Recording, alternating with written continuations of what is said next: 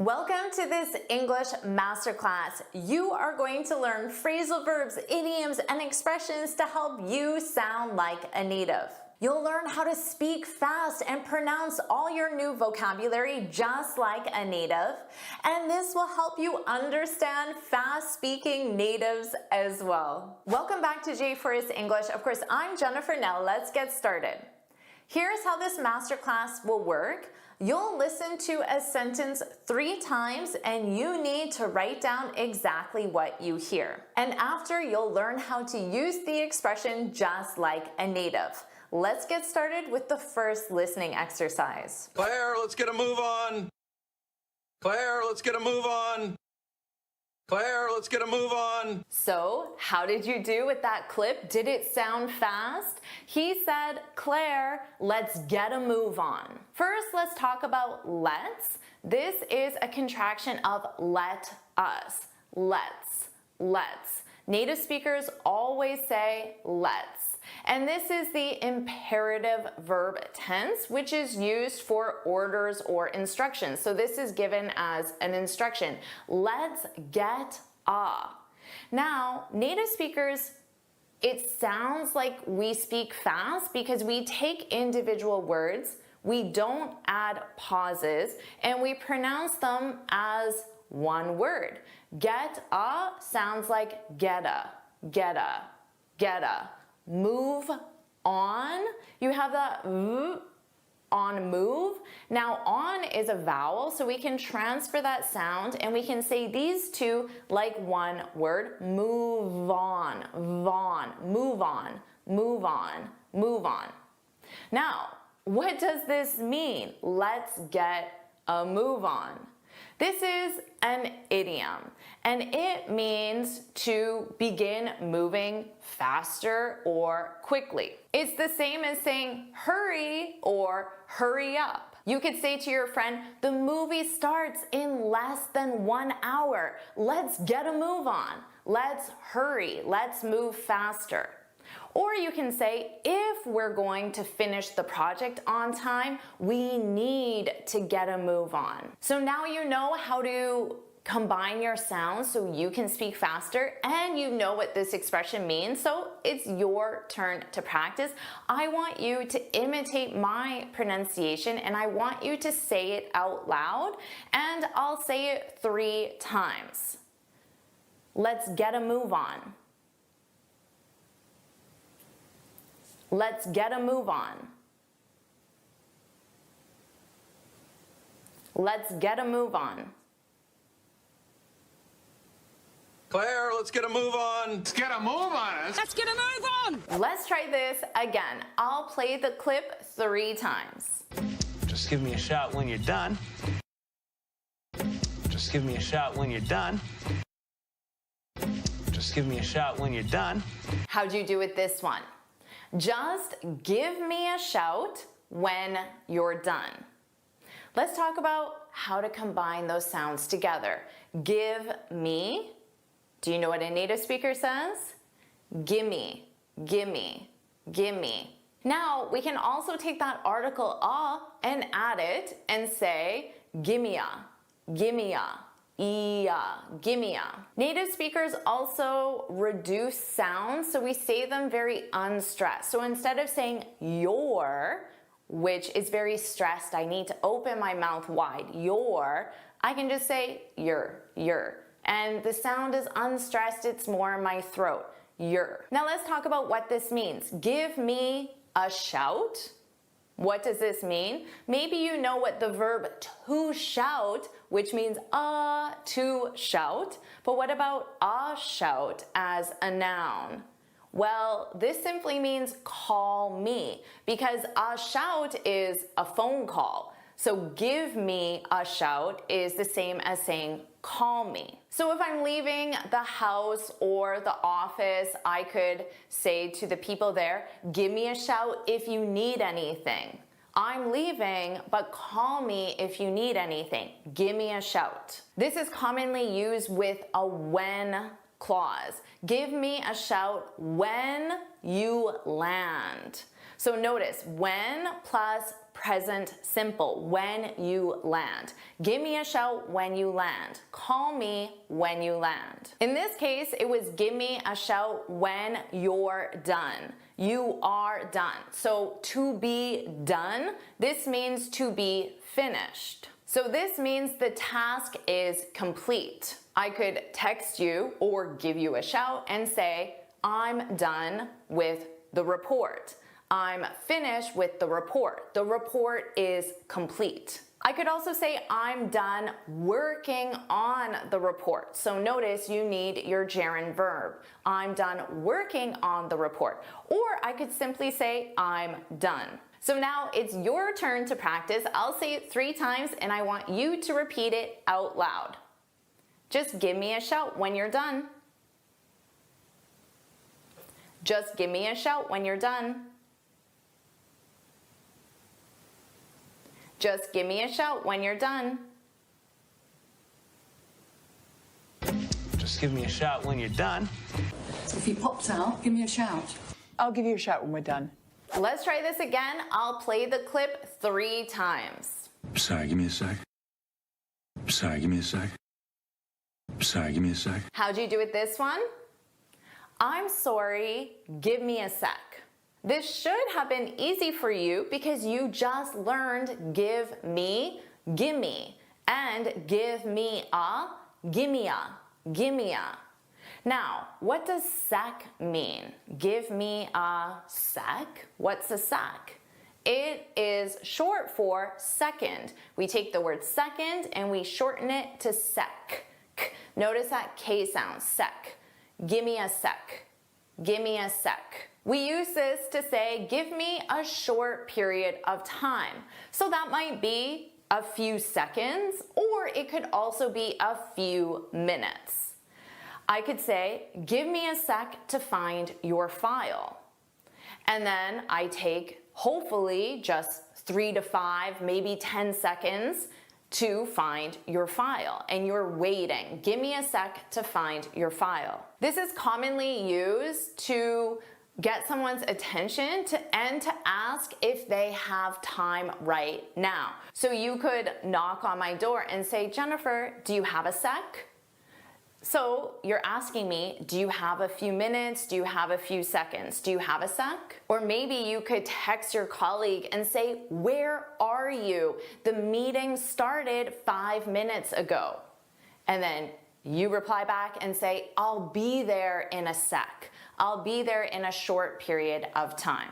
Now it's your turn to practice this one. I'll say it 3 times. I'm sorry, give me a sec. I'm sorry, give me a sec. I'm sorry, give me a sec. Sorry, give me a sec. Do you have a sec? I'll be there in a sec. Let's try this one more time. I'll play the clip 3 times. I still haven't figured it out. I still haven't figured it out. I still haven't figured it out. Did this one sound fast to you? It was pretty fast. He said, and I still haven't figured it out. Again, it sounds fast because we're taking individual words and combining them together. Figured it out sounds like figured it out. So you need to take the end sound from one word and transfer it to the next. Figured it out. And then it has to sound like one word. Figured it out. Figured it out. Figured it out. Figured it out. To figure something out, most students know what this means. It means to understand or solve something. As a question, I could ask you, have you figured it out? Now I can also add yet. Have you figured it out yet? This is in the present perfect verb tense. So if you use he or she as the subject, you need to change have to has. Has he, has she figured it out yet? To reply positively, you can say, I have figured it out. You can add already. I have already figured it out. And then for he or she has already figured it out. When you reply positively, this is a completed past action, but there's a result in the present. So maybe the result is, so now the client won't fire us because I've figured it out. I've solved the issue or the problem. But in the clip, it was negative. I haven't figured it out, and then you can add yet at the end. For he or she, you need hasn't, which is the contraction. He hasn't figured it out yet. This shows that it's an ongoing process. You're still trying to figure it out. But did you notice that the speaker said, I still haven't figured it out? So the speaker didn't use yet, they used still. And notice that placement. It's subject, I, still, and then haven't, or if it's he or she, he still hasn't figured it out. Using still instead of yet, it emphasizes that it's ongoing. And it also emphasizes the difficulty of the task. So it sounds like he's struggling with this. You might say, we've been working on this bug for hours and we still haven't figured it out. So it really emphasizes the struggle. I could reply back and say, okay, give me a shout when you figure it out. Because remember, you need the present simple after that when statement. Give me a shout when you figure it out. Or I could be less patient and put pressure on this person and say, well, let's get a move on. The client will be here in an hour. Now it's your turn to practice. I'll say it 3 times and you need to repeat after me. I still haven't figured it out. I still haven't figured it out. I still haven't figured it out. And I still haven't figured it out. If you haven't figured it out yet. No one's figured it out yet. Are you enjoying this lesson? If you are, then I want to tell you about the Finally Fluent Academy. This is my premium training program where we study native English speakers from TV, the movies, YouTube, and the news so you can improve your listening skills of fast English, expand your vocabulary with natural expressions, and learn advanced grammar easily. Plus, you'll have me as your personal coach. You can look in the description for the link to learn more, or you can go to my website and click on Finally Fluent Academy. Now let's continue with our lesson. Amazing job. Now let's complete another listening exercise. It was a cakewalk. It was a cakewalk. It was a cakewalk. Did you get this one? I said it was a cakewalk. Let's talk about was a.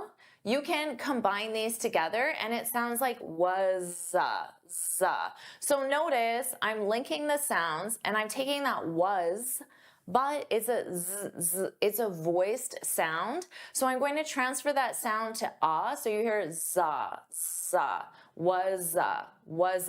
It was a cakewalk. It was a cakewalk. This thing was a cakewalk, right? What does this mean to be a cakewalk? This means that something is simple or effortless. You might be familiar with the idiom to be a piece of cake. When you describe something as a piece of cake, it means simple or effortless. This is the same idiom, it's just slightly changing it to be a cakewalk. Piece of cake. Hopefully, you would say learning English becomes a cakewalk when you have a great teacher. If you agree, then put cakewalk, put cakewalk in the comments. Remember that you have to conjugate your verb to be with the subject and the time reference. This was a cakewalk in the past simple. This is a cakewalk in the present simple. This will be a cakewalk in which verb tense? The future simple. And this has been a cakewalk. Which verb tense? the present perfect. And also remember the article. It's always a cakewalk. This was a cakewalk. Let's try this again, a little more advanced. I'll say it 3 times. It's a Band-Aid fix. It's a Band-Aid fix. It's a Band-Aid fix. Did you hear this one? I said it's a Band-Aid fix. Of course, it's is our contraction of it is, it's. Band-Aid is 2 words, but to pronounce them like one, I'll take that D and transfer it to the vowel. Band-Aid, dade, Band-Aid, Band-Aid, Band-Aid fix. A Band-Aid fix is a temporary solution to a problem. To understand this expression, you need to know what a Band-Aid is. This is a Band-Aid. This is the brand name for bandage, but the brand name is Band-Aid, and native speakers just refer to bandages as Band-Aids. Tried putting Band-Aids on it, but... Remember, this means a temporary solution to a problem. You could say, filling the potholes is a Band-Aid fix. This entire road needs to be repaved. But it's just a Band-Aid fix. Now, there are many temporary solutions to help you improve your English, but not all of them are permanent. For example, relying on ChatGPT to write for you is a Band-Aid fix. Remember the article, our noun is a fix, and then Band-Aid is an adjective, a Band-Aid fix. And although a Band-Aid fix means a temporary solution, you can't say a Band-Aid solution. You must always say a Band-Aid fix because that's the word choice in this expression. Let's try this again, a little more difficult. I'll say it 3 times. You can't rest on your laurels. You can't rest on your laurels. You can't rest on your laurels. Did you get this one? I said you can't rest on your laurels. Native speakers often pronounce T as a flap T, which means we don't push out that puff of air because it forces us to take a pause. You can't. So I don't say you can't. I say you can't. You can't rest on. So here you hear that T because I'm linking the 2 words together and I'm transferring the T sound onto the vowel. Rest on, ton, rest on, rest on. Your is pronounced in spoken English as an unstressed your. You can't rest on your laurels. This could be a hard word to pronounce depending on your native language because we have an R and an L. Laurels. Laurels. So divide the sounds until you're comfortable with each sound. Laurels. And then you can pronounce it as one. Laurels. Laurels. The expression is to rest on your laurels. We use this to say that you shouldn't become too comfortable or stagnant with past achievements, past successes. You should set new goals. You should push yourself further. You shouldn't rest on your laurels. For example, the author wrote an international bestseller, but then rested on her laurels. So she had a past accomplishment, past success with this international bestseller that she wrote, but because she rested on her laurels, it means that she didn't set new goals, she didn't push herself further, so she didn't write anything after that international bestseller. She just remained successful based on her past success, but didn't achieve any new success. Let's think about this in a language learning context. Maybe you have a past success with a high score on an exam. It's amazing that you got a band 9 on your IELTS last year, but you can't just rest on your laurels. So this sounds like after your amazing accomplishment, your band 9, you stopped trying to improve. You stopped trying to improve even more. You just rested on your laurels. You had that past success and you thought you were done with language learning, which of course isn't the case. So to help motivate this friend who's resting on their laurels, you can say subscribe to JForrest English and keep improving, keep learning, keep growing. Don't rest on your laurels. Let's try this one more time, the most advanced listening exercise. I'll say it 3 times. I'm going out for a bit. I'm going out for a bit. I'm going out for a bit. Did you get this one? I said, I'm going out for a bit. Of course, I'm is our contraction of I am, I'm. I'm going out. Again, we have that flap T because I'm not going to say out. I'm going out. I'm going out. Now, many native speakers will combine all 3 of these together and they'll pronounce for as more of an unstressed fur. For a bit, for a bit. And again, that flat T on bit, because I'm not saying bit, for a bit, for a bit.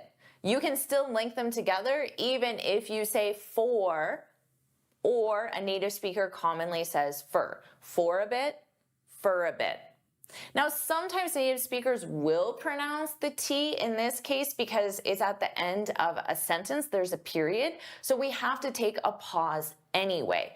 For a bit, for a bit. I'm going out for a bit. To go out, this means to temporarily leave your current location, most commonly your home. For a bit is a time reference and it means for a small amount of time. Sorry, guys. I have to go out for a bit. This is a common way that someone will say they're leaving. I'm going out for a bit. Now, where are they going? Well, remember, it's more of a they're going out temporarily. So perhaps they're going to run errands, go grocery shopping, meet a friend, or go to the movies, any small amount of time. We also commonly use this as a suggestion to say, let's leave the house and do something more interesting. We've been watching Netflix all day. Let's go out. Let's go out for a bit. Let's go out tonight. Now let's do an imitation exercise so you can practice these pronunciation changes and practice fast English. So I'll say each sentence again 3 times, and after each sentence, I want you to repeat the sentence out loud. Here we go. It was a cakewalk. It was a cakewalk. It was a cakewalk. It's a Band-Aid fix. It's a Band-Aid fix. It's a Band-Aid fix. You can't rest on your laurels. You can't rest on your laurels. You can't rest on your laurels. I'm going out for a bit. I'm going out for a bit. I'm going out for a bit. Amazing job. Now let's complete another listening exercise. It's not a big deal at all. It's not a big deal at all. It's not a big deal at all. Did you get this one? I said it's not a big deal at all. It's a contraction of it is. Not a, we can combine these together, but notice we have a T between 2 vowels. So a native speaker is going to pronounce that as a soft D and say nada, nada. It's nada, it's nada. Big deal. And then we can do the same with at, with that T, and then all. I can put them together and then I'll pronounce that T as a soft D, and it sounds like at all, at all, at all, at all. It's not a big deal at all. Let's talk about what this means, to be a big deal. This describes something that's important, serious, or significant. We use this in both positive and negative situations. For example, when you do something and the consequences are serious in a bad way. Getting caught plagiarizing is a big deal. You could be expelled. So here the consequences are serious in a negative way. You could be expelled, which means permanently removed from your school. Is that big of a deal? Yes, it's a big deal. But we also use this in a positive way. Getting a promotion is a big deal. You can finally buy a house. So here, the promotion is important and significant for the impact it will have on your life. It's a big deal. No big deal. It's a huge deal. Now remember, our example was in the negative. It's not a big deal at all. So we can use this in two ways. First, to say that something isn't serious, significant, or important. For example, missing the party isn't a big deal. Your friend will understand. So the consequence of that action, missing the party, isn't very important or significant or serious. It's really not a big deal. It's not a big deal. Now we also use this as a reply when someone offers appreciation or their thanks for something we did. Your friend could say, thanks for agreeing to help me move this weekend. I really appreciate it. And you can reply back and say, it's not a big deal at all. I'm happy to help. Now, if you want to sound really American and casual, you can reduce that entire sentence to two words, no biggie, no biggie. So no biggie represents it's not a big deal, no biggie. Aw, no biggie. It's really common with native speakers in a casual, informal way. So I could show my appreciation to you and say thank you so much for liking this video and subscribing. Don't forget to do those two things. And then you can reply back and say, no biggie, no biggie. It's not a big deal at all. I'm happy to. So put that in the comments. No biggie, no biggie, no biggie. Put that in the comments. Let's try this again. I'll say it 3 times. So what are you into? So what are you into? So what are you into? I said, so what are you into? What are can combine together, and that are can sound very reduced. What-er. So in what are, what-er. So basically, I'm forming a contraction in spoken English, although this does not exist as a contraction, is what we do in spoken English. So what-er, you can become more of an unstressed ya or ya, almost identical in pronunciation. What-er, ya, into. So you can take into and change it to into. I didn't do that personally, but many native speakers do, so be prepared to hear to as ta. So what are you into? What are you into? This is a casual way to ask someone about their interests or preferences. So definitely add this to your vocabulary. It will help you sound like a Native American speaker. So what exactly are you into, Jesse? To reply, you can say I'm, to be into, I am, I'm into, plus a noun. I'm into music, art, yoga, photography, hiking, biking, or whatever other activity that you're into. It's also very common to answer what are you into just with a verb of preference and simply say, I like music, I love yoga, I adore photography, or whatever your interest or preference is. So, what are you into? What about you, Sleeveless? What are you into? Let's try this again. I'll say it 3 times. Can we play it by ear? Can we play it by ear? Can we play it by ear? Did you get this one? I said, can we play it by ear? Can is an auxiliary verb. It's there to ask the question. When it's an auxiliary verb, we pronounce it as kin, unstressed, because the main verb is what you hear, play. Can you play? Can you play? We can combine play and it together. I'll take that Y and I'll use it to connect. Play it, play it, play it. But you say it as one word. Can we play it by ear? Do you know what this means? When you play something by ear, it means that you make decisions as they happen rather than planning in advance. If your friend or spouse asks you, "What should we do this weekend?" and you don't want to make plans, you just want to decide as it's happening. So you wait until dinner to decide what you're going to have for dinner rather than planning it in advance the day before. You can say, let's just play it by ear. Let's just play it by ear. You're right. Let's play it by ear. Or someone asks, what are you going to do on vacation? Because they know you have a vacation planned.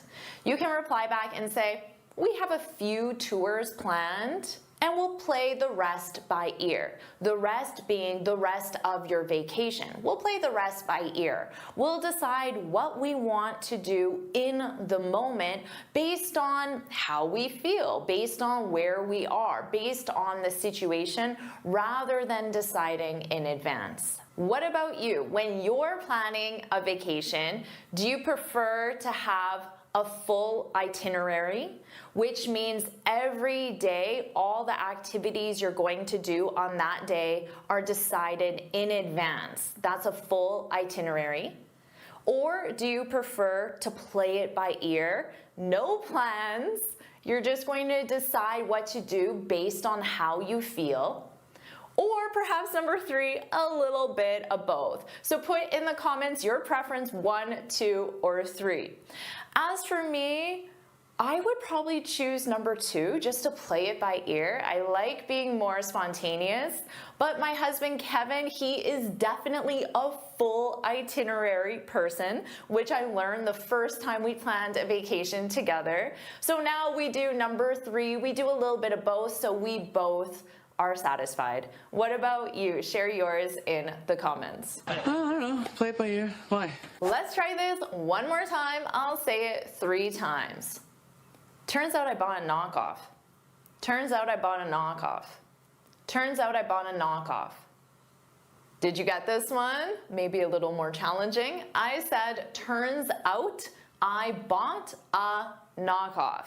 Turns out, I can combine those together and it sounds like turns out. So I'm using that S to glide to the next word, but I say it as one word, turns out. Turns out I bought a, so bought is pronounced bought, so I can combine those together, boughta, boughta. Just like got a, native speakers commonly say gotta, well you can do the same thing with bought a, boughta, boughta. Knock, the K is silent, and off, because they go together, knock off, it's one word, I'm going to use that knock off, cough. So I'm going to pronounce the final K on knock, and I'm going to pronounce it on off, knock off, knock off. Let's talk about what this means. Turns out, to turn out, this is an extremely common phrasal verb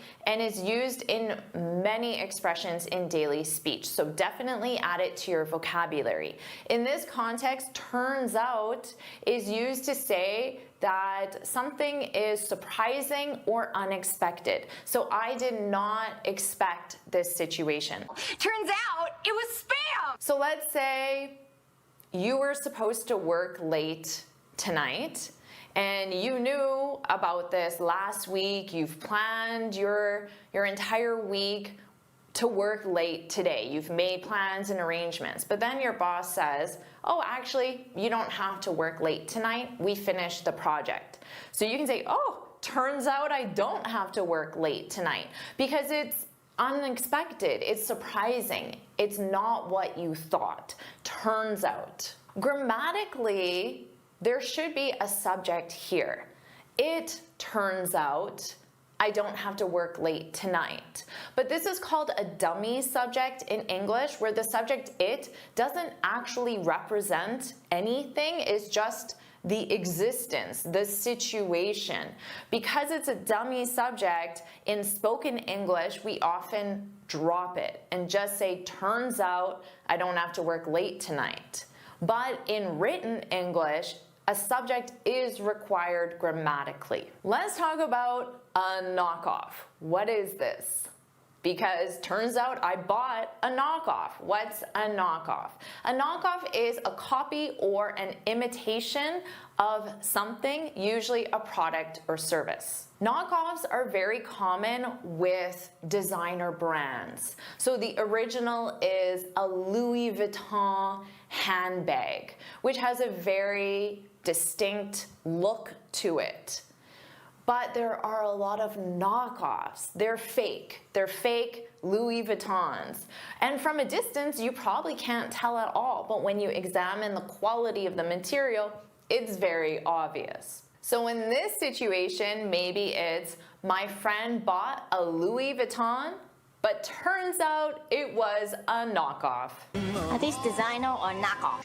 Can't you just buy another knockoff? That's actually a cubic zirconia knockoff. Now let's do an imitation exercise so you can practice all of these pronunciation changes that take place in spoken English. I'll say each sentence again 3 times, and after I say the sentence, I want you to repeat the sentence out loud and imitate my pronunciation. Here we go. It's not a big deal at all. It's not a big deal at all. It's not a big deal at all. So what are you into? So what are you into? So what are you into? Can we play it by ear? Can we play it by ear? Can we play it by ear? Turns out I bought a knockoff. Turns out I bought a knockoff. Turns out I bought a knockoff. Amazing job. Now let's complete another listening exercise. Our first listening exercise, I'll say it 3 times. Thanks for your help, you rock. Thanks for your help, you rock. Thanks for your help, you rock. Did you get this one? I said, thanks for your help, you rock. Very easy, right? At a natural pace, native speakers, we reduce sound. So for becomes fur. Thanks for. Your becomes your. Thanks for your. Thanks for your help. Your help. Thanks for your help. Now let's review a common mistake that I hear beginner students make and sometimes even advanced students. You can say thank you or thanks. You cannot say thanks you or thank. And notice in our example we have thanks for your help. Thanks for your help. What is your help?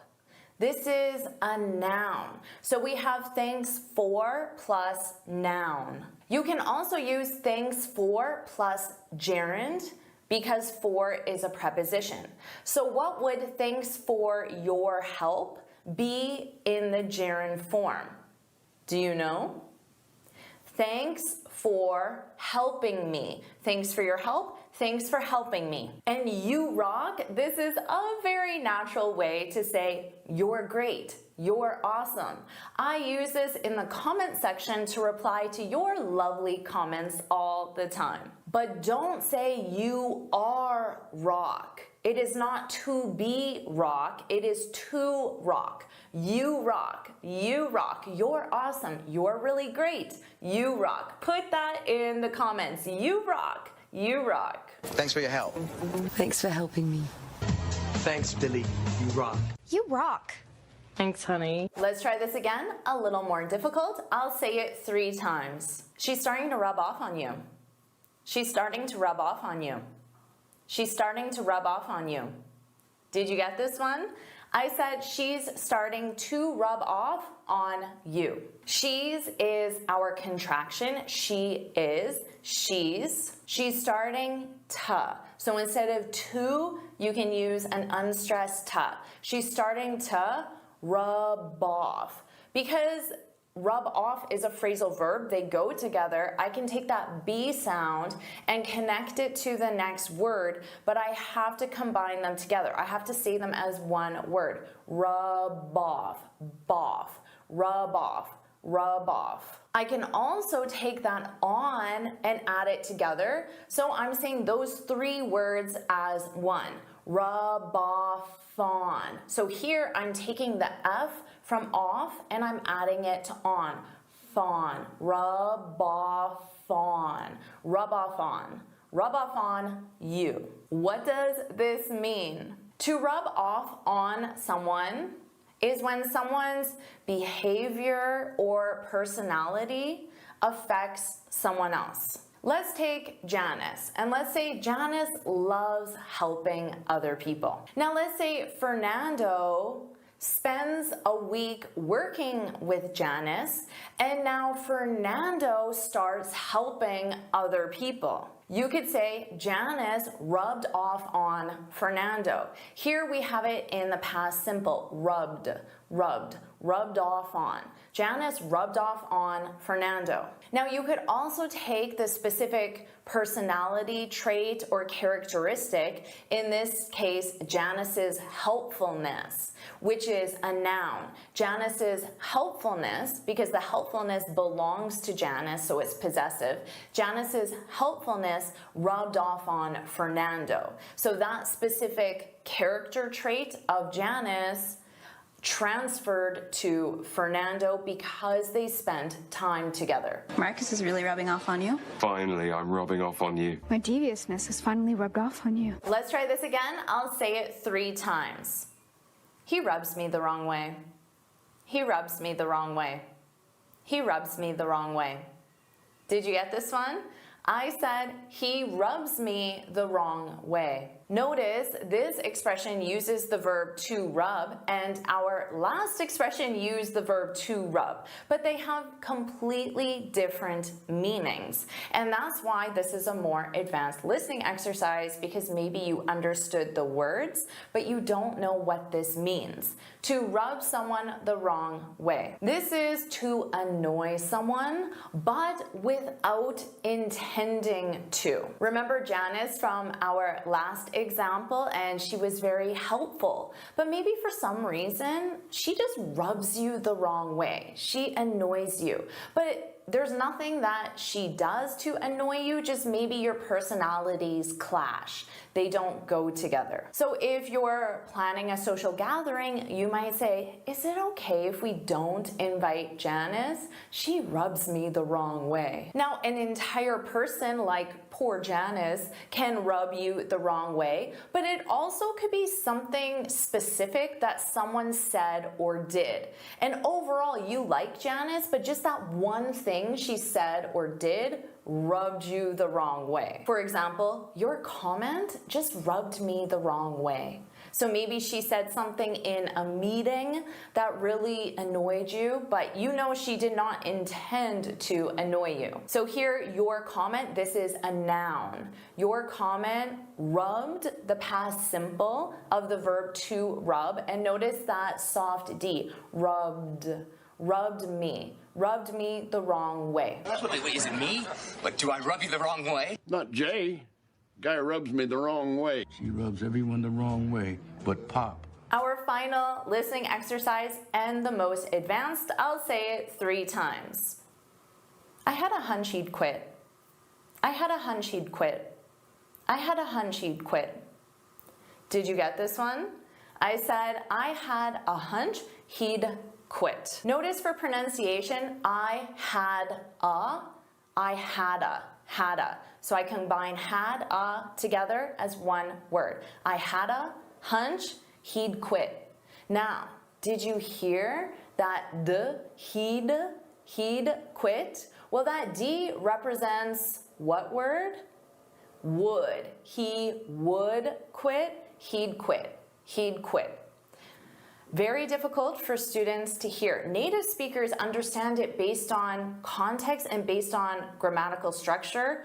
It would sound awkward without it. So we know it's there even though we can't really hear it either. When you have a hunch is the noun, and then the verb that goes with it is have. So to have a hunch, this is when you think or predict that something is going to happen, but it isn't based on facts, it's based on your intuition, your feeling. So you could say, I have a hunch she'll accept our invitation.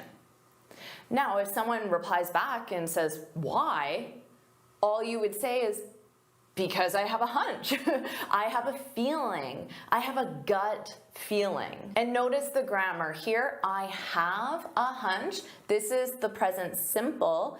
And then she'll accept. She will accept. That's the future simple. I have a hunch. She'll accept our invitation, because you're making a prediction about the future. But you could use this in the past, like our listening exercise. I had a hunch last week in the past, so that's the past simple. Last week I had a hunch that he would quit. So would is the past simple of the verb will. I had a hunch that he'd quit. And using that is optional. You don't need it. You could simply say, I had a hunch he'd quit. I had a hunch. Just a hunch. I had a hunch, but I wasn't certain. Now let's do an imitation exercise so you can practice speaking fast just like a native.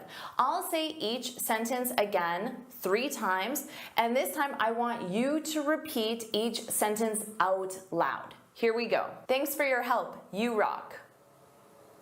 Thanks for your help, you rock. Thanks for your help, you rock. She's starting to rub off on you. She's starting to rub off on you. She's starting to rub off on you. He rubs me the wrong way. He rubs me the wrong way. He rubs me the wrong way. I had a hunch he'd quit. I had a hunch he'd quit. I had a hunch he'd quit. Amazing job. Now let's complete another listening exercise. Are you all set? Are you all set? Are you all set? I said, are you all set? Notice that the you becomes more of an unstressed ya or ya. So it's a very subtle difference, ya, ya. Native speakers will use both, are ya, are ya. Are you all set? And notice I don't push out that T, so set, all set. Now what does this mean, to be all set? This simply means to be ready. So you can use this all the time in your daily speech. So I could ask you, are you ready for your presentation tomorrow? And you can reply back with those 2 words, all set, all set. The full form would be, I am all set, and then you can just reduce that to all set, which means I'm ready for my presentation tomorrow. We commonly use this to confirm that someone is ready to leave a house, leave a restaurant, leave any location. Are you ready to go? And you can reply back with those 2 words, all set, which means I'm ready to go. All set? All set? All set. Let's try this again, a little more challenging. I'll say it 3 times. My week's off to a rocky start. My week's off to a rocky start. My week's off to a rocky start. Did you get this one? I said my week's off to a rocky start. Notice that contraction, weeks, that is week is. My week is, my week's off. And instead of saying to a, I can combine those together with a w, to a. So I use that w to glide, to a. My week's off to a rocky start. The reason why this is more difficult is because you may not know the expression. The expression is to be off, to a, and then adjective, start. And in this example, my adjective is rocky. My week's off to a rocky start. Rocky means difficult or uncertain. He and I got off to a rocky start. All right, sure. Tonight got off to a weird rocky start. We often use this adjective rocky to describe relationships. It could be a romantic relationship, a relationship with family or friends, or a relationship with your boss or coworker. Your friend might come to you upset and say, our relationship is a little rocky right now, and she wants your advice. But remember, you can use any adjective with this expression, so hopefully you'll use a positive one. My week's off to an amazing start. And notice, because my adjective starts with a vowel, my article becomes an amazing start. Off to a great start. So we're off to a good start. And you can use this expression as a reply to, how's your week going? So why don't you practice this right now? How's your week going? And I want you to put in the comments, my week's off to a adjective start. And you choose the adjective. Put that in the comments. And hopefully it's a positive adjective. Let's try this again. I'll say it 3 times. What do you have on the go today? What do you have on the go today? What do you have on the go today? Did you get this one? I said, what do you have on the go today? Have you heard that native speakers pronounce what do you as what-ya? What-ya? We combine all those sounds together. What-ya? An alternative is whatcha. Whatcha. And I use both of them equally, so it's important that you know both of them as well. And this question is how a native speaker will commonly ask, what are you doing today? So the expression is have on the go. What do you have on the go today? What are you doing today? Now, instead of have on the go, native speakers will also say, what do you have going on? So on the go is one option. Going on is another option.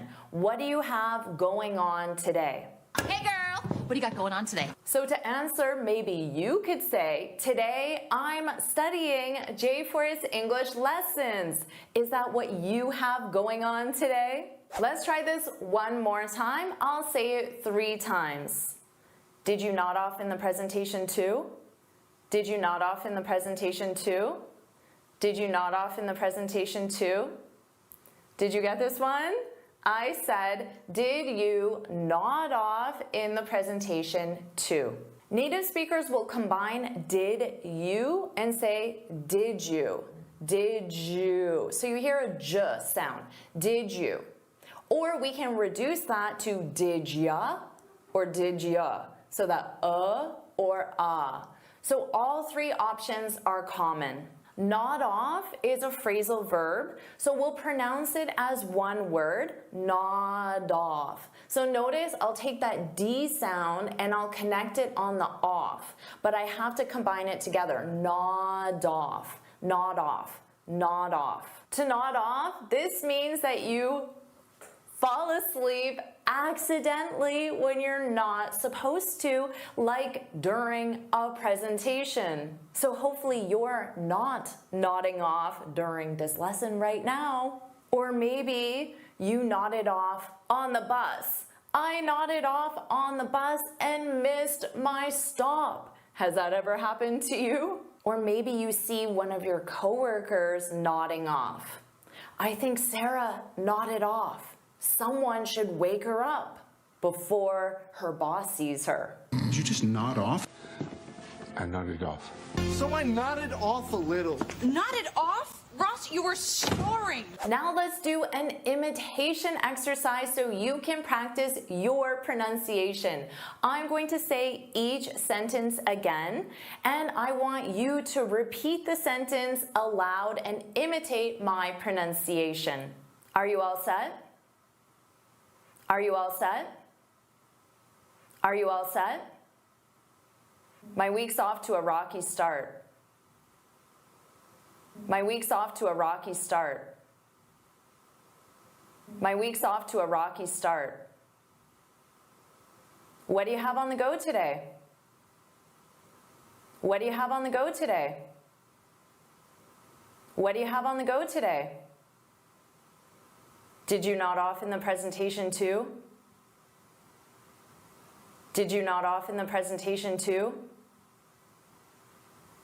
Did you nod off in the presentation too? Amazing job. Now let's complete another listening exercise. Let's get started. I'll say it 3 times. I got a lot on my plate. I got a lot on my plate. I got a lot on my plate. Did you get this one?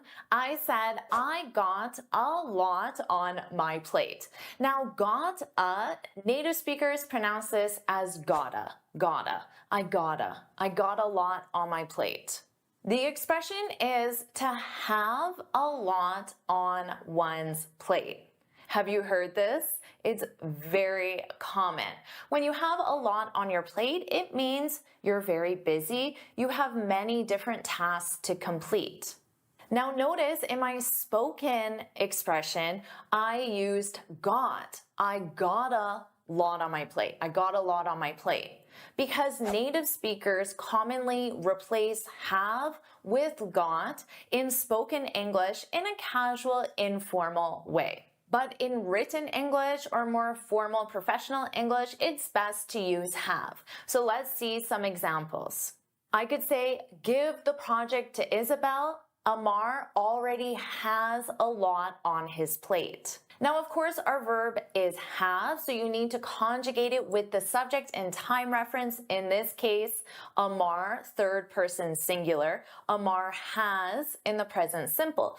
And notice, Amar has a lot on his plate because the expression requires a possessive, his plate. We also use this expression to talk about a time we were busy in the past. So you have to conjugate that verb. We had a lot on our plate because the subject is we. So now I need our plate. And then you can use a past simple time reference. Last week with the conference.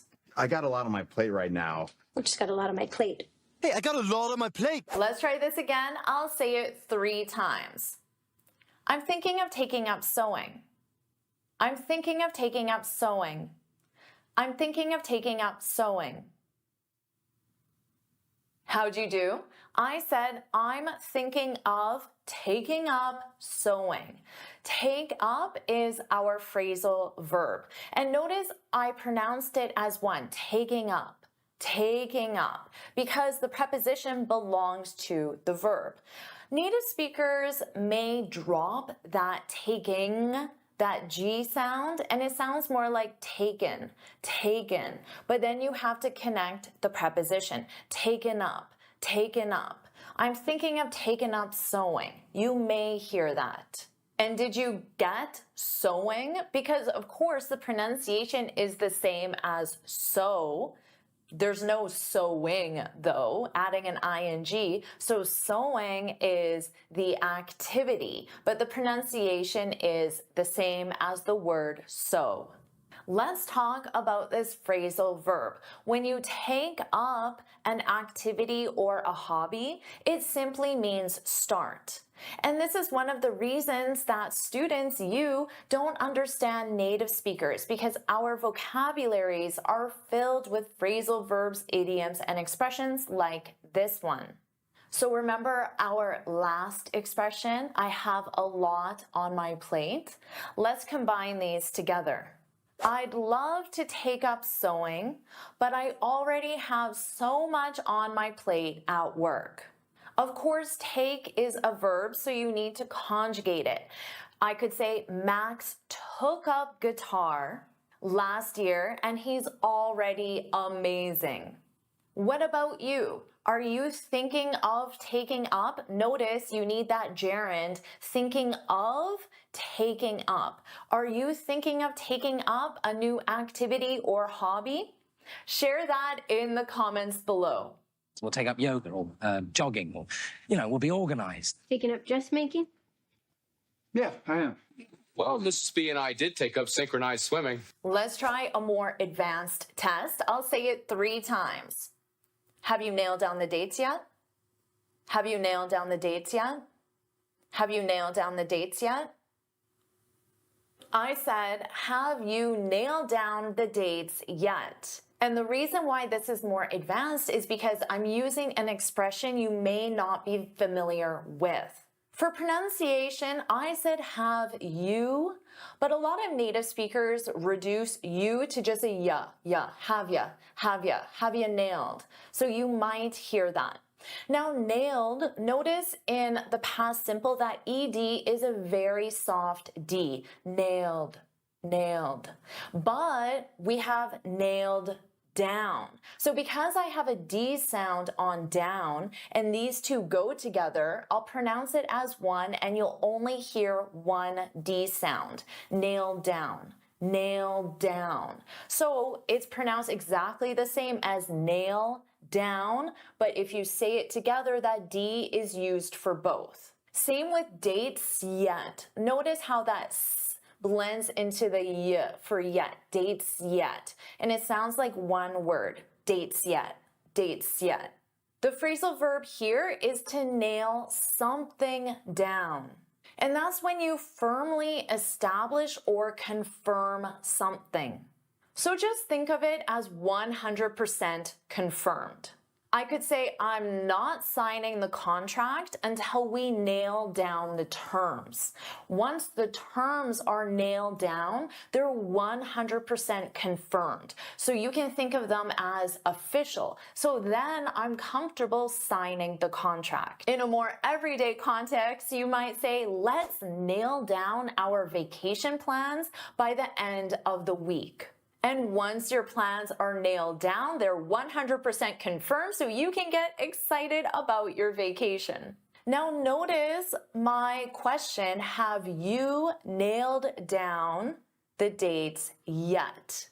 What verb tense is that? It's the present perfect. And I'm using the present perfect because this is an unfinished timeline. If the person says no, it's still possible for them to nail down the dates, to confirm the dates, because it's unfinished. To reply, you can say no, not yet, because we use yet with the present perfect. No, I haven't nailed down the dates yet. Or you could say yes, I nailed down the dates, past simple, to show a completed past action. Or you could say yes, I have nailed down the dates. This is the present perfect. It's a completed past action with a result in the present. Once we nail down our mission. I'm just nailing down the specifics. I'll nail it down this week. Let's do one more, even more advanced. I'll say it 3 times. You can't dodge his calls forever. You can't dodge his calls forever. You can't dodge his calls forever. Did you get this one? I said you can't dodge his calls forever. Now notice can't. In spoken English, I'm not going to pronounce that hard can't with the T. You can't dodge. Notice here, the D is silent, the middle D, dodge, dodge. Dodge his calls forever. Now, what does dodge mean? To dodge. This is when you purposely avoid or ignore. So he's calling, but I'm not answering. I'm purposely ignoring it. I'm dodging his call. So to you, I might say you can't dodge speaking in public forever. You can't purposely avoid it or ignore the activity. At some point, you just have to do it. Now notice I use dodge speaking because you can dodge something, his call, or you can dodge doing something. So the verb in ing, dodge speaking. We sometimes use this in a more positive way. I might say, great job dodging that question. So maybe you were asked an inappropriate question in an interview or a meeting, but then you strategically avoided answering that question. So I might say, great job dodging that question. She's dodging calls. Sure, why have you been dodging my calls? She's dodging my phone calls. Now let's do an imitation exercise. I'm going to say each sentence again 3 times, but I'm going to leave enough time for you to repeat the sentence out loud and imitate my pronunciation. Let's do that now. I got a lot on my plate. I got a lot on my plate. I got a lot on my plate. I'm thinking of taking up sewing. I'm thinking of taking up sewing. I'm thinking of taking up sewing. Have you nailed down the dates yet? Have you nailed down the dates yet? Have you nailed down the dates yet? You can't dodge his calls forever. You can't dodge his calls forever. You can't dodge his calls forever. Amazing job. Now let's complete another listening exercise. Looks like we're back to square one. Looks like we're back to square one. Looks like we're back to square one. I said, looks like we're back to square one. Did you get that one? Let's talk about the pronunciation changes. Notice the contraction, were. This is we are as a contraction, were. Now, notice how unstressed my pronunciation is. It sounds like were, not we're, were. This is how native speakers say it at a natural pace. We're back, we're back, we're back. We're back to, this sounds like t in real English, t. We're back to square one. We're back to square one. Now, what does this mean? To be back to square one. Well, square one on a board game is the beginning of a board game. So when you're back to square one, it means you're back to the beginning. And you're back to the beginning, the start, because you tried something and it didn't work. So you had a failed attempt and you have to try again. Looks like we're back to square one. It looks like we have to start again from the beginning because our first attempt failed. Our next listening exercise, I'll say it 3 times. I don't know if we can trust her. She's pretty wishy-washy. I don't know if we can trust her. She's pretty wishy-washy. I don't know if we can trust her. She's pretty wishy-washy. I said, I don't know if we can trust her. She's pretty wishy-washy. First, let's talk about don't know. At a natural pace, this sounds like don't know, I don't know, I don't know, don't know, I don't know. I don't know if we can, notice here, we can trust. When can is the auxiliary verb, so it's not the main verb. We reduce this to kin, and it's very unstressed sound. I don't know if we can trust, if we can trust. And notice you hear trust more because it's the main verb, and can, which sounds like kin, is very short. Can trust, can trust. I don't know if we can trust her. Now, here we can get rid of that H sound and it just sounds like trust her. But then you combine it to the word before, trust her, trust her, trust her. I don't know if we can trust her. This is a contraction for she is. She's pretty wishy-washy. What does wishy-washy mean? To be wishy-washy, this is when you have no clear or consistent ideas or decisions. We generally use this as an adjective to describe someone who changes their mind, changes the decision that they make frequently.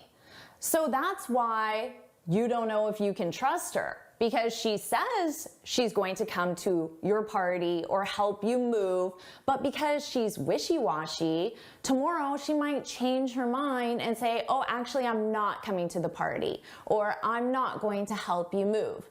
But then maybe the next day she changes her mind again and she does come to your party. She's wishy-washy. I don't know if I can trust her. She's pretty wishy-washy. Our next listening exercise, I'll say it 3 times. You gotta give him props. He's a real trooper. You gotta give him props. He's a real trooper. You gotta give him props. He's a real trooper. I said, you got to give him props. He's a real trooper.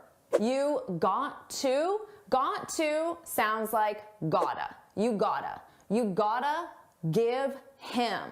Same thing we saw with her. Get rid of the H and it will sound like im. But you can combine it to the word before. Give him, give him, give him. You gotta give him props. This is a contraction. He's a real trooper. Now, what does this mean? To give someone props, this is when you give someone respect, credit, or recognition. So let's say a coworker of yours gets a really big client. Well, if you want to give your coworker credit or recognition, you could say, oh, we gotta give him props.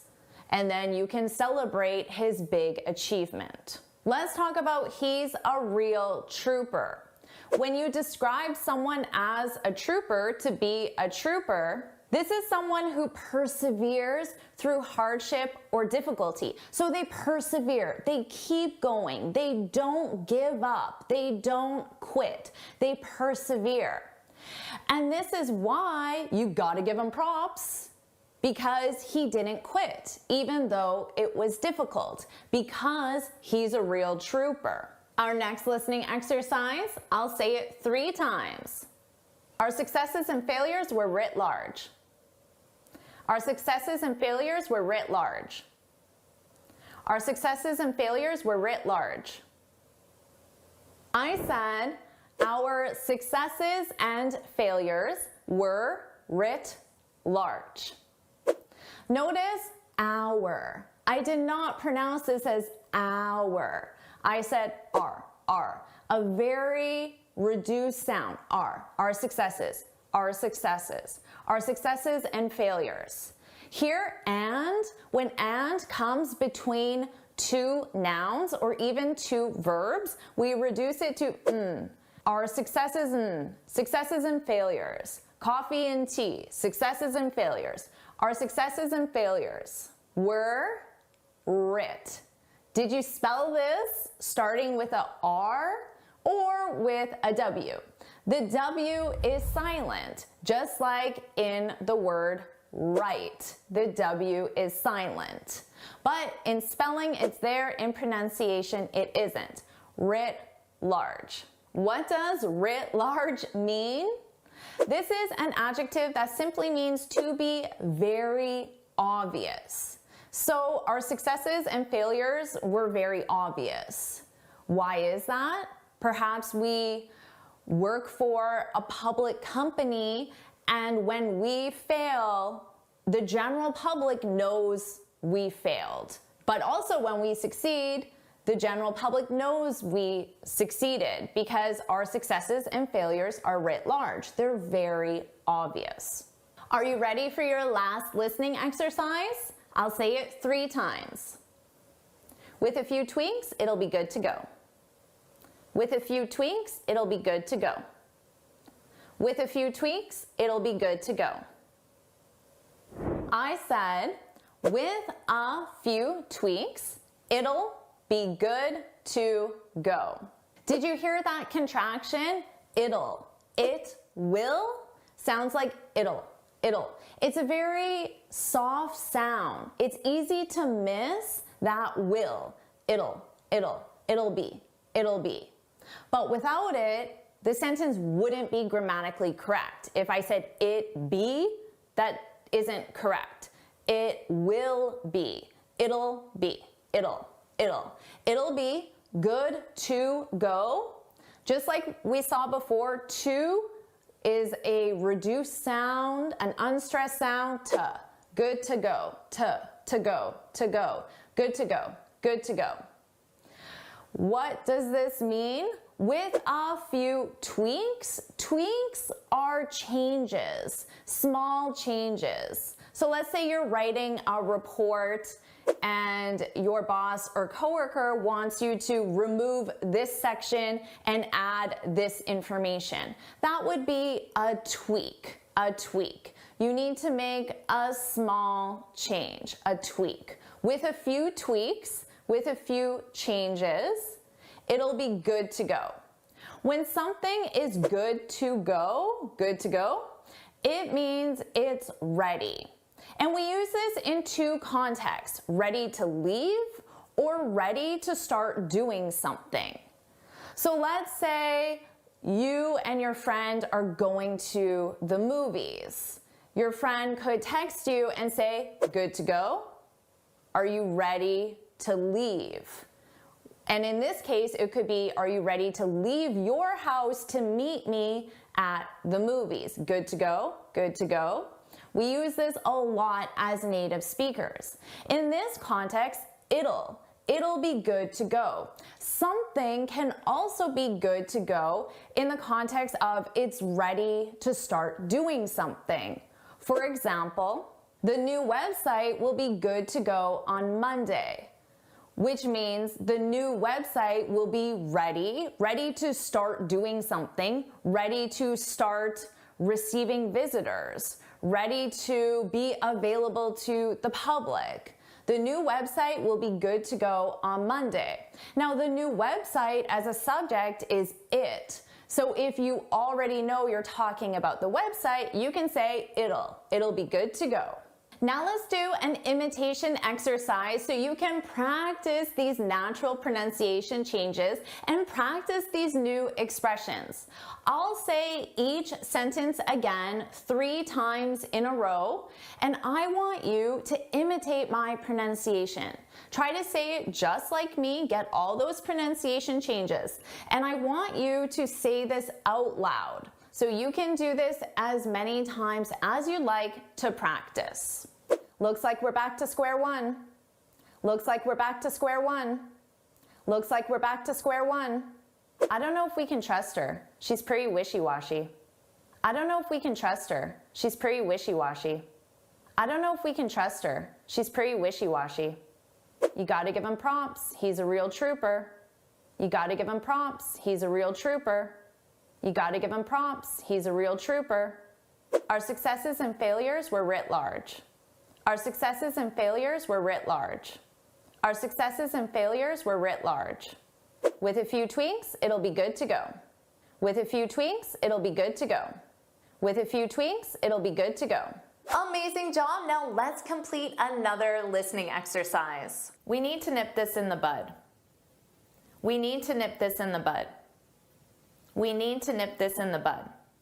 Did you get this one? I said we need to nip this in the bud. Now let's talk about need. Notice that I didn't pronounce the D, need. Because if I do that, it forces me to take a pause, which slows me down. So if you don't pronounce that D at the end, you'll be able to speak faster. We need to.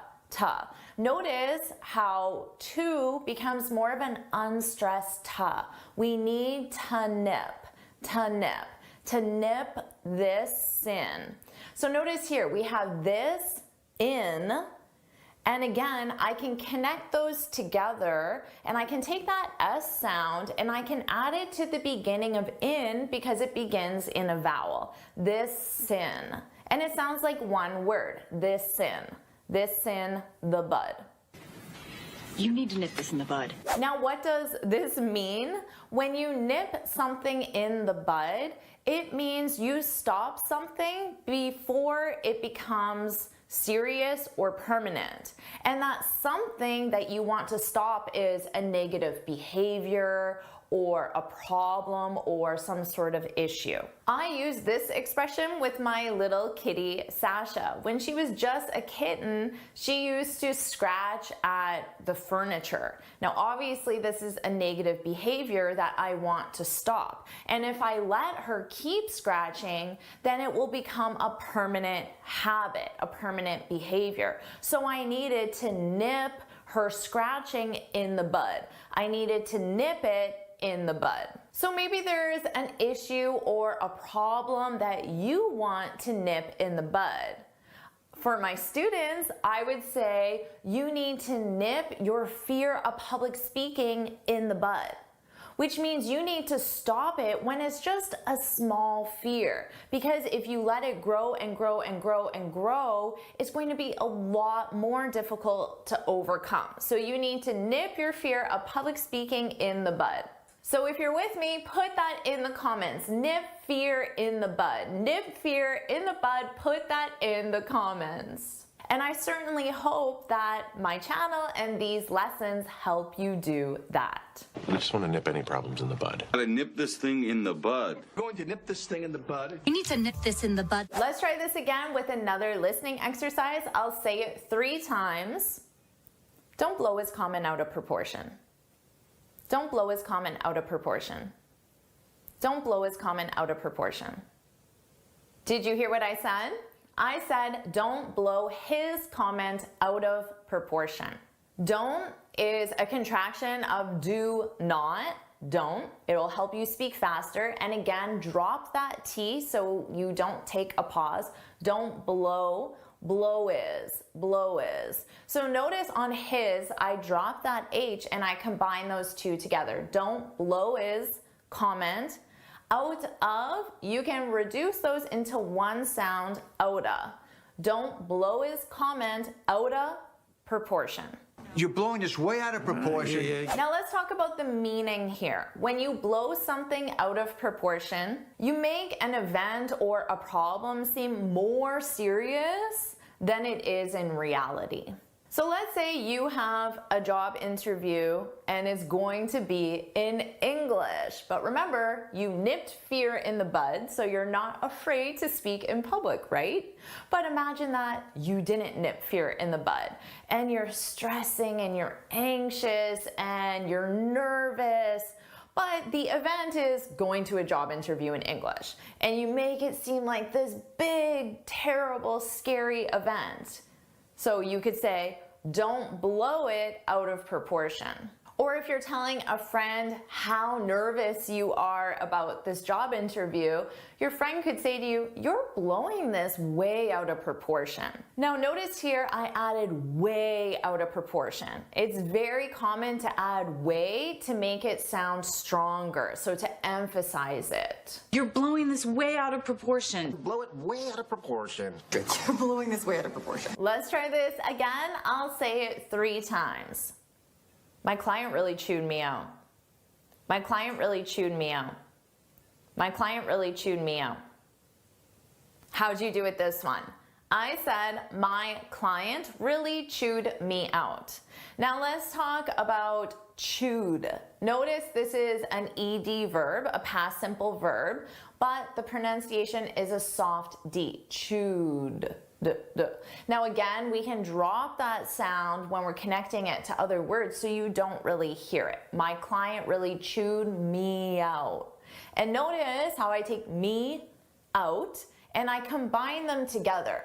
Now I use a soft y sound to combine 2 vowels, me out, yout. So I add a y in front of out, yout. But I combine it with me, so it sounds like one word, me out, me out. So you don't hear it when you're speaking at a fast pace, but if you slowed it down, you would hear the very slight y in front of out.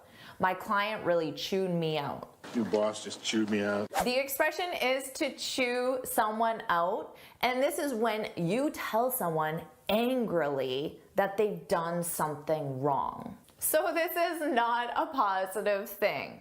Now notice the difference between these sentences. I chewed my assistant out. The client chewed me out. So notice the difference. In the first one, I chewed my assistant out. I'm giving the angry comments. The second one, my client chewed me out. I'm receiving the angry comments. Now sometimes my students, maybe even you, sometimes my students chew me out in the comments section.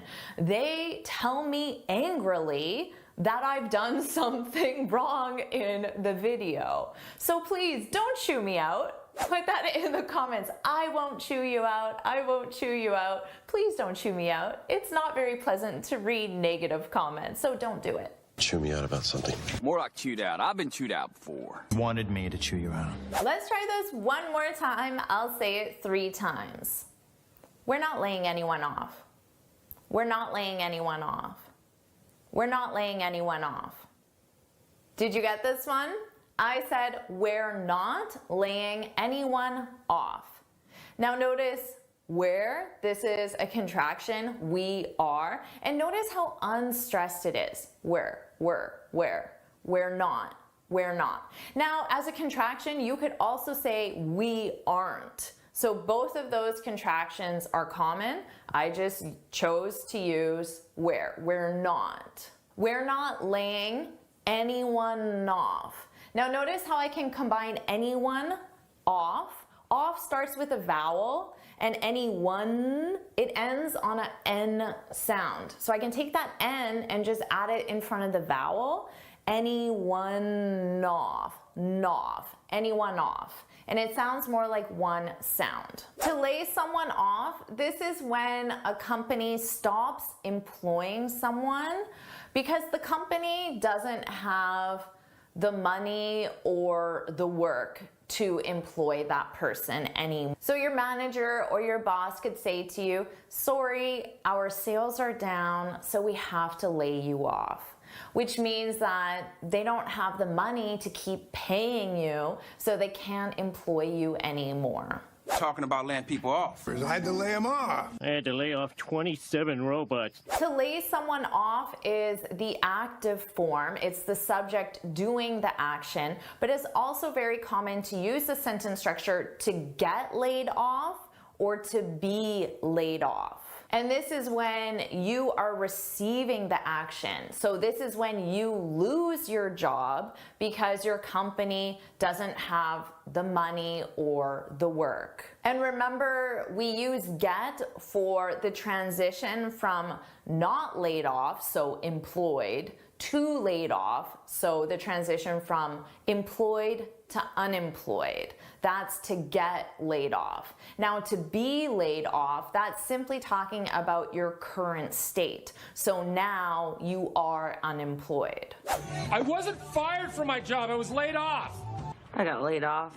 Wait, we're gonna get laid off? Now let's do an imitation exercise so you can practice these pronunciation changes and you can practice speaking fast just like a native speaker. So I'll say each sentence again 3 times, and I want you to repeat the sentence out loud and imitate my pronunciation. Here we go. We need to nip this in the bud.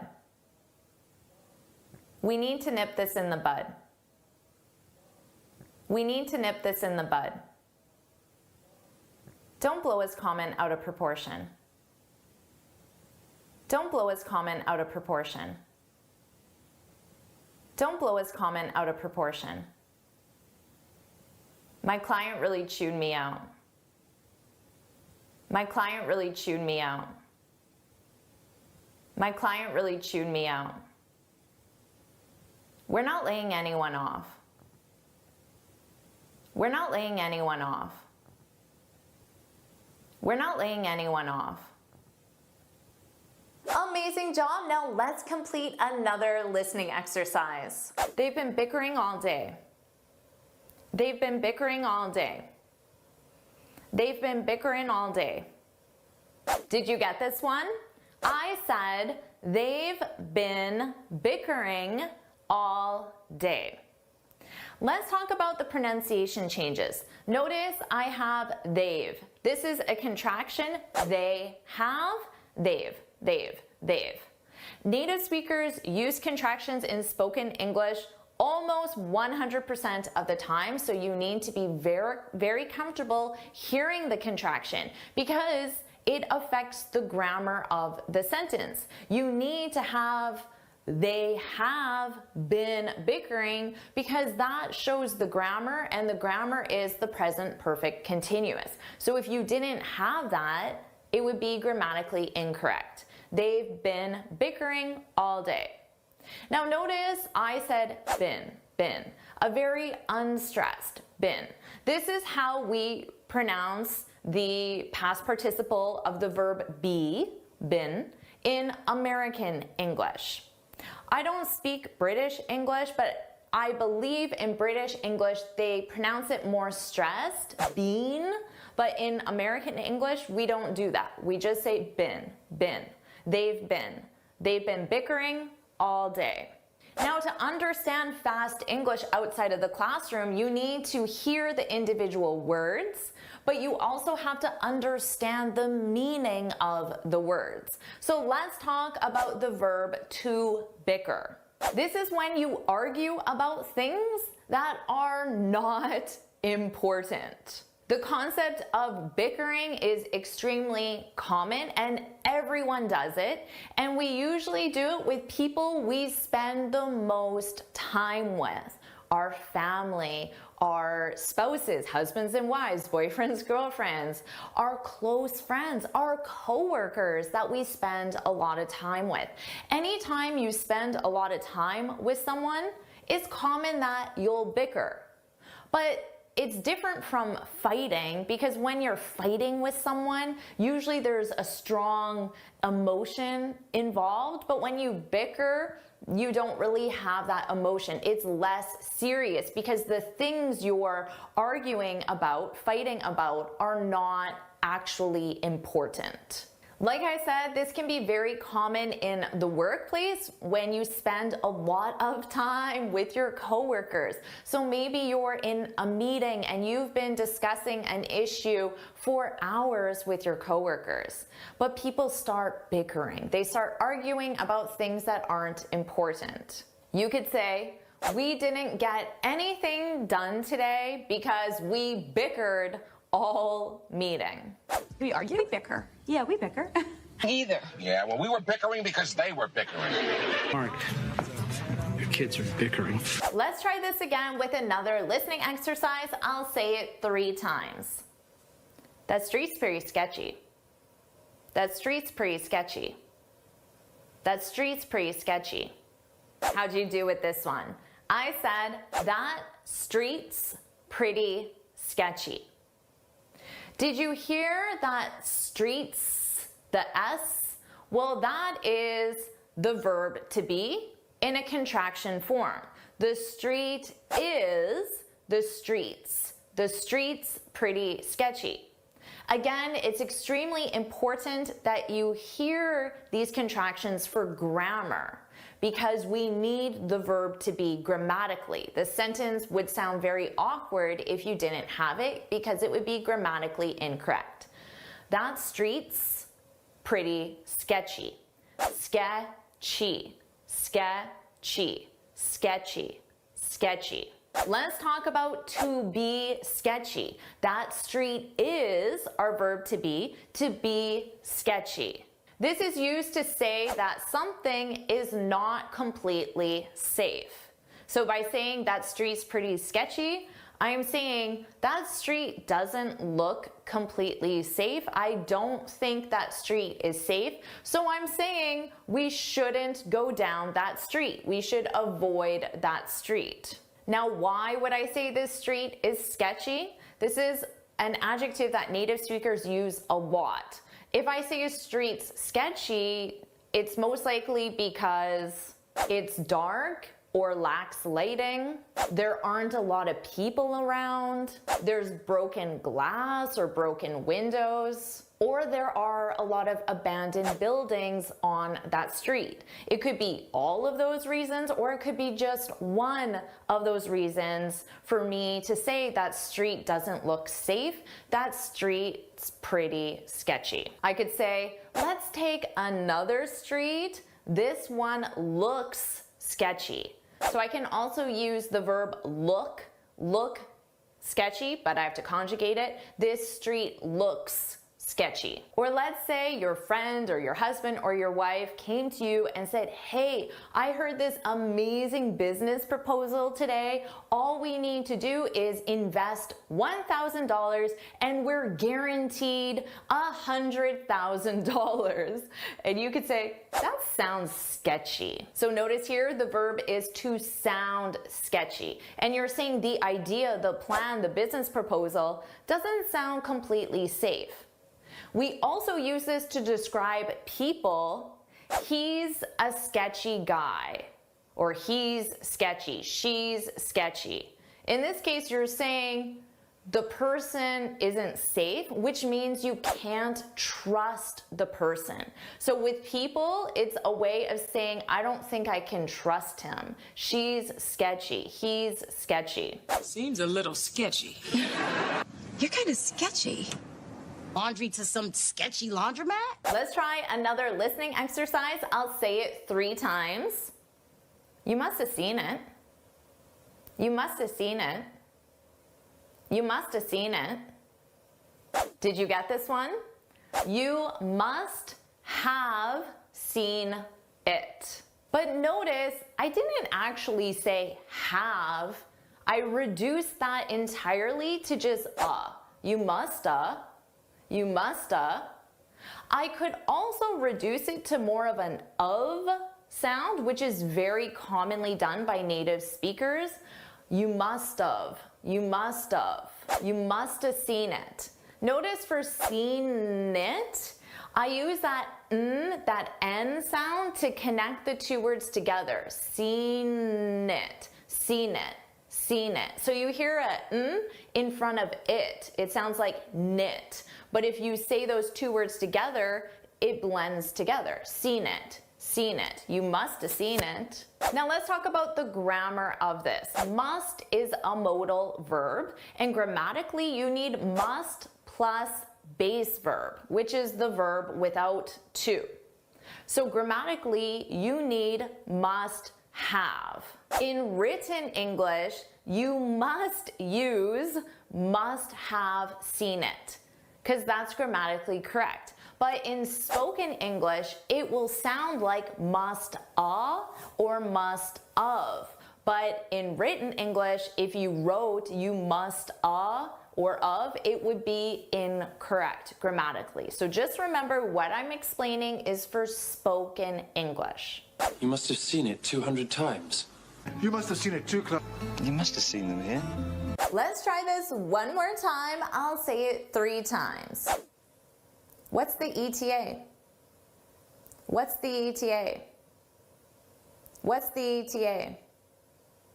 I said, what's the ETA? Of course, we have what's. That's a contraction of what is. What's the. Now, because ETA, it begins with a vowel sound, E, I could say either the or the, because we do a more stressed the when the next word starts in a vowel, but this isn't a rule that native speakers follow all the time.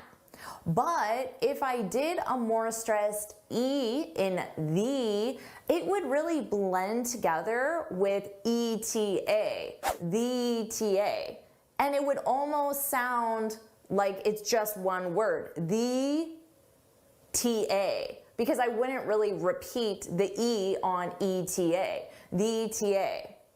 I believe in my example when I did the listening test, I think the first time I did it more of the ETA, and the second time I did it more of the ETA, and the sounds blended together.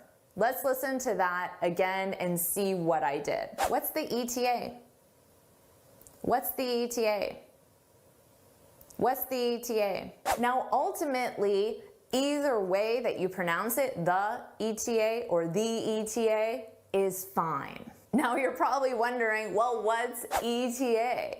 This stands for estimated time of arrival. So your ETA, the ETA, or someone, something's ETA is the estimated time of arrival for that someone or something, when it's expected to arrive. So let's say we're talking about a project and your boss wants to know when this project will arrive in his inbox or on his desk. He could say, what's the ETA? And he could just say the if it's obvious you're talking about the project. He could say, what's your ETA? Because you're the one submitting the project. Or he could say, what's the project's ETA? So the ETA belongs to the project, so you need that possessive. What's the project's ETA? And they all have the same meaning. We commonly use this with friends or coworkers, family members, to let them know when we're going to arrive. So let's say you were supposed to be at your family's house at 7 o'clock for dinner, but you're running late. You could send them a text message and say, running late. Google says my ETA is 6:42 or 15 minutes. Now Google says, because when you put something in a GPS, Google will tell you, or whatever you use, Google will tell you when you're expected to arrive. That's your ETA. What's their ETA? Okay, ETA? ETA, 11 minutes. Now let's do an imitation exercise so you can practice your pronunciation as well. So I'm going to say each sentence again, and then I want you to repeat the sentence out loud and try to imitate my pronunciation as closely as possible. And I'll say each sentence 3 times. Let's do that right now. They've been bickering all day. They've been bickering all day. They've been bickering all day. That street's pretty sketchy. That street's pretty sketchy. That street's pretty sketchy. You must have seen it. You must have seen it. You must have seen it. What's the ETA? What's the ETA? What's the ETA? Amazing job. Now let's complete another listening exercise. Maybe I'm just in a rut. Maybe I'm just in a rut. Maybe I'm just in a rut. Did you get this one? I said, maybe I'm just in a rut. Of course, I'm is a contraction. I am, I'm. And notice how in-a sounds like one word. In-a. I'm in a rut. In a rut. The expression here is to be in a rut. Now you can also say to be stuck in a rut. Stuck is optional. When you're in a rut, it means you've been doing an activity like your job or a hobby or a task. You've been doing it too long and you feel like you need to change. Why are you in a rut? Same thing every day, knowing exactly what to expect. That's a rut. So let's say every day you work all day, you eat dinner, but then at night, every night you watch Netflix. That could be your rut. We watch Netflix every night. We're stuck in a rut. We're in a rut. Are we in a rut? So to help you get out of that rut, you just need to do something different. So you might say, let's go to the park tonight. So instead of watching Netflix, you go to the park, you enjoy the beautiful day to help you get out of your rut. You're a writer. Ruts are normal. Let's try this again. I'll say it 3 times. My boss is stuck in his ways. My boss is stuck in his ways. My boss is stuck in his ways. How'd you do with this one? I said, my boss is stuck in his ways. Notice how boss is, we say it as one word, bosses. Bosses. It's the exact same pronunciation as the plural form of the noun bosses. I have 2 bosses. But here with the verb to be, my boss is stuck in his ways, it's the exact same pronunciation. The expression to be stuck in one's ways. Notice ways is plural and it's one, possessive. My boss is stuck in his ways. This is when someone is unwilling to change how they do things or how they think about things. Kind of stuck in his ways. For example, my boss won't let me work remotely. He's stuck in his ways. Because he's too stuck in his ways, Gloria. This is good for him. So he has a specific way of thinking about how work should be done, and he's unwilling to change his thinking. Now, the same expression can also use the verb set, to be stuck or to be set in one's ways, and it has the exact same meaning. Oh, you're young. Me, I'm set in my ways. Let's try this again. I'll say it 3 times. Need a hand? Need a hand? Need a hand? This one was easy, right? I said need a hand, and notice need a sounded like one word, need a. Need a hand? Need a hand? Grammatically, this is missing the auxiliary verb and the subject. Do you need a hand? But native speakers commonly drop that and just say, need a hand? And this is the same as saying, need any help? Do you need any help?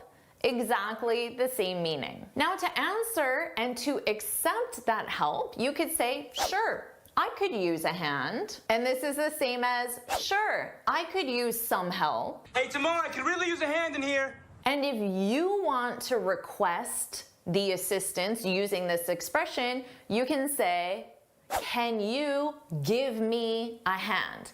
Can you give me a hand? And this is the same as, can you help me? Can you help me? Hey, Rach, can you give me a hand with this box? And you can give me a hand right now by liking this video, subscribing to my channel, and sharing this video with your friends. That would really give me a hand. Let's try this again. I'll say it 3 times.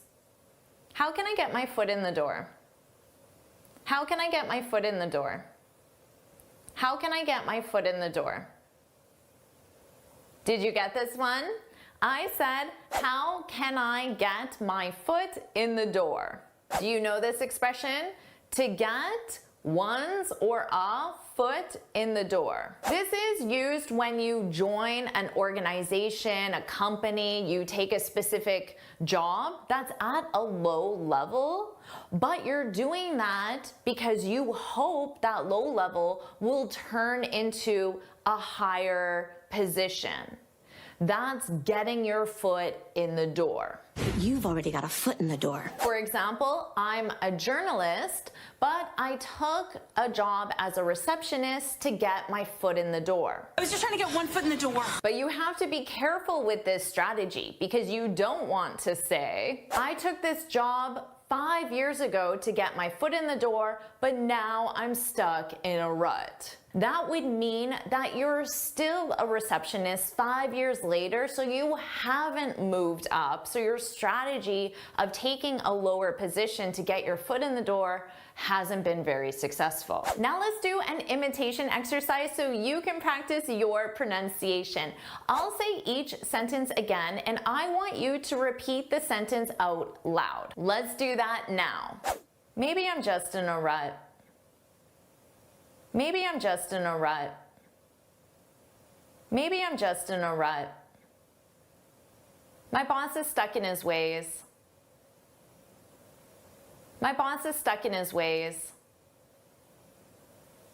My boss is stuck in his ways. Need a hand? Need a hand? Need a hand? How can I get my foot in the door? How can I get my foot in the door? How can I get my foot in the door? In this English vocabulary masterclass, you're going to learn over 300 phrasal verbs for your daily speech to help you understand fast-speaking natives and sound fluent and natural. Welcome back to JForrest English. Of course, I'm Jennifer. Now let's get started. This is a long lesson, but it's divided into small sections. You'll learn a group of 10 phrasal verbs. Then you'll complete a quiz, and then you'll learn the next group of phrasal verbs. Let's get started with group 1. Number 1, to come around to an opinion or an idea. And this means to change your opinion or to see a new point of view. Now notice the sentence structure because we have two prepositions, around and to. And then after to, we need something. We need a noun, an opinion, or an idea. For example, I came around to the new job after I heard about the benefits package. So remember, this means you changed your opinion. So previously, you didn't want the new job, but now you've come around to it. So you've changed your opinion. Now you want the new job because you heard about the benefits package. We commonly use this without the preposition to and without specifying the something when the something has already been mentioned. For example, at first I didn't want to move to Boston, but I came around after I visited. So notice, I didn't say I came around to something because the something had already been mentioned. So I came around to the idea after I visited. Number 2, to get across a point or a message. And this is when you clearly and effectively communicate a point or a message. For example, make sure you get across that the project is over budget.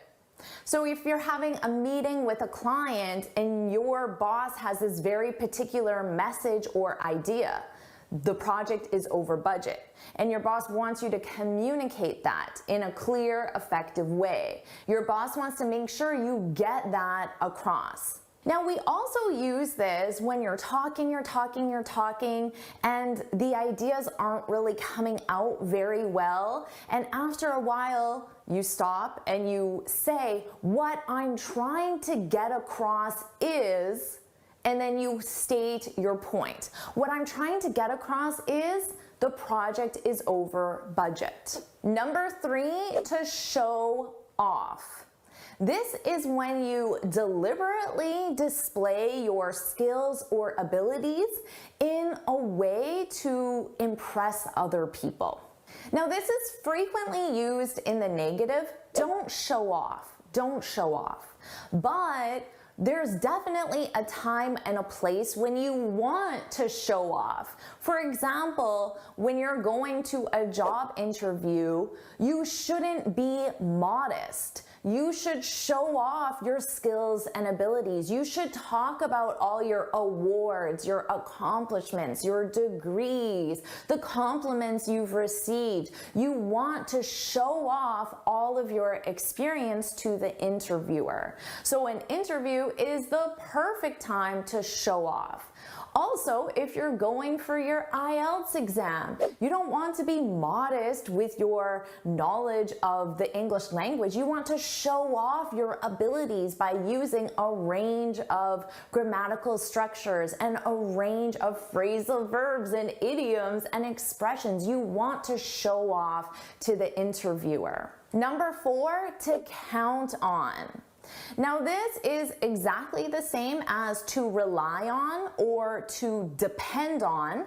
So you have 3 different phrasal verbs, all with on, that mean the exact same thing. And this is, of course, when you trust someone or something to complete a specific task or objective.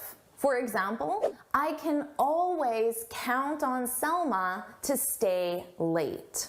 So you can trust Selma to complete the specific task or objective, which is to stay late. And remember, you could replace this with rely on. I can always rely on Selma. Or depend on. I can always depend on Selma. Now we frequently use this in a question response. For example, can I count on you? Can I count on you to close the deal? And then you can reply back and say, absolutely, you can count on me. Number 5, to come between. Now this is when something disturbs a relationship. And that relationship can be a professional relationship, a social relationship, romantic, family relationship. It can be any kind of relationship. For example, Jacob and Marcus were best friends until Sylvie came between them. So that's the image you could have. They were close, Jacob and Marcus, but then Sylvie came between them and now they're divided. Sylvie disturbed their relationship. Now it's very common for a girl or a guy to come between a relationship, but it doesn't have to be a person. It could be that Jacob and Marcus were very close, but the promotion came between them. The new job came between them. Their family came between them. Their politics came between them. Their religion came between them. It could be anything came between them. Money is a good one as well that comes between people in relationships. And remember, you can use this in any type of relationship. Are you enjoying this lesson? If you are, then I want to tell you about the Finally Fluent Academy.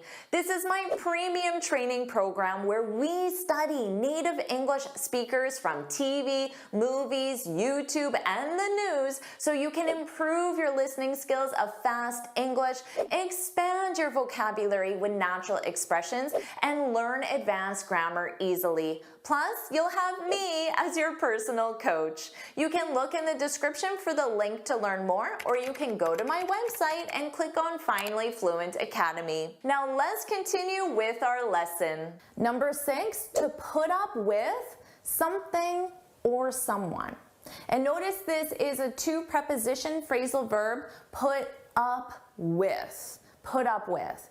And we use this to say that you tolerate bad behavior or unwanted behavior, to put up with. For example, I don't know how you put up with your boss. I don't know how you tolerate your boss. Now, of course, we can be more specific and specify the action that the boss does. I don't know how you put up with your boss's constant criticism, for example, or your boss's distasteful jokes, for example. I don't know how you tolerate it. Now, we commonly use this to say, I'm not going to put up with, and then the behavior. I'm not going to put up with your constant criticism any longer. Number 7, to bounce back. Now, to bounce back, this is when you recover or recuperate. Now, you can use this when you recover from a negative situation in a business context, like for example, a bad sales quarter or a bad product launch, for example. But it can also be when you recover or recuperate from an illness. So you can use it in both those situations. For example, in a workplace situation, you could say, I don't know how we'll bounce back from our loss in Q2. So I don't know how we'll recover. And then you could have a discussion. How can we bounce back? Does anyone have any ideas on how we can bounce back? Now, in terms of recovering or recuperating from an illness, you could say, it took me a while to bounce back after my surgery. So it took me a while to recover, recuperate. Number 8, to act up. This means to behave badly or strangely. This is very commonly used with parents describing the actions of their young children or even their older children. My son keeps acting up, behaving badly. But we can also use this with devices and objects. For example, my computer keeps acting up, behaving strangely. My computer keeps acting up. I hope it doesn't break. Number 9, to make it up to someone.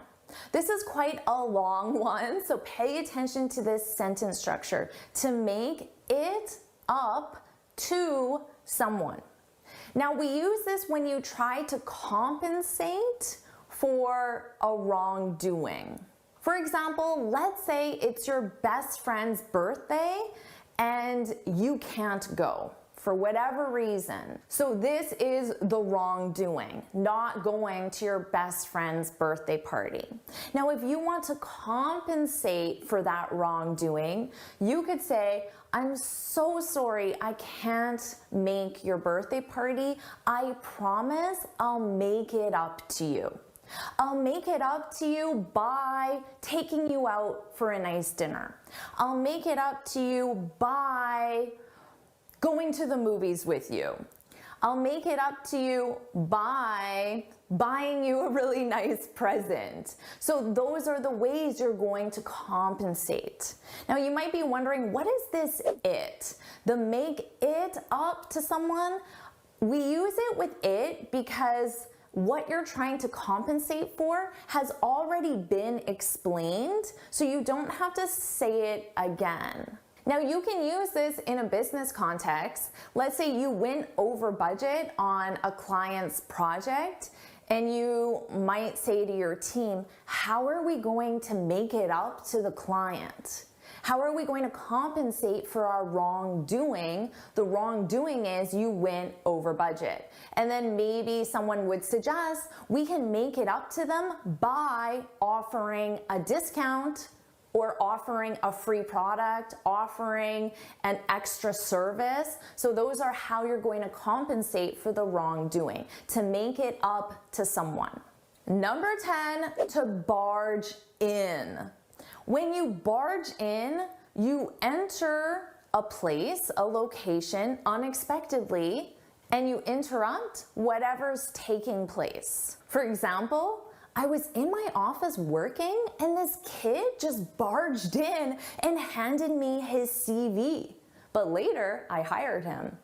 So by saying the kid barged in, it implies that he didn't have an appointment, he wasn't expected, he just barged in unexpectedly and he interrupted whatever I was working on. But in this case, it was successful because he got the job. So now you have the first group, so let's complete your quiz. Here are the questions for the quiz. You need to complete each sentence using the correct phrasal verb. So go ahead and hit pause now and complete the quiz. Here are the correct answers. Go ahead and hit pause and see how well you did. So make sure you share your score in the comments, and now let's continue with your second group of phrasal verbs. Number 1, to abide by. This is more of a formal phrasal verb because it's used when you accept or follow a rule or regulation. So we use it mainly with government rules, court rules, even business rules as well. For example, as a tourist, you have to abide by the rules of the country you're visiting. So if you see a sign that says no parking, you have to abide by that rule. You have to follow that rule. Now remember, we also use this to say you simply accept. You accept, but then you follow it. For example, let's say you go to court because of a dispute and the court doesn't rule in your favor. You still have to abide by that decision. You have to accept it and then follow it. So this is a more formal phrasal verb, but it's very useful because we all have to abide by many different rules, regulations, and policies. Number 2, to dawn on. This is an excellent phrasal verb to add to your daily vocabulary. To dawn on is when you finally realize or understand something. For example, one day it just dawned on me that I need to change careers. So one day I just realized I need to change careers. So you can absolutely say realize. We're just using the phrasal verb dawn on, and it's extremely common.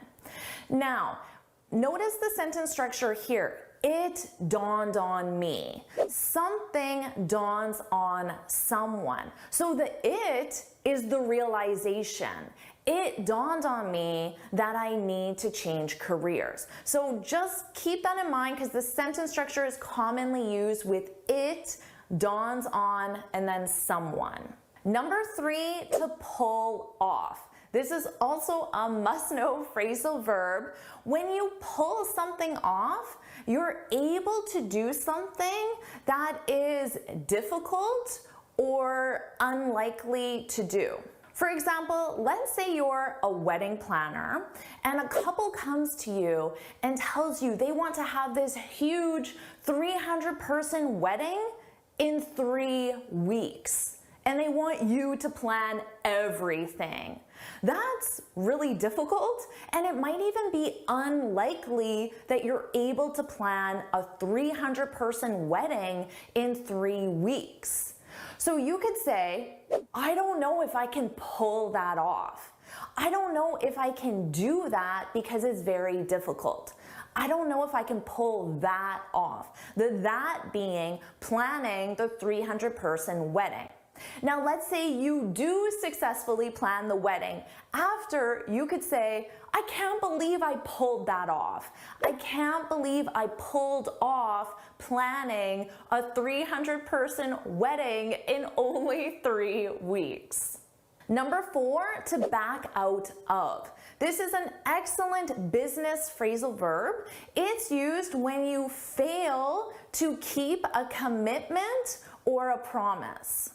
Now, in a business context, a commitment could be something you agreed to or arranged to. It can be formal and you have a contract in place, or it could be more informal and you just agree to it verbally. So if you don't keep that commitment, then you back out of it. For example, I can't believe the client backed out at the last minute. Now notice here, I just said backed out. I didn't use the of. We only use the of when you specify the noun, the something.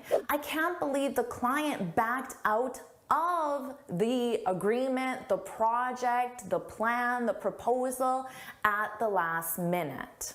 Number 5, to clam up. This is an excellent phrasal verb for all of you or anyone that does public speaking, because when you clam up, you're unable to speak, usually because of fear or nervousness. But this can also be used if you simply refuse to speak for whatever reason. For example, I always clam up when I'm public speaking. When I'm public speaking, I become unable to get the words out. You clam up.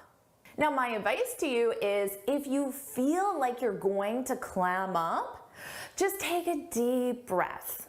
Number 6, to mull over. When you mull something over, you think about it or you consider it.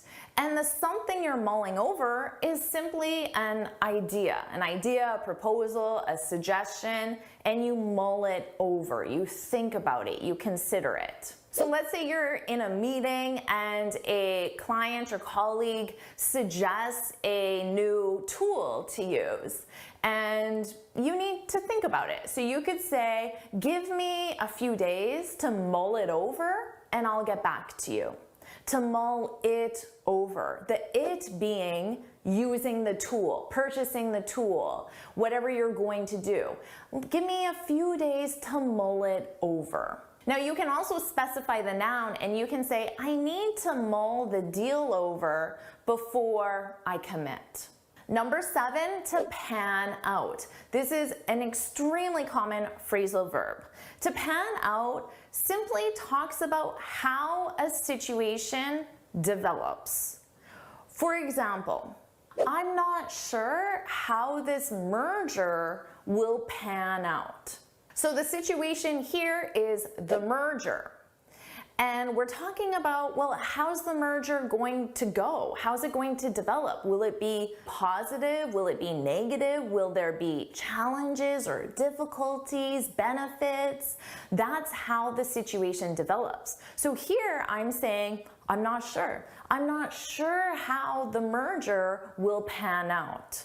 Now let's say the merger has some difficulties or challenges. You could say the merger didn't pan out, didn't develop. The merger didn't pan out as we had expected. Number 8, to ramble on. This is an excellent one for all you public speakers because when you ramble on, you talk at length without getting to the point. So let's say I rambled on for 5 minutes trying to explain the definition of ramble on, and at the end, you didn't understand it at all, and you're confused, you're a little annoyed because I wasted your time, I rambled on. So this is used as a negative, and it's used when you're communicating an idea. So we generally use this as a complaint. The speaker rambled on for 20 minutes. Number 9, to nod off. This is when you fall asleep, but it's when you fall asleep usually for a very short period of time and usually when you're not supposed to. So this isn't when you go to bed at the end of the night, okay? So let's say you're in a meeting at work and your colleague is rambling on and the topic is very boring and you start doing this. That is nodding off. And this motion of your head, what I'm doing, this is the verb to nod. Nod your head. So when you fall asleep, what do? You nod your head. So that's where this phrasal verb to nod off comes from. And remember, we use this for short periods of time, usually when you're not supposed to fall asleep. For example, when you're driving. So I might say, I always listen to loud music when I'm driving at night, so I don't nod off. And number 10, I love this phrasal verb, to luck out. When you luck out, you're very lucky in a specific situation. So let's say there's this major sale on the new iPhone model and they're selling for 50% off and you go to the store and you get the very last one. You could say, I can't believe I lucked out and got the new iPhone for 50% off. You lucked out. You were very lucky in this specific situation. Or let's say you're driving during rush hour and you're going to an appointment and you get a parking spot right in front of the office. In rush hour, downtown, you can say, I can't believe I lucked out and got such an amazing parking spot.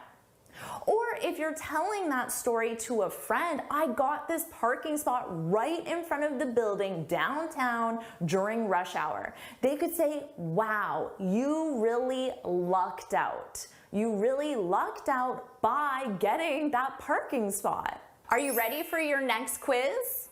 Here are the questions. Hit pause and complete the quiz now.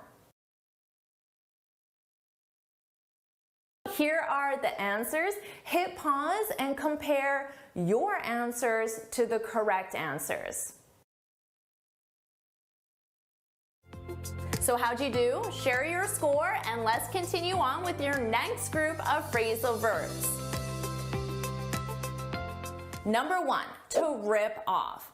We use this when someone is selling something or buying something and the buyer feels that the price is too high compared to the value of whatever they're buying. For example, I can't believe I paid $200 for that. She ripped me off. Now notice the sentence structure. You rip someone off. She ripped me off. Another example, she told everyone that I ripped her off, but it was a fair price. So just because someone claims you ripped them off, it doesn't necessarily mean it's true. Number 2, to wear out. We use this when something is damaged or weakened because of age, it's old, or because of use. You've used it a lot. For example, I wore out my tennis shoes last summer. If someone said that to me, I would assume they played a lot of tennis last summer. They played so much tennis that they wore out their shoes. They became damaged from use, from continually playing tennis. We also use this in an adjective form, to be worn out. So it would be very common to say, I need to buy new tennis shoes because mine are worn out. So of course are, because shoes is plural and we need the plural form of the verb to be. Mine, my tennis shoes are worn out. So both forms are very common. Number 3, to draw up. We use this when you need to prepare paperwork, and generally that paperwork is for a contract, an agreement, a proposal, generally something that 2 people need to sign or agree on to make it official. For example, I asked my lawyer to draw up the papers. Whenever you're dealing with a lawyer, the papers are going to be official. So this is a perfect time to use to draw up. Or you could say, we're waiting for our bank to draw up the mortgage agreement. So that's another very official document that you need to sign, and you can use the phrasal verb to draw up. Number 4, to burn out. This is a phrasal verb that has gotten a lot of attention recently, especially with the pandemic, because to burn out, this is when you feel exhausted mentally or physically from prolonged stress. Stress of work, stress of a situation like a pandemic, stress of a family situation like a divorce or an illness, something like that, but a prolonged period. You can be stressed out for a day, but when you burn out, it means you've had that stress for a long period of time, several weeks, several months, or even several years. For example, I burned out at my last job. So perhaps I was working so much that I went through this period of prolonged stress. I burned out. Another example, I burned out after caring for my aging parents. So caregivers often experience burnout, so you can use this in a work situation or you can use it in a personal situation as well. Number 5, to look up to someone. So notice we have 2 prepositions, look up to and then someone. We use this when you admire someone or you respect someone. So I could say, I looked up to him like a father. So of course I admire and respect my father, and I'm comparing the situation to someone else. I looked up to him, I admired him like a father. Another example, I really look up to my boss. So you admire your boss, you respect your boss, you hold your boss in high regard. So you can use this in a work situation, you can look up to people, and you can use this in a social situation, a family situation. You can have many different people in your life that you look up to for different reasons. Number 6, to step up.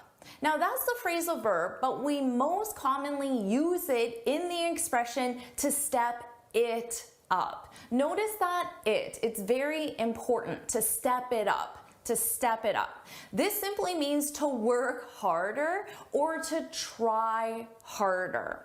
Now, you can say, we need to step it up if we're going to meet the deadline. So you have this deadline, you need to work harder. So it's the same as saying we need to work harder if we're going to meet the deadline. Step it up. Now, what is this it in the expression? Well, the it would represent work or effort.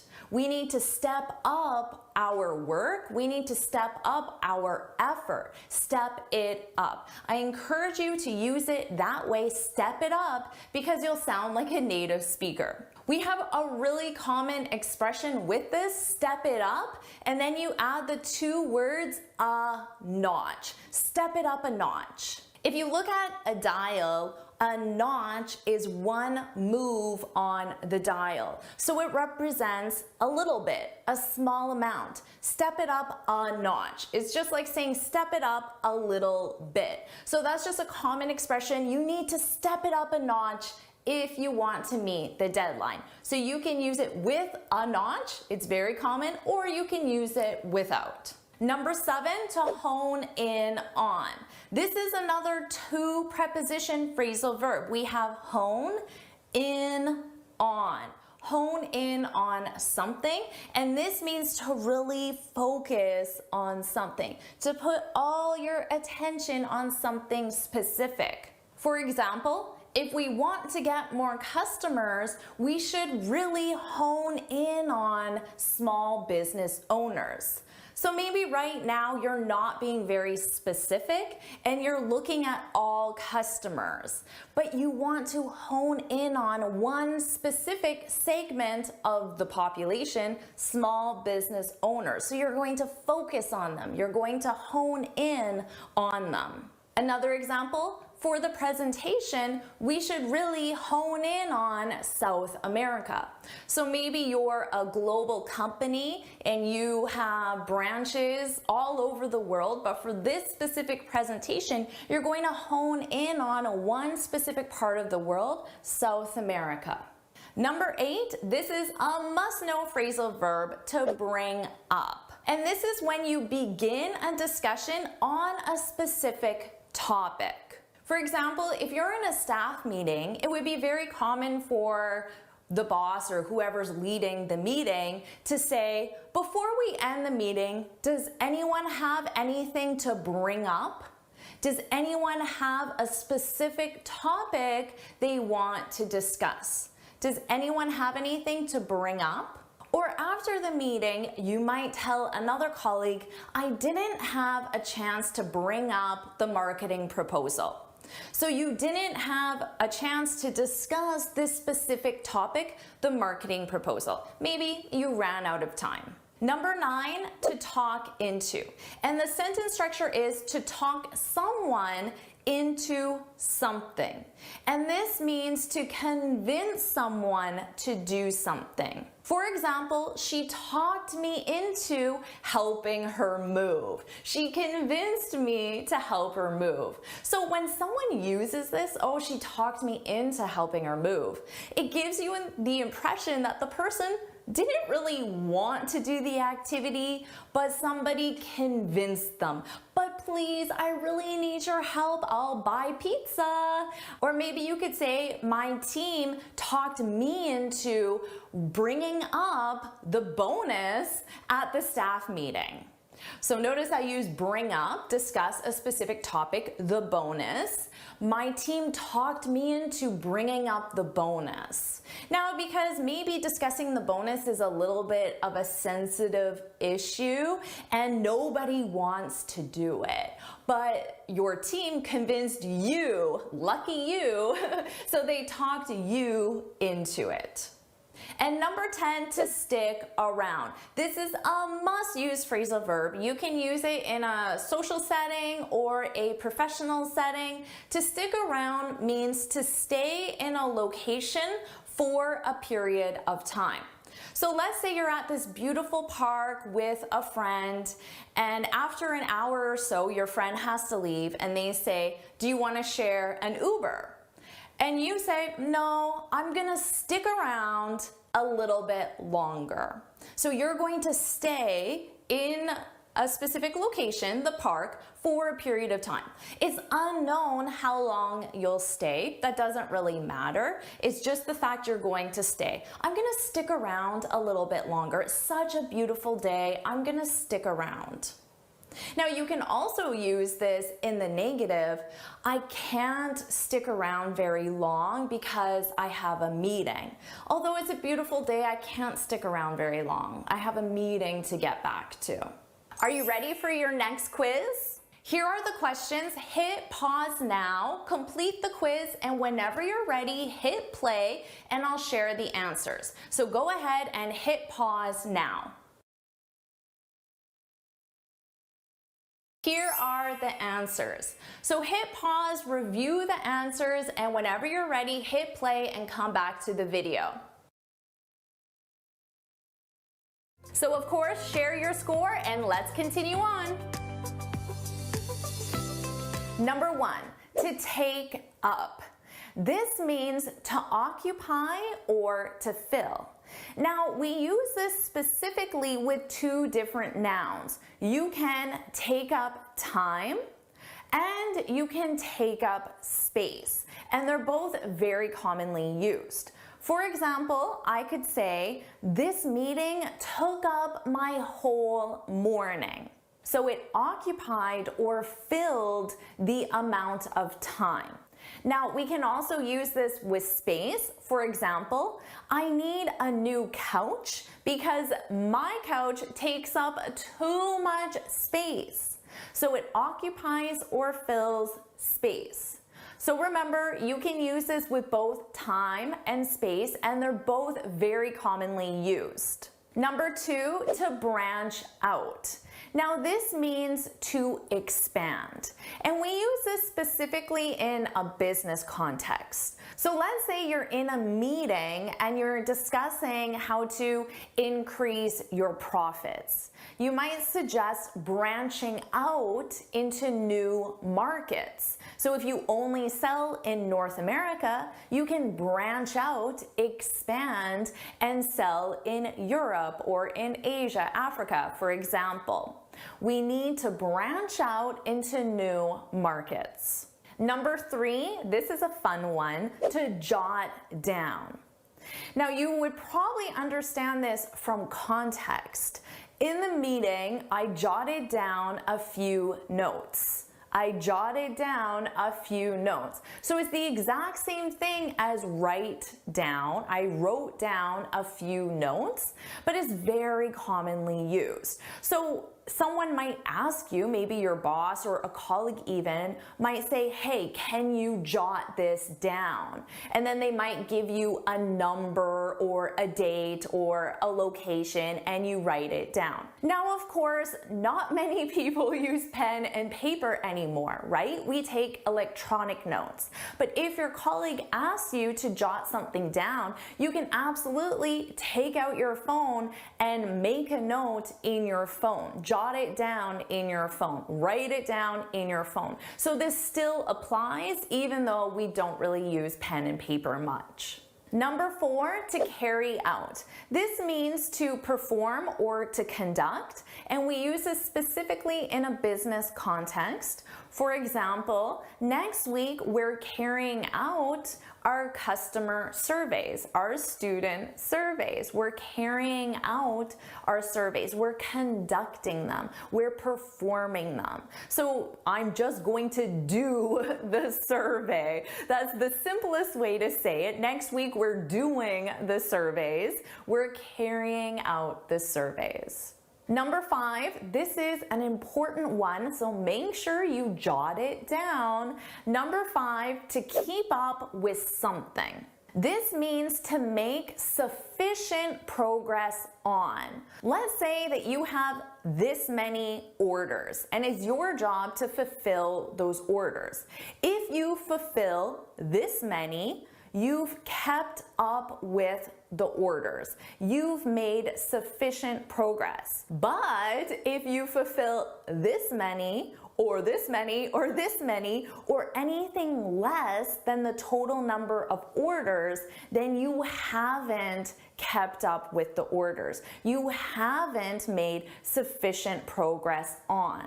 Now, of course, you can use this with many things other than orders. You can use it with your studies, your reading list, your chores, your performance reports, your filing, your scheduling.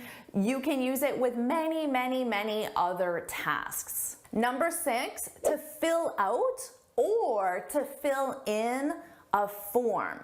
Now, this is one that confuses a lot of students, and they ask me, do I fill out a form? Do I fill in the form? What's the difference? The reality is there is no difference, specifically when we're talking about a form.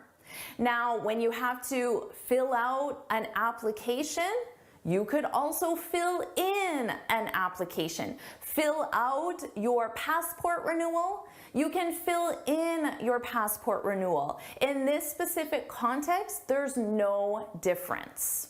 Number 7, to drop in.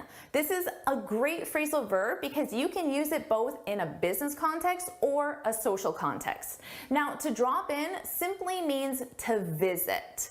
So if you're talking to a friend and you're planning to visit that friend, you can say, how about I drop in Saturday morning? How about I visit Saturday morning?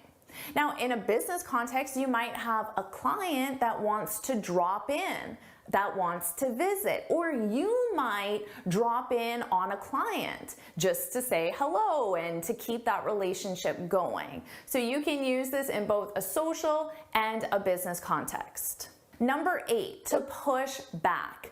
This means to delay or postpone in the context of a scheduled event. So a scheduled event like a meeting. Let's say the meeting was scheduled for Monday, but everyone is really busy on Monday. Well, then push the meeting back until Wednesday. Postpone it until Wednesday. Now, you can use this in a social context, so you might be planning your wedding anniversary, and it's your 10-year wedding anniversary, and the actual date is March 30th, but everyone is busy, so you might push it back until the middle of April so more people can attend. Well, everyone's busy, so let's push back the party until next week, until 2 weeks from now.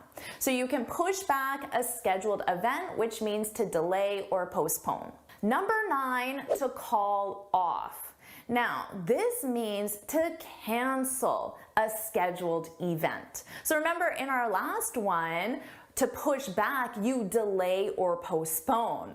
But the other alternative is simply to cancel it. But generally, when you call something off, it's because there were some problems or issues associated with it. But the problem or issue could be a scheduling conflict and just people couldn't attend. So let's say you were planning a conference for the summer, but nobody registered because everyone's really busy in the summer. So you might discuss it with your team and say, let's call off the conference. Attendance is too low, so let's call it off. Let's cancel it. Now, you can also use this in a social context. You might call off your wedding. But if you canceled your wedding, then most likely there was a problem, an issue, a big one, right? So in that context, in a social event, most people will wonder what happened. Why did they call off their wedding? Why did they call off their anniversary? They're going to assume that something is wrong. And number 10, to sort out. This means to organize or to fix if there's a problem. For example, I need to sort out my travel plans. So it could mean I just need to organize them. So I need to decide when I'm going to travel, what airline I'm going to use, what hotel I'm going to use. I need to sort out my travel plans. But I can also use it if there's some sort of problem and I need to fix it. For example, my flight was canceled, so I need to sort out my travel plans. I need to fix this problem with my plans. So to sort something out, you can organize it or you can fix it if there's a problem. Are you ready for your next quiz? So here are the questions. Hit pause and complete the quiz now.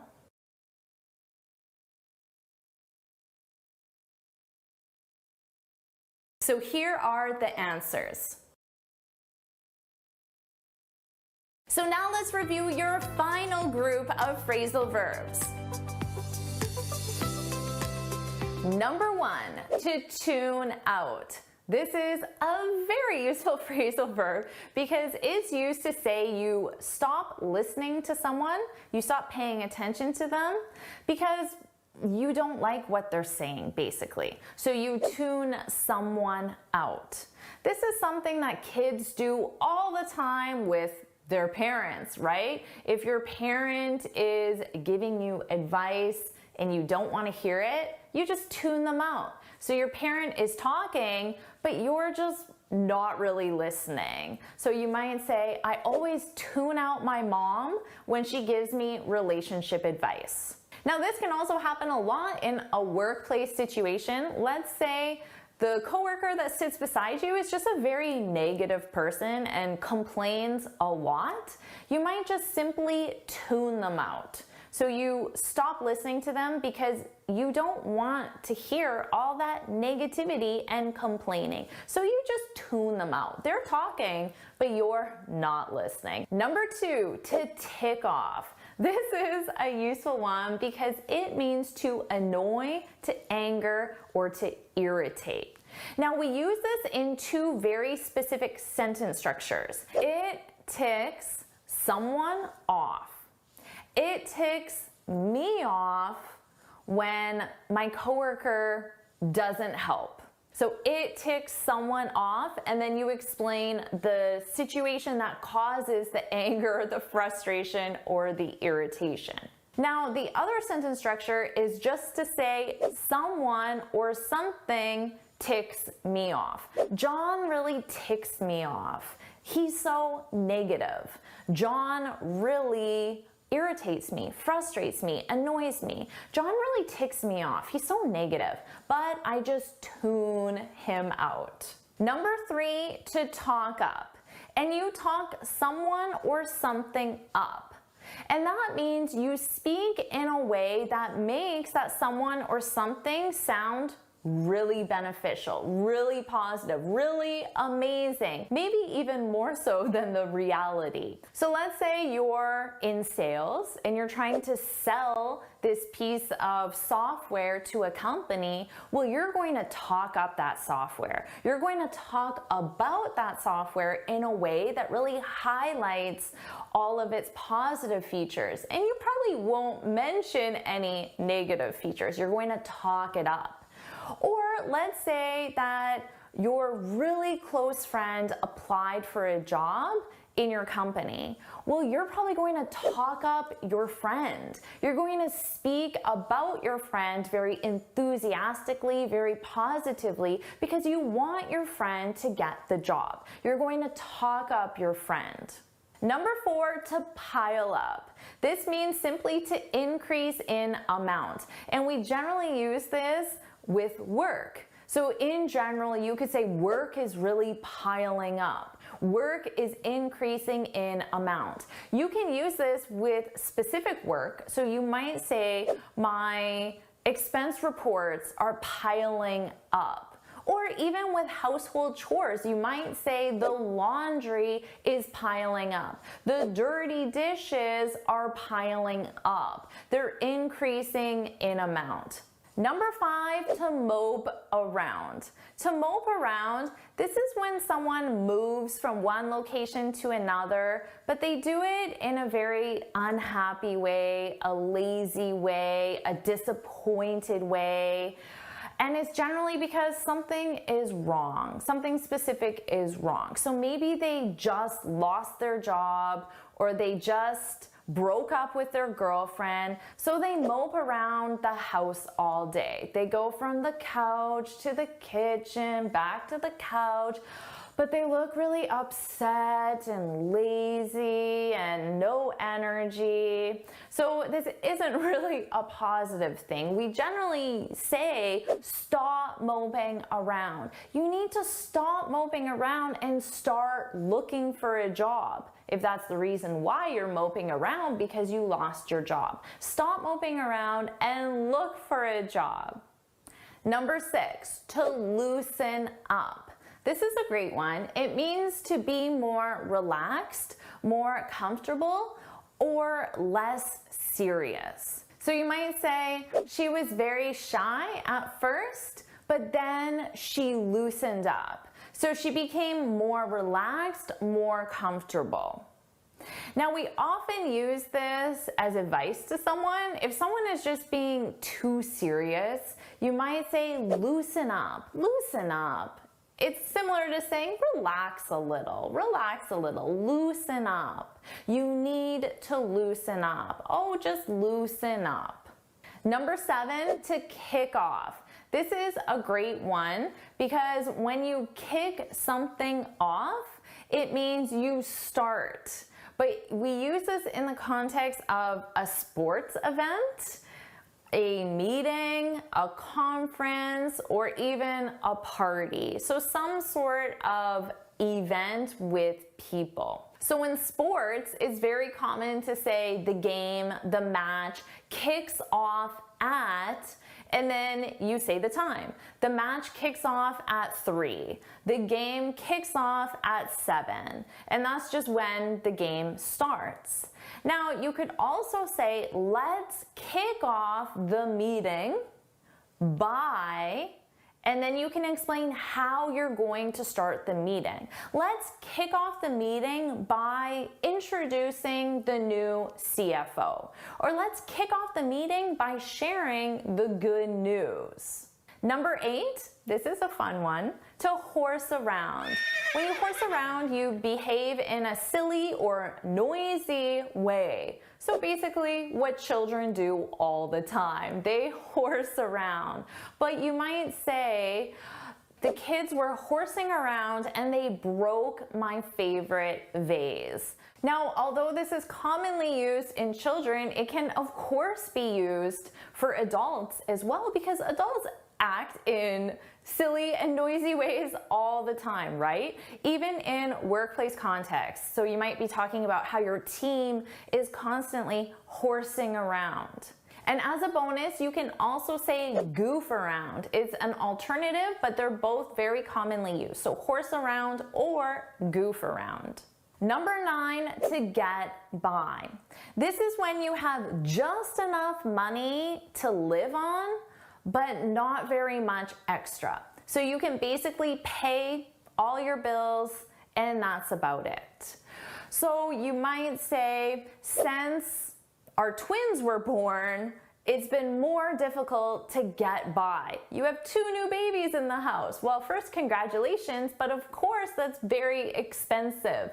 So now you only have enough money to pay your bills, to buy the food, buy the diapers, buy the groceries, pay your mortgage, things like that. We're getting by. We're getting by. You're just surviving. So if someone knows you're going through a tough time financially, maybe you lost your job, and they ask you, how's it going? Is everything okay? You could say, well, I'm getting by. I'm getting by, which lets them know you're surviving. You have enough to pay all your core expenses. And finally, number 10, to flip out. Now this can mean to become very excited, but it can also mean to become very angry or agitated. So it's when you have a very strong emotion, but that emotion can be positive, excitement, or it can be negative, anger. And it will be obvious based on context. So if you just won a competition or a prize or the lottery, you might flip out and become very, very excited, right? The sports team flipped out when they won the gold medal. Or the team flipped out when they lost the game. The team became very angry. So you can use it in both situations. And for this expression, you can also say freak out. Freak out, flip out, they mean the same. And again, positive excitement or negative anger. Are you ready for your final quiz? So here are the questions. Of course, hit pause, take as much time as you need, and when you're ready, hit play and I'll share the answers. So you can go ahead and hit pause now. Here are the answers. Go ahead and hit pause and figure out how you did. Amazing job! You already have 50 common phrasal verbs in your vocabulary. Let's keep going with the next group. And remember, you'll learn a group of 10, you'll complete a quiz, and then you'll move on to the next group. Number 1, to ache for. To ache for. This is a very nice romantic phrasal verb. Now we really use this in the context of a romantic relationship, so make sure you use that appropriately. And to ache for something or someone is when you really, really want that something or someone. For example, he was lonely and aching for love.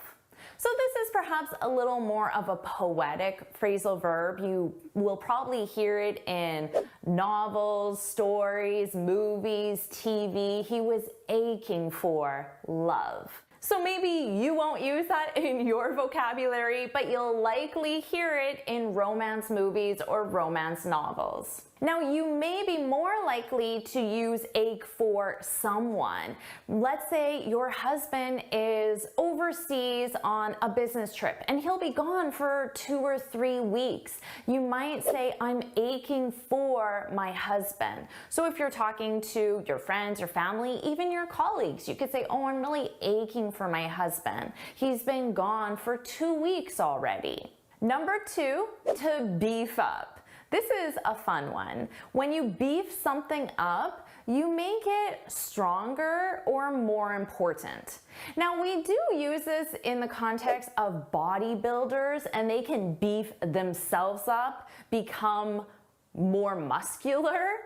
So you can use that in a fitness context, but we also use this in more of a business context, perhaps surprisingly, because you might say, I need to beef up my resume.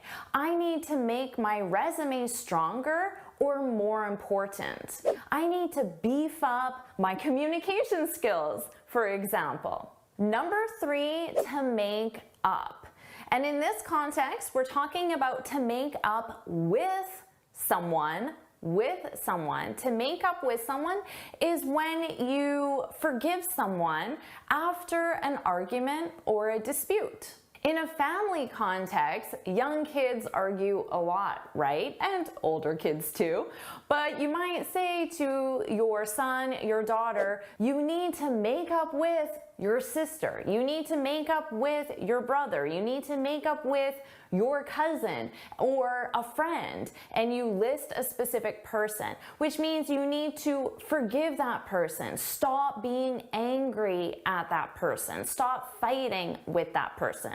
So we definitely use this in a social context, a family context, but you can absolutely use this in a professional context. Coworkers fight as well. There are disagreements in companies. So you might say to one coworker, Sally, you need to make up with Mark. You work on the same team. You have to get along. You need to make up with each other. Number 4, to nail down. This is when you understand the exact details of something, or you get a firm decision on something.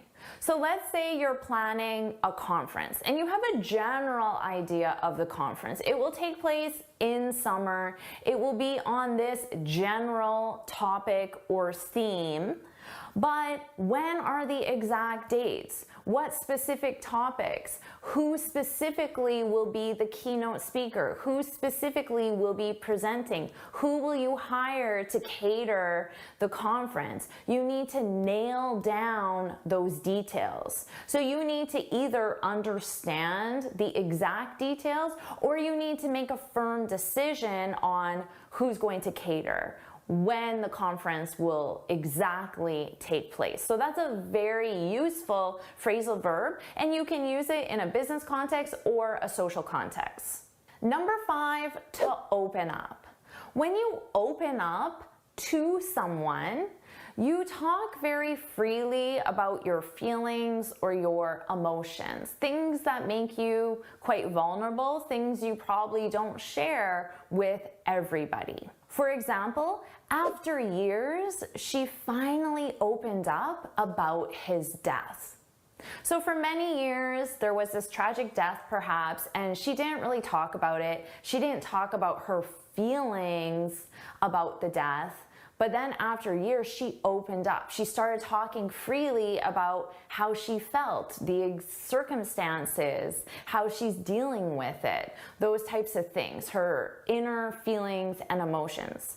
Now notice I didn't use to someone. I could say she opened up to her family about his death. So you have about and then the specific topic, and to and the specific people. You'll commonly hear people say, I've never opened up to anybody like this before. If someone says that to you, they're basically saying they feel very comfortable around you. They feel like they can share their inner thoughts, feelings, emotions. And that's a very positive thing. It shows you have a very close relationship. Number 6, to slip into something. Now this is when you quickly put on a piece of clothing. So this is a very specific phrasal verb. It's only used with clothing. Now, for example, this shirt is quite pretty, isn't it? But let's be honest, it's not the most comfortable shirt. So after I'm done recording this video, I'm going to slip into a t-shirt. I'm going to put on a t-shirt. Or if it's first thing in the morning and you're in your house coat, but then you hear your doorbell, you might quickly slip into some sweatpants and answer the door. So it's simply another way to say put on. Number 7, to stand by something. When you stand by something, it's used to show that you still support or believe something. So I might say we stand by our opinion that interest rates need to increase. So that's my opinion, that's my belief.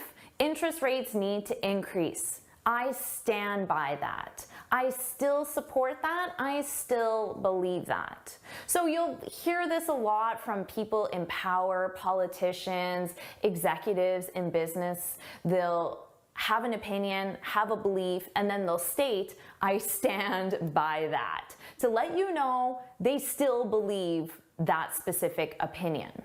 Do you stand by that, and if so, why? I stand by that. Yes, I stand by that. And the reason simply is... Now, we also use this with stand by someone. When you stand by someone, it means that you support someone, usually when something negative has happened. So let's say that your coworker was accused of stealing from the company, but you know your coworker didn't do it. You might say, I stand by her. I stand by her, which means you're going to support her in this difficult time. Number 8, to wind down. To wind down. This is an excellent phrasal verb because it means to relax after a busy or stressful day.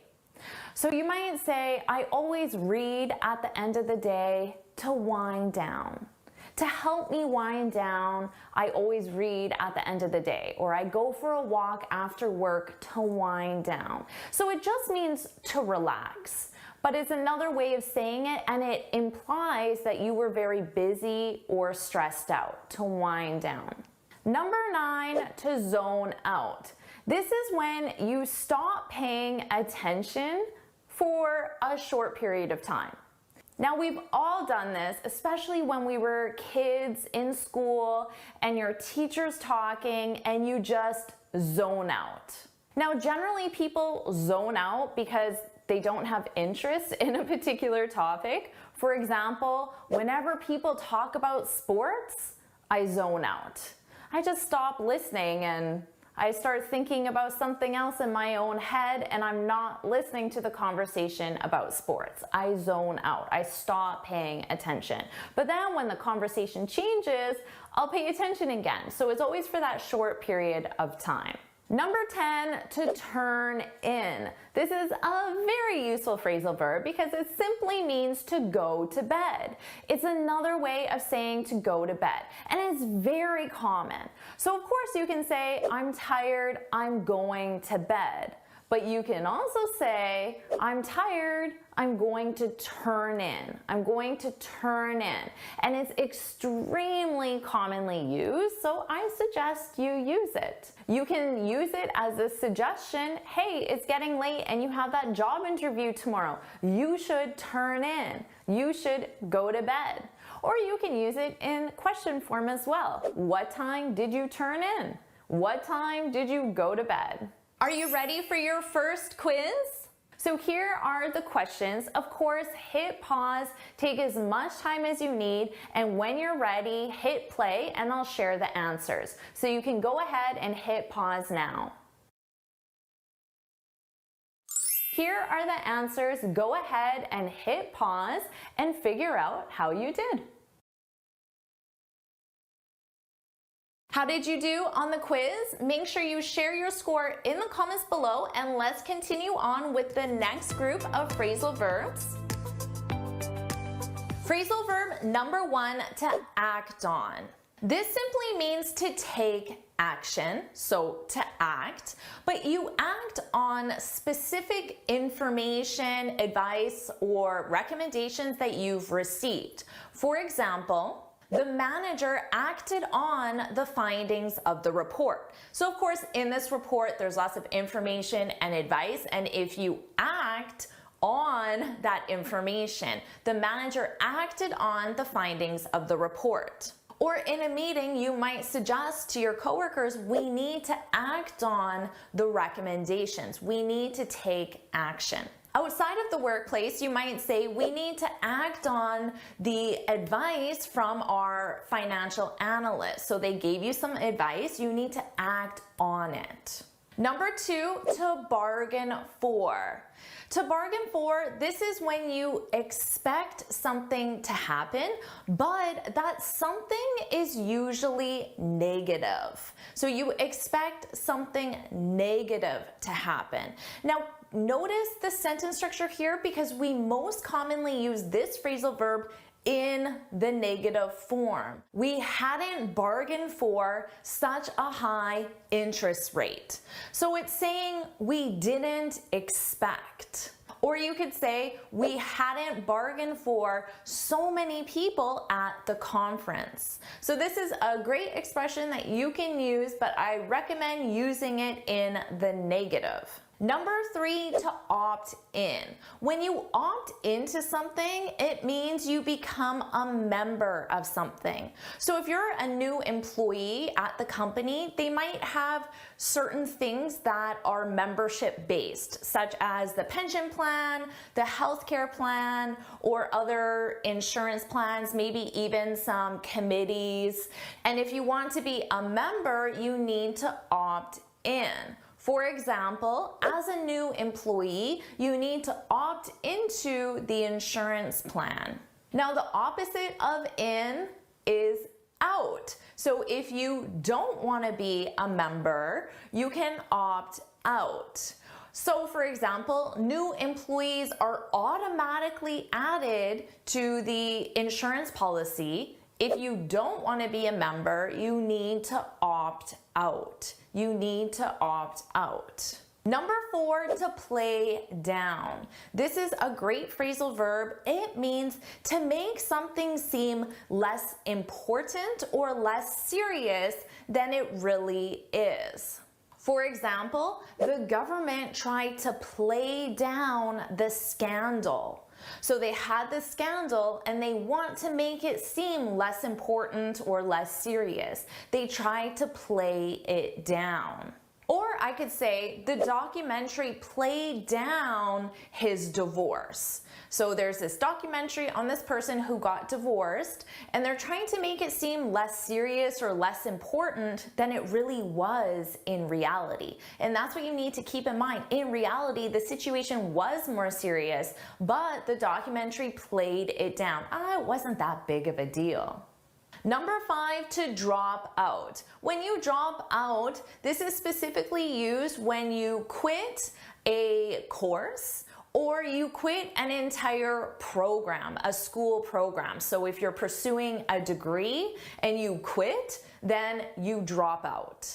Now, interestingly, Bill Gates dropped out of college to start Microsoft, and we know how successful that was. So although it might seem negative that you drop out, you quit, maybe not always the case. Mark Zuckerberg, the founder of Facebook, also dropped out of college to start Facebook. I'm not encouraging you to drop out, but it's not always a negative. And you can also use this for a specific course. For example, I think I'm going to drop out of calculus. It's too difficult. I'm going to quit calculus. Number 6, to cut back. This is when you spend less, you do less, or you use less of something. This is very commonly used by governments or companies. The government has announced plans to cut back on defense spending by 10%. Now notice I said on.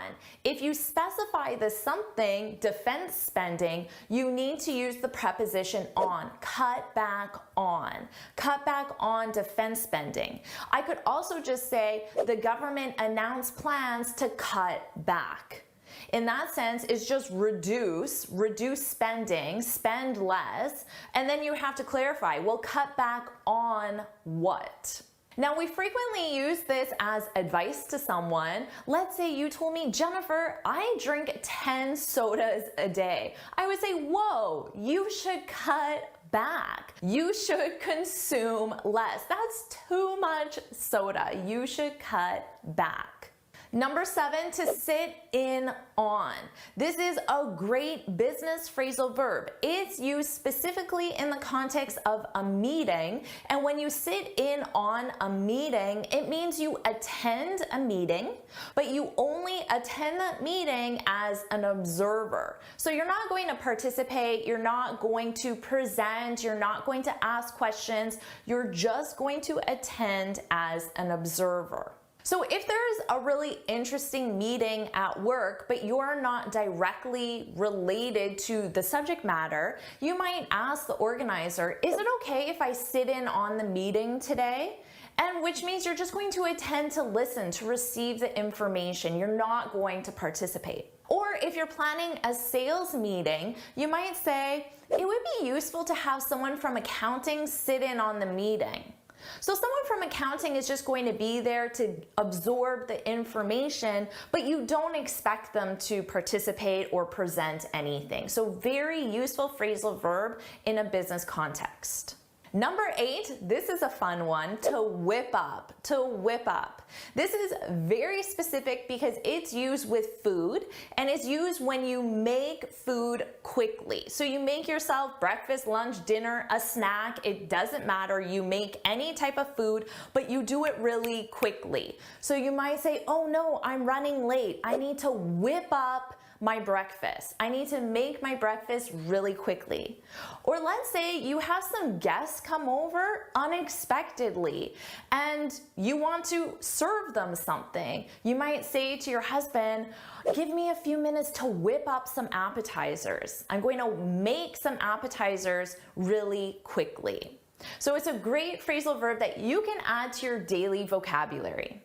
Number 9, to dress up. I love this phrasal verb. To dress up is when you wear more professional or formal clothing, usually for a specific occasion. So if you're going out for a nice dinner, maybe it's someone's birthday or an anniversary, you would dress up. You would wear more formal or professional clothing than you normally would. Or let's say you have some really important guests coming into your office, some VIP guests, well, you might dress up. If you normally wear just a t-shirt, well, you might put on a dress shirt, maybe even a suit with a tie.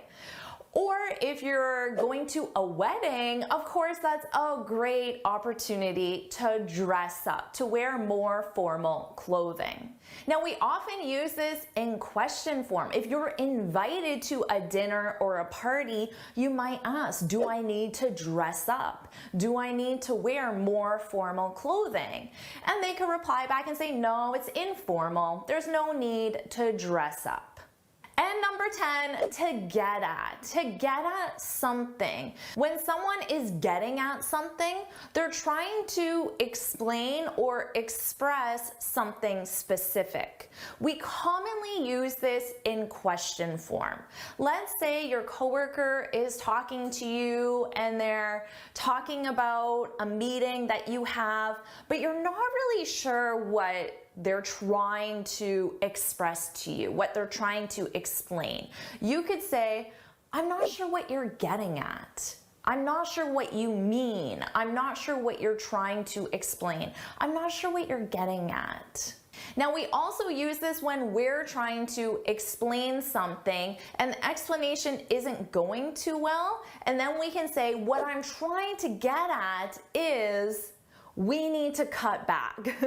What I'm trying to get at is, and then you state what you mean, what you're trying to explain. Are you ready for your second quiz? Here are the questions. Hit pause, take as much time as you need, and when you're ready, you can hit play and see the answers.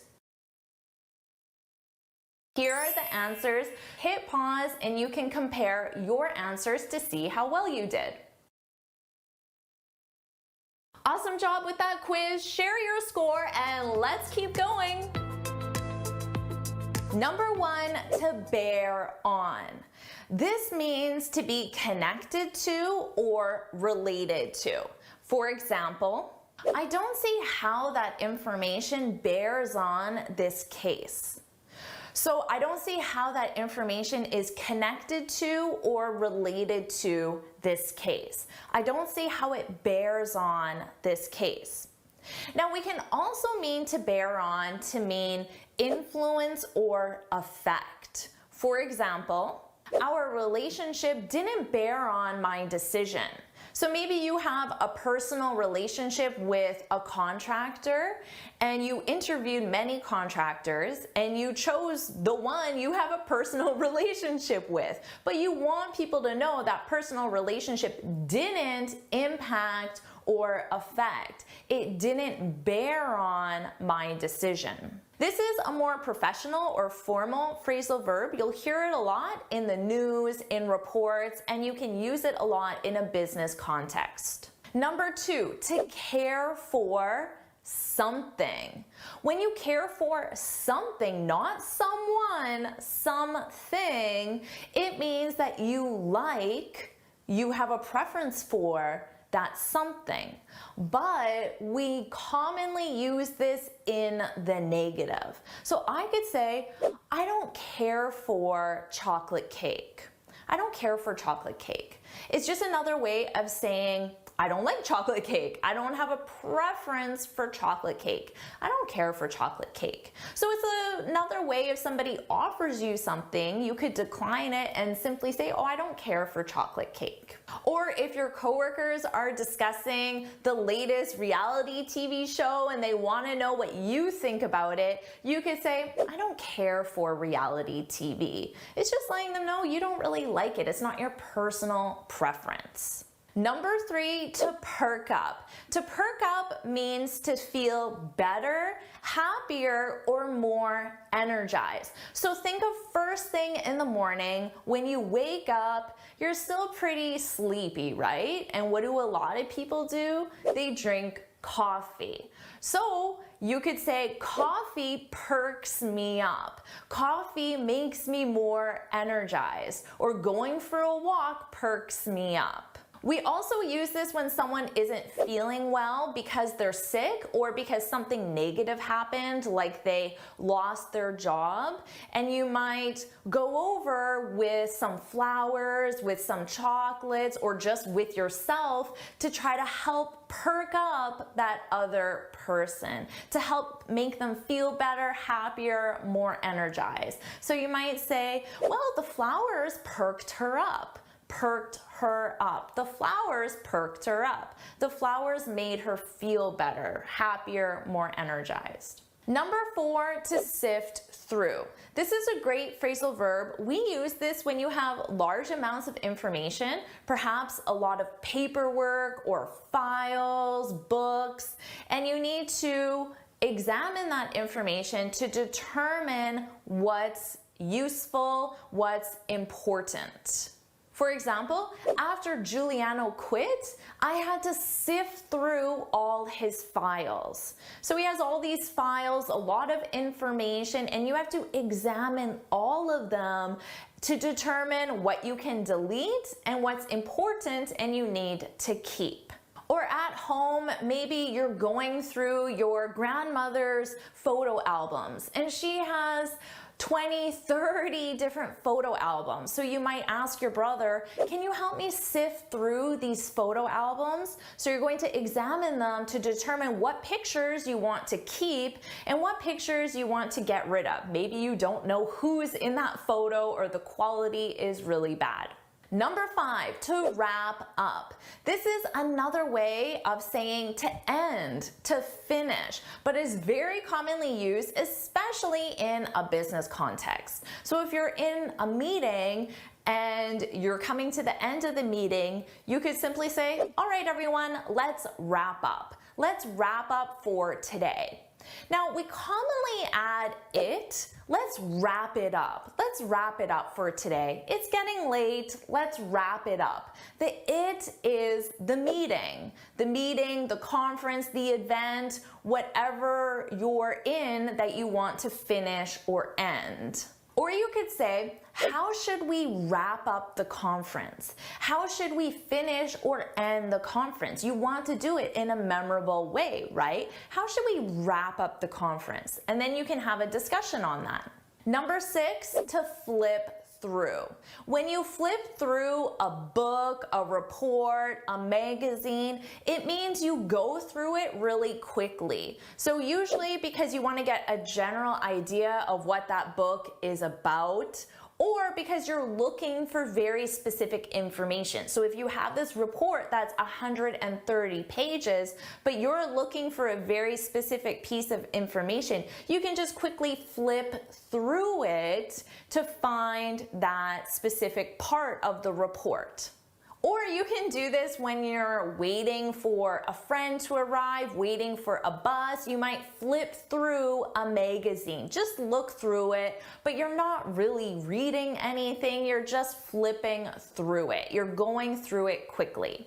Number 7, to draw out. When you draw something out, you make it a lot longer than necessary or needed. So it's usually used in a more negative context. For example, he really drew out his speech. He made the speech a lot longer than it needed to be or that it should have been. So it's more of a negative. It's criticizing the speech. Or you could say they really drew out the ending of the movie. So maybe you were enjoying the movie, but then the end was just really long, way longer than it needed to be. And you're wondering, when is this movie going to end? They really drew out the end of the movie. Number 8, to fall behind. This is a great phrasal verb for both a professional context and a personal context. When you fall behind, it means you make less progress than wanted or needed. Let's say you were off sick from work for over a week. Well, you're definitely going to fall behind. You're going to make less progress than needed because you have a deadline, or than just you simply wanted to make because you were gone for an entire week. So often we can fall behind because we're sick, or there's a competing deadline or competing project or something going on in your personal life, but it could also simply be because we didn't work hard enough or fast enough and we fell behind. So in a school context, if you don't spend enough time reading or doing your homework, your exercises, you might fall behind. And if you fall behind, you might have to ask your professor for an extension on a specific assignment. Number 9, to get around. This is when you move from place to place within a specific location. So let's say the location is your city, and I'm visiting your city. I could ask you, what's the best way to get around? What's the best method of transportation to go from place to place within your city? So what would you say? What's the best way to get around in your city? And then you can say, oh, Jennifer, you can easily get around on foot, which means you can walk from location to location because your city is very small. Or you might say you definitely need a car to get around. Maybe your city is quite large and spaced out, and it's not possible to walk, so you need a car to get around, to go from place to place. So this is an extremely useful phrasal verb when you're a tourist, because you should absolutely know how to get around in the city you're visiting.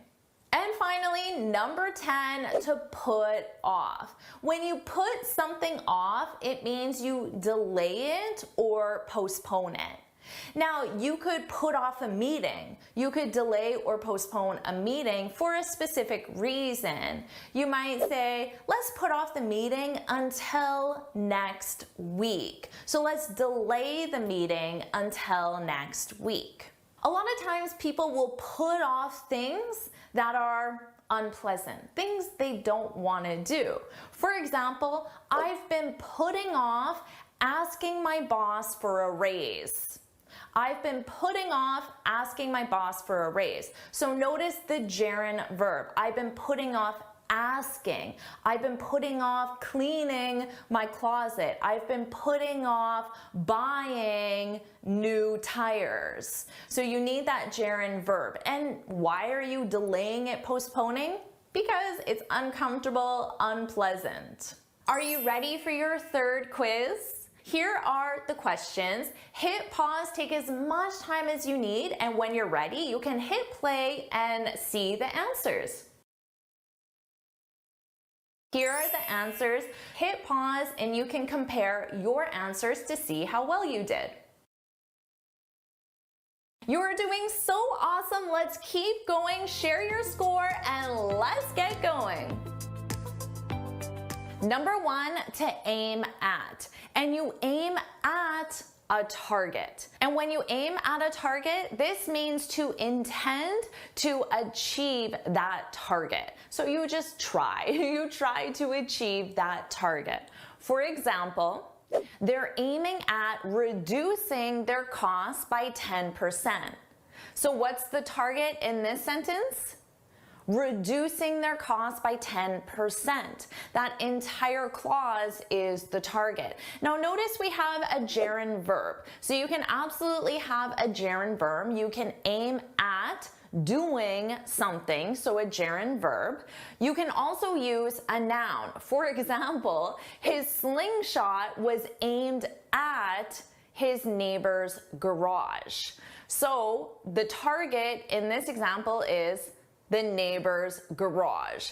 And his slingshot was aimed at because that's the target he's attempting to achieve. Number 2, this is a great one, to shrug off. When you shrug something off, you disregard it. You don't consider it important. So I could say his insult. An insult is something negative you say to another person. His insult was aimed at me, to use our first phrasal verb. His insult was aimed at me, but I shrugged it off. I said, meh. I don't care. I'm not going to let it bother me. I'm not going to let it hurt me. It's not important. I'm going to disregard it. I'm going to shrug it off. Now notice what I'm doing with my shoulders because this is the verb shrug. You can shrug your shoulders, and we generally do that when we want to say meh, whatever. We tend to shrug our shoulders. So that's where this expression comes from. Number 3, to egg on.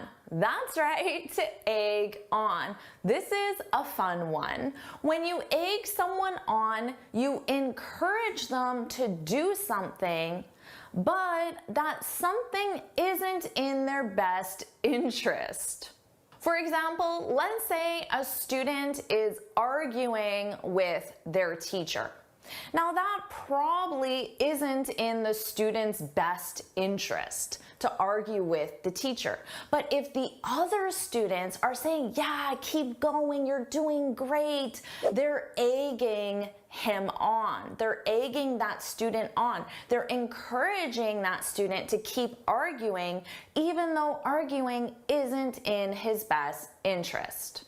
Or let's say you're considering doing something a little risky, like jumping off a high cliff when you don't know what's beneath you. And maybe you're not really serious about it, but the crowd eggs you on. Oh, do it, you can do it, you should do it. They're encouraging you, even though it can have a really negative outcome. The crowd egged him on to jump off the cliff. Now, most likely you won't use this in your everyday vocabulary, but you'll commonly hear this on TV, in movies, or when you're reading. So I wanted to share it with you so you're not confused when you see this egg on and you have no idea what they're talking about. Now you do. Number 4, to turn down. When you turn something down, it means you reject that something, and we use this in the context of an offer or an invitation. For example, they offered her the job, but she turned it down. She said no to the job. So of course you can say she rejected, but it's very common, more common to say she turned it down. So you can turn down something like a job offer. You can also turn down an invitation from someone else, a social invitation or a romantic invitation. For example, I asked Marissa out, but she turned me down. When you ask someone out, it means you invite them to dinner or a coffee for romantic purposes.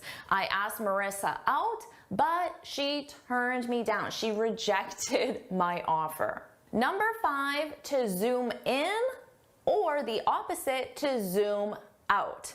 If there are any photographers here, you already know what this means, because when you zoom in, the object becomes closer, and when you zoom out, the object becomes farther away. And I'm sharing this with you because everyone is meeting on video conference now. When you're having a video conference, you have a camera that's focusing on you, and it's really important you have the correct zoom. You don't want to be too close. If you're too close to the camera, you need to zoom out. If you're too far, you need to zoom in. So you might ask a colleague, hey, I can't see you very well. Can you zoom in?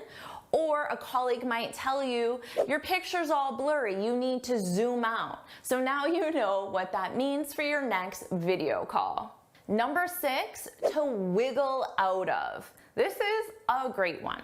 When you wiggle out of something, you avoid a situation, a task, a chore, a responsibility that you don't really want to do, and you avoid it in a cunning way. So let's say that tomorrow you're supposed to clean out the garage and you don't really want to, but your wife or your husband, your sister, your brother, whoever wants you to clean out the garage. Now tomorrow, when you're supposed to clean out that garage, maybe you get an urgent phone call just at the right moment and you have to go to work and finish something. But you planned that phone call. You planned that phone call to take place right as you needed to clean the garage. So you did that in a cunning way. So you try to wiggle out of cleaning the garage. So basically, when you're asked to do something and then you try to avoid it by creating a scenario where you have another responsibility, or maybe a friend asks you to move, but you tell them, oh, you have a back injury, so you hurt your back and now you can't help them move. So you try to wiggle out of it.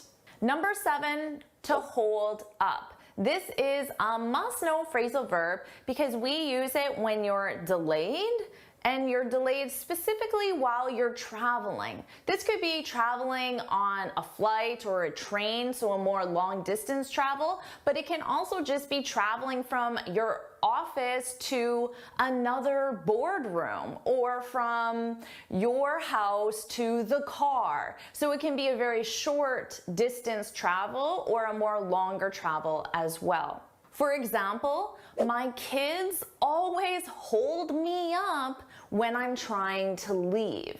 So you're trying to leave the house and then your kids, Mom, I need this, help me find that, do this for me, and they delay you. They delay you when you're trying to leave, you're trying to travel. My kids always hold me up.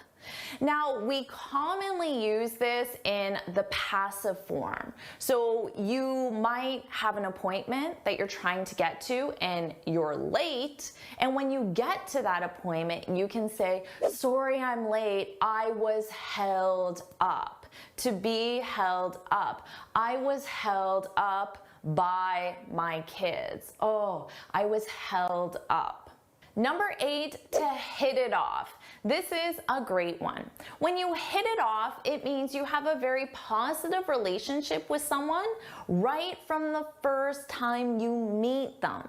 So let's say you have a new coworker and the first conversation you have, you realize you have a lot in common. You really like the person. They're nice. They're funny. They like you. The conversation's going really well. You can say, wow, we really hit it off. Hit it off. That it is just our relationship. We hit our relationship off, but we always use it. We really hit it off. Now notice how I also said we. We almost always use this expression with the subject we. My coworker and I, or we. My coworker and I hit it off. I would not say I hit it off with my coworker. That sounds unnatural. We say we hit it off. Number 9, to get through. When you get through something, it simply means you finish it. But that something is usually a chore or an unpleasant task, something that isn't enjoyable. For example, I have 10 reports I need to get through by the end of the day.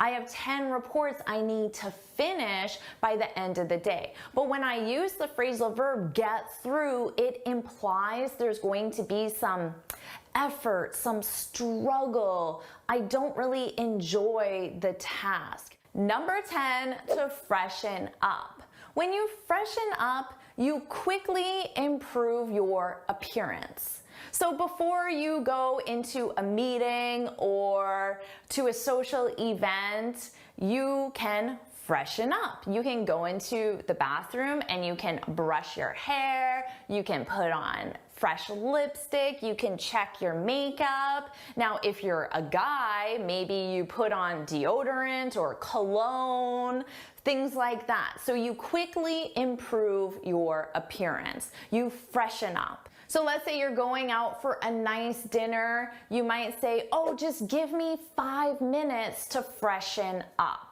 Are you ready for your 4th quiz? Here are the questions. Hit pause, take as much time as you need, and when you're ready, hit play to see the answers. Here are your answers. So hit pause, take as much time as you need to review the answers. This is your last group of phrasal verbs. Let's get started. To take off. This is used when a flight leaves the ground. For example, tomorrow my flight takes off at 7 a.m. Or what time did your flight take off? So this is another way of simply saying what time did your flight leave? Now we also use this phrasal verb to talk about a person leaving a location. So you might be at a party and it's getting late, you have an early meeting and you say, thanks for the party, I'm going to take off. I'm going to leave. Or someone might ask you, what time did you take off last night? What time did you leave? Now, take off is also used to remove an item of clothing. So at night, before you get into your pajamas, you take off your clothes, right? Before you get into the shower, you take off your clothes. I can also take off my makeup, which means to remove. Or if it's really hot in the room, you might say, oh, it's so hot in here, I need to take off my sweater. Or when you come into the house and it's cold out, you take off your jacket, you take off your shoes, you take off your hat, you take off your gloves, take off your sunglasses. So you can take off an item of clothing, but you can also take off accessories like rings, makeup, glasses as well. Take off can also mean to become successful. For example, after I improved my English speaking skills, my career really took off. My career became successful. My career took off. Or I could say overnight, my YouTube channel took off. My YouTube channel became successful. So many different phrasal verbs with take off, but they're all commonly used. So make sure you learn all these individual meanings. To take after someone. When you take after someone, you resemble them in either personality or appearance, and this is most commonly used with family members. For example, it's very common for a son to take after his dad, which means he looks like him. They look very similar. But you might also say, Julie is so funny. She really takes after Uncle Frank. So maybe Uncle Frank is really funny. He's always telling these hilarious jokes. And then Julie is also really funny. She takes after Uncle Frank. So you can use this with personality or appearance. To take apart. When you take something apart, you disassemble it. So it goes from being whole, one complete item, and then you disassemble it into individual parts. So if your car isn't working, you might take apart the motor or take apart the engine to try to figure out what the problem is. You might also take apart a desk or take apart a bed when you're getting rid of it, when you're removing it from your home, because it's easier to move when it's in individual parts rather than one big structure. To take back. When you take something back, it means that you return a purchased item to the store for a refund. So let's say you bought a pair of shoes at the store, you come home and you realize they don't fit very well or you just don't really like them. Well, you can take them back. So you go to the store, you return the shoes, and you get your money back.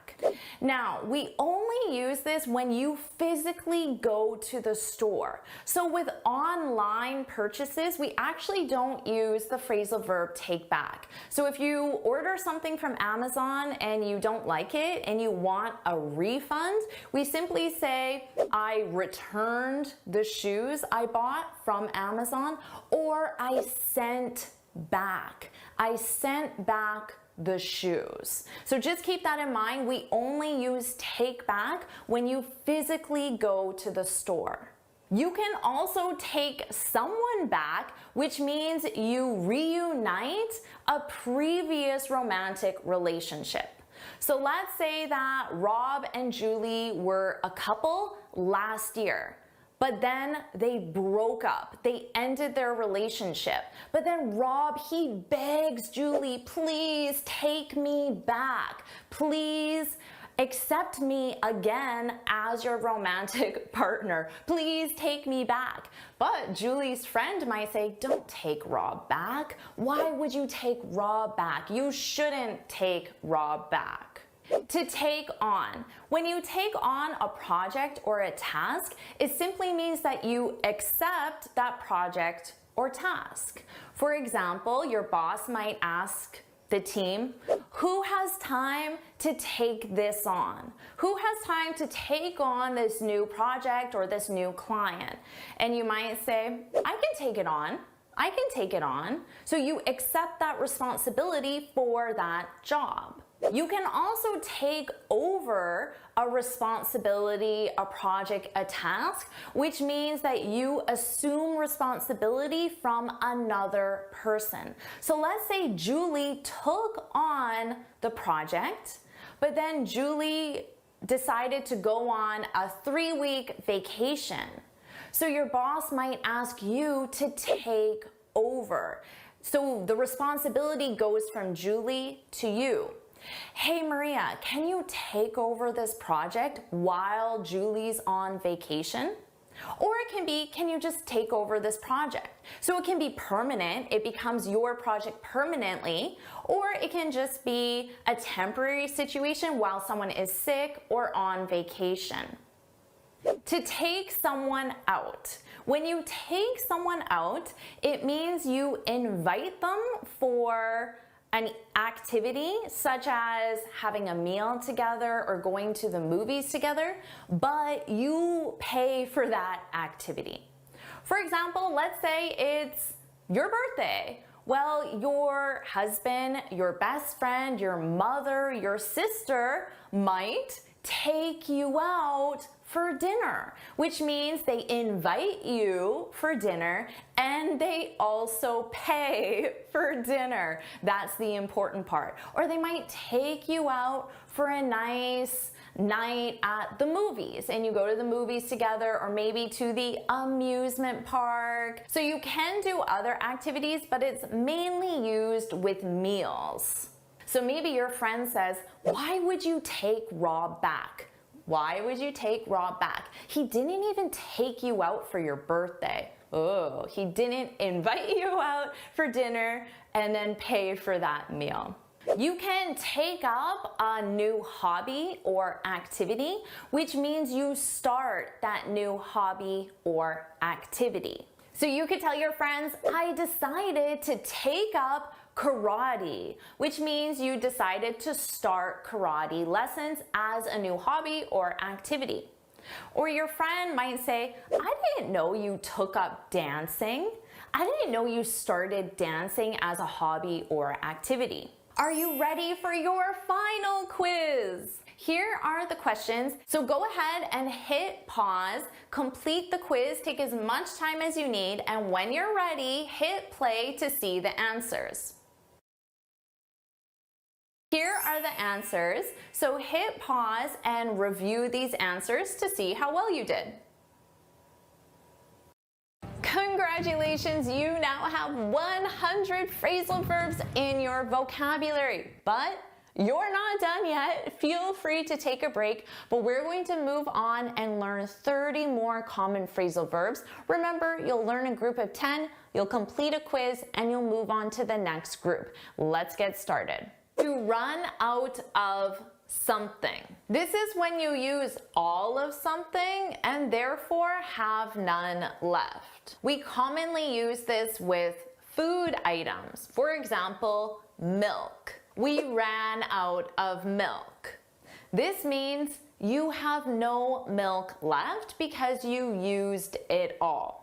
Now notice ran, that's the past simple of the verb run. The conjugations are run, ran, run. You could also say we've run out of milk in the present perfect because it's a past action with a connection to the present. In a business context, you might say we're running out of time. So here, notice in the present continuous, we're running out of, and then the something is time. It means you're in the process of having no time left.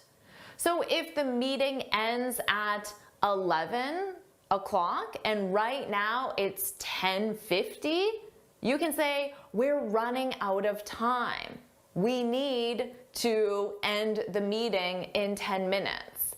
You can also use this with ideas, we're running out of ideas, or patience, I'm running out of patience, which means I'm in the process of having no patience left. To bring up, this means to raise a topic for conversation or to raise a child.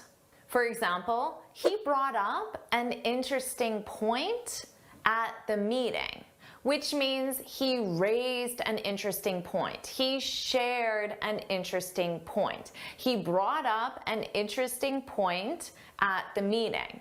Here, brought is the past simple of bring.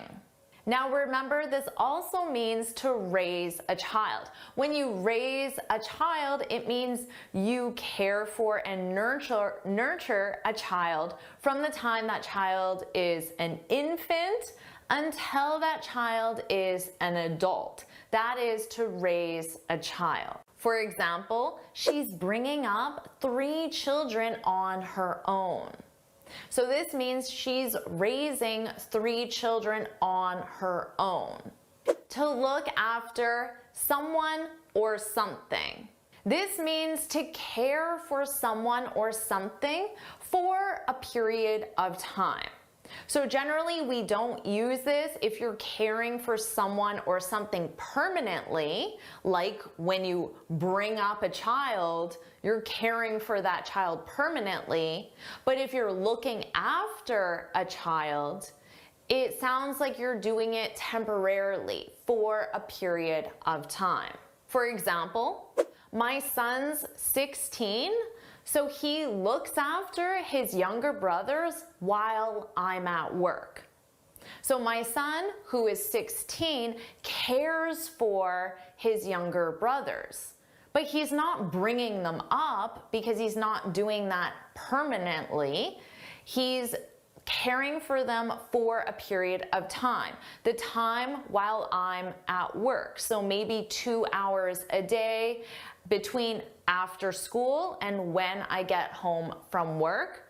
My oldest child, who's 16, cares for my younger children, his younger brothers.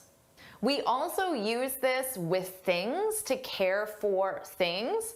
For example, can you look after my plants while I'm on vacation? If someone asks you to look after something for a period of time while they're on vacation or while they're traveling, they're asking you to care for it. So that's a lot of responsibility for you. You better not kill my plants. To take off. This means to remove something commonly from your body or to leave. In the sense of removing something from your body, when someone comes to your house, you might say, please take off your shoes before coming in. So you want to keep your floors nice and clean, so you ask them to take off their shoes, to remove their shoes. Now, in the sense of to leave, we commonly use this with flights. For example, my flight was supposed to take off at noon, but it was delayed. So if my flight's delayed, it means it's now taking off later than scheduled, later than expected. And when your flight takes off, that's when your flight leaves. It leaves the ground, it leaves the airport. So you can use this one every single time you're traveling and daily to talk about removing something from your body. To turn on. I'm sure you know this one, but just to make sure, this means to activate a device, to turn on a device. This is something that I ask Siri to do daily, and you might ask Siri or Alexa or whoever your personal assistant is, hey Siri, turn on the lights. Or you might say, can you turn on the air conditioning? It's really hot in here. So think of all the different devices you have in your home, in your office, and even on you everywhere you go, and you can use turn on to mean activate. And if turn on means to activate, well then what's the opposite? What's the phrasal verb for to deactivate a device? Of course, it's turn off. Turn off a device, deactivate a device. Again, something you can ask your personal assistant to do. Hey Siri, turn off the music. And this is also something that parents have to remind their children to do quite frequently. For example, make sure you turn off the lights before you leave. Get up. This is one you can, of course, use every single day because when you get up, it means you wake up in the morning. For example, I get up at 5:50 a.m. every day except Sundays. On Sundays, I get up at 7 a.m. So I sleep in on Sundays and oh, I enjoy that. What about you? What time do you get up? Share that in the comments. We also use get up to mean to rise from a lying or sitting position. So let's say you work in an office that has some really comfortable couches, and you might just be relaxing and lying on the couch. But then your coworker says, quick, get up, Rob's coming. And Rob is your boss. And you don't want your boss to see you just lying on this couch when you should be at your desk working, right? So in this context, it doesn't mean that you were sleeping on the couch. It simply means you were in a lying or even a sitting position. So we talked about how take off is used to remove something from your body. So if you're hot, you can take off your sweater. But what if you're cold? What's the phrasal verb to add something to your body? Do you know? It's to put on. To put on is to wear clothing or accessories, so you can think of them as adding them to your body. To put on also means to apply something like makeup or sunscreen, to put on. For example, you could say to a friend, "It's chilly out. You should put on a sweater." Chilly means a little cold. So maybe your friend is going out in a t-shirt, but you say, "It's chilly out. You should put on a sweater." To give up. Hopefully a phrasal verb that isn't in your vocabulary, to give up. Because this is used when you stop trying to do something. For example, don't give up just because you made a few mistakes. That's part of the learning process. I'm sure some days you feel like giving up learning English, which would mean stop learning English, but don't give up. However, there are some things you should give up, like a bad habit. And give up is also used when you stop a bad habit. For example, you should give up smoking, which means you should stop smoking, permanently stop smoking, so you should quit smoking. You should give up smoking, permanently stop smoking, quit smoking. But you shouldn't give up learning English just because you make a mistake or just because it's taking a little longer than you expected. Don't give up. To look for. When you look for someone or something, you simply try to find, to locate someone or something. For example, "I looked for you at the conference, but it was busy." This means I tried to find someone, a friend, a coworker, someone I know. I tried to find someone at a conference. I looked for her or him, but I didn't find that person because there were too many people at the conference. The conference was busy. Of course, we use this with everyday objects like our keys, our phone, our purse, even something simple like a pen. "Can you help me look for my keys?" This is another way of saying, "Can you help me find my keys? Can you help me locate my keys? Because I don't know where they are. Can you help me look for my keys?" So these are the 10 phrasal verbs that you absolutely must know to understand native speakers and to sound fluent and natural and advanced in English. They were pretty simple, right? Most likely you knew most of them, but let's see how well you know them with a quiz. Here are the questions. Hit pause, take as much time as you need, and when you're ready, hit play to see the answers. So how'd you do with that quiz? Let's find out. Here are the answers. Review them as long as you need, and when you're ready, hit play to continue. So how'd you do with that quiz? Share your score in the comments, practice with your favorite phrasal verb from that section, and let's move on and learn the next set of 10 phrasal verbs. To act out.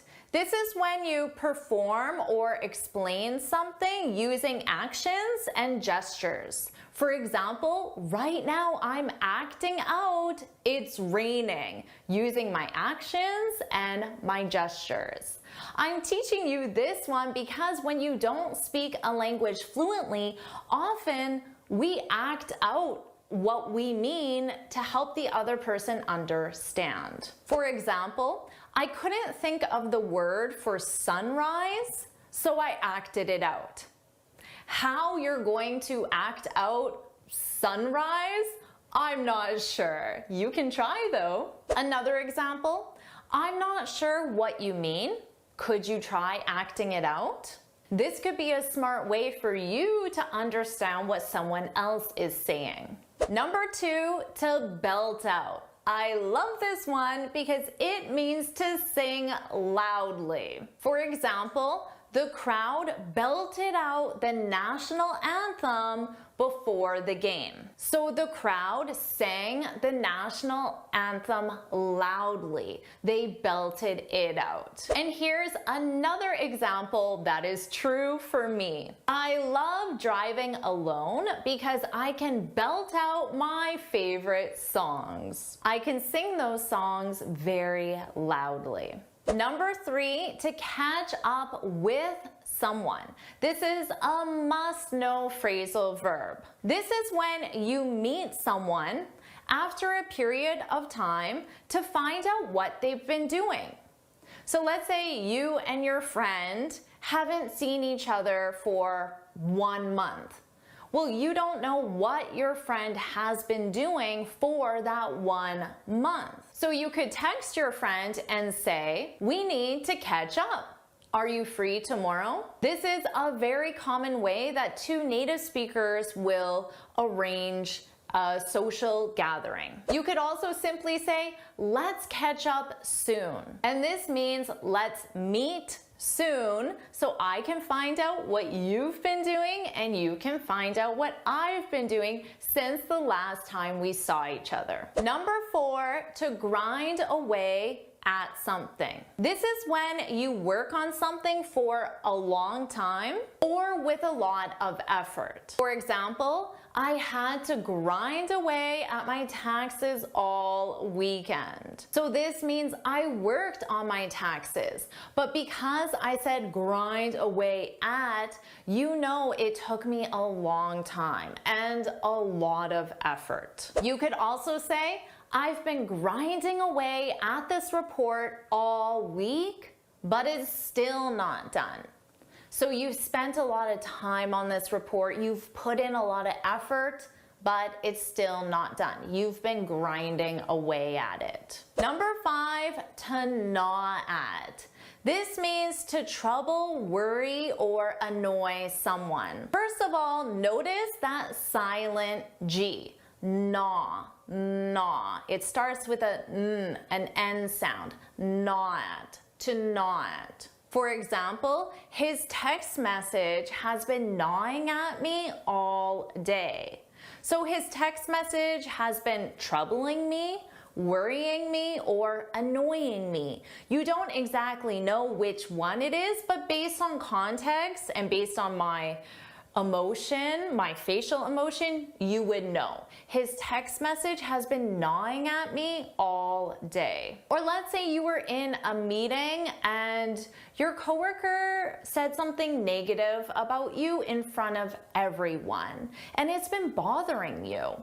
Well, your friend could say, don't let his comment gnaw at you. Don't let his comment bother you or annoy you. Number 6, to pull oneself together. This means to become calm or to regain control of your emotions. Calm down, calm down, calm down. So let's say your coworker made that angry or rude or mean comment towards you in front of everyone else, and you became very emotional. You became very upset or very agitated or very angry even. Your friend could say, pull yourself together, to let you know you need to regain control of your emotions because you're being too upset, too angry. We also commonly use this in the imperative, pull yourself together. So notice with the imperative, you start with the base verb. Pull yourself together, you need to pull yourself together. Both of those are very common. And then an hour later, your friend could say, hey, I was calling you, where were you? And you could say, oh, I went for a walk alone to pull myself together, to regain control of my emotions and simply to become calm. Number 7, to rack up. This means to acquire a lot of something, and that something is generally negative. For example, I racked up a lot of parking tickets while I was on vacation.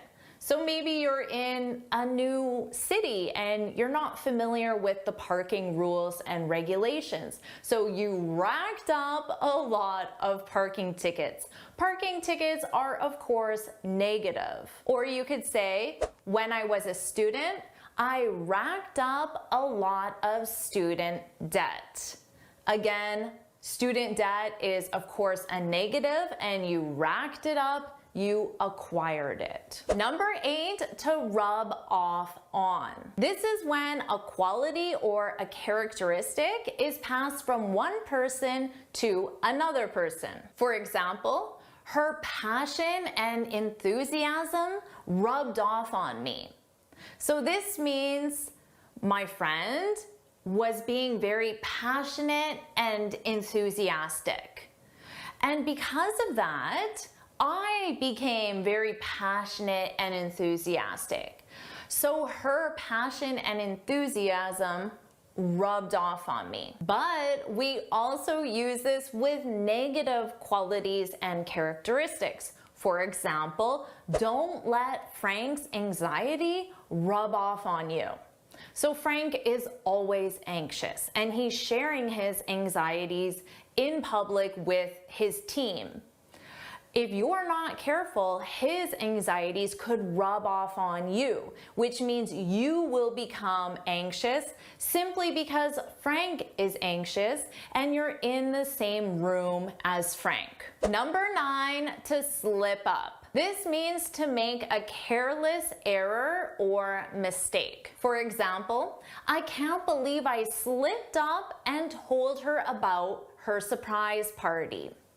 So there was a surprise party being planned for this person, and because it's a surprise, you're not supposed to let the person know. But I slipped up and I told her about the party. I made a mistake and it was a careless mistake. I should have known better. Another example, you purchased 1,000 units instead of 100 units. That was a real slip up. What do you notice here? A slip up. Here, it's being used as the noun form to simply mean a mistake, a careless mistake. And finally, number 10, to talk down. This is when you try to make something sound less important than it really is in reality. For example, the CEO tried to talk down the recent layoffs. Layoffs is when you fire people from a company because there is no longer work for them. So that sounds like the company could be in trouble. But if you try to talk down the recent layoffs, it means you try to make them sound less severe, less important than they really are. Or remember when I accidentally ordered 1,000 units instead of 100 units? Well, I could say I tried to talk down my slip up. Remember, here slip up is being used as the noun form of the phrasal verb to slip up, and it means a careless mistake. I tried to talk down my slip up, my careless mistake. So I tried to make my mistake, the fact I ordered 10 times as many units as needed, I tried to make that sound Like, not a big deal, not a big mistake. I tried to talk down my slip up. And now you have the top 10 phrasal verbs added to your vocabulary. So, are you ready for your quiz? Here are the questions. Hit pause, take as much time as you need, and when you're ready, hit play to see the answers. How did you do with that quiz? Well, let's find out. Here are the answers. Hit pause and take as much time as you need to review them. So how'd you do with that quiz? Again, share your score, practice your favorite phrasal verbs, and we have one more set of 10 phrasal verbs. Let's do it. To dish out. This simply means to criticize. So when you criticize someone or something, you say something negative about it. For example, she really dished it out to Tom at the meeting. She really criticized Tom at the meeting. Now notice I said dished it out. What's the it? The it represents the criticism. She dished out the criticism. She dished it out to Tom. And we always use this expression with criticism, so you don't need to specify that it. I'm sharing this phrasal verb with you because we have a very common expression in English. You can dish it out, but you can't take it. You can dish it out, which means you freely give criticism to others, but you can't take it. Which means if somebody tries to criticize you, you do not accept that, you become very upset or very angry. So if someone is being very critical, you might say, well, you can dish it out, but can you take it? Can you receive the criticism that you're giving? It's a way to remind someone that maybe you shouldn't criticize others. You can dish it out, but you can't take it. Number 2, to muddle through. This is when you do or achieve something accidentally without a specific plan. For example, I muddled through making the cake. So maybe I had no idea how to make this cake. I didn't know the procedure. I didn't feel prepared. I muddled through making the cake, but it was actually quite delicious. So sometimes when you muddle through something, the result isn't very positive because you don't actually have a plan. Other times, it can be positive in the end. Number 3, to nerd out. Oh, I love this one. When you nerd out on something, it means you discuss it in great detail. Greater detail than the average person would normally do. For example, I can nerd out on sentence structure all day. I can discuss sentence structure, English sentence structure all day. But my friends who are native English speakers have no interest in discussing English sentence structure. To them, that is boring. But to me as an English teacher, and most likely to you as an English learner, we can nerd out on the English language all day. I can also nerd out on plants, talking about plants, different types of plants, looking at plants. I really love plants as well, but the average person probably doesn't want to discuss it in as much detail as I do. What about you? What's something that you could nerd out on? Nerd out on this specific topic all day. Share that in the comments. Number 4, to stick around. This is a very common phrasal verb, and it simply means to remain in a place for a period of time. Let's say you just finished dinner with a friend at a restaurant and you drove, but your friend took the bus. So you can just get in your car and leave, but your friend has to wait until the bus comes. So you could say, oh, don't worry, I'll stick around until the bus comes. I'll stay with you at this specific location, the restaurant or the bus stop, until the bus comes. Or let's say you're in the mall and it's raining outside. You might say, well, let's just stick around until it stops raining. So let's stay at this specific location until it stops raining. You'll absolutely use this in your daily speech and hear native speakers using this one all the time. Number 5, to wash up. This simply means to clean your hands, to wash your hands, and or to wash your face. So before dinner, you could say, oh, I just need to wash up. And most likely you're going to wash your hands. And I commonly say this in the evening before I watch a movie. I could say to my husband, oh, just give me 5 minutes to wash up before we start the movie.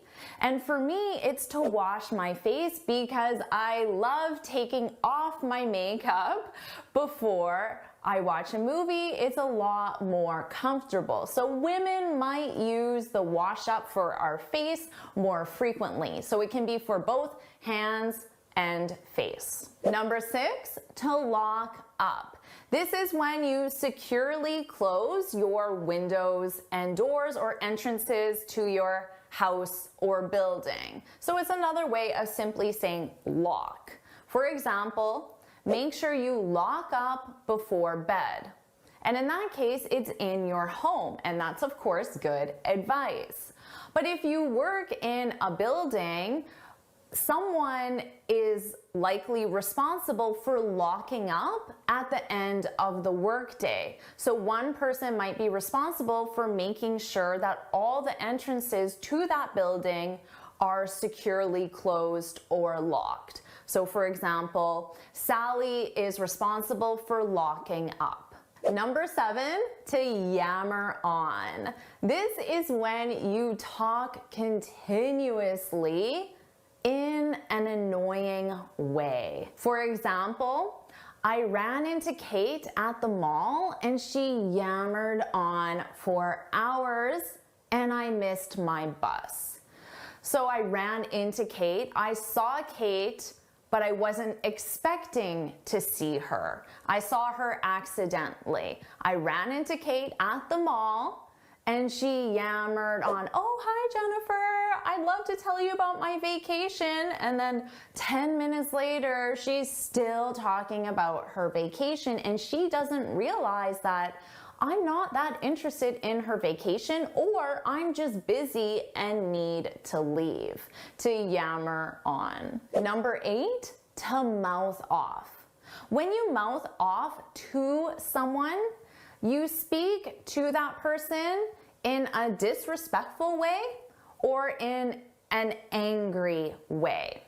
So this is something that kids, especially teenagers, do to their parents. And when I was a teenager, if I mouthed off to my parents, I would be grounded. When you're grounded, this means that certain privileges are taken away from you.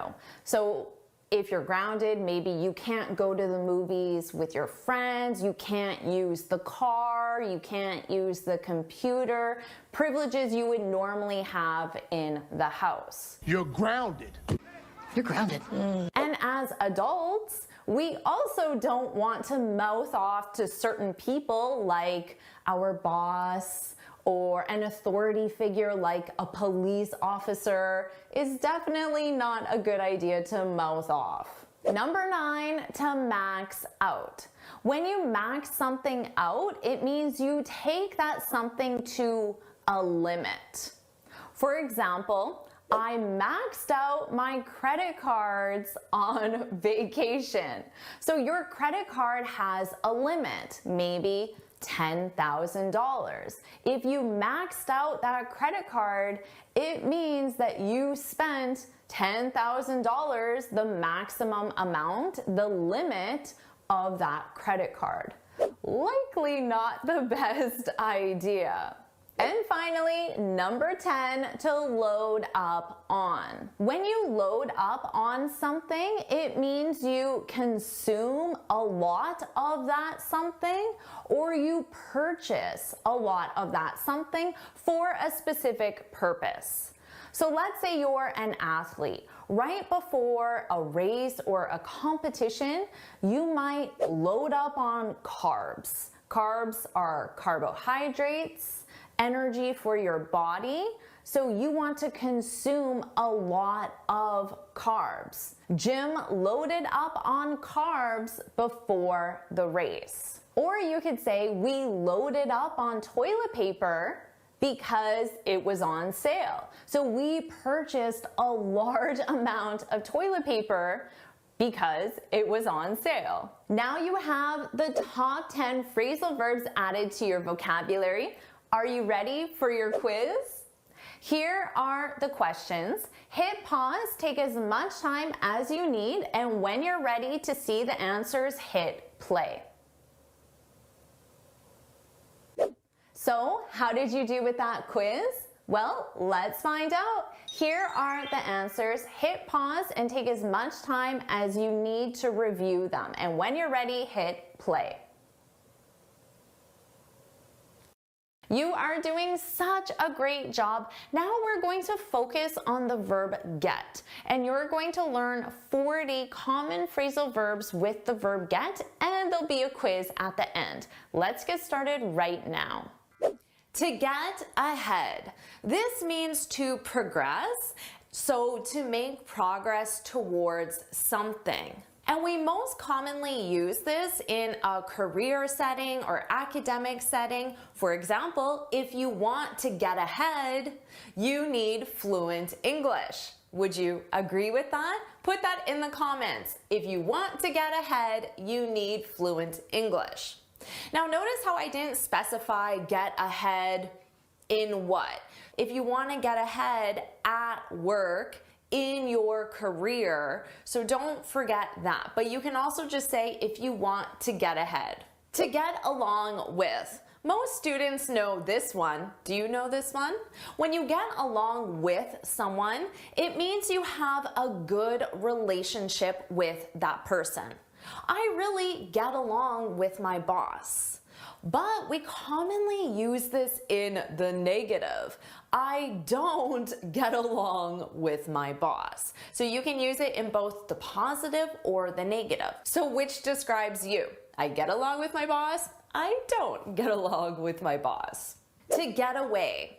This means to escape. So you can use this in two contexts. The criminal got away. So that means he escaped. The robber got away. He stole my car and he got away. He escaped.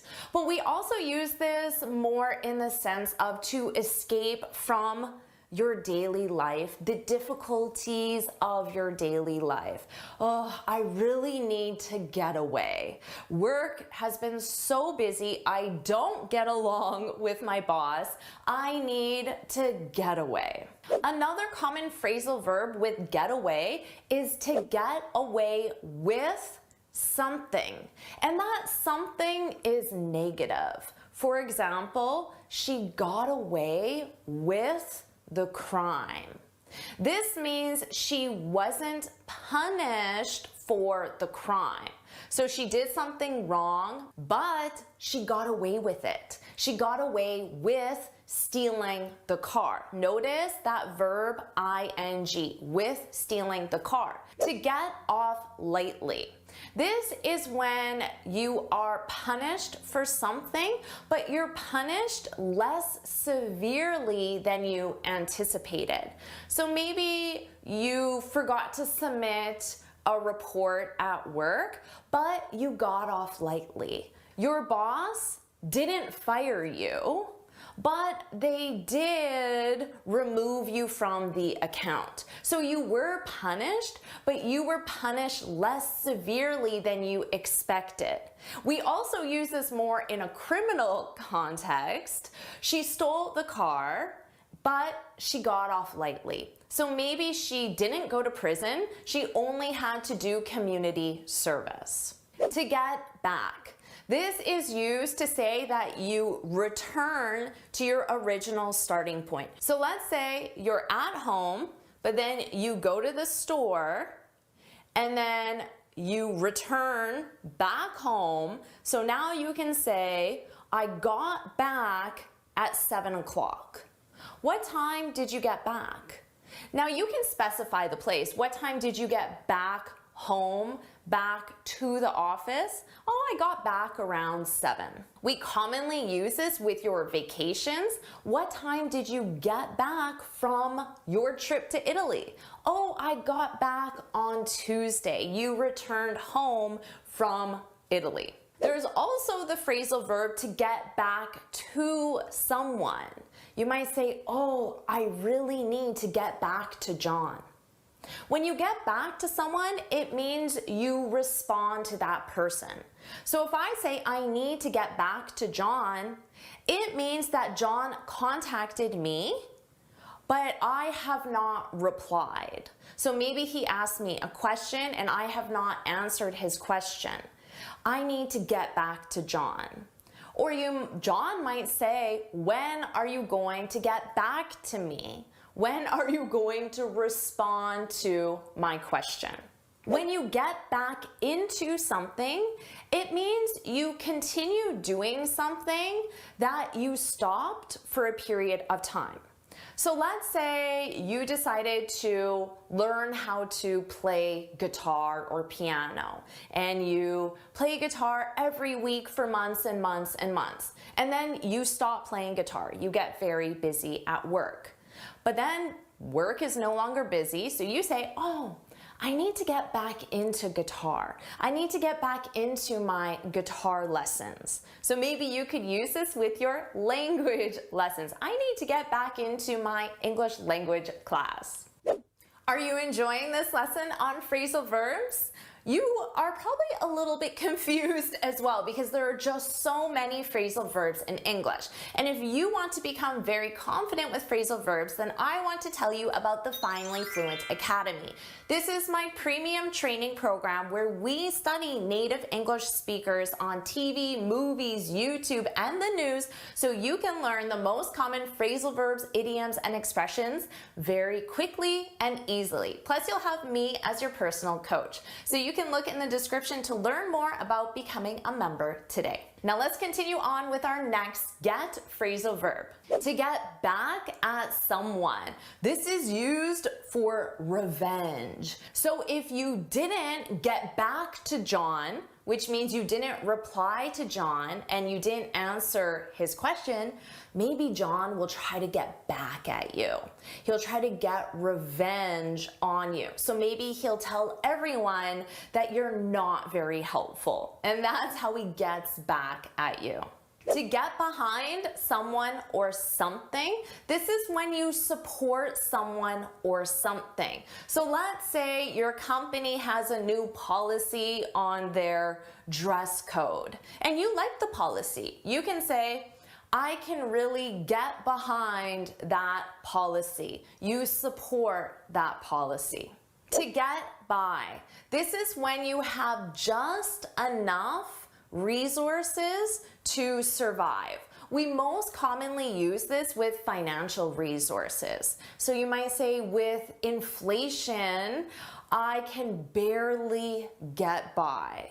So it means you can pay your bills, pay your mortgage, buy groceries, but just enough. At the end of the month, you have $1 or $2 left in your account. I'm getting by.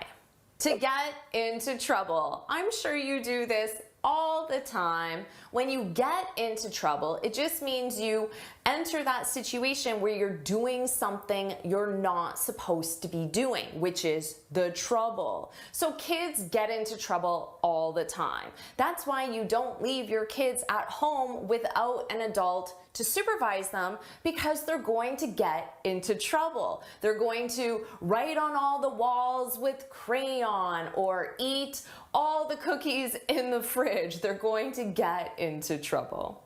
To get on, this is when you board, which means to enter certain vessels, certain methods of transportation. So you can get on a plane, a train, a boat, or a bus. I got on the plane. You entered the plane. You boarded the plane. To get on is also used as an expression to say that someone is old or has become very old. So you might say, my grandma is getting on, which means my grandma is now quite old. She's become very old. My grandma's getting on, so she has difficulty getting on a plane. Now, what's the opposite of on? I'm on the plane. I got on the plane, so now I need to get off the plane. And remember, you only get off certain methods of transportation: planes, trains, boats, and buses. This is my stop. I need to get off the bus, get off the train. For vehicles, cars, vans, or trucks, you get in and get out of. I got in my car. I got out of my car. So don't confuse those two. We also use get in when you enter a room in a building or enter a house or a location. So this is very common at work. A coworker could ask you, oh, what time did you get in? They mean, what time did you enter the office? So you can also use it to mean, what time did you start your work day? Because when you enter the office building, technically you've started work. So what time did you get in is another way of saying, what time did you start work? Now in this case, although the opposite of in is out, we have an expression to get off, which means to end work for the day. So someone could ask you, oh, what time do you get off today? What time do you usually get off? What time are you getting off tomorrow? This means, what time do you finish work? Do you end work just for the day? To get out is also used as an expression of disbelief. So let's say your friend tells you, I won the lottery. Get out. Get out. Get out of here. Get out of town. So you can add get out of here, or less commonly, but still common, get out of town. It's just to show that I can't believe it. What? Get out. Get out. So if your friend says something very shocking or surprising, I'm moving to Antarctica. Get out. Get out of town. Why? Why are you doing that?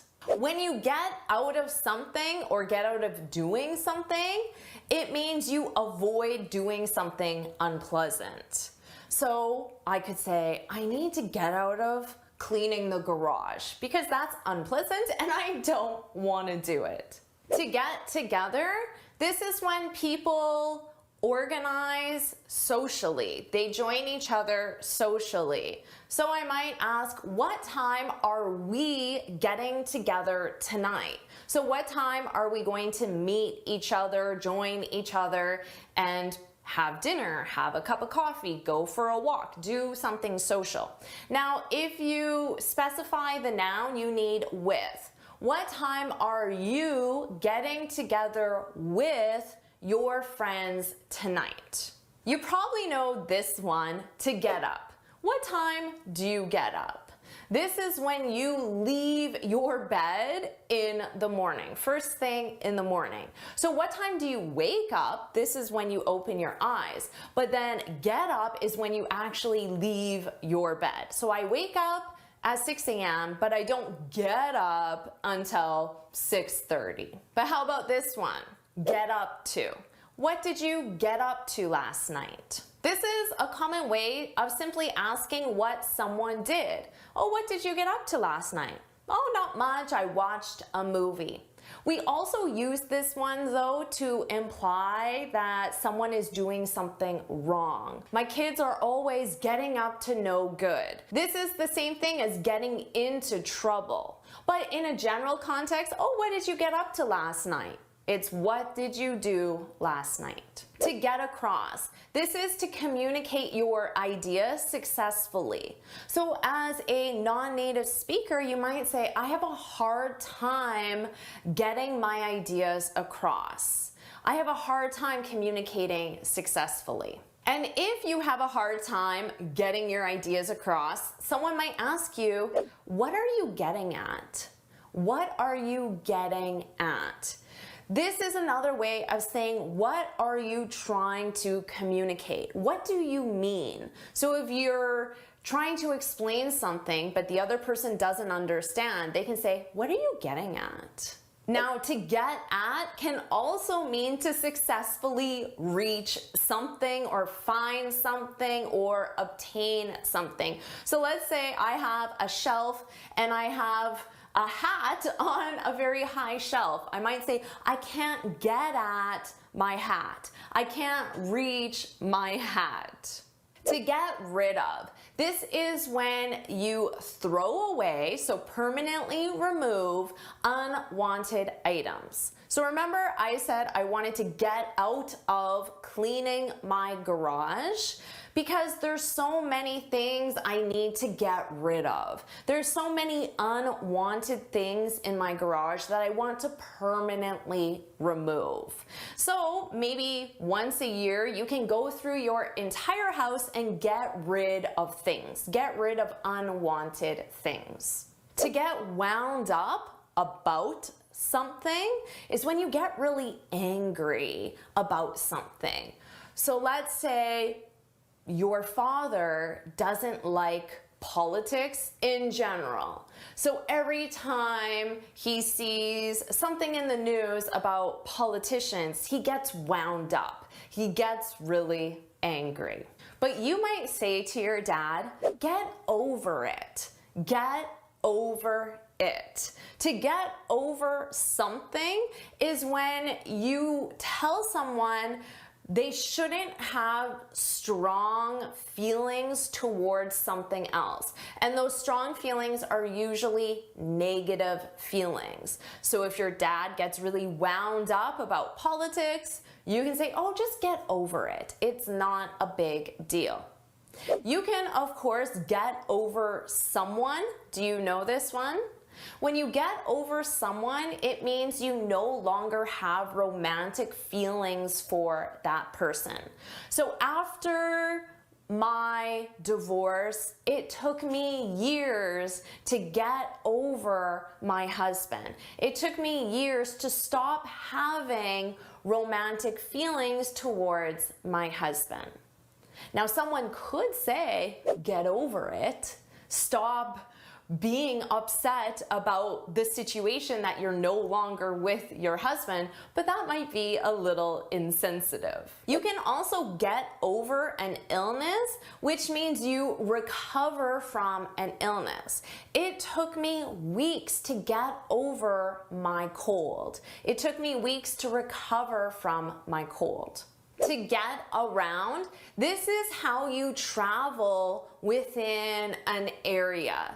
So if you're a tourist, you might Google, what's the best way to get around New York City? And of course, it's not by car. You don't want to get around by car because the traffic is terrible. So walking is the best way to get around, or taking the subway is the best way to get around New York City. When you get around to something or to doing something, it means you finally do something after not doing it for a long period of time.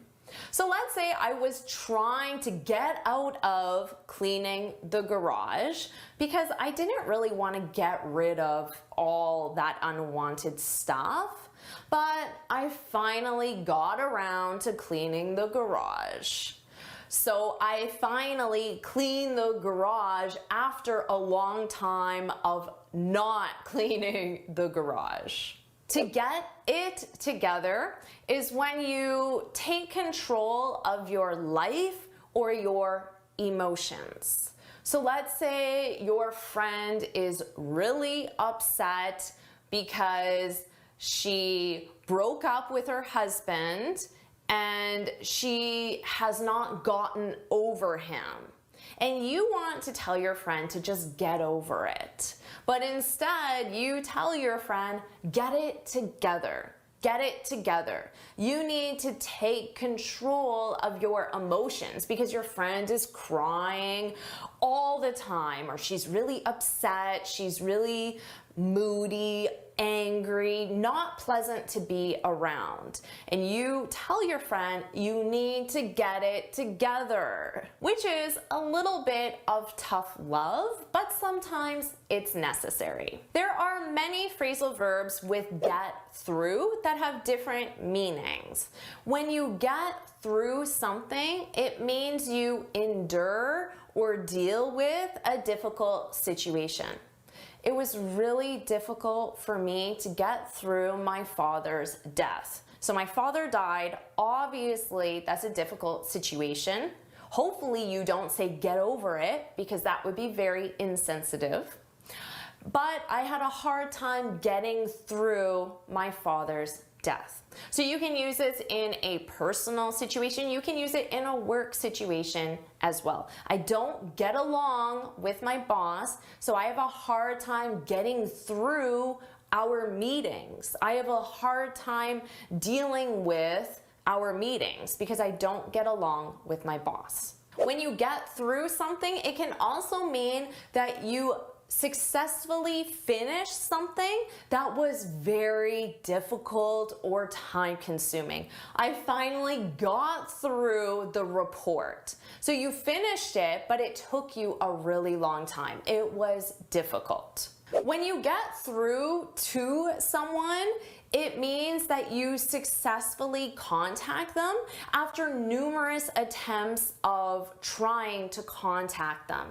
So let's say I needed to get back to John. I needed to respond to John, but every time I called John, I got his voicemail. I could say, I'm having a hard time getting through to John. So I can't get back to John because I can't get through to him. But we also use to get through to someone when you're able to communicate something to someone in a way that they understand it. So I told my friend that she shouldn't quit her job, and I explained all the reasons why, and I finally got through to her. So I finally made her understand why she shouldn't quit her job. Your head is probably spinning right now with all of these phrasal verbs with get, but all you need is some practice, practice, practice, and repetition. So let's do that right now with a quiz so you have a chance to review and practice these get phrasal verbs.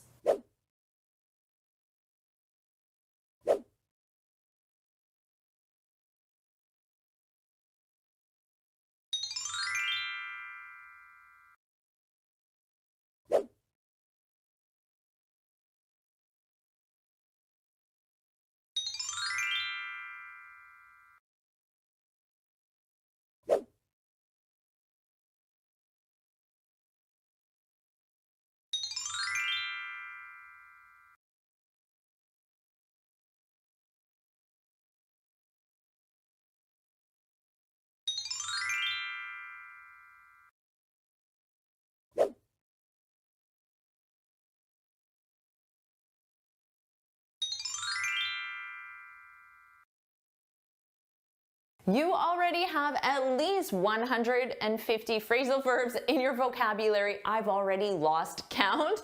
So let's keep going. This is your final section. And because you're so advanced with phrasal verbs, I'm going to quiz you first. So you're going to complete a quiz, and then don't worry, I'll explain all the phrasal verbs in detail, and then you'll complete that same quiz again, and I promise your score will greatly improve from the first quiz to the second quiz. So let's do that now. Question 1. The phrasal verb used to invite someone on a romantic date is... Now, I'm only going to give you 3 seconds for each question. So hit pause, take as much time as you need, and when you're ready, hit play to see the answer. The phrasal verb is to ask out. Question 2, if you like a genre of music, you can say, I'm really country music. I'm really into country music. Remember, I'm going to explain every single phrasal verb in detail, so don't worry if this test is difficult. Number 3, if a movie made you sad, you can say, that movie really me down. That movie really brought me down. Number 4, if you think someone should be happier, you can say cheer up, cheer up. Number 5, do you have time to the dry cleaning on your way home? Do you have time to pick up? Number 6, you see that box? Can you at the post office? Can you drop it off? Number 7, we ended up at home. We ended up staying at home. Number 8, which phrasal verb is used to reject someone or something? To turn down. Number 9, when you complete a form, you can use both fill in and fill out. This is true. Number 10, how did you that Maria was fired? How did you find out? So how did you do with that quiz? Was it easy or difficult? Share your score in the comments, and now I'll explain every phrasal verb in detail with example sentences. Number 1, to ask someone out. Now pay attention to the sentence structure, because notice here I'm using someone. You only ask someone out. You don't ask something out. And here's the reason why. When you ask someone out, it's to invite them on a romantic evening together, also known as a date.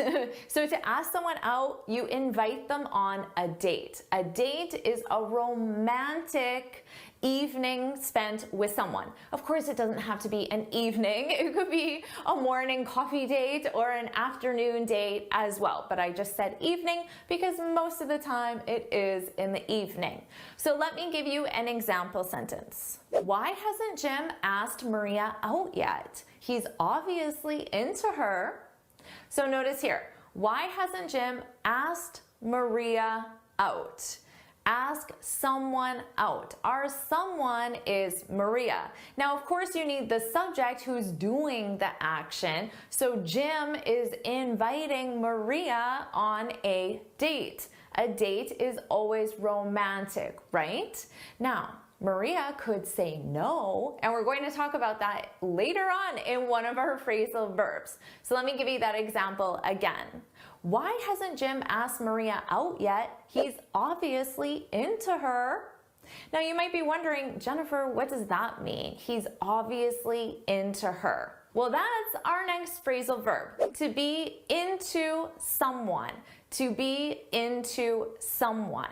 Now here, I'll point out that you can also be into something. But first, let's talk about to be into someone. When you're into someone, I'm sure you notice based on the context, but it means to like someone romantically. Now, the context is really important because I'm going to give you a musician who I'm really into. I'm really into Jack Johnson. Now, when I say that, oh, I'm really into Jack Johnson, I don't like Jack Johnson romantically, although he is pretty cute, I guess, but I don't like him romantically, but I really like his music. So if you use into someone, it depends on the context, but there is this meaning of liking. And for the most part, that liking is romantic. So if I said, Jim is into Maria, he likes her romantically. But if I'm talking about being into a celebrity or a musician, an actor, it's possible that I just like them, but not necessarily romantically. So keep that in mind. Now remember I said you could also be into something. Now in this case, we're talking about liking something, and it's usually an activity or a hobby. So I was really into Jack Johnson when I was really into playing ukulele and playing guitar. Jack Johnson is an amazing musician. He plays guitar and he plays ukulele. So I was really into him, and mainly when I was into playing ukulele and playing guitar. Those are two activities I don't really do much anymore, simply because I don't have time. It isn't a priority for me to do those activities right now at this stage in my life. Although one day I would definitely like to do them again. Now, so you could talk about any hobby or activity. Oh, I'm really into going hiking. I'm really into playing video games. So we use this with hobbies and activities mainly. Our next phrasal verb, to bring someone down. To bring someone down is to make someone unhappy. But there's that transition because that person was happy and then something happened to bring them down, and now they're not happy, or they're at least less happy than they were before. So I could say that movie really brought me down. Now notice here, my subject is the movie. The movie brought me down. I could also use a person. My boss brought me down. So something or someone can bring someone down. That movie brought me down. So I was happy, and then I watched the movie, and now I'm not happy or I'm less happy. Probably because the movie was very sad or depressing, something like that. Number 4, to cheer up. So you can think of this as the opposite. To cheer someone up is to make them happier. Now we commonly use this in the imperative. Cheer up. Cheer up, Julie. Cheer up. Don't be sad. Cheer up. So we commonly use this in the imperative, but you can use it in other ways. For example, I could say, I took my friend out to lunch to cheer her up. To cheer her up. So that's the reason why. I wanted to make her happier. To cheer her up. Number 5, to pick someone or something up. This is one of the most common phrasal verbs. You probably know it. But did you know you can also pick something up? You pick someone up and you also pick something up. And that's when you take an object or a person from one location to another location. So of course you might know it in the sense of, I pick my kids up after school. Or I pick my husband up after work, right? That's probably how you know it. But you can use it with a something. Maybe your husband could call you and say, oh, hey, can you pick milk up on your way home? Can you pick milk up? So you're going to go to a location, the store, get milk, and take it to another location, your home. Can you pick milk up on your way home? It's very common to get a call from someone and they ask you, oh, hey, can you pick this up? Can you pick this up on your way home? And that something is a grocery item or something for your home. So now you know how to use it with a someone and a something. And what's the opposite of to pick someone up? Well, it's to drop someone off. And you can also drop something off. When you drop someone or something off, it's to leave someone or something at a specific location. So of course you could say, I dropped my husband off at work. I dropped my friend off at the airport.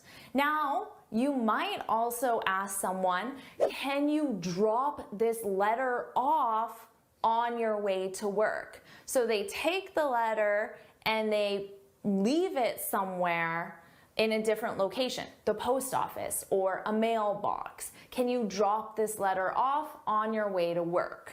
Number 7, to end up. To end up is a very useful phrasal verb. We use it to say that you eventually do something or eventually decide something. So you might say, I ended up asking Julie out. I ended up asking Julie out. Who was our first example? I can't remember.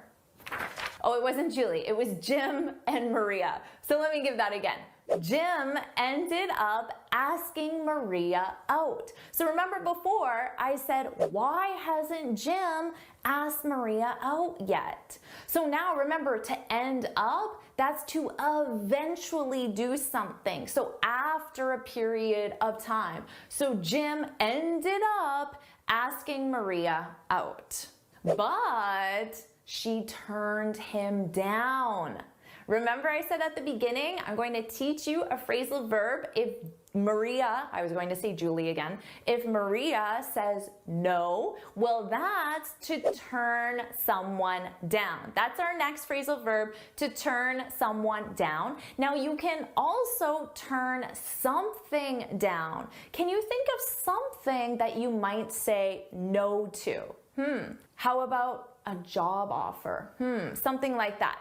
So to turn someone down, to turn something down, is when you receive an invitation or a proposal to do something and you say no. You decline, you refuse, you reject, you say no. So Maria turned Jim down.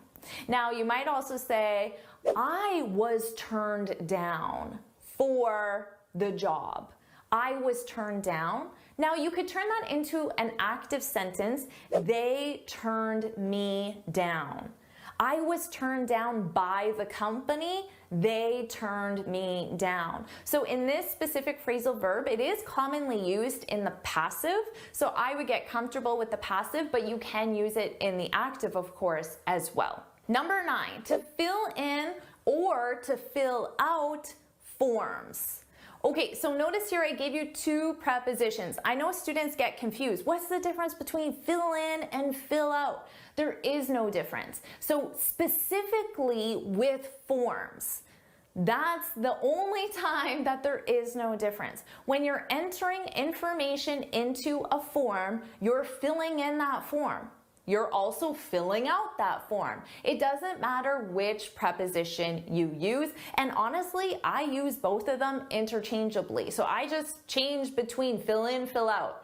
I use both, and you can too. So if you go to an office, they might say, After you fill in this form, or after you fill out this form, drop it off at reception. Notice, drop it off at reception. So take it to reception and leave it there. Drop it off at reception. Our final phrasal verb, to find out. To find out is when you understand something, you learn something, or you discover something. So maybe, going back to our character Jim, so maybe Jim could say, how did you find out that Maria turned me down? So maybe Jim is a little embarrassed. He thought this was just a secret, nobody knew.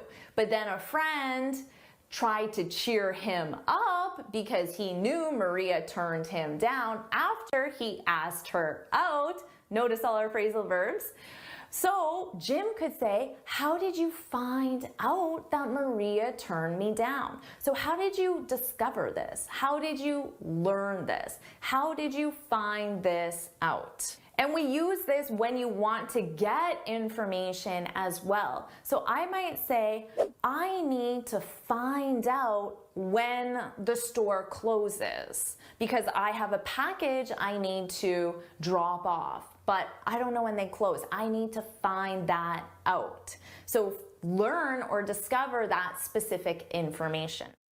So now that you understand all of these phrasal verbs, how about we do the quiz from the beginning again? And then you can compare your score from the first time to the second time. So let's do that same quiz now. Question 1. The phrasal verb used to invite someone on a romantic date is... The phrasal verb is to ask out. Question 2, if you like a genre of music, you can say, I'm really country music. I'm really into country music. Number 3, if a movie made you sad, you can say, that movie really me down. That movie really brought me down. Number 4, if you think someone should be happier, you can say cheer up, cheer up. Number 5, do you have time to the dry cleaning on your way home? Do you have time to pick up? Number 6, you see that box? Can you, at the post office? Can you drop it off?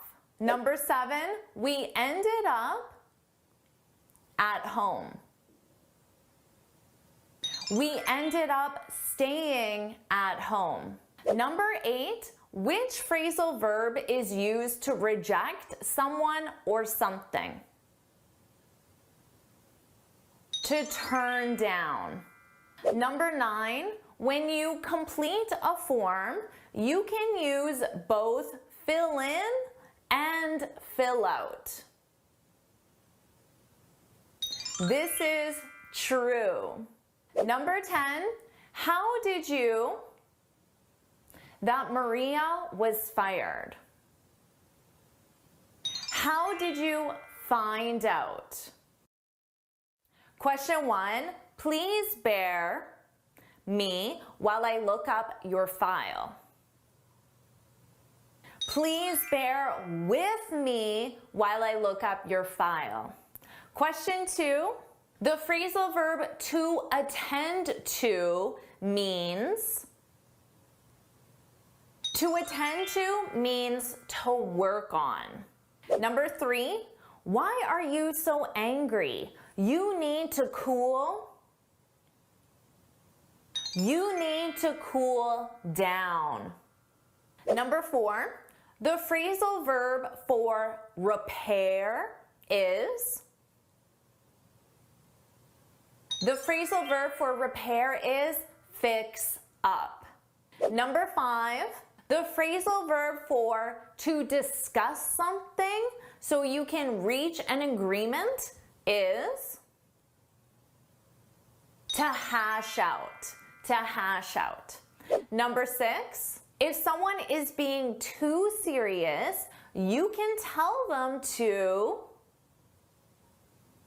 lighten up. Lighten up. You're being too serious. Lighten up. Number 7, after years of studying English, my hard work has finally paid. My hard work has finally paid off. Number 8, we shouldn't rule out a graphic designer. We shouldn't rule out hiring a graphic designer. Number 9, my boss for being late again. My boss chewed me out for being late again. And number 10, let's give everyone a few minutes to before we begin. To settle in. So, how did you do with that quiz? Was it easy, difficult? Share your score in the comments below. And now I'm going to explain every single phrasal verb in detail. So let's do that now. To bear with someone. This is a very common phrasal verb. It has a simple meaning. It means to be patient with someone. So we use this a lot with customer service representatives or anytime someone is providing you with a service. Now, it's very common when that person is providing you with that service to say, please bear with me. Please bear with me. Please be patient. So notice our verb tense, that's in the imperative, So we're starting with the base verb. Now, if you use this verb in other verb tenses, it's an irregular verb. The past simple is bore, and the past participle is, any idea? It's born. That's right, born, with an optional E for spelling, but pronunciation is exactly the same. In the past simple, you could say, I bore with him for 20 minutes. I was patient with him for 20 minutes. And in the past participle, you can use this in the present perfect. You might say, I've borne with you for 20 minutes. Our next phrasal verb is to attend to. Now notice we're using the verb attend. And I could say, last night I attended the party. But that's not a phrasal verb. That's just a regular verb because I don't have a preposition. I attended the party. I went to the party. But if we use the phrasal verb attend to, the meaning is different. I could say I attended to the party.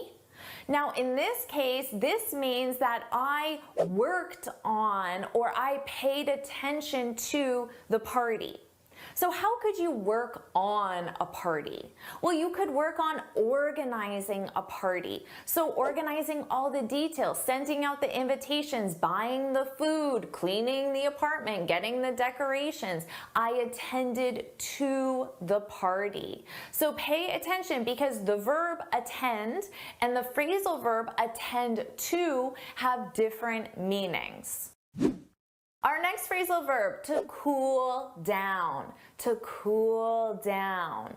We use this when someone is really angry, upset, or frustrated, and you want them to relax. You can say, cool down, cool down.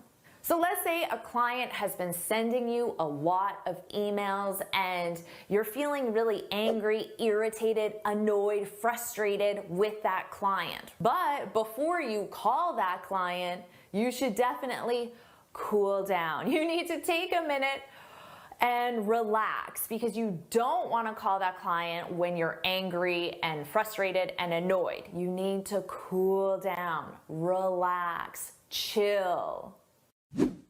Our next phrasal verb, to fix something up. When you fix something up, it means you repair it or you change it in order to improve it. Now in this case, when you change it, it's not necessarily broken. It could be that it's functioning, but you want to improve it. So you make some changes to it. You fix it up. So for example, I could say Sally loves fixing up old cars in her free time.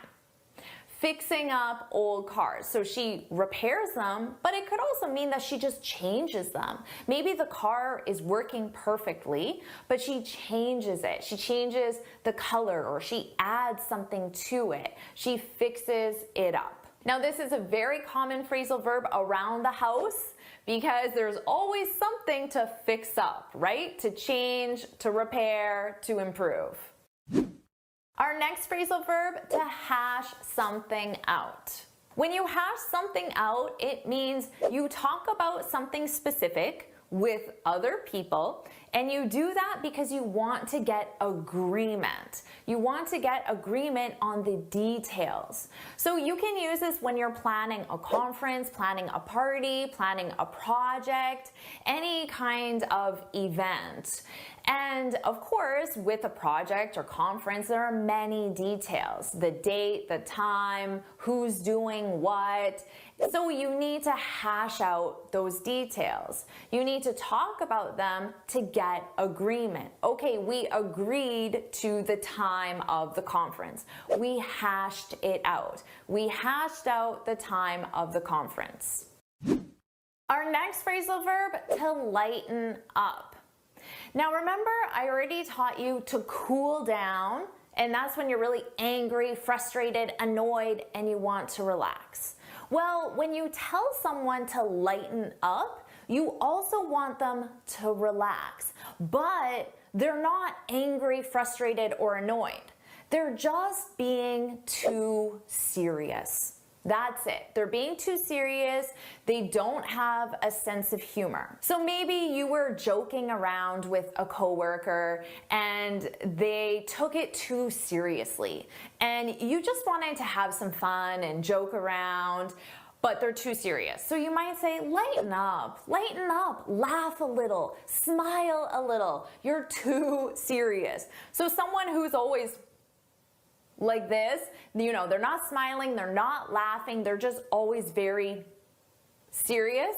You might want to tell that person to lighten up, smile, relax, laugh. But just remember, it isn't the same as cool down, because cool down, you're angry and annoyed. Lighten up, you're too serious. That's the difference between the two. Our next phrasal verb, to pay off. Now, when something pays off, it means that you see the benefit of the something. So let's say you spent the last month at home studying for a big exam, and you took the exam and you passed. You got a really high mark. You can say, all my studying paid off. So remember, something pays off. All my studying paid off. I now see the benefit of all the studying I did. So we use this a lot for any kind of work or effort that you put in. Now, it can be mental work for studying for your job, but it can also be physical work as well. So all your dieting, your exercising paid off because now you lost weight, you're stronger, you see the benefit of all your work. So we can use this with both mental work and physical work.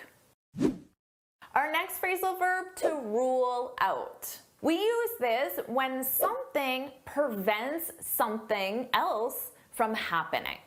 So a classic example, we have COVID and we have traveling.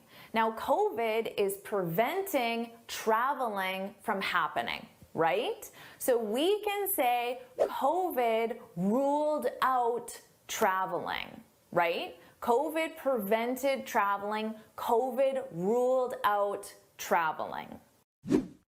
Our next phrasal verb, to chew someone out. To chew someone out. This is when you tell someone that they've done something wrong, but you tell them angrily. So you don't tell them calmly, you know, you made a mistake, you shouldn't have done that. No, you're angry. So you might yell a little, you might use language that you normally wouldn't. You're angry, somebody did something wrong, and you tell them. So maybe your boss chewed you out because you were late for an important meeting. So your boss was not calm, your boss was angry. Why were you late? You shouldn't have been late. Why haven't I fired you yet? He chews you out. Or maybe you're on a sports team and your coach chewed you out because you missed an important practice. Now, if somebody chews you out and they're really angry, what phrasal verb goes with that? Phrasal verb that we've already learned. Cool down, right? Because if somebody's angry, why were you late? You can say, cool down, relax. And then you can explain why you were late. Our final phrasal verb, to settle in. When you settle in, it means you get comfortable in a new environment. And that new environment is generally a new house, a new school, a new workplace, and of course at the beginning you're not comfortable just because everything is new, right? But then you need some time to settle in. So settle in just means to get comfortable in a new environment. So let's say you move to a new city and a few weeks later a friend could ask you, oh, have you settled in? Have you settled in? So they're just asking you, do you feel comfortable in your new city? And then you might reply back and say, yeah, I've settled in, or no, I haven't settled in yet. Now that you know how to use all of these phrasal verbs, how about we do the exact same quiz from the very beginning and you can compare your score from the first time to this time. So let's do that quiz again now. Question 1, please bear me while I look up your file. Please bear with me while I look up your file. Question 2, the phrasal verb to attend to means, to work on. Number 3, why are you so angry? You need to cool down. Number 4, the phrasal verb for repair is,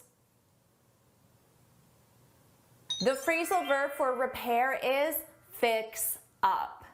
Number 5, the phrasal verb for to discuss something so you can reach an agreement is to hash out. Number 6, if someone is being too serious, you can tell them to lighten up. You're being too serious. Lighten up. Number 7, after years of studying English, my hard work has finally paid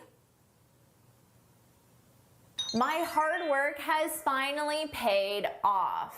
Number 8, we shouldn't rule out a graphic designer. We shouldn't rule out hiring a graphic designer. Number 9, my boss for being late again. My boss chewed me out for being late again. And number 10, let's give everyone a few minutes before we begin. To settle in. Question 1, the phrasal verb used when you gradually introduce a new rule, policy, or law is, the phrasal verb is to phase in. Question 2, If you want to reserve a specific time in your calendar, you can block it. You can block it off. Question 3. When the fire alarm went off, everyone of the building. Everyone cleared out of the building. Question 4. We'll have to air conditioning this summer. We'll have to do without. Question 5. If someone is removed from a position against their will, they are forced out of that position. Number 6, the phrasal verb used when information becomes clear in one's mind is to sink in. Question 7, the government had to a lot of companies during the pandemic. The government had to bail out. Question 8, oh no, I think I behind my phone. I think I left behind my phone. Question 9, you don't want to miss this amazing opportunity. Miss out on. And question 10, the phrasal verb for arrive is show up. So how did you do with that quiz? Was it easy or was it difficult? Now I'll explain every phrasal verb in detail with the definition and example sentence as well. To phase something in. When you phase something in, it means that you introduce something new, but you introduce it gradually, which means little by little. And generally, what we're introducing is a new law, a new rule, a new regulation, or a new policy. So let's say that your company has a new policy and they're introducing a dress code. A dress code will tell you what you can and cannot wear to work. Now, let's say they announce the new dress code, but they say we're phasing in the new dress code over the next 2 months. Now, why would they want to introduce it little by little? Well, maybe it's because they want to give you time to prepare. You might have to go out and buy new clothing, for example. So you might have to save money to do that and get comfortable doing that as well. So maybe the first week they introduce the new shirts that they want you to wear. And then the next week it's the new shoes. And the following week it's the new pants. And little by little they phase in the new dress code. Number 2, to block off.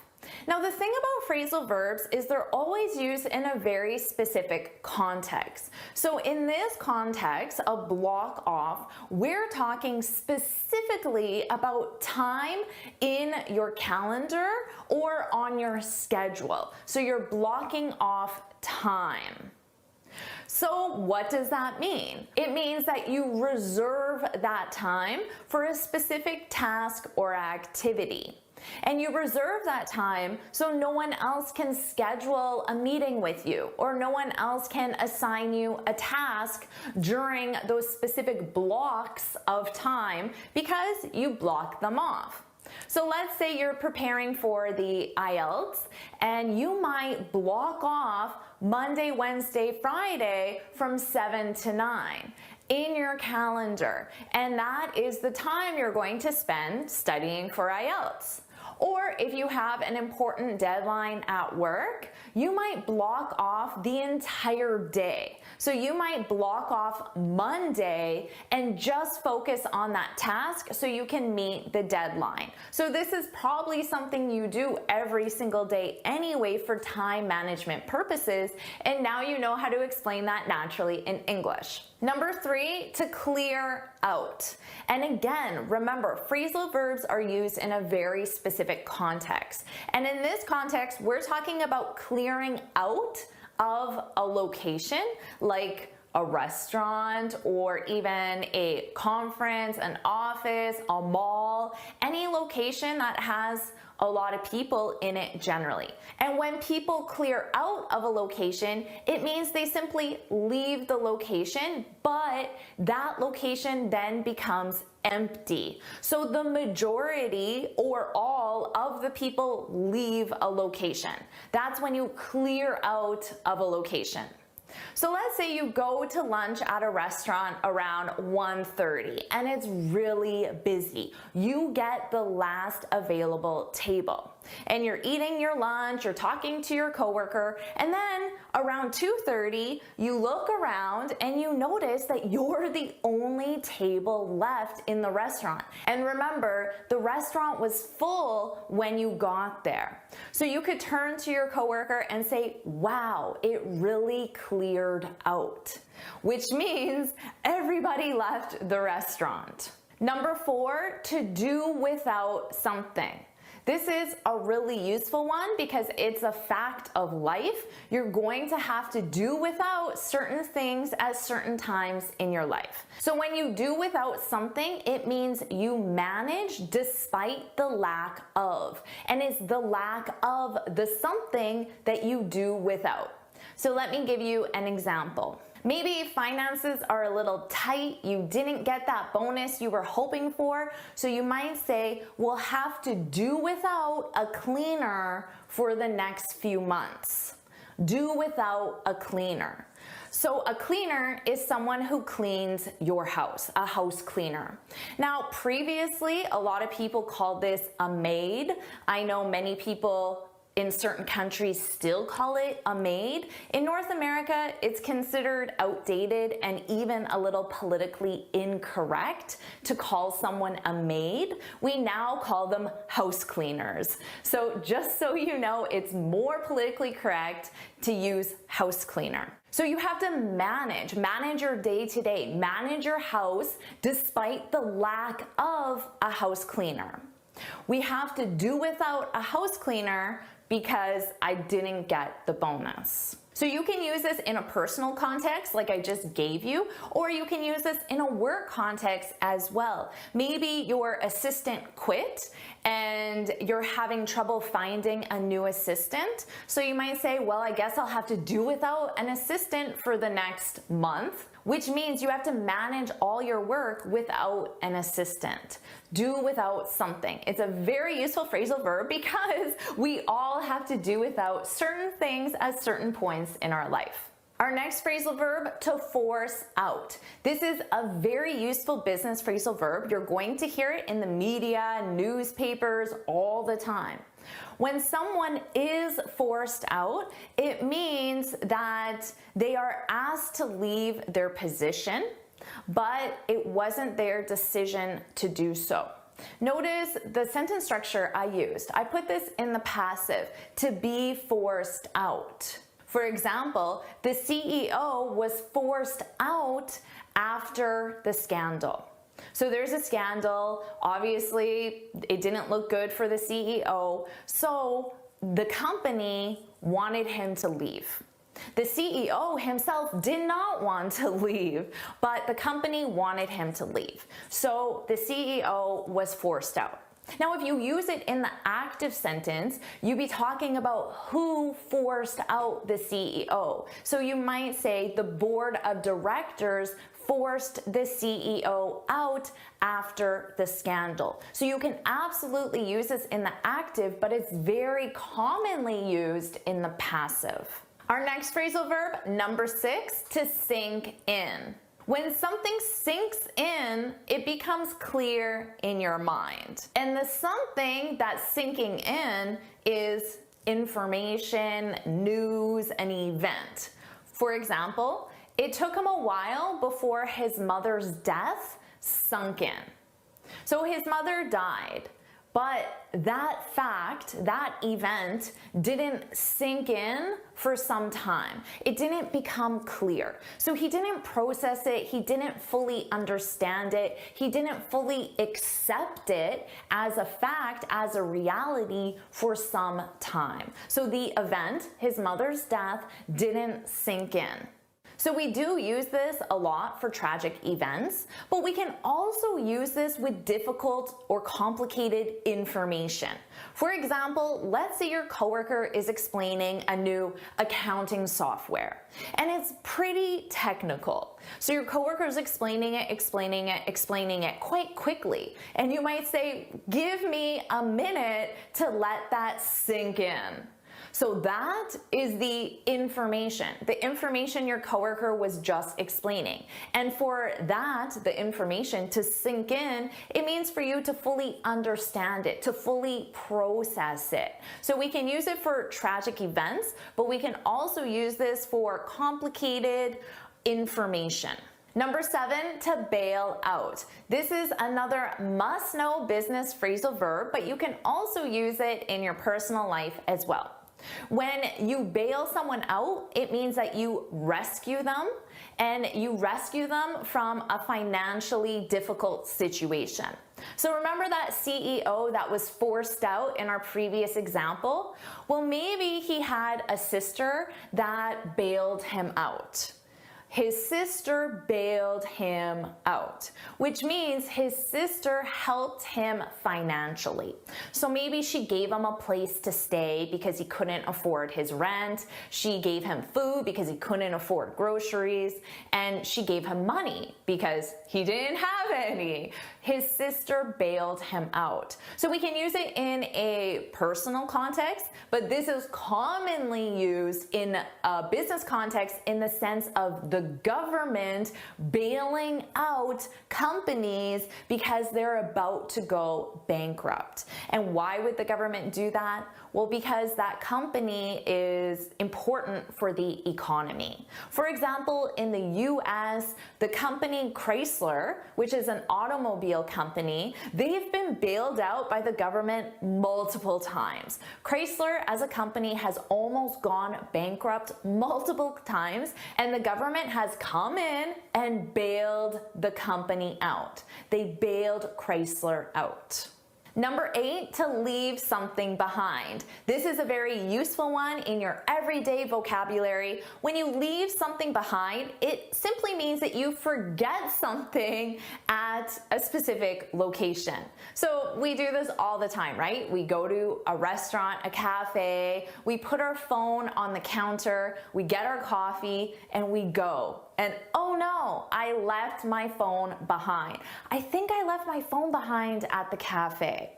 So it's just the same as saying, I think I forgot my phone at the cafe. You can use this with any object. You can leave behind your keys, your sweater, your jacket, your computer, whatever you want. So this is a very useful one. So what about you? Have you ever left something important behind? Maybe you left your cell phone behind, or your laptop behind, or important family photos behind. Have you ever left something behind? Let us know in the comments. Number 9, to miss out on something. To miss out on something.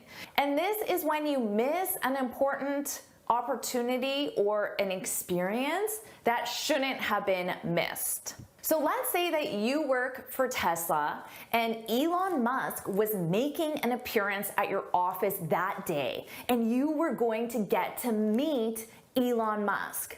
But your bus was late and you didn't get to work on time and you didn't get to meet Elon Musk.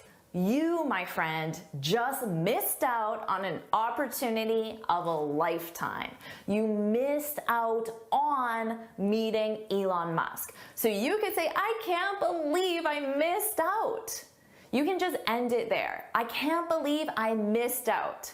If you want to continue, you can say, I can't believe I missed out on meeting Elon Musk. And finally, number 10, to show up. To show up has a very simple definition. It means to appear or arrive. Native speakers don't really use appear or arrive. We use show up. For example, what time did you show up to the party? I would never say, what time did you arrive to the party? I wouldn't say that. That sounds unnatural, outdated, too formal. I would say, what time did you show up? What time did you show up to the party? What time did you show up last night? Now, let's say you got to work late one day and your boss is standing at your desk as you're walking to your desk and you're 45 minutes late, and your boss might look at you and say, "Oh, how nice of you to finally show up." That's obviously sarcastic, but this happens a lot if you get to a party really late, or even if you're just having dinner at home with your husband or your wife.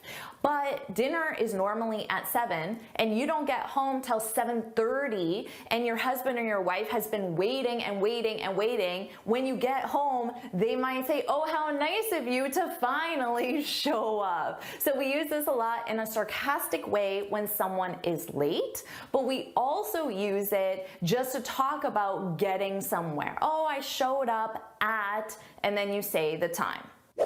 So now that you feel more comfortable with these phrasal verbs, how about we do the exact same quiz again, and you can compare your score from the first time to the second time. So let's do that quiz again now. Question 1. The phrasal verb used when you gradually introduce a new rule, policy, or law is? The phrasal verb is to phase in. Question 2, if you want to reserve a specific time in your calendar, you can block it. You can block it off. Question 3, when the fire alarm went off, everyone of the building.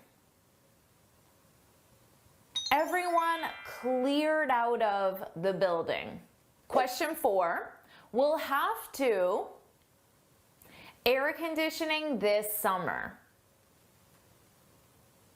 We'll have to do without. Question 5, if someone is removed from a position against their will, they are forced out of that position. Number 6, the phrasal verb used when information becomes clear in one's mind is to sink in. Question 7, the government had to a lot of companies during the pandemic. The government had to bail out. Question 8, oh no, I think I behind my phone. I think I left behind my phone. Question 9, you don't want to miss this amazing opportunity. Miss out on. And question 10, the phrasal verb for arrive is show up. Question 1, I used to play video games every day, but eventually I grew out of it. Question 2, do you know why Sarah of the meeting earlier today walked out of the meeting? Question 3, can you add mustard to the shopping list? I just used it up. Question 4, you should your old books to your community store. You should give away. Question 5, the bridge is because there was an accident. The bridge is blocked off. Question 6, my boss said we can with canceling the contract. We can go ahead. Question 7. My company using cell phones during work hours. My company frowns on. Question 8. I'm sorry I at you during the meeting. I overreacted. Lashed out. Question 9. Can you help me? This error. Sort out. Question 10. The presentation was really long, so for a bit. So I wandered off. So how did you do with that quiz? Was it easy or was it difficult? Well, now I'm going to explain every phrasal verb in detail. Number 1, to block off. This is when you obstruct an exit to prevent people from leaving. This is a very common phrasal verb because on your daily commute to work, you may have to take a detour, which means take an alternative route because your regular exit is blocked off. So let's say you get to work 15 minutes late. You can say, sorry I'm late, Main Street was blocked off. And most likely that street or exit is blocked off because of construction. It's also possible that there was an accident, or perhaps there's something like a parade or a protest that's preventing people from using that exit. Number 2, to lash out. When you lash out, it means you react angrily. You react with very strong negative emotion. So this phrasal verb is negative and it's used in a negative way. So you might say, she lashed out when I suggested a different approach. So you shared an opinion and the person reacted very negatively, very angrily. They lashed out. Now for this phrasal verb, it's very common to say at someone. She lashed out at me when I suggested a different approach. The at someone is optional. You don't need to do it, but it can be very useful to specify who. So if you want to specify the person, then we use at someone. She lashed out at Jim. She lashed out at us. It could be the entire group. She lashed out at the client. And then you can explain the reason why. She lashed out at the client because the payment was late. Number 3, to walk out. When you walk out, it means you leave a place angrily. So we have another phrasal verb with angrily. You leave a place angrily. So let's say you're meeting with your boss to discuss your performance. Now, maybe you were expecting a 20% raise. A raise is a pay increase, a 20% pay increase, but your boss only offered you 2%.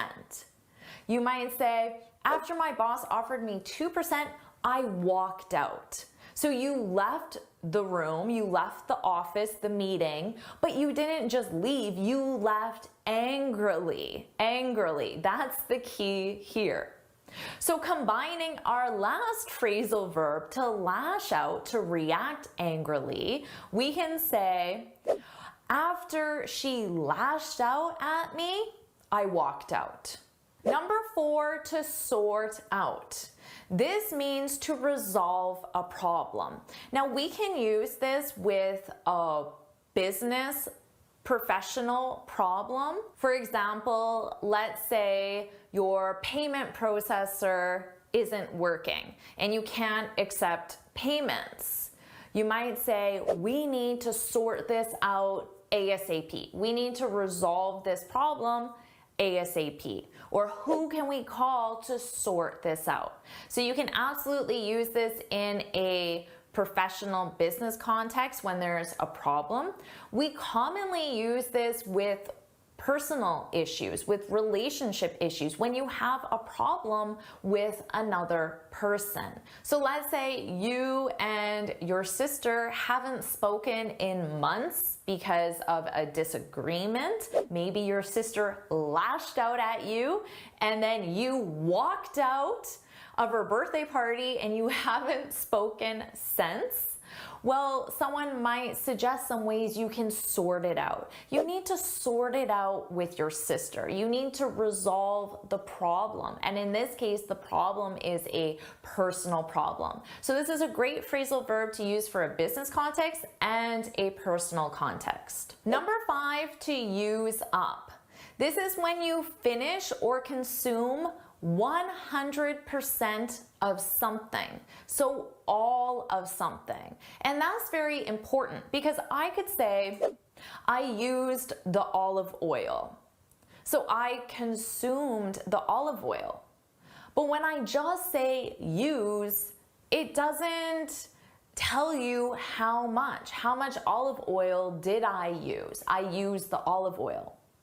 But if I say I used up the olive oil, then you know I used 100% of the olive oil, so there is none left for you or for someone else, and you have to get more. So I could say I used all the olive oil. When I say all the olive oil, all means 100%, so that is exactly the same as I used up the olive oil. Number 6, to wander off. This is when you leave a place when you're not supposed to, or you leave a place without telling other people.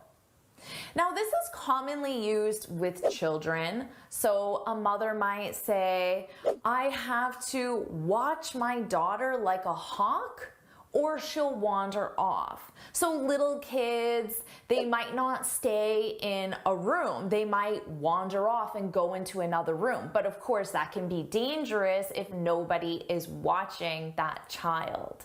So this is commonly used with young children, but we can also use it with adults. So let's say you're on a museum tour and you're in a foreign country on a museum tour. Now, you're supposed to stay with the museum tour. You're not supposed to wander off and just go look at other areas of the museum.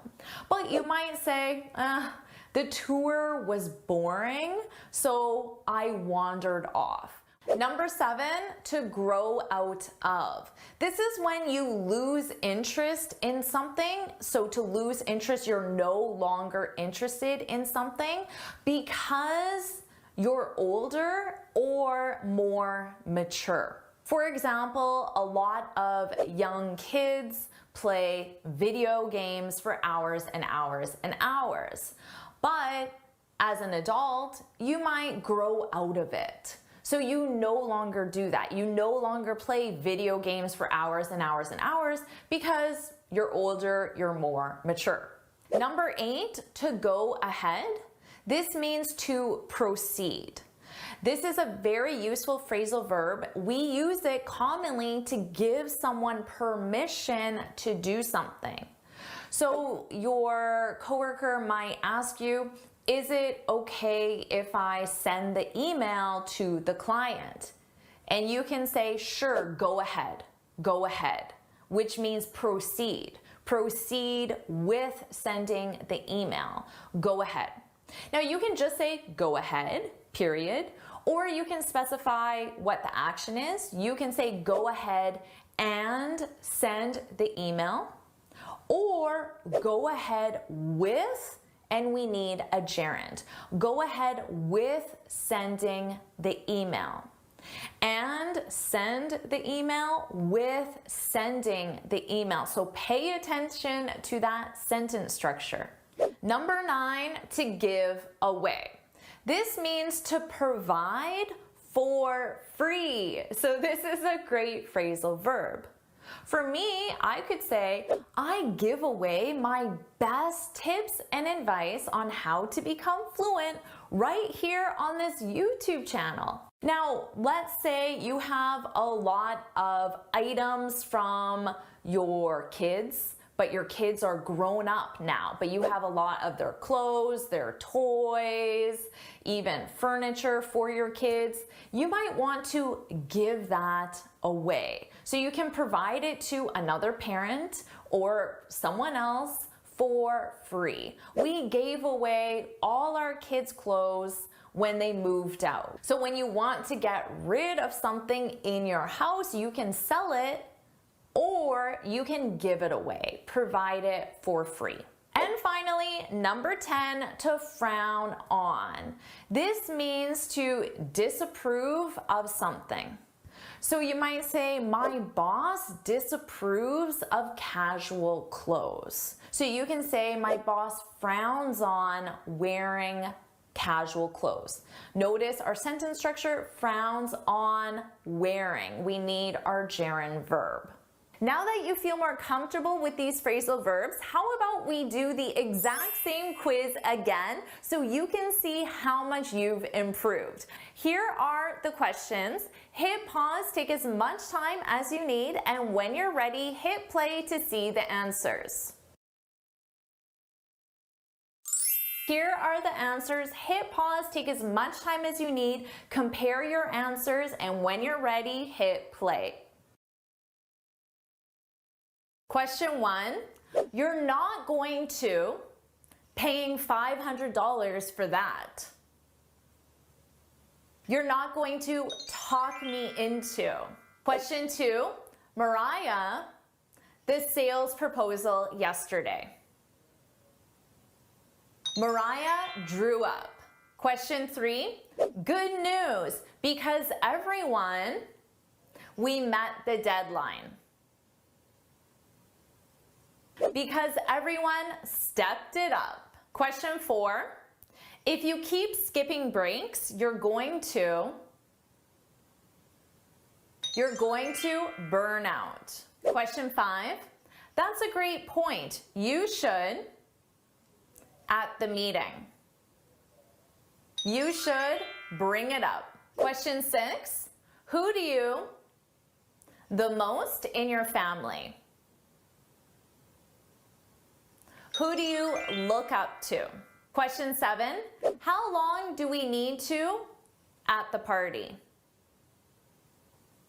How long do we need to stick around? Question 8, your tires look really, you should get new ones.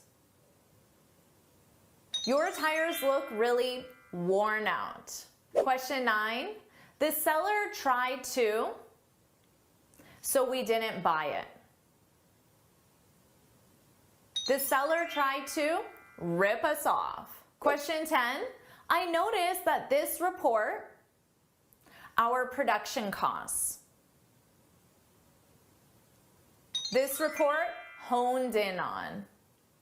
How did you do with the quiz? Was it easy or difficult? Share your score in the comments, and don't worry if it was hard, because now I'll explain every phrasal verb in detail. Number 1, to rip off. We use this when someone is selling something or buying something and the buyer feels that the price is too high compared to the value of whatever they're buying. For example, I can't believe I paid $200 for that. She ripped me off. Now notice the sentence structure. You rip someone off. She ripped me off. Another example, she told everyone that I ripped her off, but it was a fair price.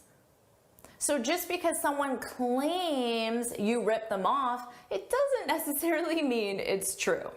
Number 2, to wear out. We use this when something is damaged or weakened because of age, it's old, or because of use. You've used it a lot. For example, I wore out my tennis shoes last summer. If someone said that to me, I would assume they played a lot of tennis last summer. They played so much tennis that they wore out their shoes. They became damaged from use, from continually playing tennis. We also use this in an adjective form, to be worn out. So it would be very common to say, I need to buy new tennis shoes because mine are worn out. So of course are, because shoes is plural and we need the plural form of the verb to be. Mine, my tennis shoes are worn out. So both forms are very common. Number 3, to draw up. We use this when you need to prepare paperwork, and generally that paperwork is for a contract, an agreement, a proposal, generally something that two people need to sign or agree on to make it official. For example, I asked my lawyer to draw up the papers. Whenever you're dealing with a lawyer, the papers are going to be official. So this is a perfect time to use to draw up. Or you could say, we're waiting for our bank to draw up the mortgage agreement. So that's another very official document that you need to sign, and you can use the phrasal verb to draw up. Number 4, to burn out. This is a phrasal verb that has gotten a lot of attention recently, especially with the pandemic, because to burn out, this is when you feel exhausted mentally or physically from prolonged stress. Stress of work, stress of a situation like a pandemic, stress of a family situation like a divorce or an illness, something like that, but a prolonged period. You can be stressed out for a day, but when you burn out, it means you've had that stress for a long period of time, several weeks, several months, or even several years. For example, I burned out at my last job. So perhaps I was working so much that I went through this period of prolonged stress. I burned out. Another example, I burned out after caring for my aging parents. So caregivers often experience burnout, so you can use this in a work situation or you can use it in a personal situation as well. Number 5, to look up to someone. So notice we have 2 prepositions, look up to and then someone. We use this when you admire someone or you respect someone. So I could say, I looked up to him like a father. So of course I admire and respect my father, and I'm comparing the situation to someone else. I looked up to him, I admired him like a father. Another example, I really look up to my boss. So you admire your boss, or you respect your boss, you hold your boss in high regard. So you can use this in a work situation, you can look up to people, and you can use this in a social situation, a family situation. You can have many different people in your life that you look up to for different reasons. Number 6, to step up. Now that's the phrasal verb, but we most commonly use it in the expression to step it up. Notice that it's very important to step it up, to step it up. This simply means to work harder or to try harder.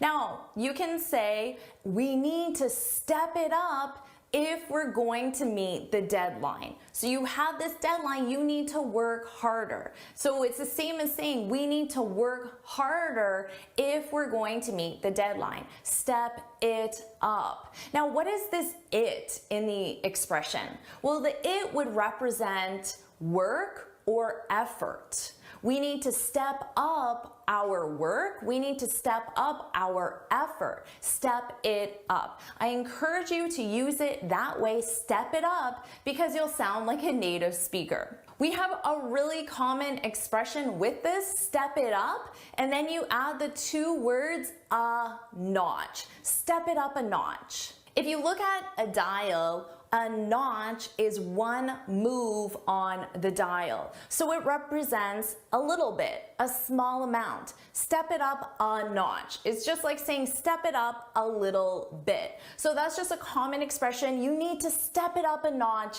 if you want to meet the deadline. So you can use it with a notch, it's very common, or you can use it without. Number 7, to hone in on. This is another 2 preposition phrasal verb. We have hone in on. Hone in on something, and this means to really focus on something, to put all your attention on something specific. For example, if we want to get more customers, we should really hone in on small business owners. So maybe right now you're not being very specific and you're looking at all customers, but you want to hone in on one specific segment of the population, small business owners. So you're going to focus on them. You're going to hone in on them. Another example, for the presentation, we should really hone in on South America. So maybe you're a global company and you have branches all over the world, but for this specific presentation, you're going to hone in on one specific part of the world, South America. Now, many native speakers, not students, many native speakers mistakenly say home in on. We need to home in on. And that's because in pronunciation they're very similar. Hone in, home in. And hone, what's that? It's not really used very much, but everybody knows the word home. But this isn't correct. The expression is not home in on. The expression is hone in on. So make sure you get that both in pronunciation, hone, and in spelling as well. And if you hear a native speaker say home in on, they're incorrect. Number 8, this is a must-know phrasal verb, to bring up. And this is when you begin a discussion on a specific topic. For example, if you're in a staff meeting, it would be very common for the boss or whoever's leading the meeting to say, before we end the meeting, does anyone have anything to bring up? Does anyone have a specific topic they want to discuss? Does anyone have anything to bring up? Or after the meeting, you might tell another colleague, I didn't have a chance to bring up the marketing proposal. So you didn't have a chance to discuss this specific topic, the marketing proposal. Maybe you ran out of time. Number 9, to talk into. And the sentence structure is to talk someone into something. And this means to convince someone to do something. For example, she talked me into helping her move. She convinced me to help her move. So when someone uses this, oh, she talked me into helping her move, it gives you the impression that the person didn't really want to do the activity, but somebody convinced them. But please, I really need your help. I'll buy pizza. Or maybe you could say, my team talked me into bringing up the bonus at the staff meeting. So notice I used bring up, discuss a specific topic, the bonus. My team talked me into bringing up the bonus. Now, because maybe discussing the bonus is a little bit of a sensitive issue and nobody wants to do it, but your team convinced you, lucky you, so they talked you into it. And number 10, to stick around. This is a must-use phrasal verb. You can use it in a social setting or a professional setting. To stick around means to stay in a location for a period of time.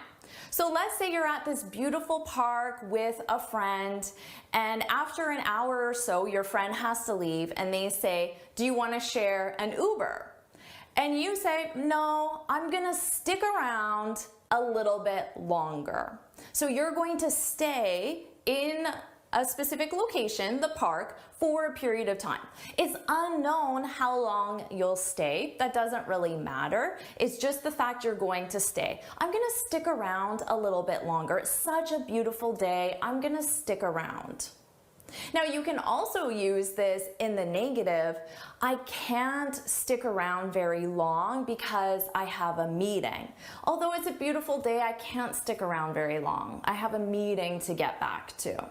Now that you're more comfortable with these phrasal verbs, let's do that same quiz again. So here are the questions. You need to choose which phrasal verb best completes the sentence. Here are the questions. Hit pause now, complete the quiz, and whenever you're ready, hit play, and I'll share the answers. So go ahead and hit pause now. Welcome back. So how did you do on this quiz? Let's find out. Here are the answers. So hit pause, review the answers, and whenever you're ready, hit play and come back to the video. Wow, think of all the phrasal verbs you've learned so far. Now you'll learn your next group of 15 phrasal verbs by completing a quiz. And you've already learned some of these phrasal verbs, so this should be easy for you. Let's get started. Our first phrasal verb, pull off. I know the team can pull it off. Pull off. Do you know this one?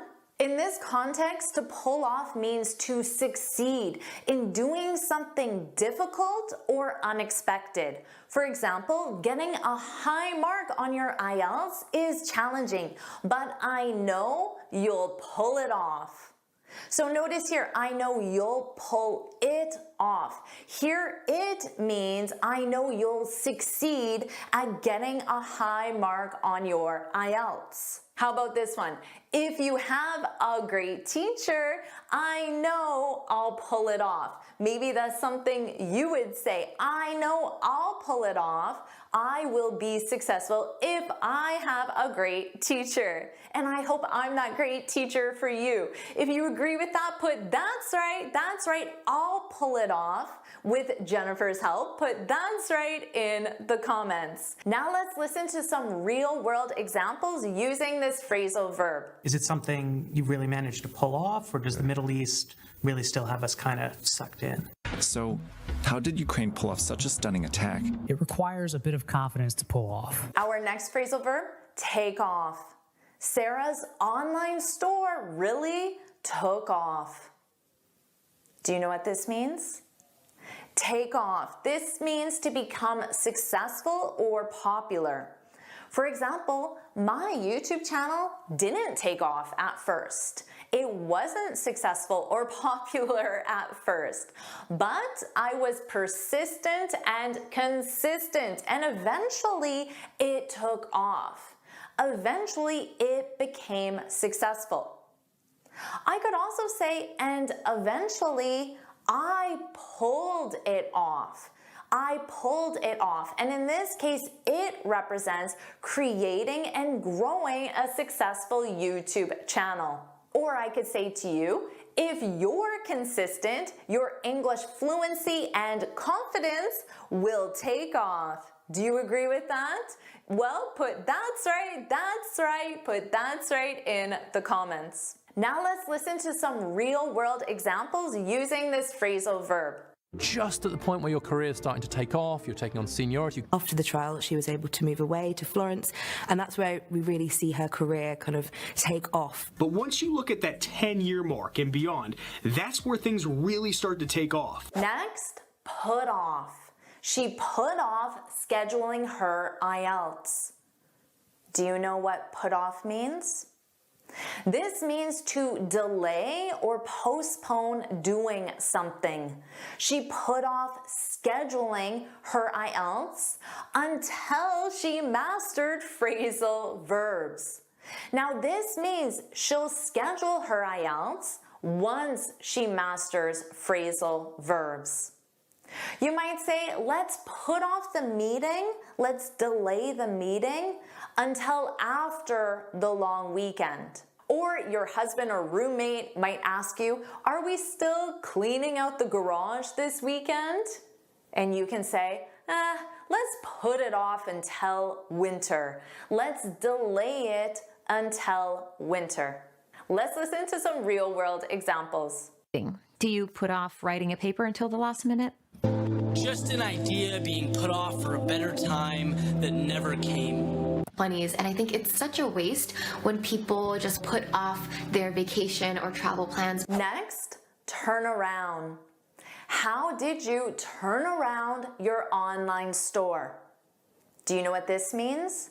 To turn around, this means to take a business plan or system from not successful to successful.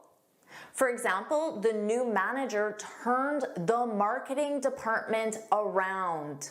So to turn something around, to take the marketing department from not successful to successful. Or she turned around her speaking skills by practicing speaking every day. And you can add to this and say her excellent communication skills helped her career take off, become successful.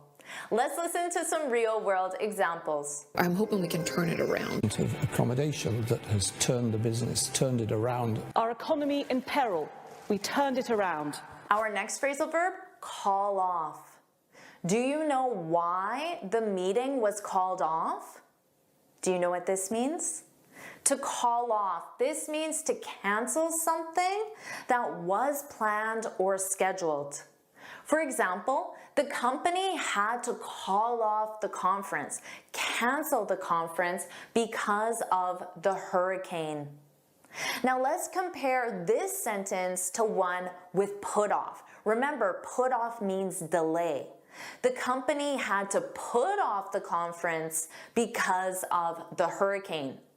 Do you know the difference between these two sentences? In the first example with call off, the conference will not happen. It is canceled. But in the second example with put off, the conference will happen, but at a later date. Or you could say she called off her birthday party when she got sick. She canceled it. She didn't put it off, she called it off. Let's listen to some real world examples. As violence, they began to receive threats to call off their events. After 2 hours, the Mamluks call off their attack and retreat. So we decided to call off the wedding at the last minute. How are you doing with these phrasal verbs so far? Our next phrasal verb, to catch up on. I spent the whole day catching up on emails. Do you know what this means? To catch up on, this means to do something that you haven't been able to do recently. For example, I need to catch up on your lessons. Maybe you say that to me or to your teacher or your piano instructor. This means you haven't been able to review the lessons recently, so now you have many lessons to review and you need to catch up on them. You need to watch all the lessons you haven't reviewed. Or you could say, this weekend, I caught up on my chores.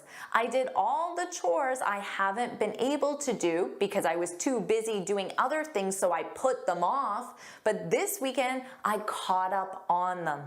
Let's listen to some real world examples. Anyone that wants to catch up on that part of the story can go back and watch our original interview, which they should do anyway. Because it feels like a way to catch up on social media or read something. Let's have this down period. Catch up on an email, go home at a regular time. Our next phrasal verb, blurt out.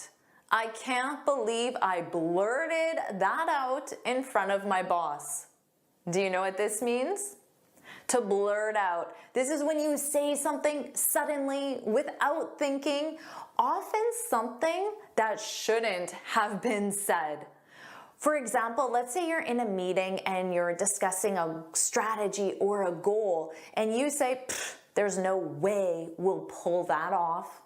There's no way we'll be successful.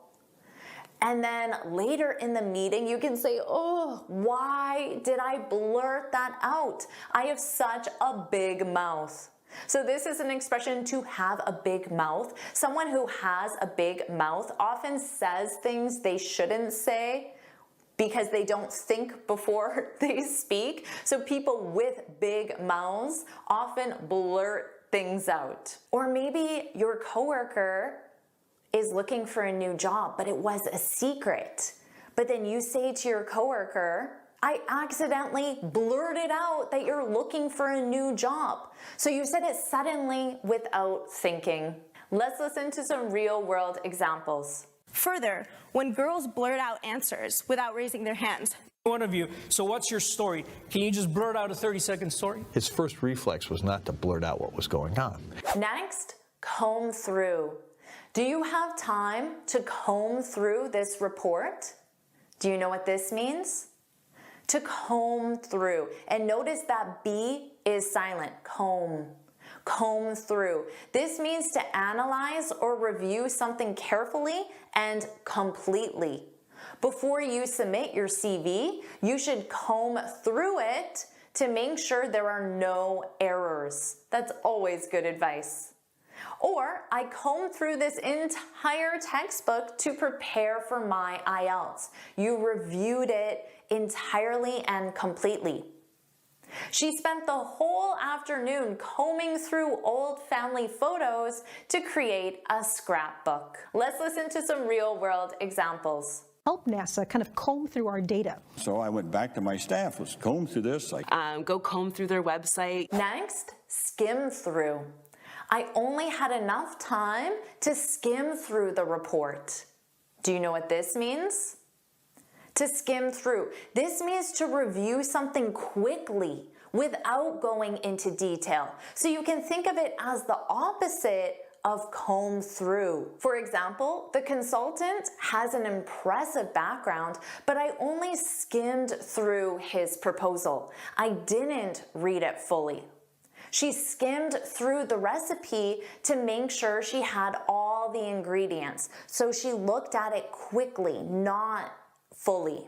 Let's listen to some real-world examples. Can't sort of skim through it. And I'm just going to skim through, hit a couple of the highlights. Read the class syllabus, skim through textbooks, and review all the materials. Next, gloss over.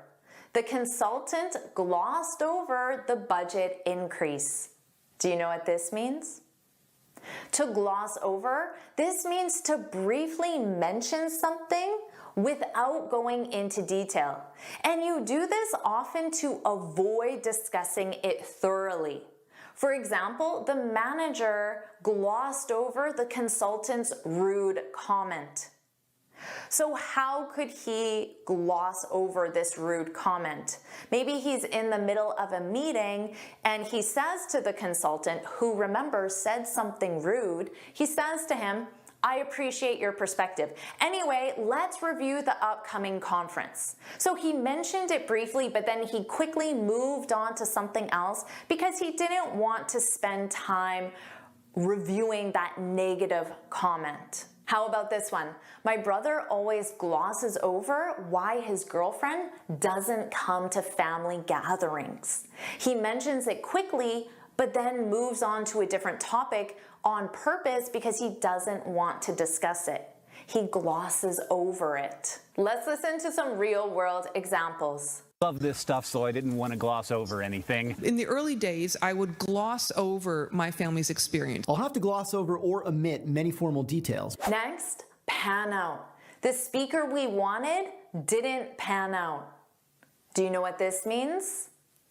To pan out, this means to have a successful outcome. The strategy didn't pan out. This means the strategy wasn't successful, didn't have a successful outcome. So we need to revise our approach. Or you could say to your spouse or roommate or family member, let's see how our kitchen reno pans out before we start the bathroom. Reno is short for renovation, so you're renovating your kitchen. Let's see how it pans out. Let's see how successful it is before we start another renovation. Let's listen to some real-world examples. Another reason why this learning styles theory doesn't pan out. And in that way, in case there were any failures, in case things didn't pan out. We're excited to see how the metrics of those pan out. Our next phrasal verb, drift off. I think I drifted off during the presentation. Do you know what this means? To drift off. This means to gradually become less focused or to fall asleep unintentionally, not on purpose, often while engaged in another activity. Here's a real example. Sometimes I drift off when my husband starts talking about his work. Now in this case, I don't fall asleep, but I gradually stop paying attention to my husband and I start just paying attention to other things. We have another expression, my mind wanders. I drift off because my husband's work is very technical and often I don't really understand what he's saying. So I drift off. You could also say, I must have drifted off during the movie. Now, this could mean that you stopped paying attention to the movie and you started paying attention to other things, or quite likely you fell asleep during the movie and you didn't even realize that it ended. And hours later, you're asleep on your couch and the movie is over and you had no idea. You drifted off. Let's listen to some real-world examples. Listening to the sound of the ocean as you slowly drift off to sleep. It might feel nice for a while to drift off into past memories. Eventually, Henry began to drift off for the last time. Next, dip into. We had to dip into our emergency fund to make payroll. Do you understand this one? To dip into, this means to spend a portion of a reserve or saving, often temporarily. So you have this reserve or saving, and if you dip into it, you take a portion, some of that money out. So this is used specifically with spending money. For example, the company had to dip into its emergency fund, so take a portion of that fund to cover the unexpected expenses. Or we had to dip into our savings to cover the cost of the car repair. Let's listen to some real-world examples. The House had initially proposed a $2,700 payout, but couldn't muster the votes required to dip into savings to pay for it. But there are other proposals to dip into it, one for a school loan construction fund. And therefore, I don't need to dip into my savings. Our next phrasal verb, pick up. I pick up a lot of English expressions by watching TV. Do you know what this means? In this context, pick up means to learn something informally or casually, often through exposure rather than instruction. So right now, you're not picking up these phrasal verbs. I'm teaching them to you. This is formal instruction. But if you're watching a TV show, and you hear the speaker say a phrasal verb in speech and you learn the meaning of that phrasal verb from that TV show, you just picked up that phrasal verb, which is a great way to learn. Or maybe you have a great skill, you know how to code, and someone asks you, did you take coding classes? And you say, no, I just picked it up over the years. So you were exposed to coding and you just learned it gradually from being exposed to it. You didn't take formal classes or have formal instruction. Let's listen to some real-world examples. Turning to LinkedIn Learning more than ever to pick up new skills. Find people with similar hobbies and pick up new interests. It's not uncommon for humans to pick up new accents. How about this phrasal verb, shake off? If you make a mistake, just shake it off. Do you know this one? If you're a Taylor Swift fan, you probably do. Shake off. This means to get rid of something such as a problem or mistake and move on from it. So you can imagine the problem is right here and you just shake it off, shake it off. This is commonly used in sports. The coach might say to the team, we're down 3 points, which means we're losing by 3 points. We're down 3 points. We need to shake it off and play better than ever. So this means not let the fact that we're losing affect us. We need to forget about it and play better than ever.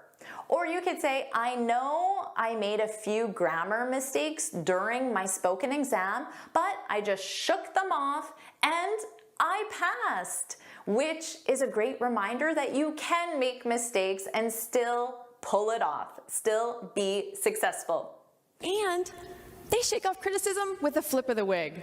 So my challenge is that we share and we shake off those narratives. It had developed a reputation as the king of knockoffs, and it couldn't shake the reputation of being a copycat. So how did you do with that quiz? Share your score in the comments. Now, to end this masterclass, here are 23 phrasal verbs I use every day. First, let's talk about to call someone out. This means to confront or criticize someone, often publicly, for their actions or behaviors. She called him out for not keeping his promises. This means that in public, she said, you didn't keep your promise, and that was a bad thing. She called him out. Now, my students, maybe even you, always call me out when I make a typo. They publicly say, Jennifer, you spelled that wrong. Jennifer, this isn't correct. But that's okay. I don't mind. Bert's calling me out? Oh, apparently. Called him out loudly. It's interesting to hear them call us out on that. Now let's compare this to call out to someone. This means to shout or raise your voice to get someone's attention. Hey, hey John, hey Mary. He called out to his friend across the street. He did this to get her or his attention. So now let's compare these. He called out his friend. This is grammatically correct.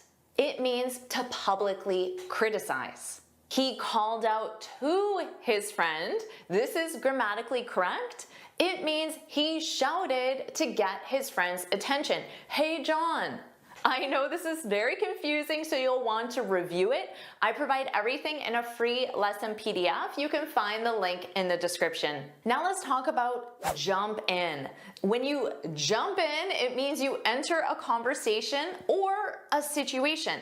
So I could say to you, if we were in a class or a meeting, a live lesson, feel free to jump in with any ideas. I'm inviting you to stop me in the middle of my presentation to share your ideas. Or maybe managers are talking and say, it's nice to see Sarah jumping in at meetings. They're saying it's nice to see Sarah participating, sharing her ideas more actively, maybe because she feels confident speaking in English. I'm gonna jump in, so I want to make sure I get this one in and lighten it up just a minute. Please feel free to jump in at any point. Now, just like my examples show, this is generally used in a positive way. And that's important because let's compare that to butt in. Butt in. This means to interrupt or intrude into a conversation in a negative way. He kept butting in while I was presenting. He kept stopping me to say something, and I found this very rude. Just butting in here for some side facts. Or you could say, you should just butt out. Butt out. It's none of your business. So notice here, I changed butt in to butt out. This means you should stop intruding in something that doesn't concern you. Butt out, Klaus. So let's review. Jump or butt into a conversation, discussion, meeting, or situation. Notice you need into as one word if you specify the noun, a conversation. And butt out of a conversation, discussion, meeting, or situation. So remember the meaning and that structure. Next, let's talk about to come up with. This means to think of or create something, such as an idea, plan, or solution. They came up with a new marketing strategy they thought of, they created. Because Louis Pasteur came up with his technique for sterilizing milk in 1865. I spend time every day coming up with new lessons for you. I think about ideas, I write them down, I brainstorm for you. What'd you come up with? So now let's change the preposition and talk about to come out with. This means to introduce or release something new, usually a product or service. The way we communicate changed when Apple came out with the iPhone. If we were sitting down having this interview the day that Apple came out with the iPhone, you'd be asking me, really? They're going to compete with Motorola? Electric typewriters then came out with self-contained correction ribbons so that you could make corrections right there on the machine as you typed. Let's compare these together. Engineers at Apple came up with the idea of a smartphone in 2005. I don't know if that date is accurate. This means they thought of the idea. What if we had a phone?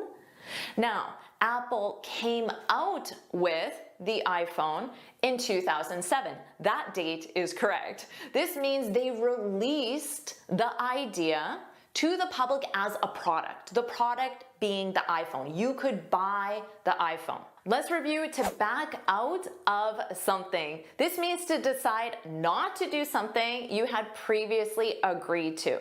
She backed out of the deal at the last minute. Why are you backing out? Or you said you were going to finish the English course. Don't back out now. Don't even think about backing out, man. Let's compare this to back something up. This means to make a copy of data to prevent loss, something you should do. For years, my husband told me I should back up my computer, but I didn't listen. Didn't you back it up in your computer? But now that I use Google Docs, my files are automatically backed up. A copy of my files are saved in a secure location. So always back up your computer and don't back out of things you said you were going to do. Where do you back up your data? To catch on to something. This is when you begin to understand or realize something. It took him a while, but he finally caught on to the joke. Now, you don't have to include the something if context is obvious. You could say, it took him a while, but he finally caught on, if you're talking about a joke and the context is obvious. But she caught on pretty fast. But either way, people caught on to coffee's advantages and began making tea from its leaves. So let's talk about catch up to someone. This means to reach the same level or pace as someone else. She's driving too fast. We'll never catch up. You can say we'll never catch up or catch up to her. If you specify the someone, you need the preposition to. Hurry! They're catching up! Now let's look at this sentence. I need to catch up on my work so I can catch up to my coworker. When you catch up on something, it means you do the tasks that you missed or were not previously completed. With students able to catch up on work over a coffee in the new cafe. Let's talk about to get across. This means to successfully communicate or convey an idea to others. He tried to get his point across, to get something across, his point across in the meeting. That'll get our point across, right? Or, I'm not sure what you're trying to get across. Ooh, maybe you need to say it a different way. Anyways, the point that I'm trying to get across is that social media has made everything just that much more accessible. Number 12, I love this one, to cheer on. This is when you encourage or support someone, often vocally. Let's go, woohoo, you can do it. The fans cheered on their team. And I could say to you, if you leave a comment, that is your way of supporting me vocally. So I could say, thank you for cheering me on. I couldn't have done it without your support. Who cheered us on and picked us up when we stumbled. Someone will be there to cheer us on and pick us up if we fall. Let's compare this to cheer up. This means to help someone feel happier or to become happier oneself. I brought him a coffee to cheer him up. Cheer up. They try with considerable vigor to cheer us up. Or let's combine these. The fact that you came to cheer me on, let's go Jennifer, that really cheered me up, made me happier. Number 14, carry on. Most students know this. This means to continue with an activity or task despite challenges. She decided to carry on with her studies despite the difficulties. Carry on. Let's compare this to carry out. This means to complete or perform an action plan or task. They carried out the experiment successfully. And we carried it out as a family. Let's combine these. Let's carry on with the experiments. Notice you need with when you specify the something. Let's carry on with the experiments. Have you carried out? Have you conducted the first test? So remember, you carry on with something and you carry something out. Number 16, to look into something. This means to investigate or examine something in detail. The company is looking into the issue. I'll look into it. Let's compare this to look over something. This means to review or examine something briefly or casually. She looked over the document before signing. Look over this contract. Let's combine these together. I investigated, I looked into the company, and I didn't find any red flags. Red flags are potential risks or problems. I didn't find any red flags. I still need to look over, review the contract. Let's review to check in with someone. This means to communicate with someone to see how they're doing or if they need assistance. He checked in with his supervisor before leaving for the day. So how could he do this? Well, he would go up to his supervisor and say, "Do you need anything before I leave?" Thanks for checking in, though. Now let's compare this to check up on someone. This is when you monitor or observe someone's progress, condition, or behavior to ensure all is well. My dad had an accident, so I check up on him. I observe him and monitor him every day. Would it kill him to check up on us? Sometimes to check up on someone is seen as a negative because it suggests that you don't trust someone's abilities. So you often hear people complain and say, "Oh, my boss checks up on me every 5 minutes," suggesting your boss doesn't trust your abilities and needs to monitor you closely. Are you checking up on me? Number 20, hang out. You should know this one. This means to spend time with someone socially in a casual way. We hung out at home all weekend. Or it's very common to say to people, "Let's hang out soon. Let's spend time socially soon." Cool, let's hang out tonight.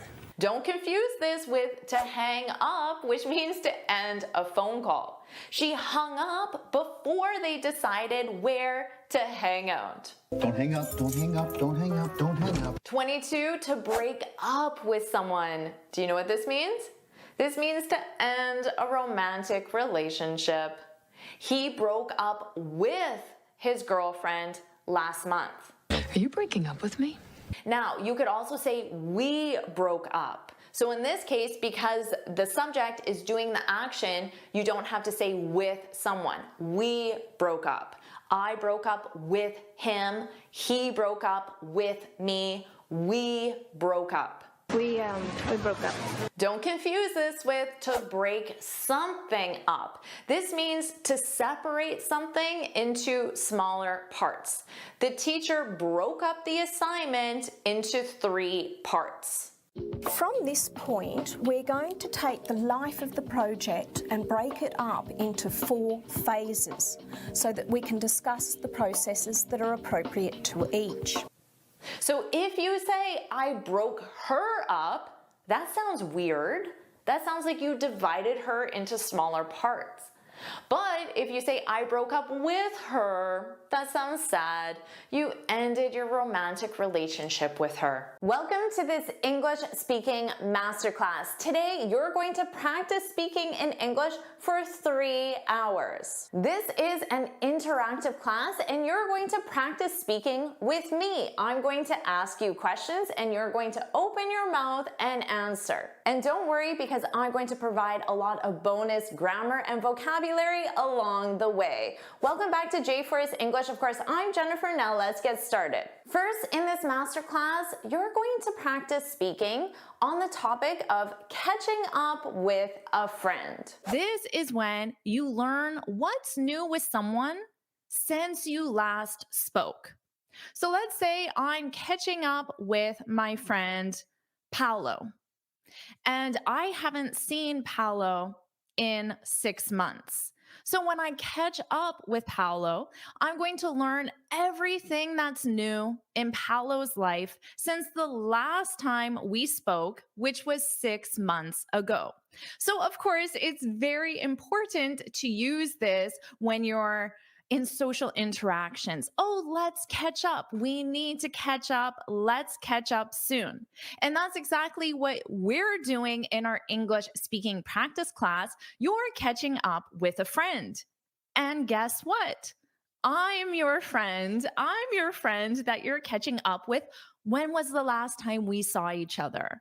Well, maybe it was a week ago. Maybe it was 3 days ago. Maybe it was 6 months ago. So you can use this expression to catch up with a friend if you haven't seen each other for weeks, months, years. But you can also use this if you haven't seen someone even for days. So we're catching up. I'm your friend. You're my friend. So let's catch up. Let's imagine that we're having a tea or a coffee, water, orange juice, whatever your drink of choice is. This is tea for me. So we're having a cup of tea, a cup of coffee, and we're catching up. I'm going to ask you questions to learn what's new with you, what's new with your life, and I want you to speak out loud. I already see some amazing comments. Vladimir said, long time no see. Absolutely. This is a great expression. And actually, it's one that you're going to learn. So amazing job. And Vladimir also said, how have you been? Vladimir, you're doing an amazing job. So let's practice this more because you're already using some of my expressions. Okay, so we're catching up with a friend. We're friends. You know what this means to learn what's new with someone since you last spoke. So we're catching up with a friend, and here are your instructions. I'm going to ask you the questions at first, and I want you to answer my questions out loud. Now, this is very important because right now, let's say that Vladimir says, how have you been? And you just think the answer in your head. Are you practicing your speaking? What do you think? Yes or no? Right now. Am I practicing my speaking skills? No, because there are no words coming out of my mouth. So right now you might be in a public place. Even if you are, you can say it very quietly and still open your mouth and say the words. If you are in a very public place and you don't feel comfortable doing that, well, make sure you repeat this exercise when you are in a private place and you practice that, okay? But I really want you to open your mouth and say the answer out loud. And then, of course, you're going to learn a lot of expressions and great vocabulary along the way. So, are you ready for my first question to you? Let's see. What's my first question? Okay, so your name is James.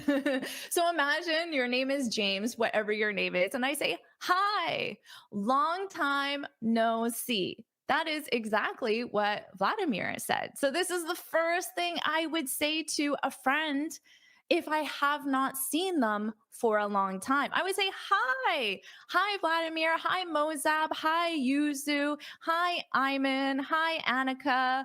Hi, Habrira. And I would say, long time no see. So now I want you to open your mouth. Long time no see. What could you say back as a reply? Open your mouth and say the answer out loud. Long time no see. And what are you going to say? Well, don't worry because we're going to practice this together, okay? But first of all, here's what you could say. You could say, I know, I know. And notice how I'm putting some enthusiasm into that. I'm not saying, I know, I know, I know, with some enthusiasm. Everyone repeat that out loud. Repeat after me. I know, with enthusiasm. I know, I know. Now you can add on and say, it's been too long.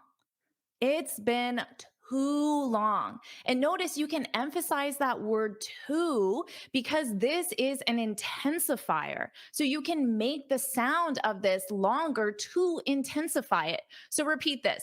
It's been too long.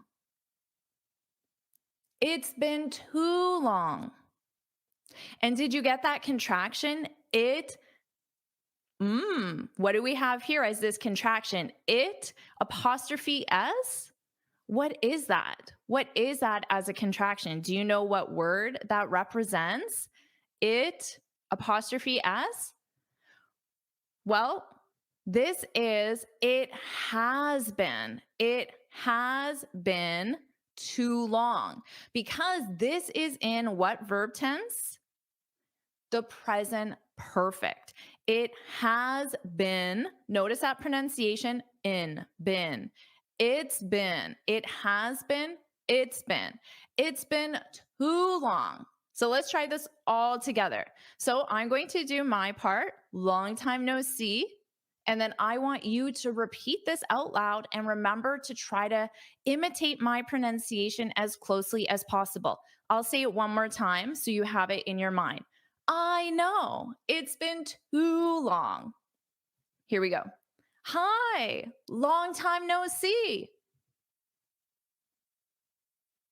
Did you open your mouth and say it out loud? Because remember, you need to practice your speaking. So opening your mouth, saying the words, hearing your voice, hearing yourself form that contraction, hearing yourself elongate those sounds, which is very common in English pronunciation. This is how you're going to feel confident, and this is also how you're going to improve your pronunciation. All right. So one question here, Yuzu asked, is it different? It has been too long and it has been a while. So excellent question. Remember in spoken English, to sound very advanced, to sound very natural, I recommend using that contraction. It's been a while. It's been too long. And I'm saying that because this is what I hear. This is what native speakers use. So if you want to sound more natural, sound more fluent, then use the language that we use. It's been too long. It's been a while. There's a very subtle difference between these two, Yuzu, but ultimately you can use one or the other and it doesn't matter. It's been a while means that it has been a period of time because a while is not specific. Now, the subtle difference with too long, if I say I have too much work, I'm saying the amount of work I have is more than I want or need. So if I say it's been too long, I'm really saying to you, I wish we had seen each other earlier. Whereas it's been a while, it's just a statement saying it's been a period of time. It's not necessarily saying, I wish we had seen each other sooner. But honestly, they're very similar in meaning. So that's the subtle difference. Great question. All right. And Mozab asked, it has been an ages. Does this make sense? Okay, so that's what you would say. Does this make sense? Not an ages. You would say it's been ages. It has been as a contraction. It's been, and then just the word ages. It's been ages.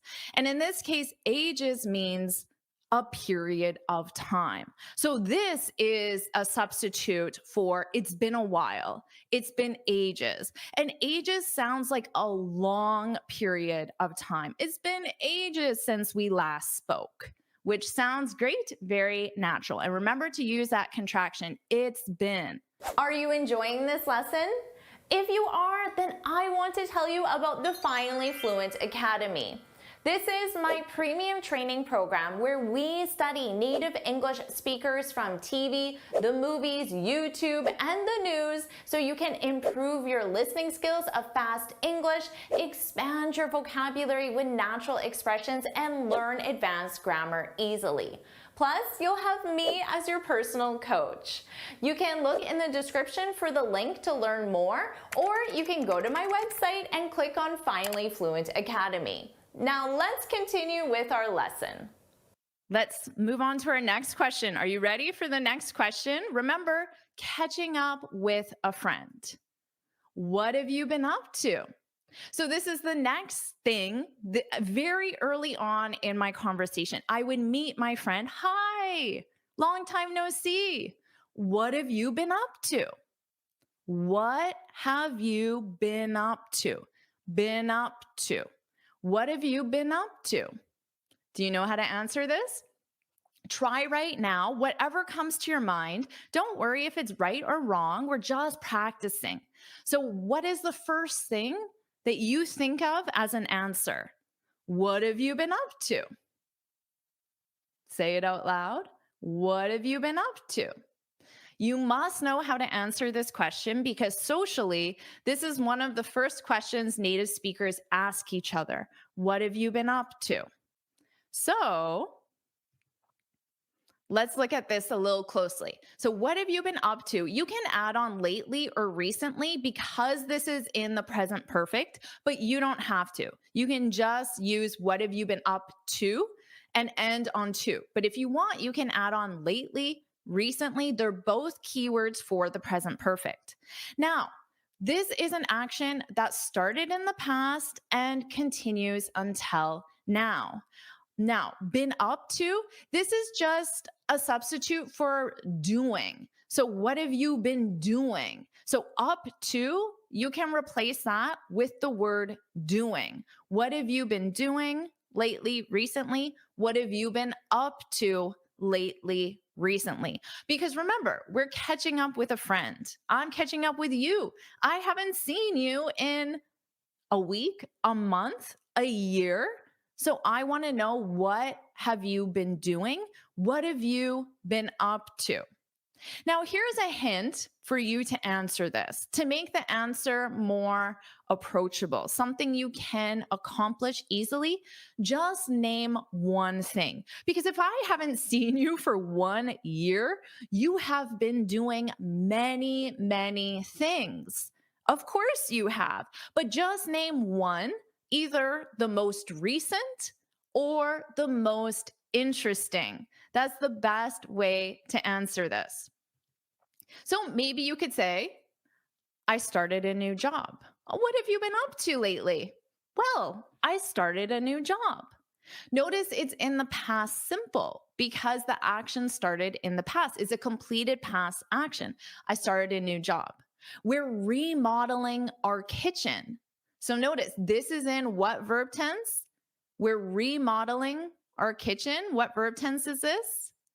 The present continuous, because the action is taking place now. This is in progress. If I go to my kitchen right now, it's a disaster. We're remodeling our kitchen. To remodel means that you're changing the look of it, you're making it more modern, you're painting it, you're changing the colors, you're getting new cupboards, new appliances, things like that. We're remodeling our kitchen. I'm learning how to play guitar. Again, what verb tense is this? The present continuous, because you're doing it right now. I'm learning how to play guitar. Or, of course, you might say, I've been focused on improving my speaking skills. So this is in the present perfect because it's an action that started in the past and continues until now. So this is what I suggest for the question, what have you been up to? So I want you to just name one thing.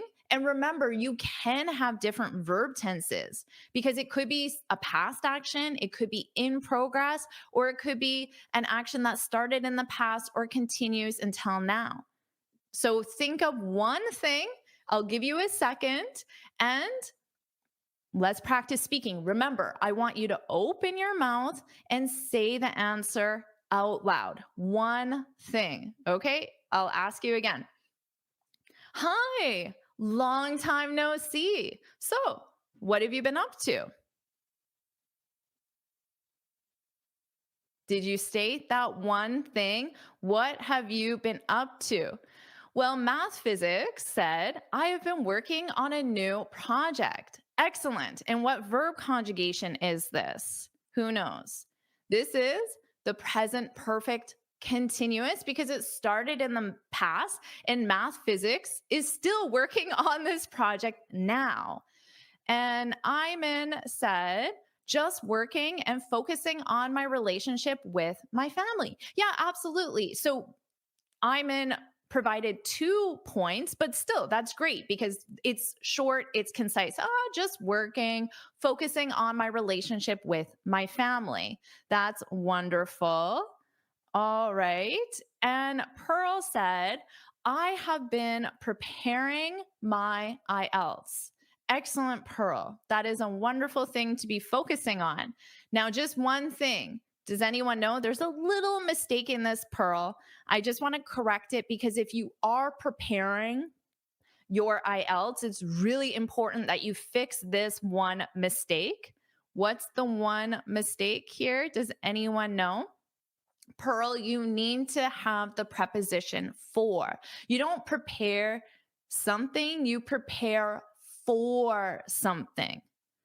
I've been, because it started in the past and continues until now, I've been preparing for my IELTS. So I just wanted to share that with you, Pearl, because it is extremely important that you get prepositions for your IELTS. But great job, Pearl. I wish you the best of luck. I'm sure you're going to do awesome.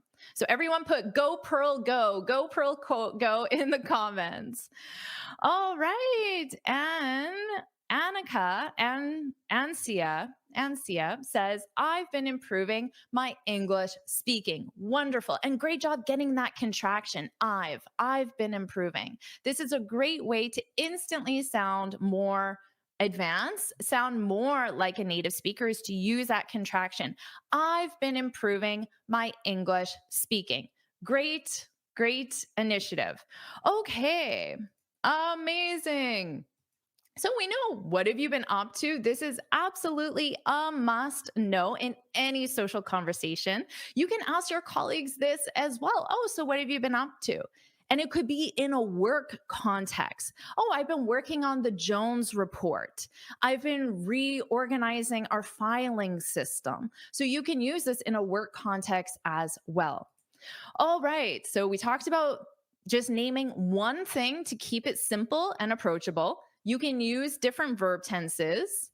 So my next question. Now in North America, we're in summer. Technically, we're still in spring. We're going into summer. But I understand the country you're in, you might not have our 4 seasons. Maybe you're going into the rainy season, or you're going into winter, or you're going into the dry season. So whatever season you're approaching, just think of that season, okay? So you can replace summer with whatever season you're going in. And let me know in the comments. I always find it so interesting, the different seasons around the world. So let me know, what season are you going into? In North America, right now we're in spring and we're approaching summer. So if I'm catching up with a friend, of course I want to know, any big plans this summer?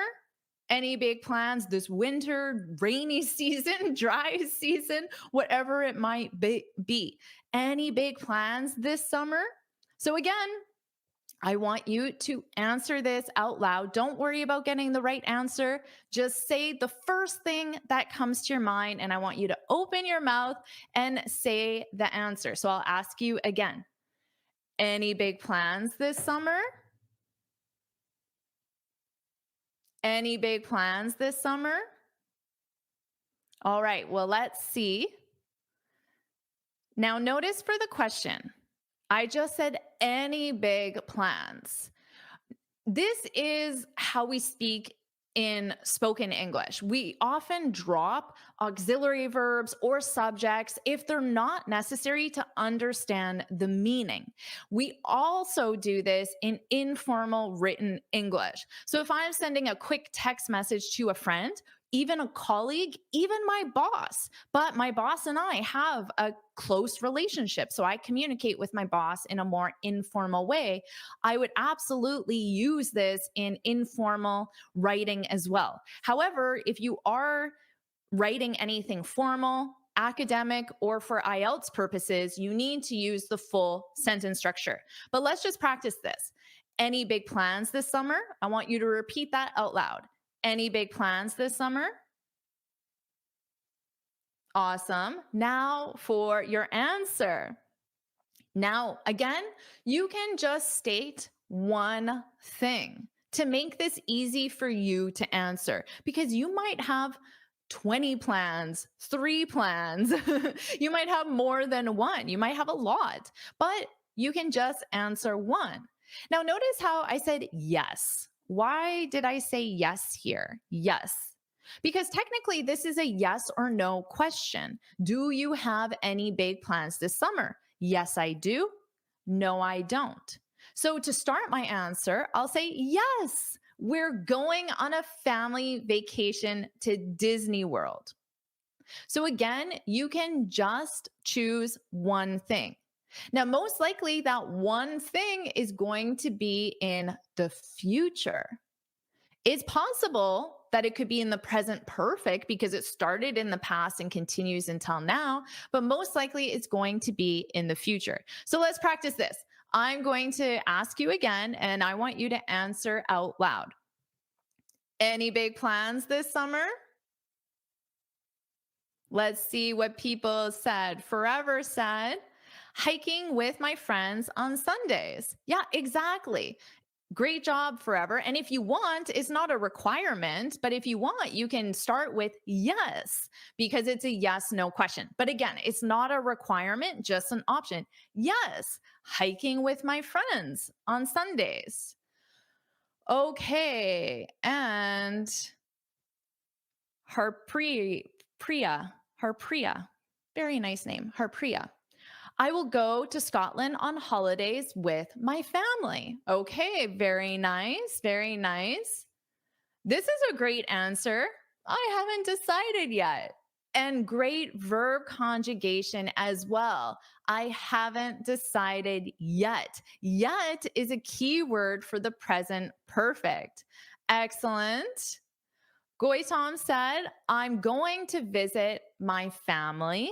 Very nice. Excellent. Now let's see. We have a no answer, which is absolutely acceptable. No, I have no plans for the summer, but I hope I could have planned a short trip. Exactly. You can absolutely say no. I have no plans for the summer, but I hope I can plan a short trip. But I hope I can plan a short trip. Okay. And Soha said, I'm going to swimming class this summer. Exactly. That sounds fun. So you can start with yes. You don't have to, but yes, I'm going to swimming class this summer. Very nice. Pearl, yes, I do. Exactly. Do you have? So notice Pearl answered, yes, I do. Because I do have big plans. Yes, I do. I'm going to New Zealand. That is wonderful, Pearl. I have never been to New Zealand and I would love to go. So enjoy your time.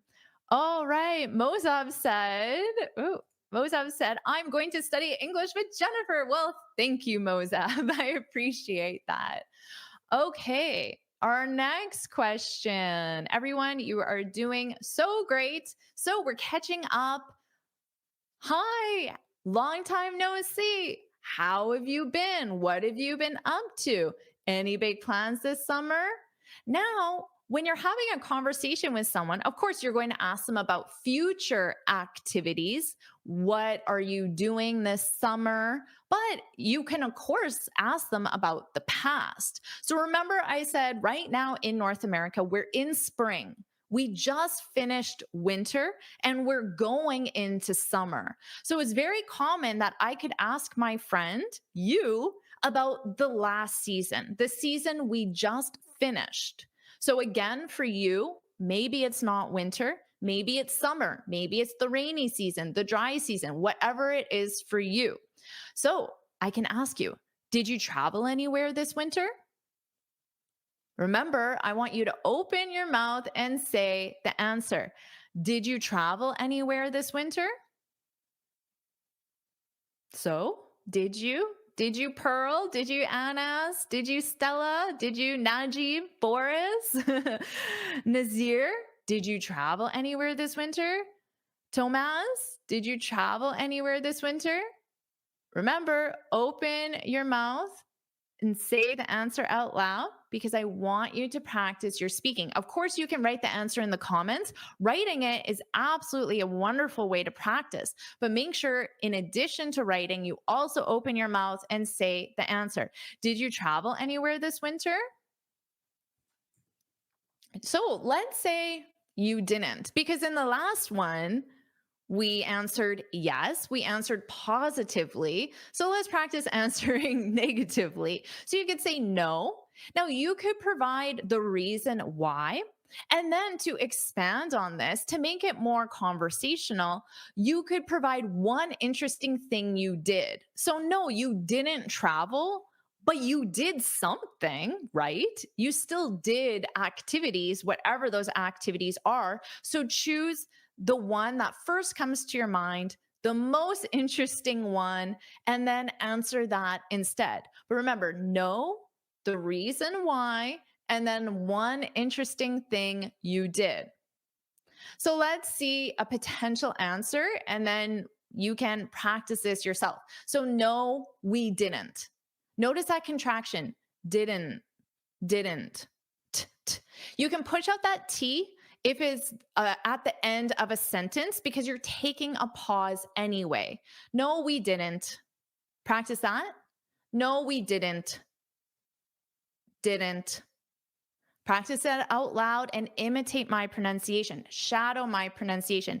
No, we didn't. Now, we, because it represents you and your family, but you could, of course, say, no, I didn't as well. No, we didn't. Now, the reason why. Winter is very busy for me at work. That's a potential reason why, whatever your reason is. And then one interesting thing, or the first thing you think of, but, because but is it's a connection word. It's a transition word. It helps you go from a negative, no, I didn't travel, to a positive, I did something interesting. But I remodeled our kitchen over winter. Now notice remodeled is in the ED because it's a completed past action. So right now my kitchen is fully complete. Everything is done. It's painted, new cupboards, new appliances. It's fully done. Okay, so now your turn to practice. So no, we didn't. No, I didn't. The reason and one thing you did instead. Okay, we'll practice this as spoken practice. Did you travel anywhere this winter?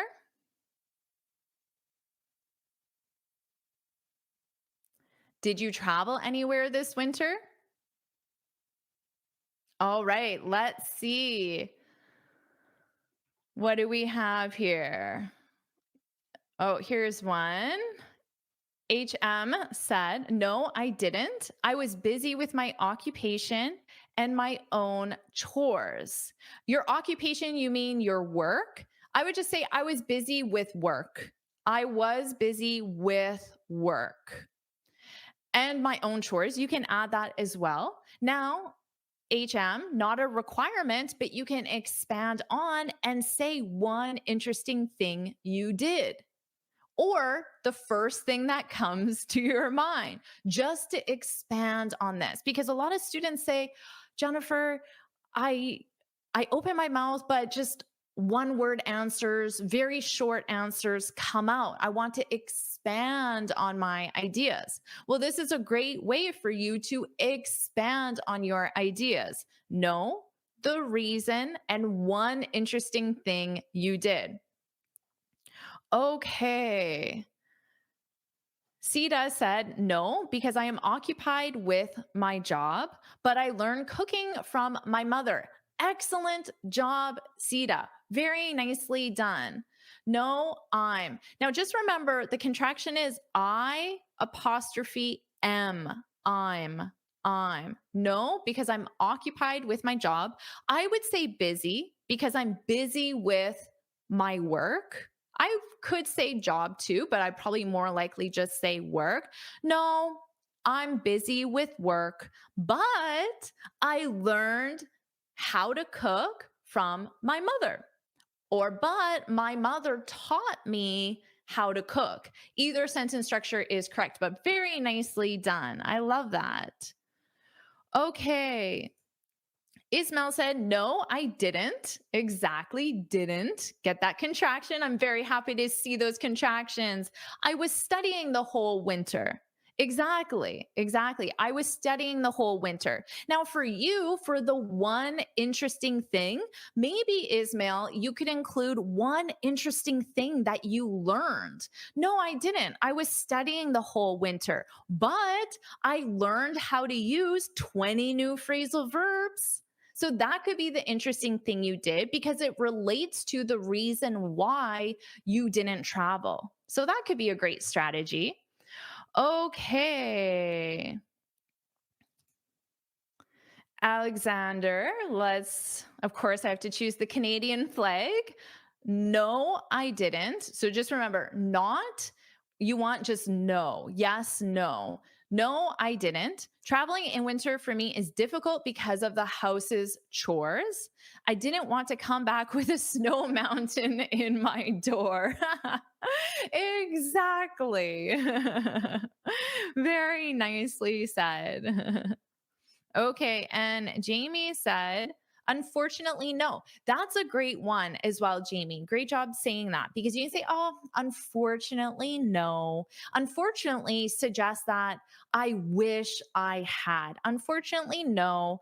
I looked forward to swim in the river, but it'll be freezing. I looked forward to, what does Jamie need to do here?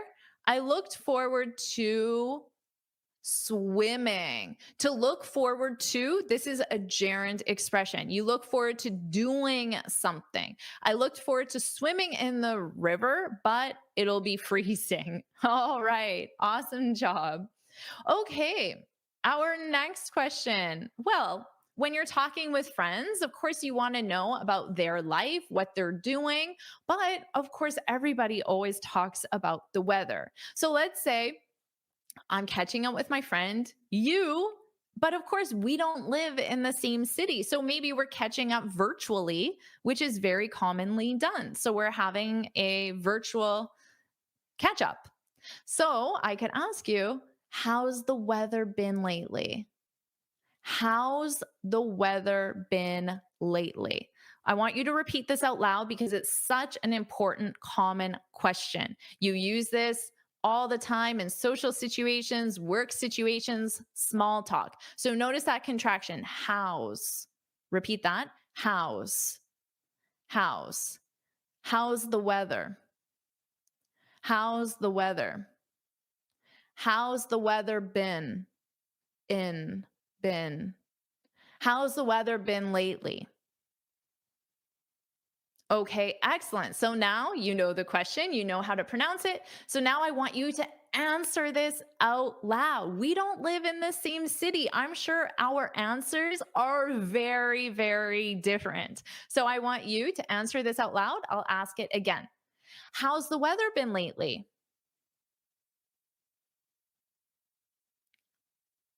Open your mouth, say the words, practice your speaking. How's the weather been lately? Okay.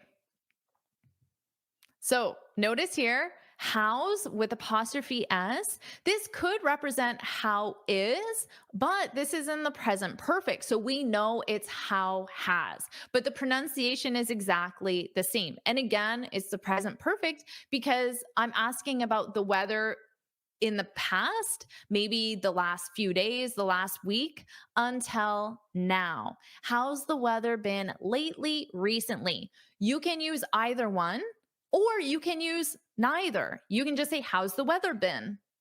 How's the weather been? So that is how to ask the question.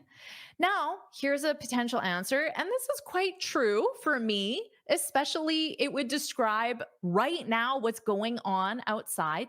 It's been, it has been. So just repeat that. It's been, it's been, it's been, it's been. It's been unseasonably cool and rainy. Cool and rainy. Now, unseasonably. Does anyone know what this means? Unseasonably cool and rainy. Who knows? Who knows? Let me know in the comments. It's been unseasonably cool and rainy. Unseasonably and then an adjective. This means more of the adjective than normal based on the normal weather, based on the climate. So in the beginning of June, in my city, is usually sunny and hot. That is what it usually is, what it normally is. So if I say unseasonably cool and rainy, it means it's not normally like this at this time of year. But you don't have to use that. Or you could use an adjective that is the opposite. You could say it's been unseasonably hot, which means hotter than normal. It's been unseasonably rainy, unseasonably dry. If it's unseasonably dry, it means it should be raining, but it's not raining. Or maybe you wouldn't use unseasonably at all because right now the weather is exactly what you expect the weather to be in your city. So let's practice. That's just to give you an example to help you expand your vocabulary with some useful weather vocabulary. But now I'll ask you again, and I want you to open your mouth and say it out loud. How's the weather been lately? It's been. Okay, so let's see some answers. Angel said, it's been horrible lately, to be honest. Yeah, exactly. You could use that as an adjective, horrible. It's been horrible. It's been terrible. And then maybe you can state why, and you can use the unseasonably. It's been unseasonably cold or maybe hot, and that's why it's horrible. Very good. Yuzu said, it's been cloudy and rainy as usual. Exactly, as usual. So this isn't unseasonable. This is as usual. It's been cloudy and rainy. Very good. As usual in June. You need the preposition in June in Japan. Very nice. Alexander asked, could I say barely warm? It's been barely warm. I mean, you could. Technically, that's grammatically correct, but I don't think I would personally say it. And I don't think I would hear a lot of native speakers use it. So it hasn't been very warm, Or just it's been cool. Instead of saying barely warm, I would probably just use the opposite, which is cool. Oh, it's been really cool. It's been unseasonably cool. It hasn't been very warm. So that's what I would say. It hasn't been very warm. All right. Harpriya said it's been cloudy. Exactly. Very good. And make sure you practice that out loud. It's been cloudy. Oudy. Make sure you get that vowel. Cloudy. It's been cloudy. Very good. Yuri said it's been cold. Yeah, it has been. In spoken English, make sure you use that contraction. It's been. It's been. It's been cold in Lima, Peru. Very nice. Okay. And Vladimir said it's been scorching recently. Excellent. Scorching means extremely hot. So unseasonably hot, hotter than, well, perhaps no, because maybe it is always scorching in June where you live, Vladimir. So not necessarily unseasonably, but scorching means very, very hot. And if you add unseasonably, it means it's unusual for this time of year. Okay, awesome job, everyone. Great job practicing, and make sure you're speaking out loud as well, imitating my pronunciation. Now, how about this question? This is an easy one. What were you up to earlier today?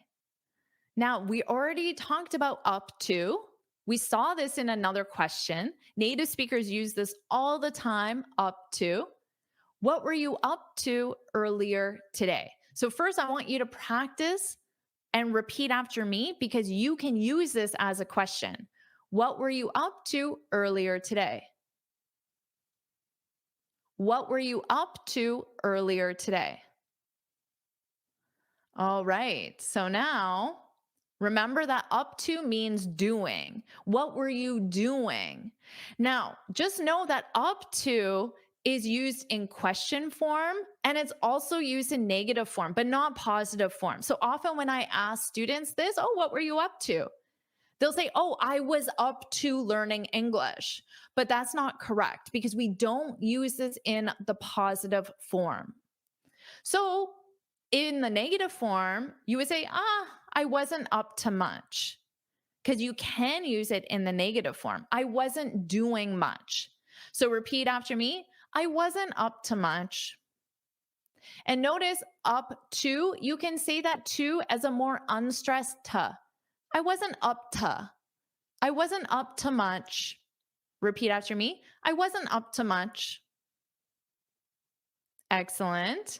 I just ran a few errands. Who knows what this means? I've already heard some people talk about chores, household chores, chores around the house. What about errands? And notice my pronunciation, errands, errands. Very different from the spelling, errands, errands. Repeat after me, errands.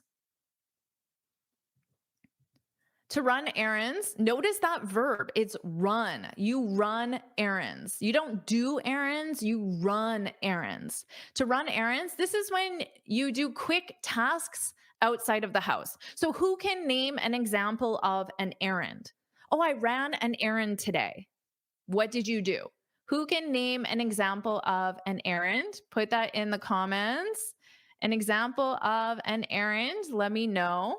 So maybe you could pick up your dry cleaning, pick up your laundry, get groceries, get gas, which means to fill up your car with gas. We just say, get gas. Maybe you had to drop off a package at the post office. Maybe you had to pick up some lipstick for your next YouTube video. These are all examples of errands. Okay. So now you know what the question means. Let's practice this again. I'm going to ask you and I want you to say it out loud. What were you up to earlier today? What were you up to earlier today? Now to answer, you can just state what you did. Now, because it's earlier today and you're no longer doing the action because we're talking, we're catching up, you can put it in the past simple. I went for a bike ride with my family. So just name one thing. Always keep it simple. Name one thing. So what were you up to earlier today? You could add on earlier today, I went for a bike ride, or you could do the time reference this morning, this afternoon, at 10 a.m., at 3 p.m., after lunch, before lunch. So you can absolutely add on a time reference if you like. Okay, and I went for a walk. Exactly. An awesome job getting for a walk. A walk. This is the noun form. And this is how native speakers would say when you're just going for a leisurely purpose. And the past simple of the verb go is, of course, went. I went for a walk. Excellent job, Soha.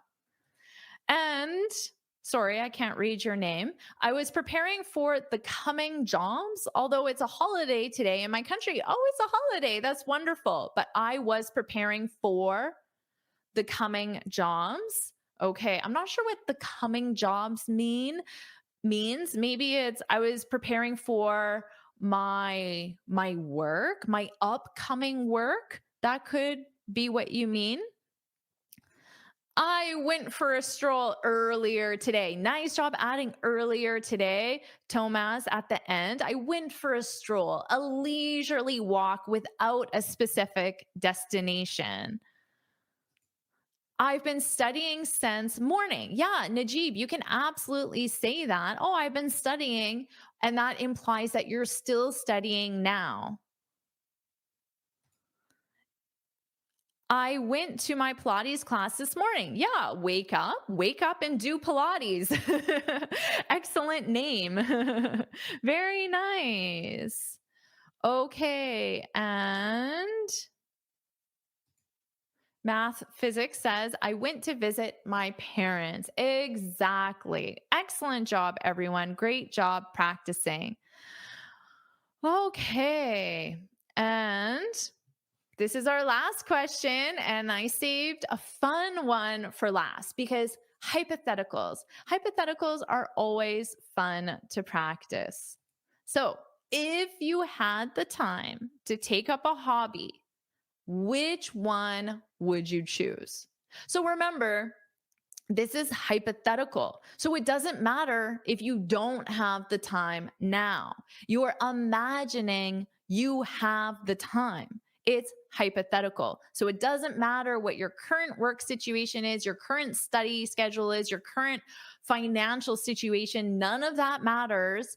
In this hypothetical situation, you have the time to take up a hobby. So which one, again, it's always easier to just say one thing when you answer a question. And then you can give more information about that one thing. If you had the time, if you had are conditional, if you had the time to take up a hobby, which one would you choose? Oh, get that hobby in your mind. So to take up a hobby, this means to begin a new hobby. So to start, to begin a new hobby. So practice this, take up, cup. Notice how those sounds link together. Take up, repeat, take up, take up a hobby, take up a hobby. And again, begin a new hobby. So here's a model that you can use. If I had the time, so you're using the conditional in your answer. If I had the time, I'd take up yoga. I would take up, I'd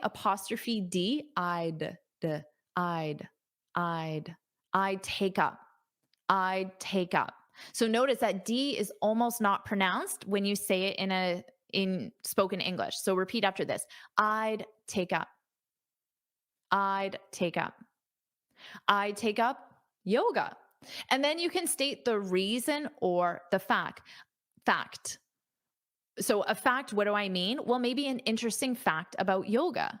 I take up yoga because I know it's good for my health. So maybe that's the reason why, but maybe it's just a fact about yoga as well.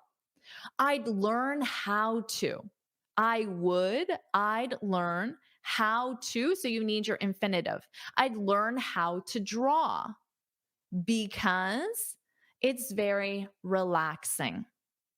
I'd start. What would you start? I'd start taking photos. I'd start. What would you start? I'd start building websites. I'd start speaking in English because I need to pass my IELTS or whatever the reason why. So you don't have to use all three, just pick one. I'd take up, I'd learn how to, I'd start. So let's practice this again. If I had the time, repeat that. If I had the time, I'd take up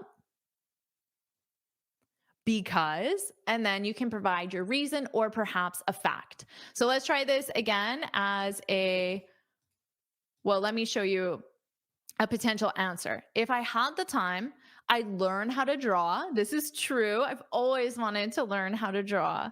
If I had the time, I'd learn how to draw. I love the idea of sitting in nature and drawing the beauty in front of me. And this is very true. This is exactly how I would answer this.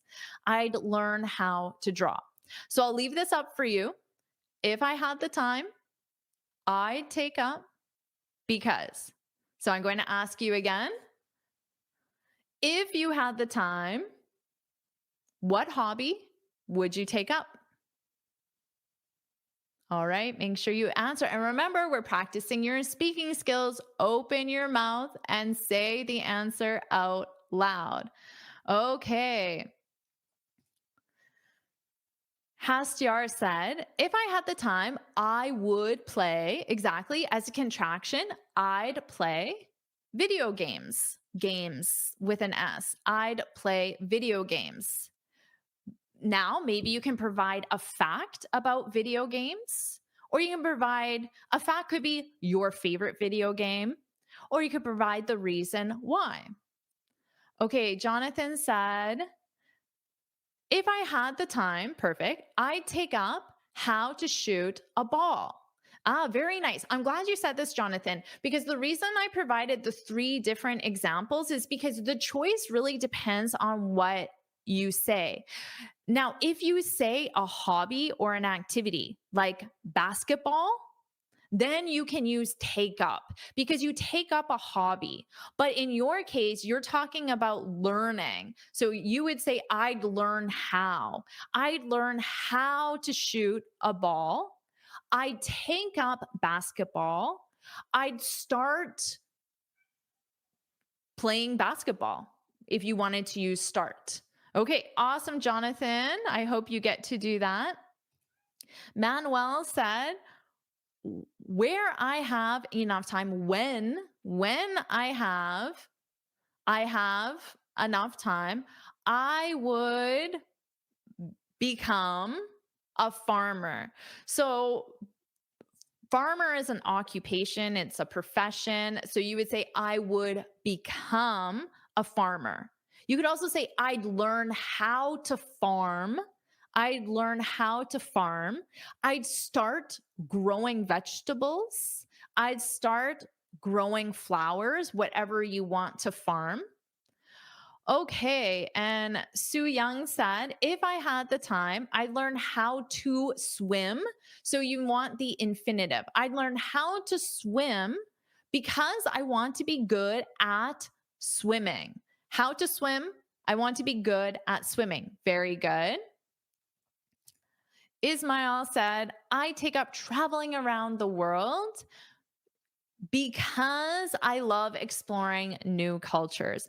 If you use do, you have to use due to, but you have to use a noun. Due to my love of travel. But if you use a verb, you have to use because I love exploring new cultures. Okay, let's do one more. Boris, if I had time, you can use that. You don't have to say the time. If I had time, I'd learn to play guitar. So not a guitar, it's just guitar in general. I learned to play guitar. I learned to play guitar. All right, we'll do a couple more. If I had the time, I'd find some more opportunities to improve English listening skills. Exactly. That's wonderful. Now, I have to let you know that I have a whole playlist for English listening skills on my YouTube channel. So if you just go into the playlist section, you'll see a playlist for listening exercises. So if you have the time, when you have the time, you can use that playlist. Okay. Let's do one more.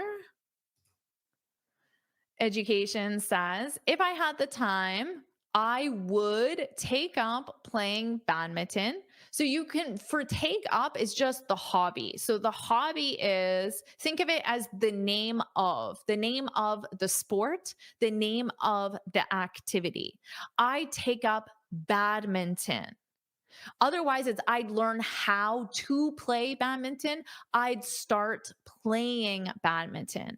If I had the time, I'd take up badminton because it's my favorite indoor game.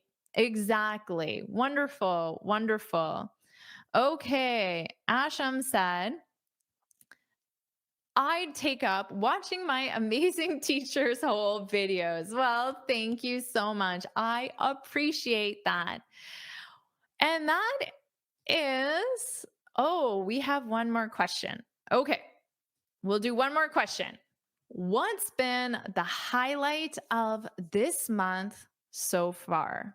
What's been the highlight of this month so far? Oh, this is a good question. It's June. So, what's been the highlight of this month so far?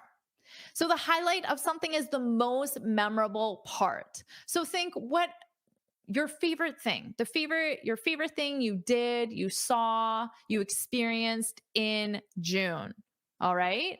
So, to answer, you can say the highlight of my month has been, and then you can use a gerund verb. Maybe it's running a marathon, has been running a marathon.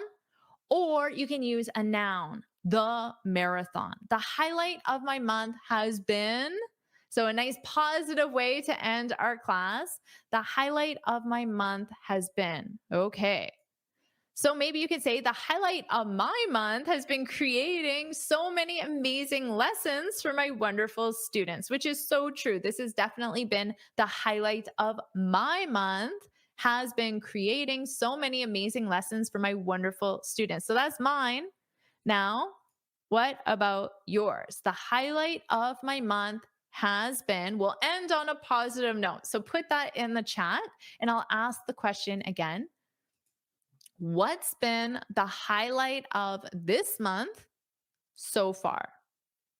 Remember, open your mouth and answer out loud. What's been the highlight of this month so far? A great question. And remember your answer. The highlight of my month has been, and then a gerund or a noun. Okay, we have Yuzu. The highlight of my month has been getting new plan for cooking. Very nice. Has been getting a new plan for cooking. A new plan for cooking. Excellent. Wake Up said, the highlight of my month has been trying to talk with people in English. Very nice. Has been trying. After the verb try, you just need the infinitive. I've been trying to improve, to learn, to do. I've been trying to talk with people in English. Excellent activity, Wake Up. Tomaz says, the highlight of my month has been quitting drinking. Congratulations, Tomaz. It's always difficult when we want to make change in our life. And just the fact that you tried and you did it. That is something to be congratulated. Amazing job. Alexander said, the highlight of this month has been watching my favorite soccer team qualifying for the finals. Absolutely. What a wonderful highlight. Very nice. My favorite soccer team. There's no need for the possessive there. My favorite soccer team. Gore says, the highlight of my month has been practicing meditation. Exactly. Very good. Practicing and then something, a noun, meditation. Excellent. The highlight of my month has been having done a lot of chores at my old house in my hometown. Very nice highlight.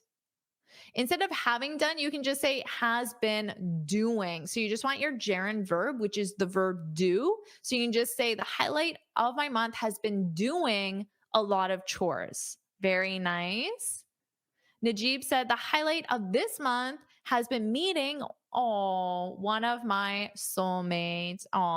If you use one of, your noun needs to be plural. One of my soulmates with an S.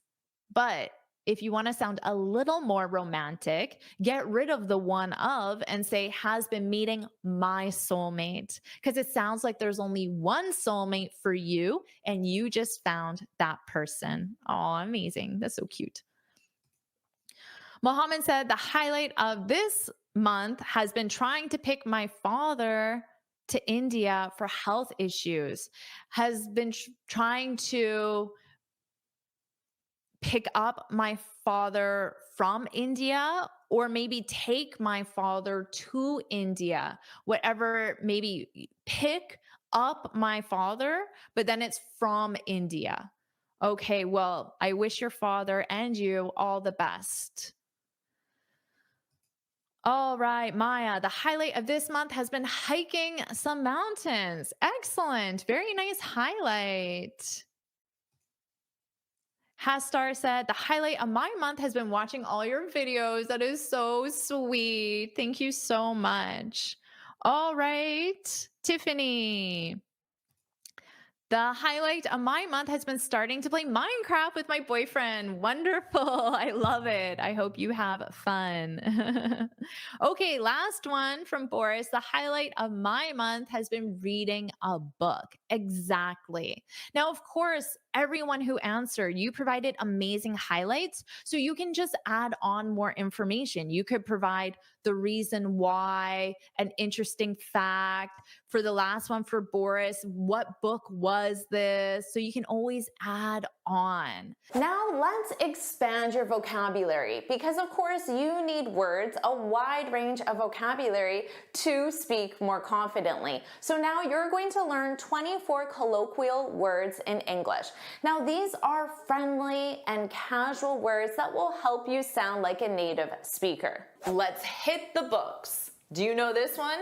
You should, because to hit the books means to begin studying. You could say, I have a big test tomorrow, so I need to hit the books. And hopefully you're going to hit the books by watching more of my videos to help you improve your English. If you agree, put let's do it, let's do it, let's do it in the comments below. Hit the books! Well, time to hit the books. And number 2 is let's do it. To do something, this is a casual, friendly way of saying to complete something. But native speakers use this in many different situations. I could ask you, are you ready to leave?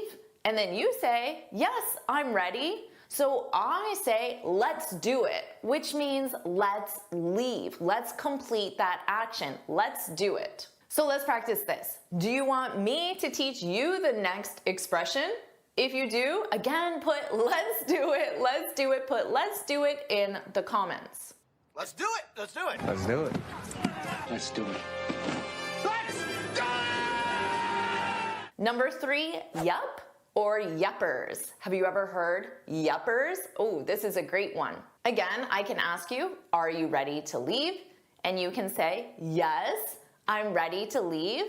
Or instead of yes, to sound more casual, you can say yup or yuppers. You can put it in a full sentence, yep, I'm ready, yeppers, I'm ready, or you can just use that one word, yep, yeppers. And notice that S, yeppers, with an S. So again, question for you. Do you want me to keep teaching you natural expressions? Put yeppers with that S, put yeppers in the comments if you do. Yeppers. Yeppers. Yep. Number 4, I'll see you at 8-ish. What time is 8-ish? Do you know? Adding ish to the time means around 8. So this could be 7:45 or 8:15. To sound more professional, you can say, I'll see you at approximately 8. That's the more formal way to say around, and the casual way is to add ish. Native speakers use this a lot. We'll be there soon. Well, soonish. This means in the near future, but not immediately. It's a little longer than soon. Just know that ish is not actually a word, but all native speakers understand it. Shall we say, 8-ish? Number 5, my bad.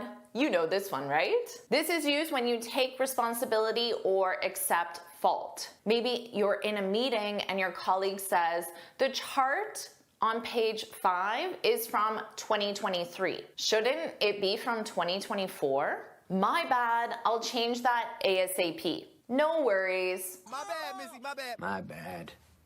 I'm bad. Our next one is, of course, no worries. You probably know this one. This means it's okay or don't worry about it. Native speakers often use this instead of you're welcome. Jennifer, thanks so much for the new lesson. You might say that. And I can reply to you and say, no worries, no worries. But we also use this to apologize. Maybe you're shopping and you accidentally hit someone with your shopping cart, and you can say, oh, I'm so sorry. And the person replies back and says, no worries. No worries. No worries.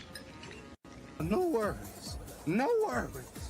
Everything's all no worries, no worries. Number 7, no big deal or no biggie. This also means it's okay, don't worry about it, no worries, or it's not significant, it's not important. So again, if you're shopping and you accidentally hit someone with your shopping cart and you say, oh, I'm so sorry, the person can reply back and say, no big deal. This is often used after an expression of gratitude to say it wasn't significant, it wasn't important. Maybe you say, wow, Jennifer, it's so nice of you to provide a free lesson PDF. Remember, you can download it in the description. And I can reply back and say, no big deal, no biggie. I'm letting you know that this wasn't a significant task for me to do, so I'm happy to do it. No biggie. No big deal. Number 8, 100%.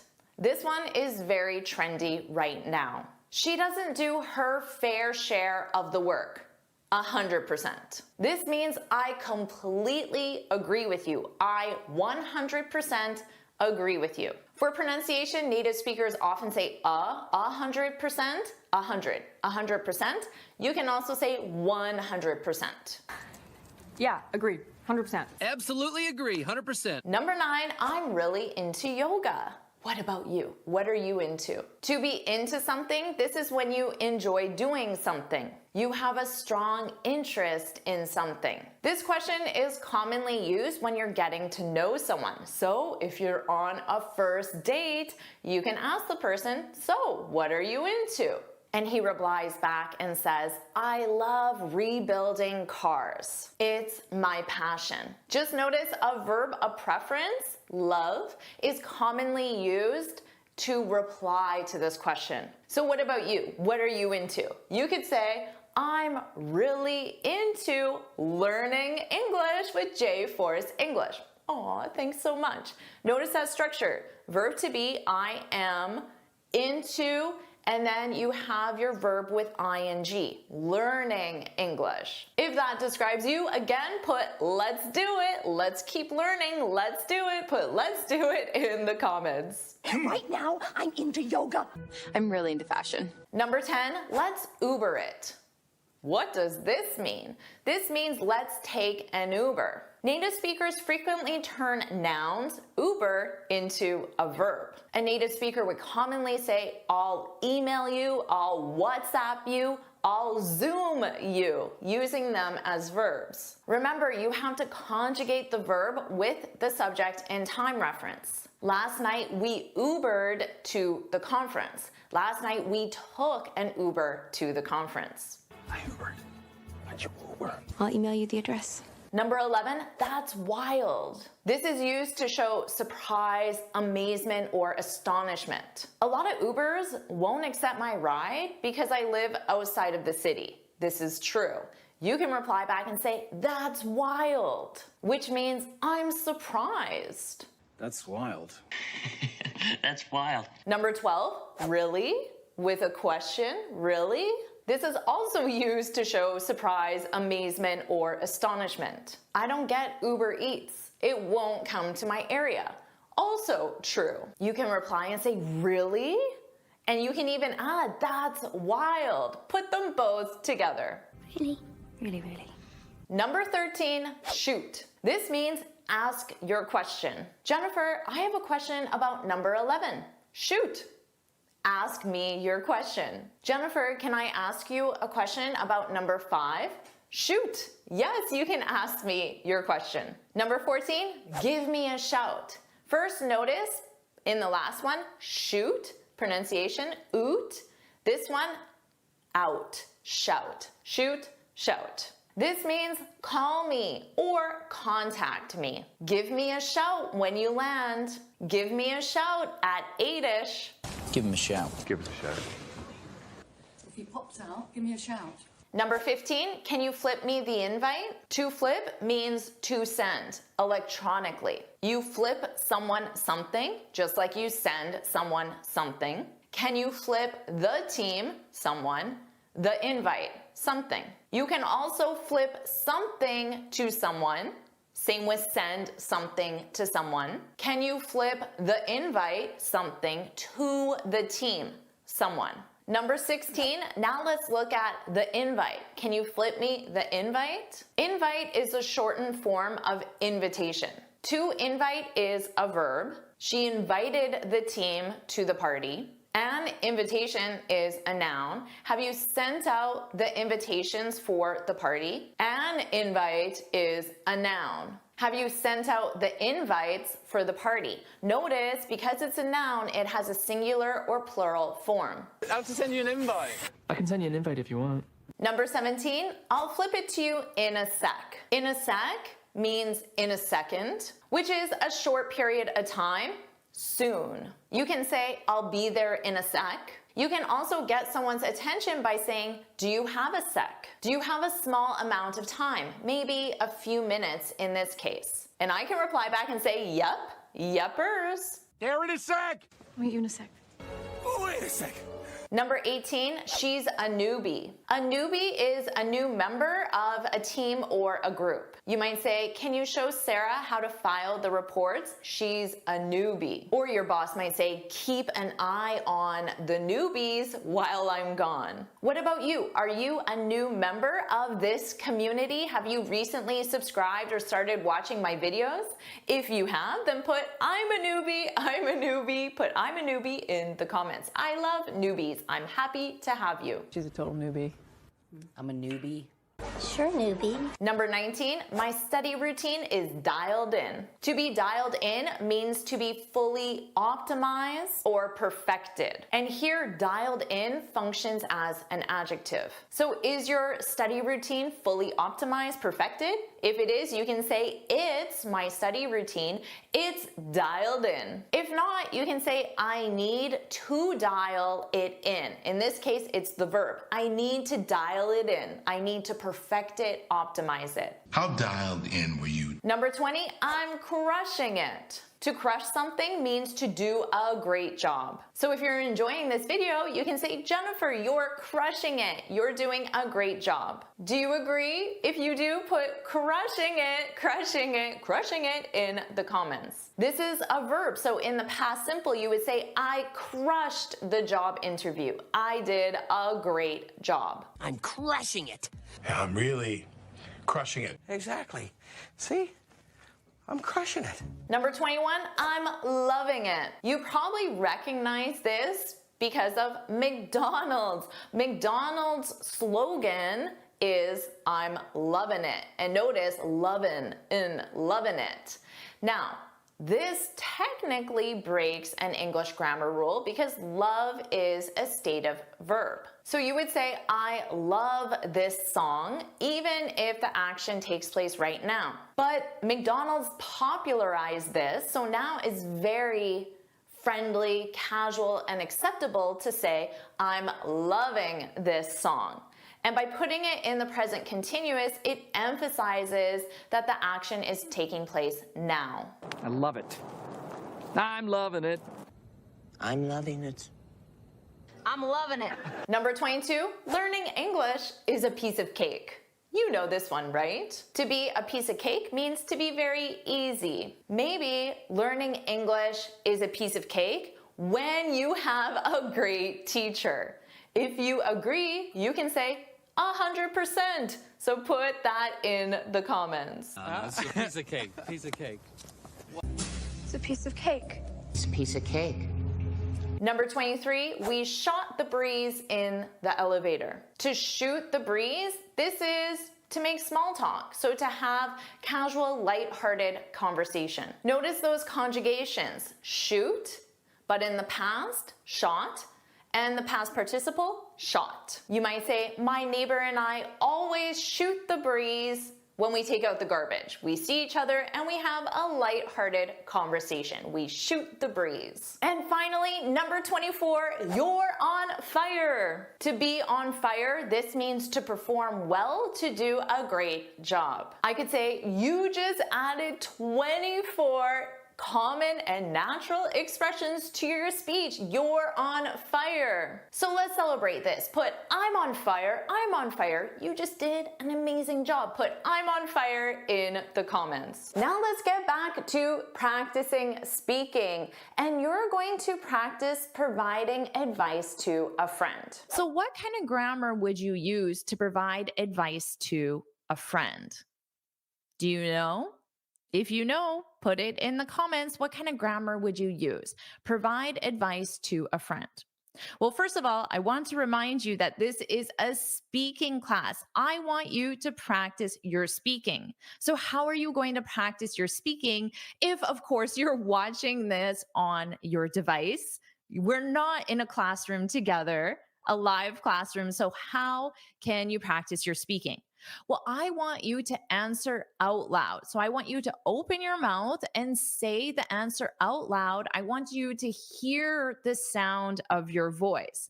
Now, of course, you can put it in the comments too, because you can practice your sentence structure and take some time to really form those sentences. But I want you to answer out loud to practice speaking. Do we have a deal? Okay, great. Now, getting back to the grammar. If you're providing advice to a friend, you're going to use your modal verbs. Here are some modal verbs that we're going to practice in this class and you're going to get very comfortable with. The first one, must. Now remember, with modal verbs, you use the modal and the base verb. Must plus base verb. So this is used for a strong obligation. It sounds like something an authority figure would say to you. An authority figure could be your boss, your parents, your significant other. A friend might talk to you from a position of authority as well, or of course, police, government, a position of authority.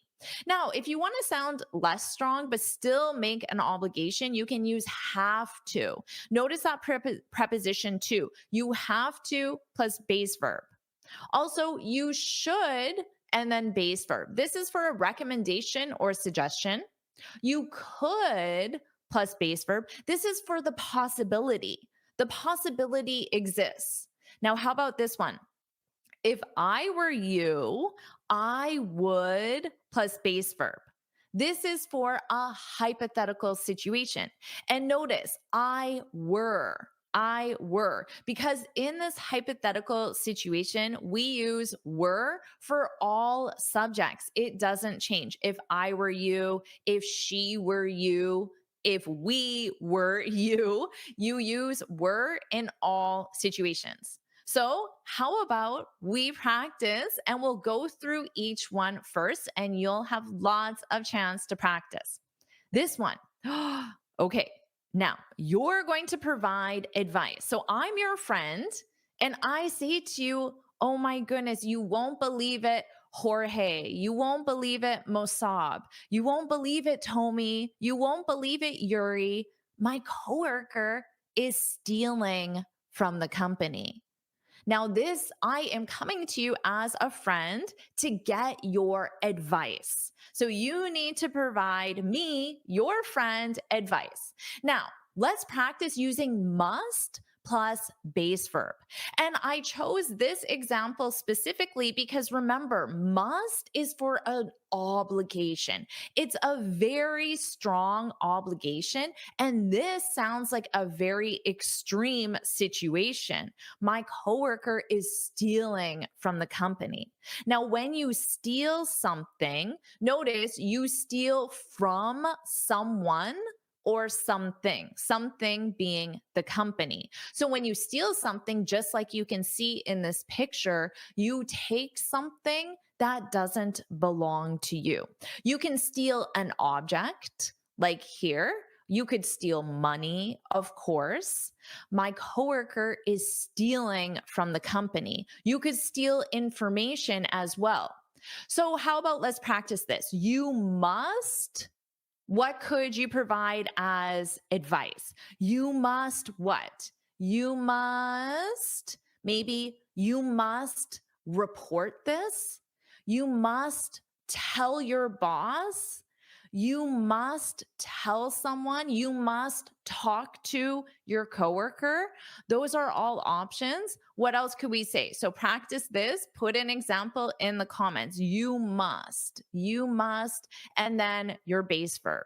You must tell someone. Notice you tell someone something, or you must say something to someone. You must say something to your boss. You must tell your boss. So notice the different structure there. So Tomi said, you must return it. Yes, exactly. So you would be talking directly to the person who stole it. You must return it. Now, if you're providing advice to a friend, it would be you must tell your coworker to return it, because I'm not the one who stole it. It's the coworker who stole it. You must tell your coworker to return it, or speaking directly to the coworker, you must return it. Very nice, Tomi. How about Horatio said, you must talk to your boss. Exactly. So you talk to someone. You must talk to your boss. And notice your modal verb must and then the base verb. You must talk to your boss. Very good.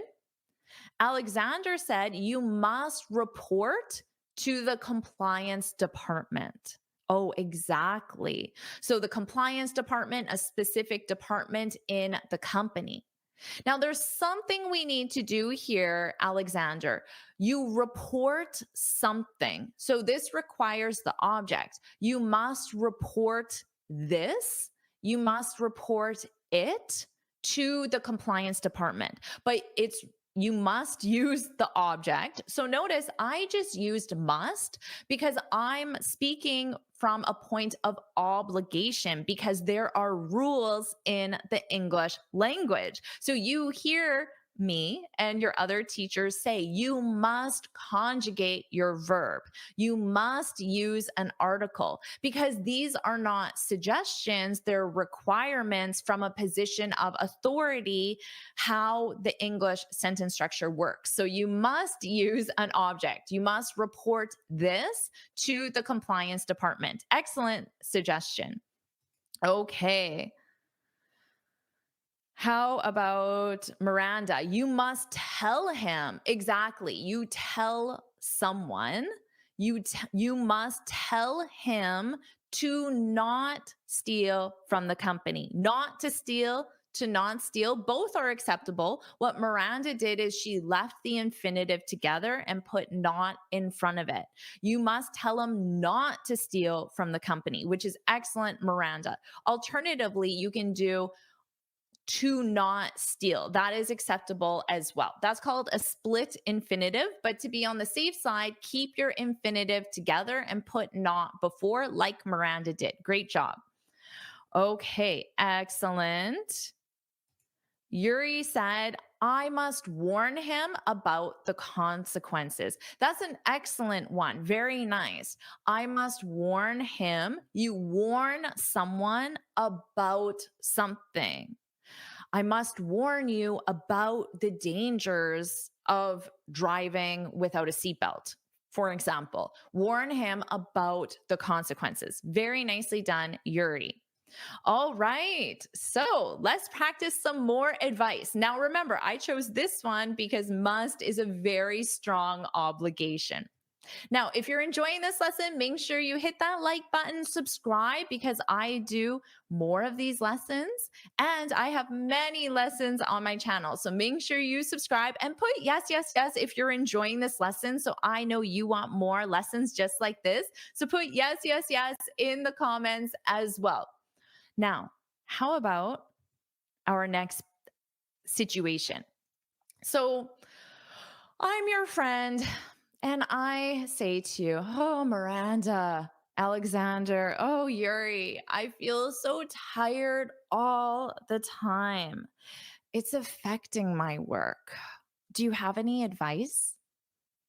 And now let's practice have to plus base verb. Don't forget that preposition to, and you have to conjugate your verb have. Okay, so and remember, you can put it in the comments, but I also want you to open your mouth and say the answer, say your advice, because I want you to practice speaking. So, I just feel so tired all the time. It's affecting my work. Notice affecting because this is a verb. Don't confuse this with effect. It's having an effect on my work, because effect is a noun and affect with an A is a verb. So that's why I have the verb form here. Oh, well, first of all, I see lots of yes, yes, yes, which is awesome. The Spav is enjoying this lesson. Woohoo! Vila is from Laos, and I hope you're enjoying this lesson. You gave me a thumbs up. Make sure you thumbs up this video as well. Haidika is enjoying this lesson. Amazing. Freddie, yes. Woohoo. I'm so glad. Okay. Now, Mosab asked affect. Well, what does it mean? It means that this situation is, so my work, let's say every day I need to write a report, but I'm tired. So it's taking me longer to write, or my writing isn't as good. I'm making mistakes. All of those are examples of how it's affecting my work. So there's a consequence on my work because of the situation. The situation is, oh, I feel so tired all the time. So please, you're my friend. Give me some advice. Have to plus base verb. So what could you say as advice? Put it in the comments, and remember to practice speaking out loud as well, because I want you to open your mouth, say the words, because I want you to hear yourself speaking in English. Right now, I'm doing a lot of talking. I'm improving my speaking skills, but what about you? Okay, Yuri said, you have to go on vacation. Excellent suggestion. Thank you, Yuri. And that's true. So, everyone, open your mouth and say, you have to go on vacation. To go. Notice how I did to, unstressed, to go. Practice that. To go. To go on. Go on. To go on. To go on vacation. You have to go on vacation. All right, imitate my pronunciation to practice speaking as well. Excellent advice. And notice have plus to plus base verb. Alexander said, you have to take a rest since this tiredness is affecting your work, most likely. It could be affecting your work because you said my work, which belongs to Alexander, but you want to say your work, which would belong to me. You have to take a rest. Yes. And to be honest, in American English, we would probably say take a break, take a break, take a rest. Perhaps maybe is a little more British English. I don't speak British English, but in North America, we would say take a break, take a break. If I say take a rest, to me, that sounds like have a nap. Have a nap, but take a break means I'm going to stop working and I'm going to go for a bike ride or go on vacation or go play with my cats for a little bit, something like that. Okay, and Freddie said, I have to take a nap. I'm so exhausted. Yes, exactly. Very good. I have to take a nap. Now, in American English, we don't contract, we don't take our subject have and form a contraction when have is the main verb. I have to take a nap. Oh, I'm so exhausted. But Freddie, they do in British English. But I just want you to know in American English, we wouldn't form that contraction. I would say, I have to take a nap. You have to take a nap to provide advice to someone else. Okay.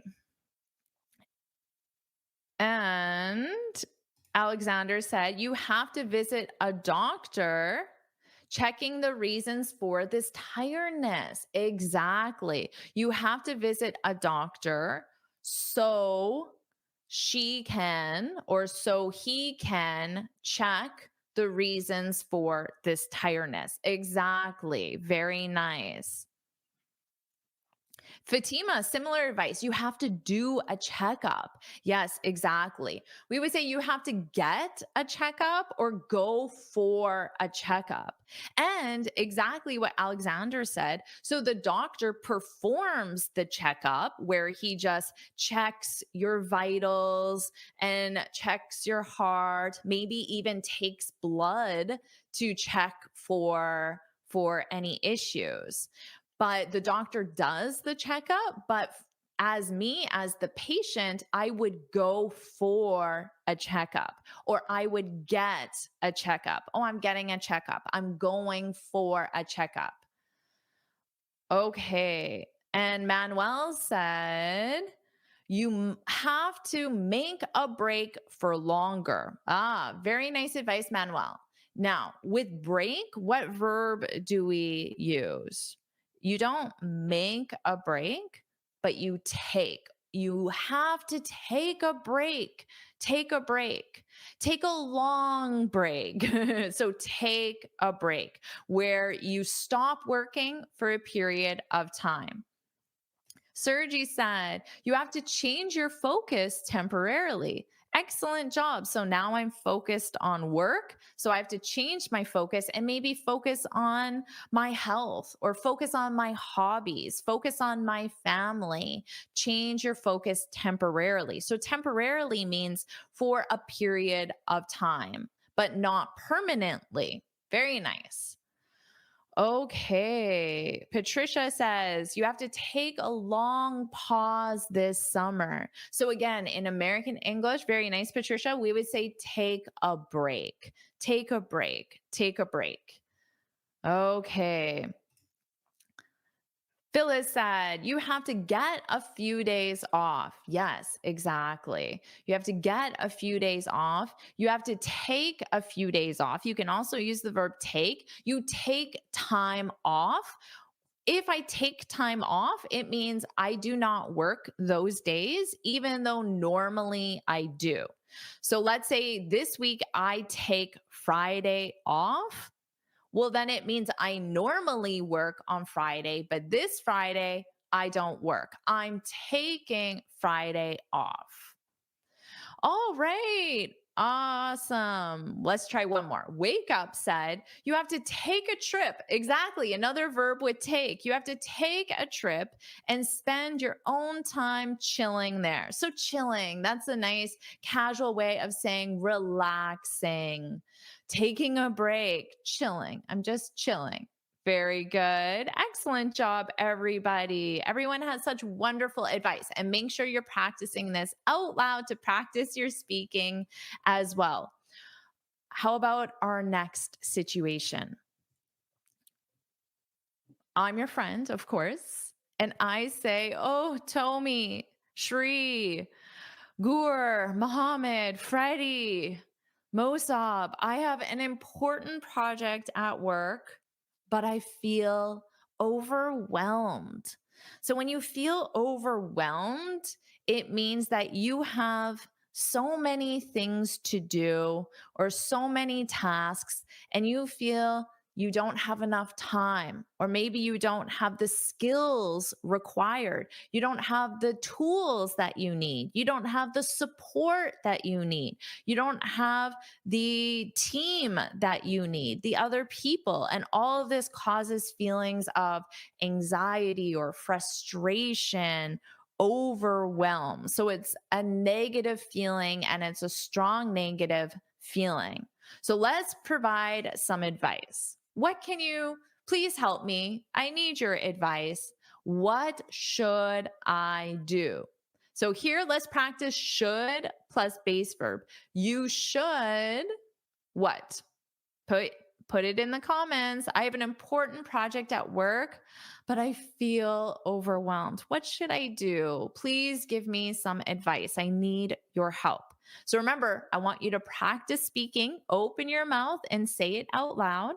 And after, you can also put it in the comments so I can make sure it's correct. And then once I review it, you can practice again and try to imitate my pronunciation. So let's practice overwhelmed. Notice this ED, whelmed. It's a very soft D, whelmed, whelmed. And then you just add over, overwhelmed. Repeat after me, overwhelmed. I feel overwhelmed. Good. Make sure you're practicing that out loud to practice your pronunciation. Now, notice you can feel overwhelmed or you can be overwhelmed, but I'm overwhelmed. I feel overwhelmed. Both of them are correct.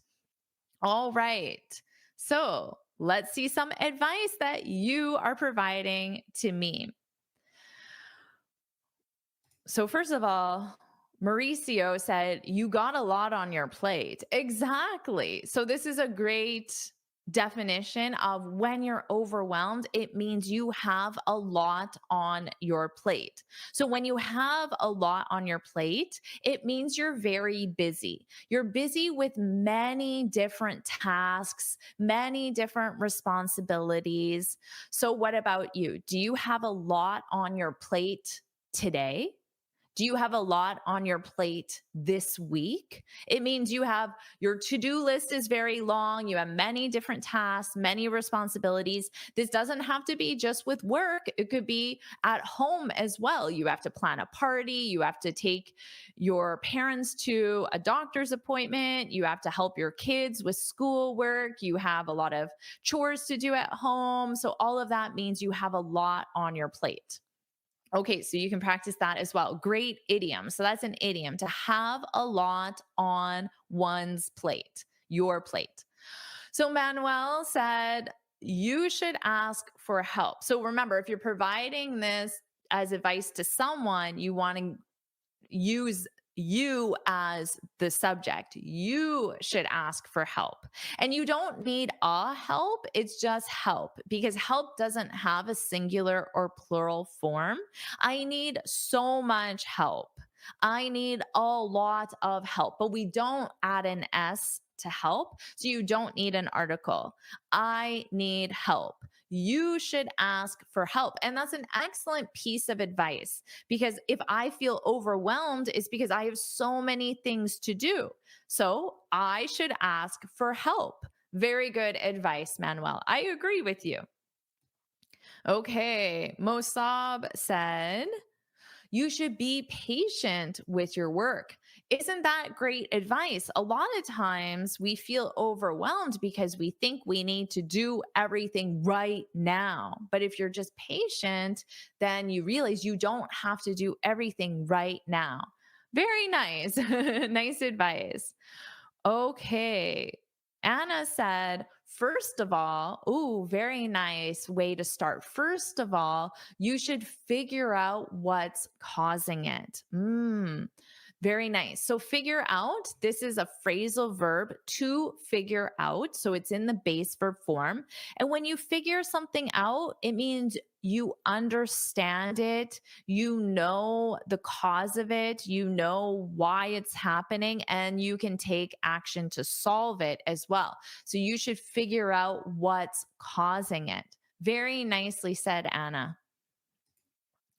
Okay, and Keaton said you should divide your work in a team. Very nice. So you should divide your work. So I have all this work and I should take one piece and give it to someone else and give this. So that would be divide your work. You should divide your work among your team. You should divide your work with your team. So those are prepositions you can use. Very good. And you had your should and base verb. Okay. And Gord said, what should I do? Exactly. What should I do? Please give me your advice. Okay. And Boshra said, you should take it easy. Exactly. You should take it easy. Take a deep breath and motivate yourself before starting. Isn't that very nice advice? You should take it easy. So take it easy is another way of just saying, just relax a little. Don't do so much. Take it easy. Okay. So I should stay calm first. Exactly. So if you're providing advice to yourself, I should stay calm. But if you're providing advice to someone else, you should stay calm. Very nice. Wake Up said, you should ask for some help from your coworker. Yes, you can ask for help. You ask for something from someone. You should ask for some help. And remember, because help is always singular, there's no S, some help from your coworker. Very nice. Okay. Patricia said, you should loosen up. So if you're uptight or if you're overwhelmed, notice how your body actually becomes tight like this. Everything is tight, but then, now loosen up. Loosen up. So this means you should be more relaxed. Loosen up. You should loosen up. Very nice, Patricia. I love that. Okay, excellent advice, everyone. Let's practice another one. How about could? Now, remember with could is for possibility. So it's just a possibility. It doesn't mean you have to. It doesn't mean you must. It doesn't even mean you should. It's just a possibility. So I'm just sharing one possibility, and then you can decide if it's a good possibility or a bad possibility. So could is a very soft way to provide advice. So how about this one? I can't stop scrolling on my phone, just hours and hours a day, especially right before bed. I just sit there, I'm in bed, I'm scrolling on my phone. I waste so much time.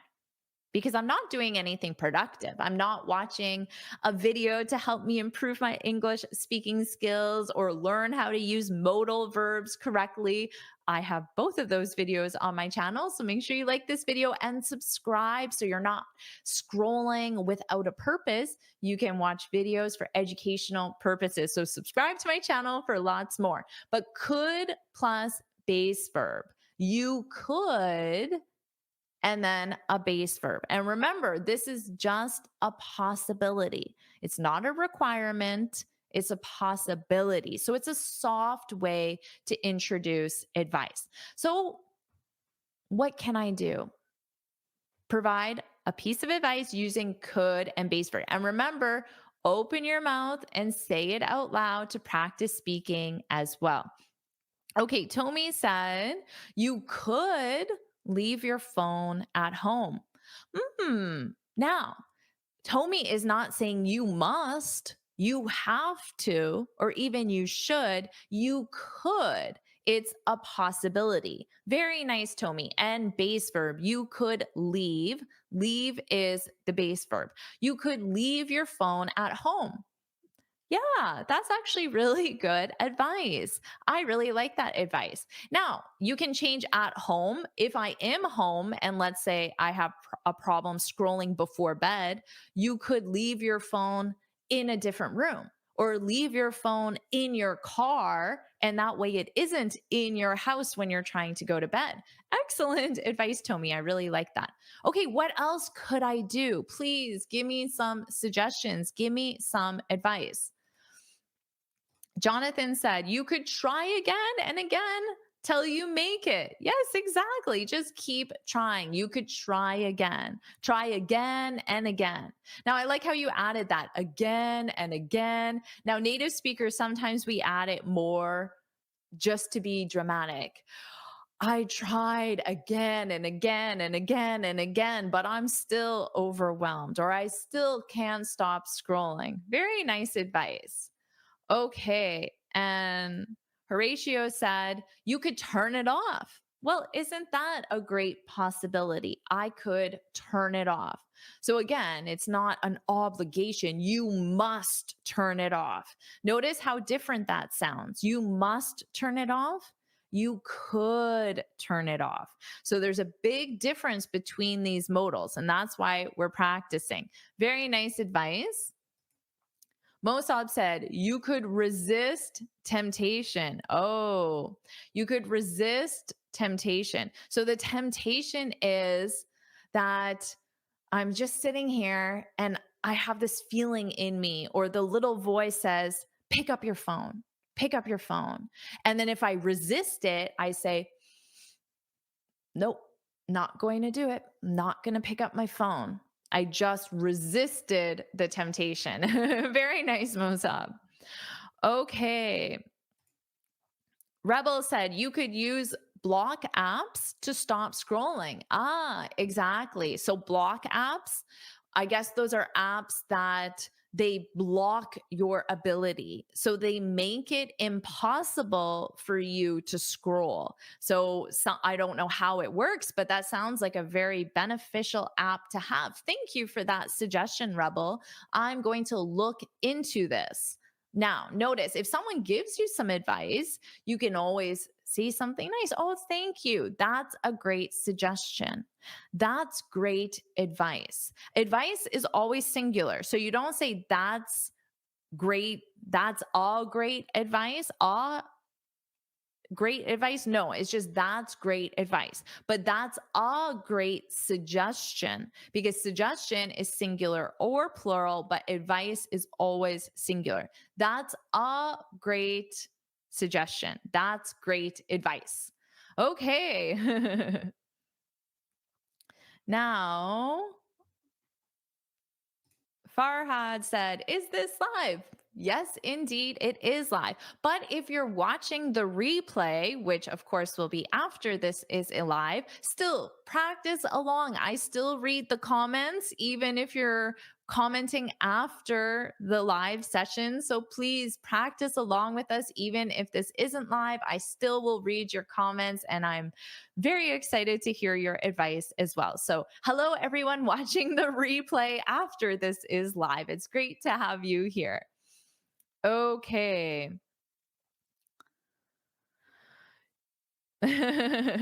You should. Okay, let's see this one. Fatima said you could read a book instead. Exactly. And this is a suggestion. It's one possibility you could. And then we can decide together. Actually, yeah, that's really good advice, because if I'm reading a book, my mind will be occupied with that book and I won't be tempted. I'll resist the temptation to pick up my phone and scroll because I'm doing something else. Very nice advice. Thank you, Fatima. Okay, Forever said you could start reading some books. Exactly. When this happens, we have an expression. Do you know what that expression is? In this exact situation, you can say, great minds think alike. Great minds think alike. Great minds think, because think is conjugated with minds. They think alike. Great minds think alike, because Fatima said read a book and Forever says read a book. So great minds think alike. You could start reading some books in some times as daily basis, and don't think of your phone. Exactly. Great job, Forever.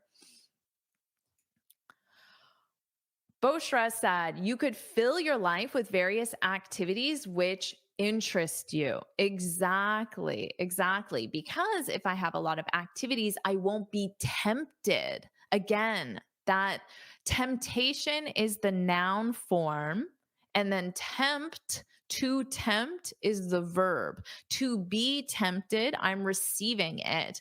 I won't be tempted to use my phone because I'm spending time on activities. Very nice. Okay. Jamie said, you could talk to someone from time to time. Exactly. I could talk to a friend, talk to my family, talk to my students instead of scrolling on my phone. Very good. Very good. Okay. Now, isn't this amazing advice? You might be having some of these problems that I'm sharing. So now you have a lot of advice as well. Let's listen, or let's review one more together. Okay. Wake Up said, you could set an alarm to go off in a few minutes, and then when the alarm goes off, just go to sleep. Oh, this is a really good time. You're giving yourself a limit. I can use my phone for, let's say, 15 minutes or 20 minutes, and I set my alarm. When the alarm goes off, I put my phone away. That's excellent advice, Wake Up. Very good. Okay, now, this is a hypothetical. Remember, if I were you, and we use were for all subjects. So if she were you, if they were you, because it's a hypothetical, and I am not you. If I were you, I would, and then base verb. Just know that native speakers don't always follow this rule. Native speakers commonly say, if I was you, I would. Okay, a native speaker will say that. Don't be confused when you hear a native speaker say that. Just understand they're not following the grammar rule. But for yourself, for your IELTS, for academic writing, for any professional writing, the grammar rule is in this conditional, and you know it's a conditional because it starts with if. You need were for all subjects, so it doesn't change. Now, the past simple of the verb to be conjugates with the subject. I was tired yesterday. You were tired. She was tired. We were tired. They were tired. It conjugates. But in this conditional, it does not conjugate. It's were for all subjects. Also note, you can change the order. You can say, I would, and then base verb, I would go to bed if I were you. So you can start with I would and then add on if I were you, or you can change it. If I were you, I would, and then your base verb. Okay, so the situation. Alexander, Gore, Najib, Freddie, Jamie, Anna. I don't like my job, but it pays well and I need to support my family. What should I do? What should I do? So you can reply back, if I were you. So you're putting yourself in my shoes. You're pretending that this situation is happening to you and you're sharing how you would handle, deal with, address this situation. So notice I said, you're putting yourself in my shoes. That's a great expression as well, to put yourself in someone's shoes. You're imagining you're that person. Okay, so let's review some of these. And remember, if you're enjoying this video, make sure you like it and subscribe so you get more great lessons like this. And so you can support this channel so I can make these lessons available to you as well. So Horatio said, if I were you, so Horatio is now Jennifer. So you can lead this class now, Horatio. If I were you, I would look for another job before quitting. Oh, very nice. I would look. Look is the base verb. And notice you look for something. So you need that preposition for. You look for a job. And then he said before. Before is a preposition. So you also need your gerund verb after this preposition, before quitting. Before quitting. You could also say before you quit to use a subject and verb, but you can just use the verb in ing form. If I were you, I would look for another job before quitting. Excellent advice, Horatio. Thank you. Okay, and Tommy said, if I were you, I would change the environment. Exactly. I would change the environment. And then, of course, Tommy can give me more information about, well, how can I do that? What do you mean by that? What can I change? So, of course, you can add on to this. And remember, you can switch this. You can say, I would change base verb. I would change the environment if I were you. So you can flip that word order as well. Olga said, if I were you, I would try to find some interesting in my job. Very nice. You just need to add something interesting in my job. I would try. So try is our base verb. I would try to find something interesting in my job.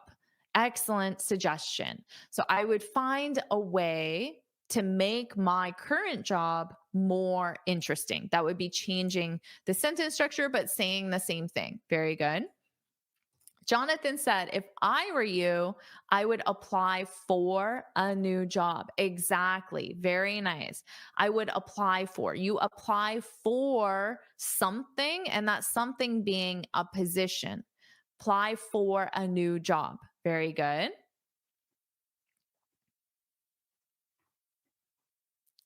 Okay, and Mohammed said, if I were you, I would keep learning about my passion till I get the appropriate job.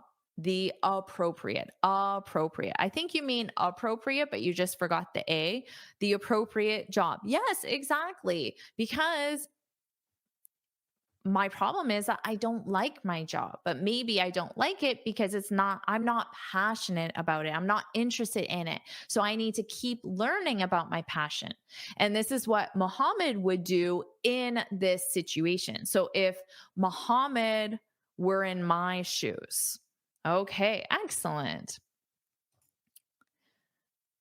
Vig said, If I were you, I would work harder. I would work hard. Work hard, work harder. Both of them the same. Both of them are grammatically correct. Very nice. If you're working hard, maybe you're too busy to notice you don't even like your job. Very nice. If I were you, I would work hard. Nice. Beauty said, if I were you, I would try for another job that I like. Yeah, I would try to get another job that I like. Very nice, Beauty. Alexander said, if I were you, I would try to find good characteristics of the current job apart from the salary. Oh, very nice. So change my focus. Try to find something that I enjoy about my current job. If I were you. Very good. And Wake Up said, if I were you, I would find something fun as a hobby for yourself. I wouldn't quit the job because it pays well. Exactly. And notice, great job, Wake Up, because you can use I would, or you can make it negative. If I were you, I wouldn't quit. I wouldn't quit because I don't like it. I would find something fun as a hobby. So great job using that negative. All right. Awesome job, everyone. Okay. And Patrice said, if I were you, I would think twice before any further action. Okay. So think twice. I like that. Make sure you think twice before quitting. Before is our preposition. So your verb would be an ing. So think twice. You think once and then you think again because it's a serious decision. Excellent advice, Patrice. Okay, how about this one? Now notice I didn't provide the model. So now we tried must, have to, should, could, and if I were you. So we have our 5 options and you can choose any of those options, and let's practice this one. So now you can choose any of them. You can even combine them as well. So Najib, Alexander, Katan, Patrice, Mohammed, Sai, Gore, Obaid. I need a new car. Look at this car. I can't get around in this. It barely even works and is really bad for the environment as well. I need a new car, but I can't afford one right now. What can I do? What should I do? Can you give me some advice? Can you help me? What would you do in my situation? What would you do if you were me? What would you do in my shoes? So notice all the different ways you can even ask someone to share their opinion with you, to provide you advice, to provide you with suggestions or recommendations. There are so many different ways you can even ask for advice. So make sure you can go back and review that section I just shared, and you can write all of those down as well. So I need a new car, but I can't afford one right now. What should I do?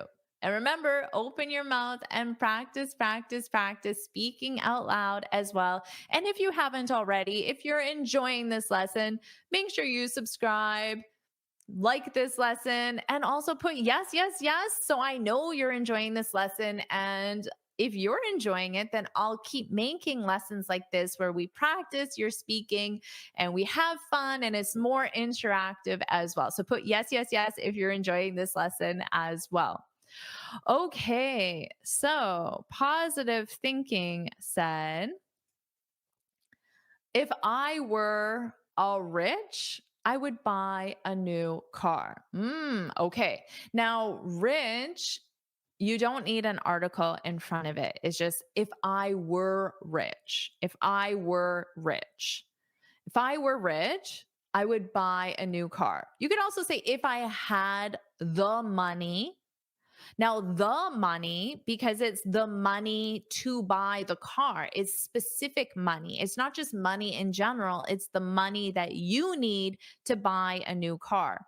If I had the money, if I were rich, I would buy a new car. Yes, excellent positive thinking. Very good. And that's why you're positive thinking, because you're going to think positively about this. Alexander said, if I were you, great job practicing that conditional.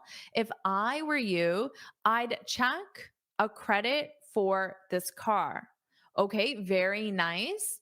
I'd check for a credit for this car. So to see if there's an option to get a new card on credit. So with a credit card, or if the car company will provide a loan, or maybe the bank will provide a loan as well. So you can use a credit card, or you can get a loan from the car company or the bank as well. Or maybe even a family member could provide you with a loan, give you the money that you need. But with a loan, you have to give the money back at a later period. So maybe your brother, your uncle, your mom gives you the money, but it's a loan. In the future, you have to give the money back. Okay. And Alexander said, if I were you, I would consider a second hand. Yeah, a second hand car. Does anyone know what a second hand car is? It's a used car. So it's a car that isn't brand new. Someone else previously owned the car, so it will be cheaper. A second-hand car, a used car. Christian said, if I were you, I would start saving part of my salary to buy it. Very nice. And good job using start saving. Start saving. Saving is in the ing form because start is a gerund verb. I would start saving part of my salary. So your whole salary, you take one piece and you save it to buy it. Very nice. Miranda said, you should. Nice job using should. You should buy a bike. Exactly. Great suggestion. I can't afford a car. Well, there are other ways to get around. You should. So should, providing a suggestion, recommendation, piece of advice. You should buy a bike. Really good suggestion. And if I can't afford a car, well, bikes are a lot cheaper. All right. And Tommy is enjoying this lesson. Yes, yes. Thank you. Leanne is enjoying this lesson. Yes, yes, yes. Hate, Hate, At is enjoying this lesson. Ella, Moses, Obaid. Awesome. Thank you so much, everyone. I'm so glad you're enjoying this lesson. I'm certainly having a lot of fun as well. Okay. And Manuel said, were I to have enough money, I would buy a new car. Yeah. Were I to have enough money. If I were to have enough money, were I to have enough money? Yeah, it's an alternative sentence structure you can use. Great job. All right. UCS said, if I were you, I would save money for investing. Very nice. I would save money for investing. Very good. If I were you. Okay. And Beauty said, I will work hard that I would buy a new car. Yeah. So you could say, I would. You can use would because it's the hypothetical. I would work hard in this situation. I'm not in this situation, but if I were, so that hypothetical, I would work hard until I could buy. Could is for the ability. I could buy a new car. I would work hard until I could buy a new car. Very nice, Beauty. And that's great, great advice. Anna said, you shouldn't go into debt at all. Very nice. So should is for advice and recommendations, but you can make it negative for, of course, things to avoid. You shouldn't go into debt. Use a bike or public transportation. are some good options for you at this moment. Yeah, very nice. All right. And Josine said, if I were you, so the hypothetical, I would borrow some money from a friend. Exactly. Very nice. I would borrow. So borrow is the same thing. You say to your friend, hey, Josine, could I borrow $10,000 to buy a new car? And then Josine says, yes, of course, Jennifer, you're my friend. Here you go. But it's temporary. So I borrow money from Josine, and Josine lends me money. So I borrow money from, I receive the money. Josine lends me money. He gives me the money temporarily, but I have to give it back to Josine. And of course, I will give it back. I will pay you back. Pay someone back. I will pay you back, Josine. You can count on me. Okay.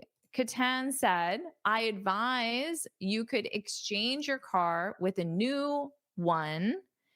If you exchange your old car, it will help in the price. Exactly. So I advise you, and then you could just use the verb. I advise you to exchange. Otherwise, you could just say you could. You could exchange your car for a new one,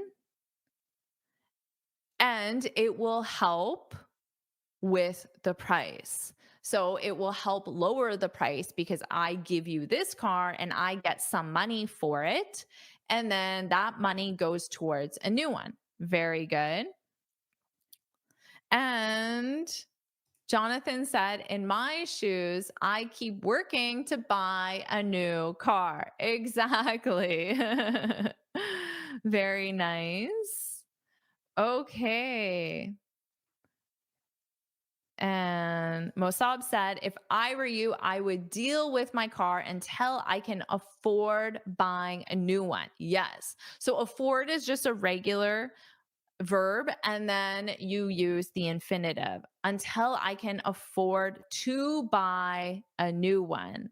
Let's dive deeper into modal verbs because they are so useful and important to have in your vocabulary so you feel confident speaking. And at the end of this section, there's going to be a quiz, so pay close attention. First, let's talk about modal verbs of ability. Can, you know this one already. She can speak 4 languages fluently. Or, I can see the stars tonight. Notice for the structure, we have our subject, then we have the modal verb, and what comes next?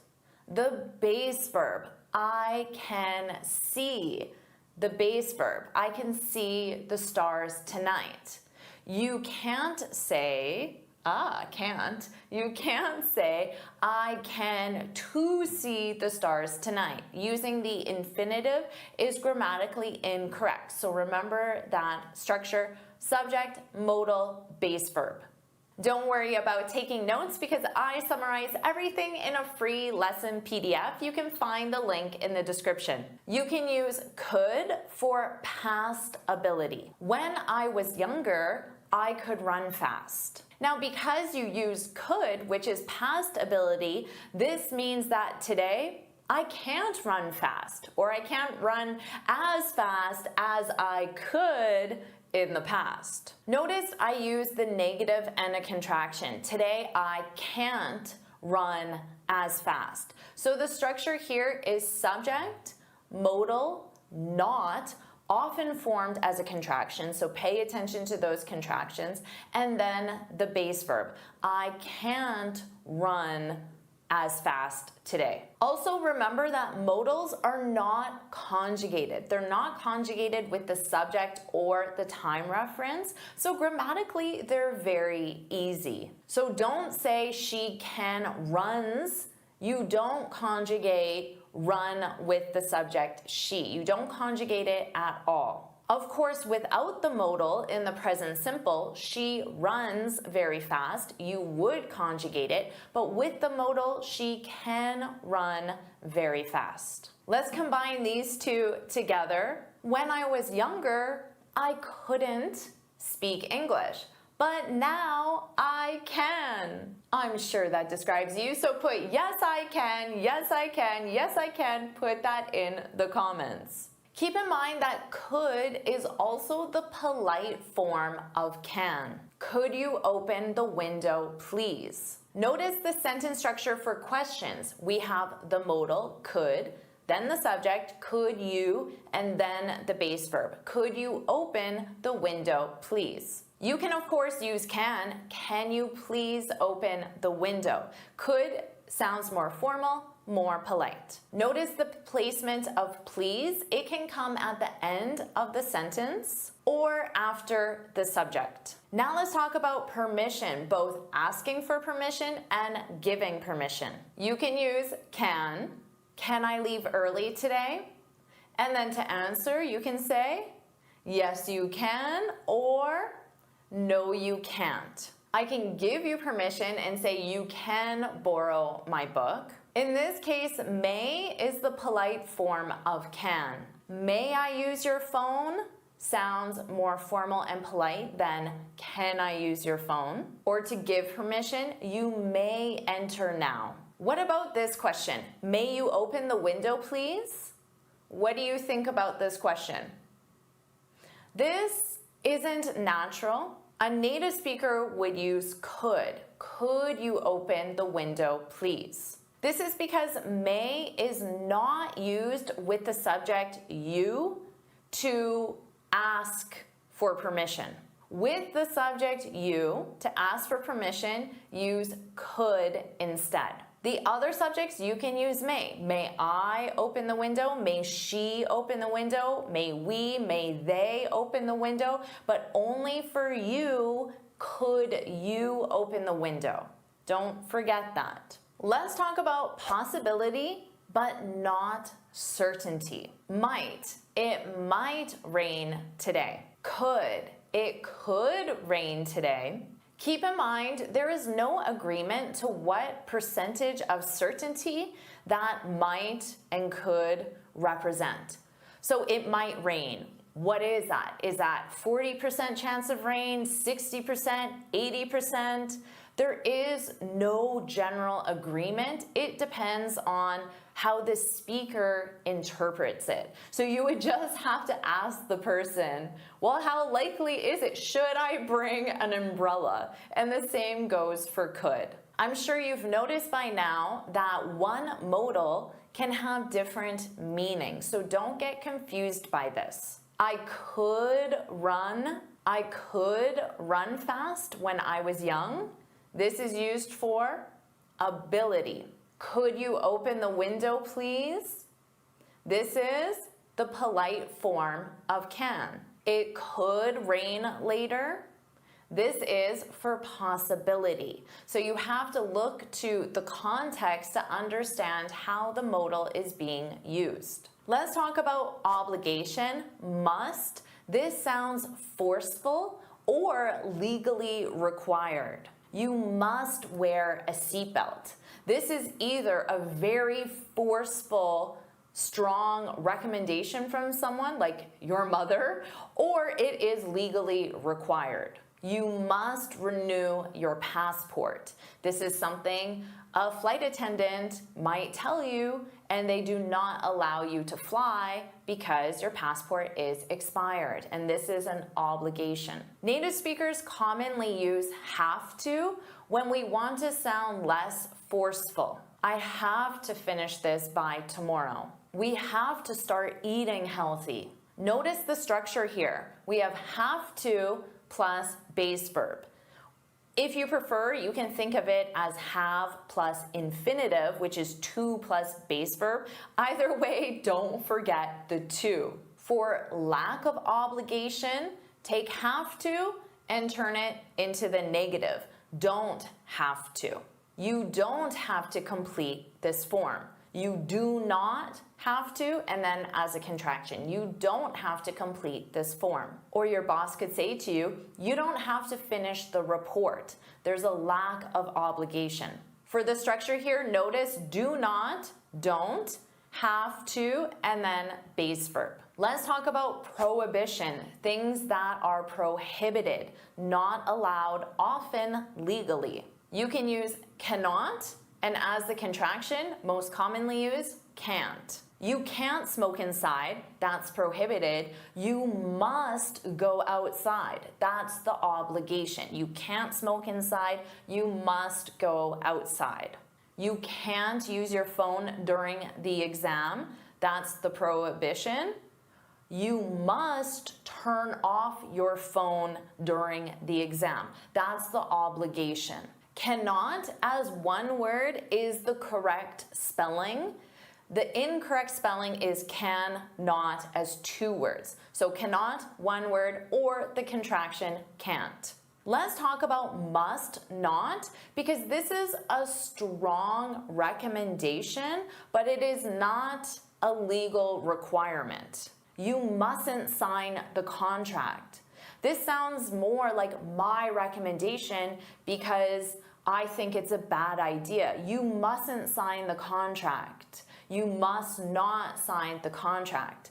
But that isn't an obligation. If it were, I would say you can't sign the contract. You're prohibited from signing the contract. Let's talk about advice. You can use should to give and ask for advice or suggestions. You should study 5 days per week. You should eat more vegetables. You shouldn't quit your English class. You should not, you shouldn't. Ought to is used to give advice or suggestions. You ought to eat more vegetables. But ought to is not used in modern English. I remember my grandma using ought to, but I never do. If you do use it, just remember it's ought to plus base verb. You need that too. To ask for advice or suggestions, use should. Should we partner with this company?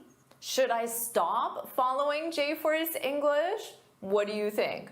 Well, to reply, you can say, yes, you should, or no, you definitely shouldn't. Hopefully you choose that option. Let's talk about shall. So you're at a restaurant, you just finished your meal, you paid for the check, and you can say to the table, shall we go? Shall we go? And then someone at the table could reply back and say, we shall. That is the only modern usage of shall. But it is very commonly used to suggest leaving a place. Shall we go? Shall we go? So if you want to use shall, I only recommend you use it in that specific context. Let's talk about will and would because they are modal auxiliary verbs, so they have many different meanings and uses. Will can be used for spontaneous future decisions. I will help you move. And I just decided in the moment. It wasn't something I planned. I'll help you move. It can be used for predictions, often with I think. I think it will rain tomorrow. It might rain. It could rain tomorrow.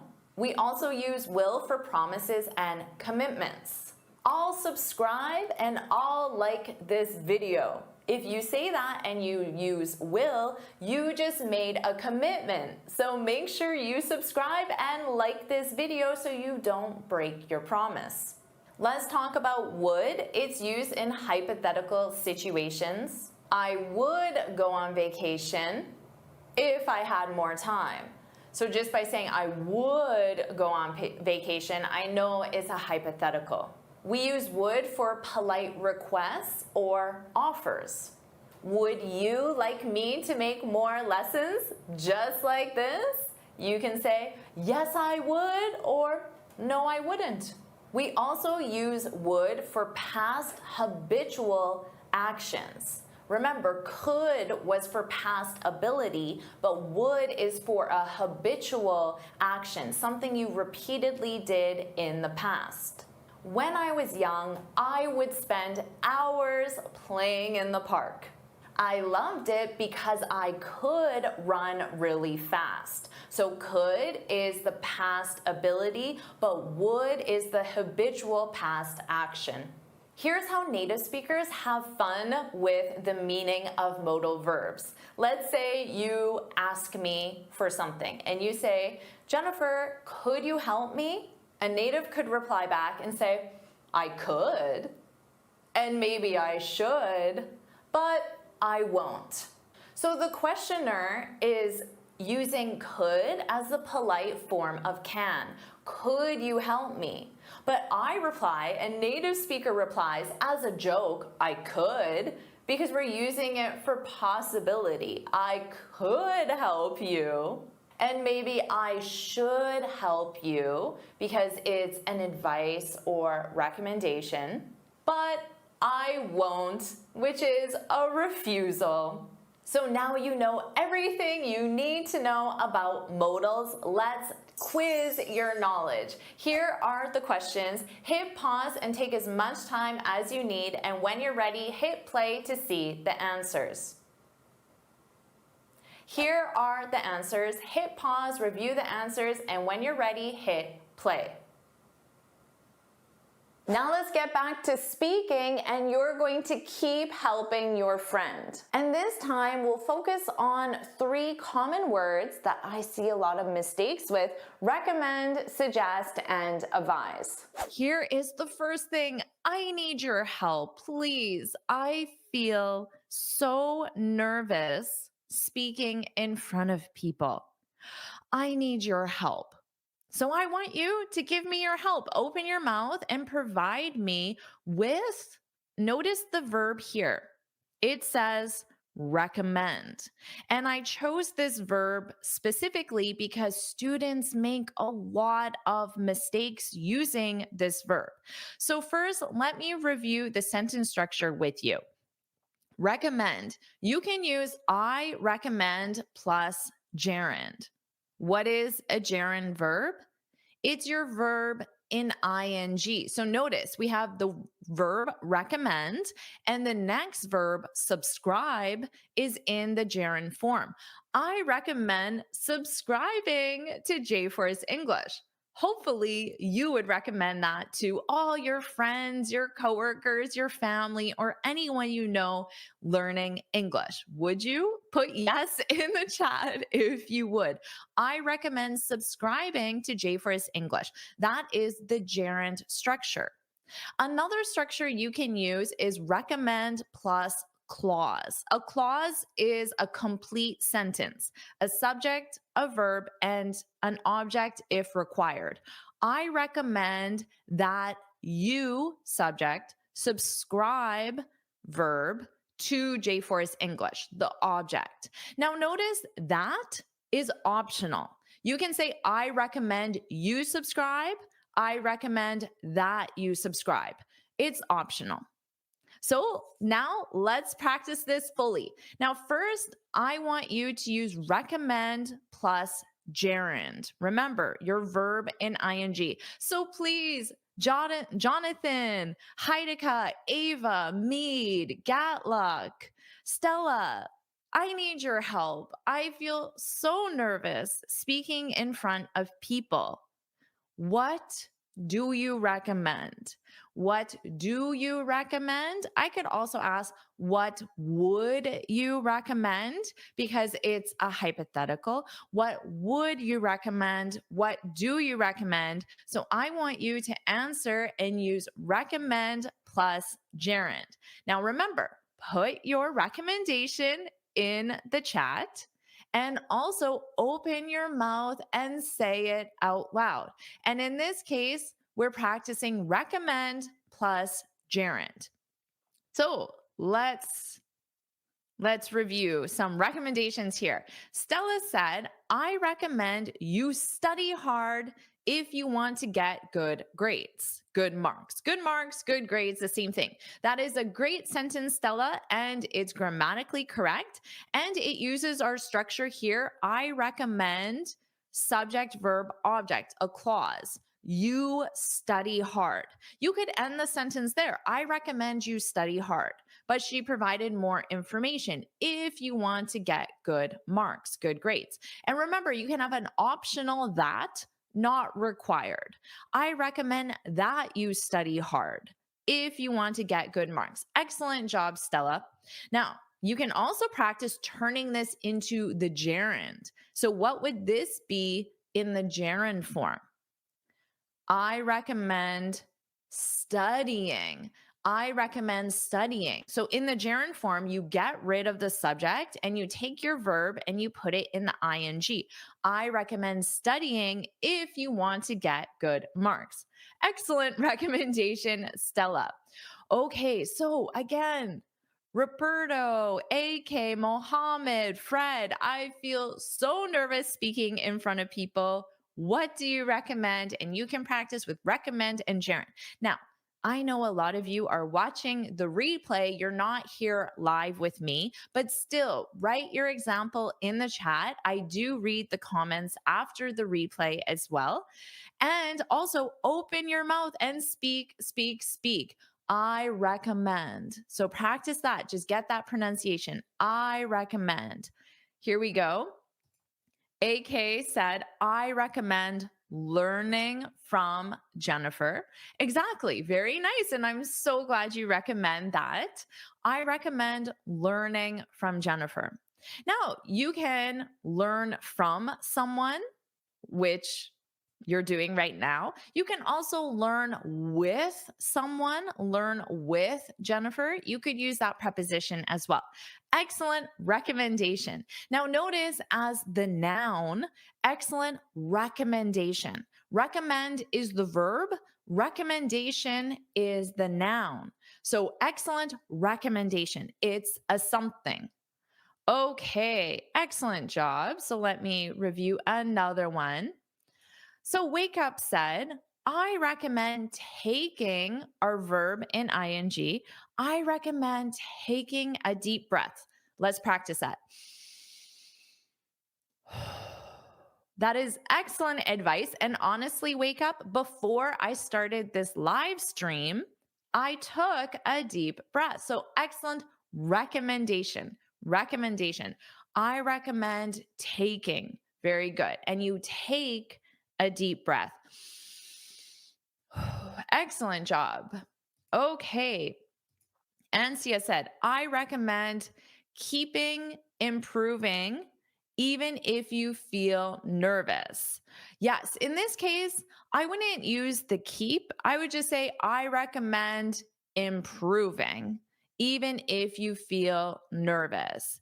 Keeping improving, I recommend keeping improving. I would probably just say, I recommend improving even if you feel nervous.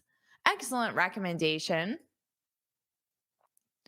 Okay, and Jonathan said, I recommend you studying more vocabulary with JForrest. Well, thank you so much. But this is a mistake, a common mistake. We can't mix these structures. So notice you can either say, I recommend subscribing with your gerund, or you use, I recommend you subscribe.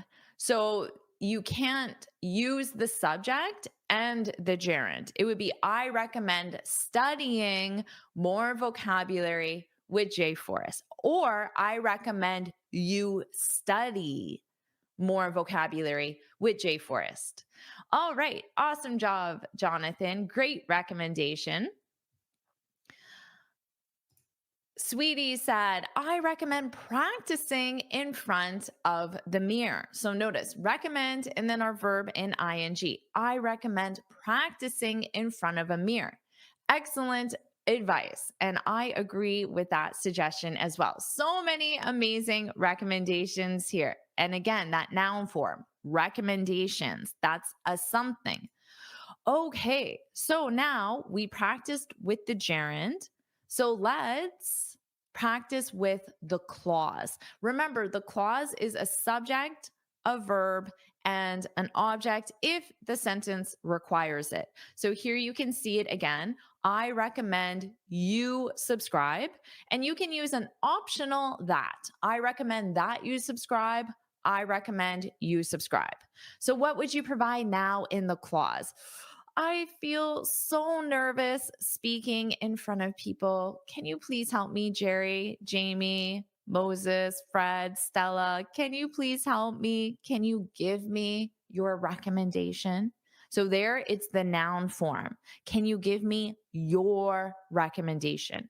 Any recommendations you could share?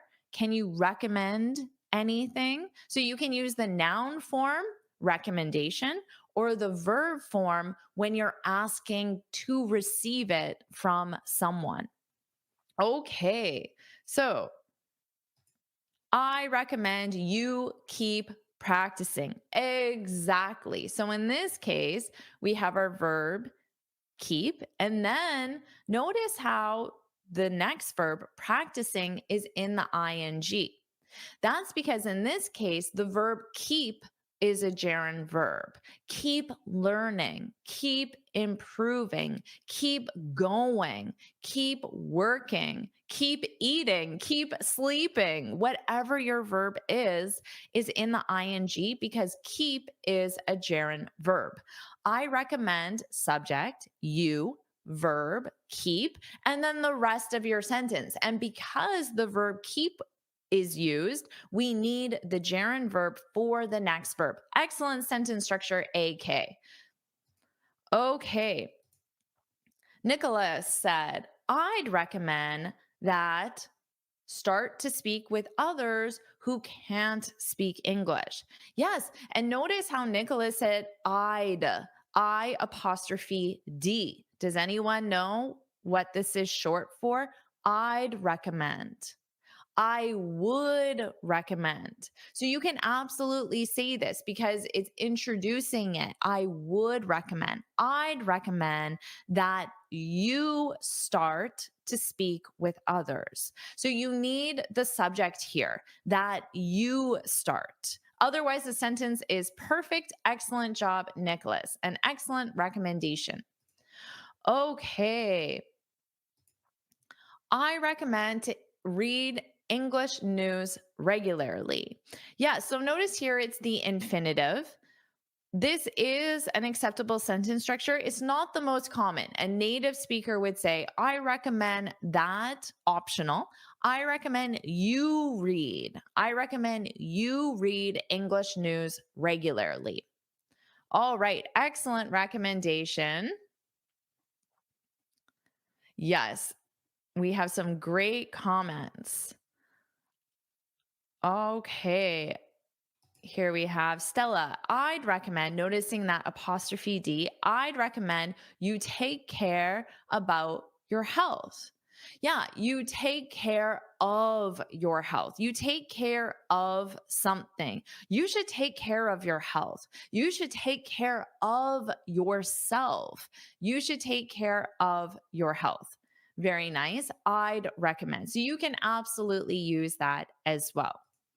Okay, excellent job. Now, if you're enjoying this lesson, if you want me to make more lessons where you practice your speaking and you get feedback in real time on your sentence structure, you want these live lessons, then put yes in the comments and make sure you like this lesson. Subscribe if you haven't already. Share this lesson with your friends. And if you like it, if I know you like it, if more people like the video, put yes, watch it, then I'll keep making these live streams as well.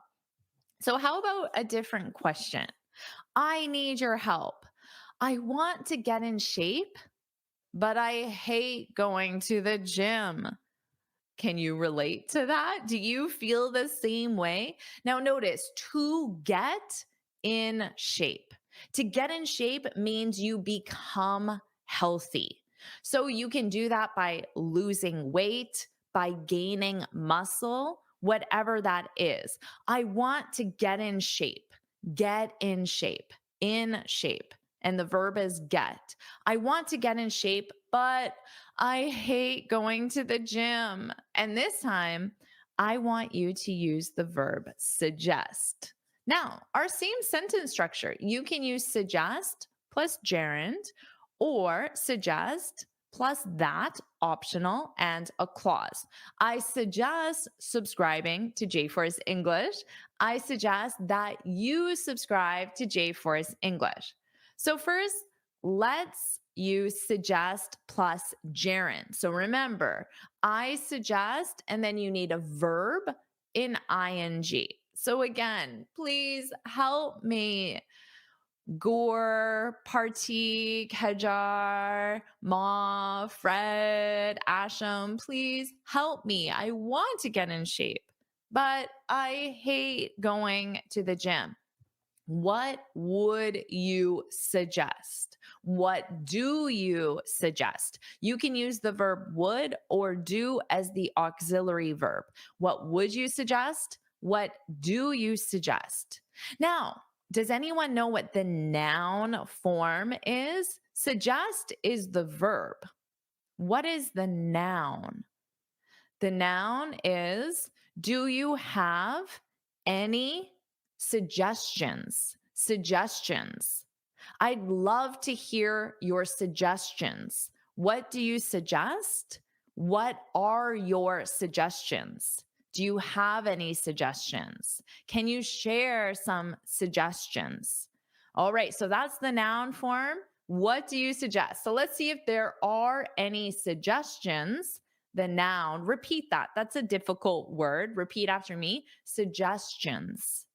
Suggestions. Suggestions. Any suggestions? Excellent. Make sure you say it out loud. Okay, let's look at some suggestions. And yes, Alexander knew that the noun form was suggestion. Great job. And reporter said, I suggest changing your diet. Yes, exactly. So to get in shape. So that could be to lose weight, to gain more muscle. I suggest changing. The verb is change and it's in the gerund form, the ing form. I suggest changing your diet. Excellent suggestion. So again, you can use that noun form to comment. Excellent suggestion. What a great suggestion. I appreciate your suggestion. Thanks for sharing your suggestion. So notice all those noun forms. Okay, any other suggestions?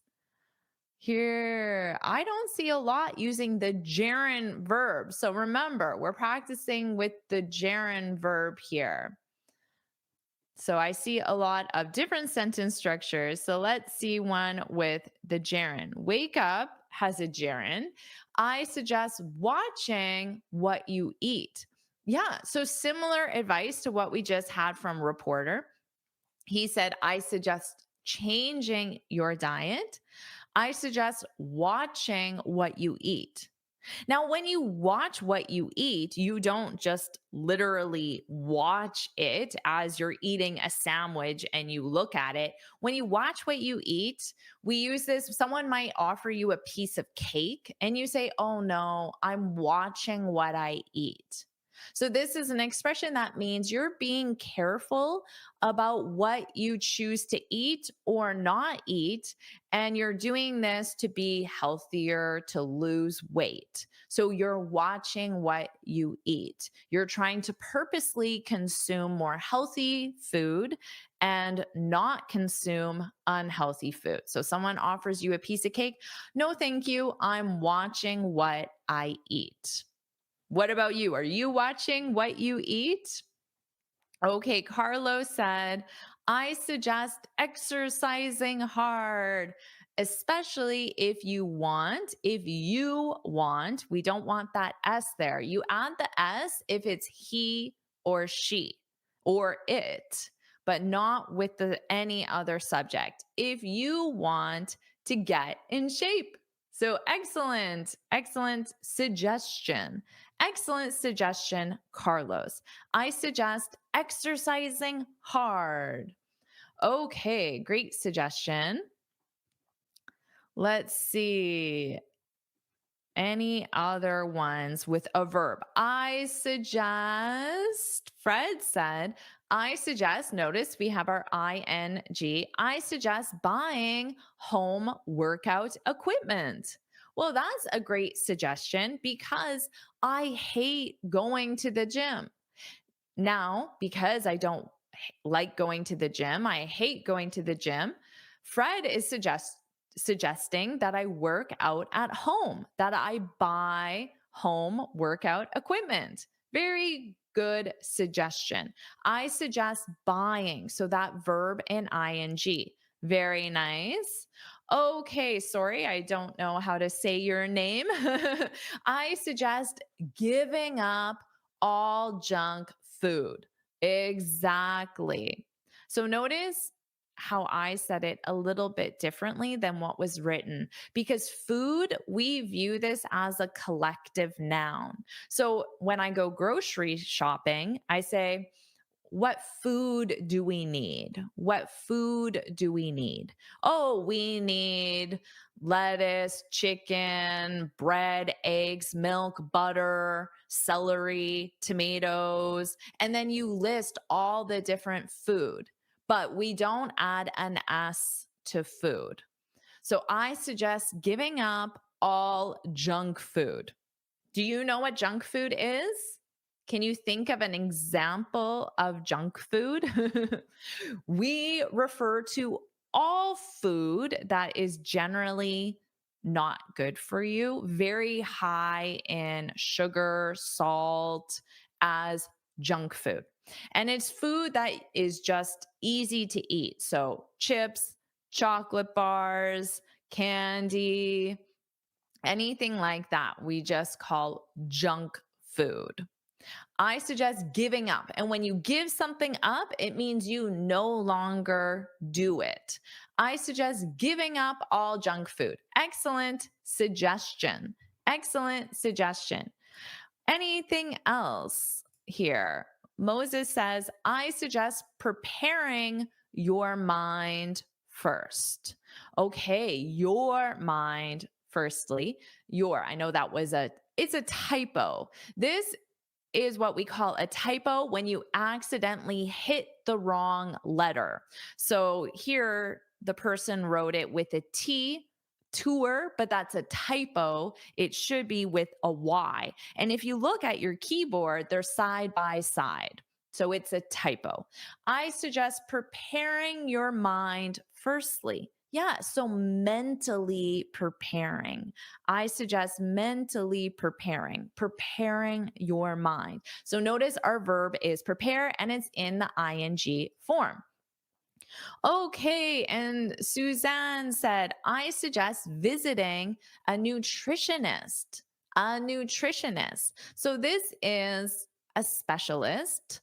I'm not sure if a nutritionist is officially a doctor, to be honest. Perhaps they have a medical degree. I'm not sure. So a professional, a specialist that specializes in what you eat and the vitamins you get, the nutrients you get, a nutritionist. And you can visit a nutritionist. I suggest visiting a nutritionist. Excellent advice, Susan. Okay. And Corinthianus. Sorry, I probably did not say that correctly. I would suggest. Everybody, let's practice that pronunciation of the contraction so you sound like an American native speaker, because that's the English that I speak. Notice how soft that D is. I'd suggest. So when you say it as a sentence, I'd suggest, you really don't hear that D at all. I suggest, I'd suggest. It's almost indistinguishable. But in written English, you have to include it. But in spoken English, you don't really hear it. So let's practice I'd suggest. I'd suggest. Keep practicing that. I'd suggest jogging in the morning. And that's a great suggestion because we need the noun form. Everyone has such amazing suggestions. Really great job. I'm so happy with all of these. Now let's practice with a clause. So remember, our clause is we need a subject, a verb, and an object, and an optional that. So now with the clause, I want to get in shape, but I hate going to the gym. Can you relate to that? This is actually true for me. I hate going to the gym. So all of these suggestions are very helpful. Thank you so much. What else? What other suggestions do we have? And this time we'll practice with a clause. Okay. Here we go. Mike has a clause because I see a subject, a verb, and then the rest of the sentence is the object. And remember, there's an object that is more commonly written, and in spoken English, native speakers frequently don't say that in spoken English, but we're more likely to include it in written English. But just know that both ways are correct. I suggest that you train yourself at home. Very good. So train yourself, work out, do exercises, many different ways to say the same thing.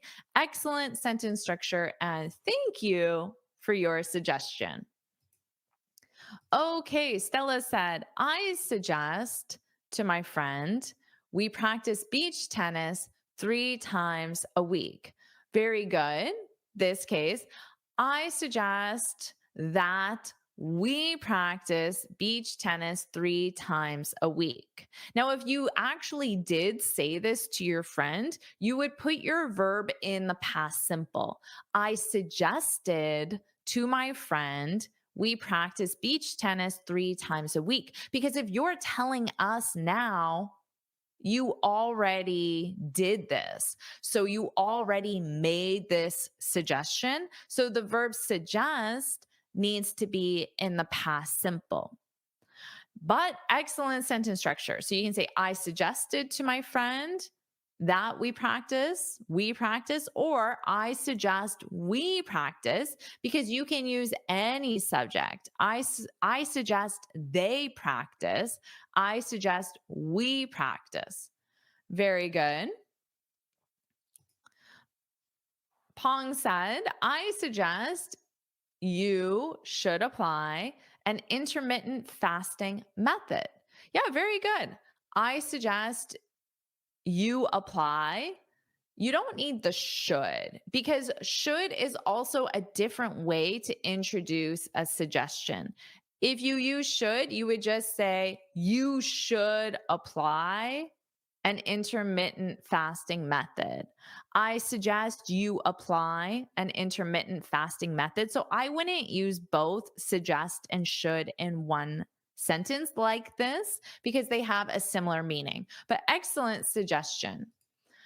Okay, Jamie said, I suggest to you swim in the pool 3 days a week. Okay, so remember that sentence structure. We have I suggest. Now, instead of to, you can have an optional, not required, optional that. I suggest that you swim in the pool 3 days a week. Now it's correct. Or you can get rid of to altogether. So I suggest you swim in the pool 3 days all week. So not at week, it's all week per week. You can use either all week per week.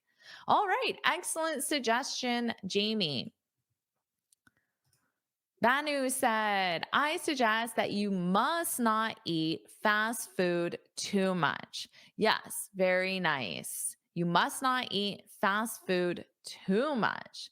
So if you said too much, it means that I can still eat some fast food, just not frequently. So limit the amount, maybe 1 day a week, 2 days a week, but not too much. Very good suggestion. Okay. Sweetie said, I suggest that you do brisk walking whenever you can.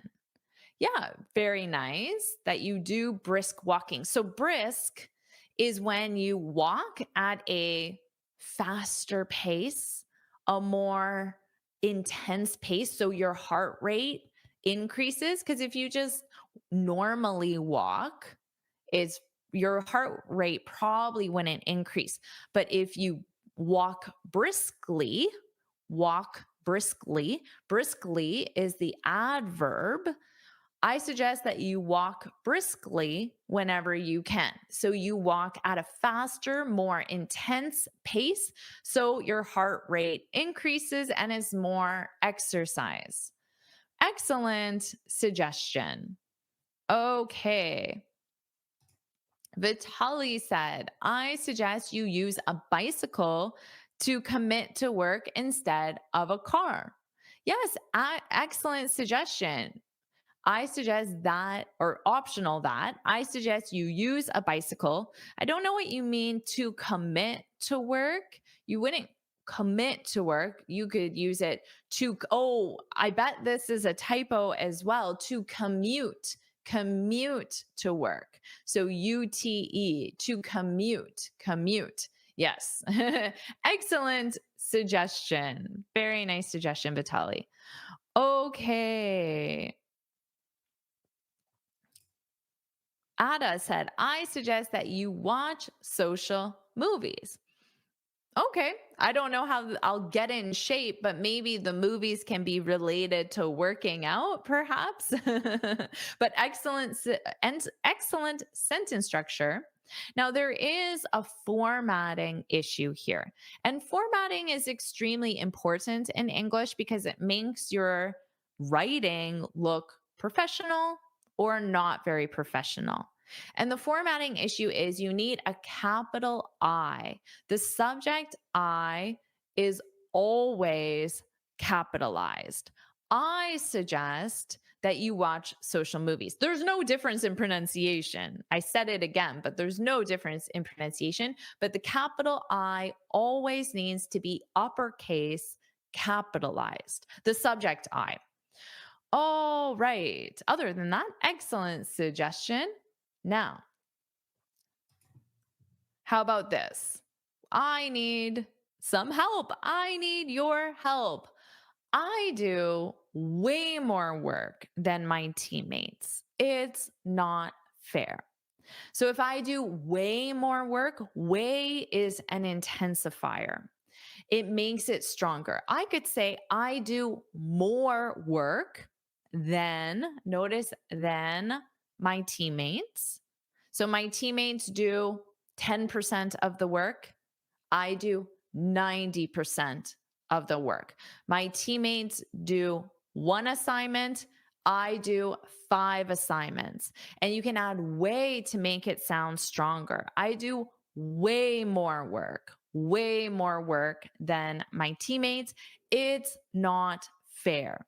So fair means that it's just, it seems that it is the right thing. So of course, them doing one assignment and me doing 5 assignments, that doesn't seem fair. If it were 2 and 2, 3 and 3, then it seems fair.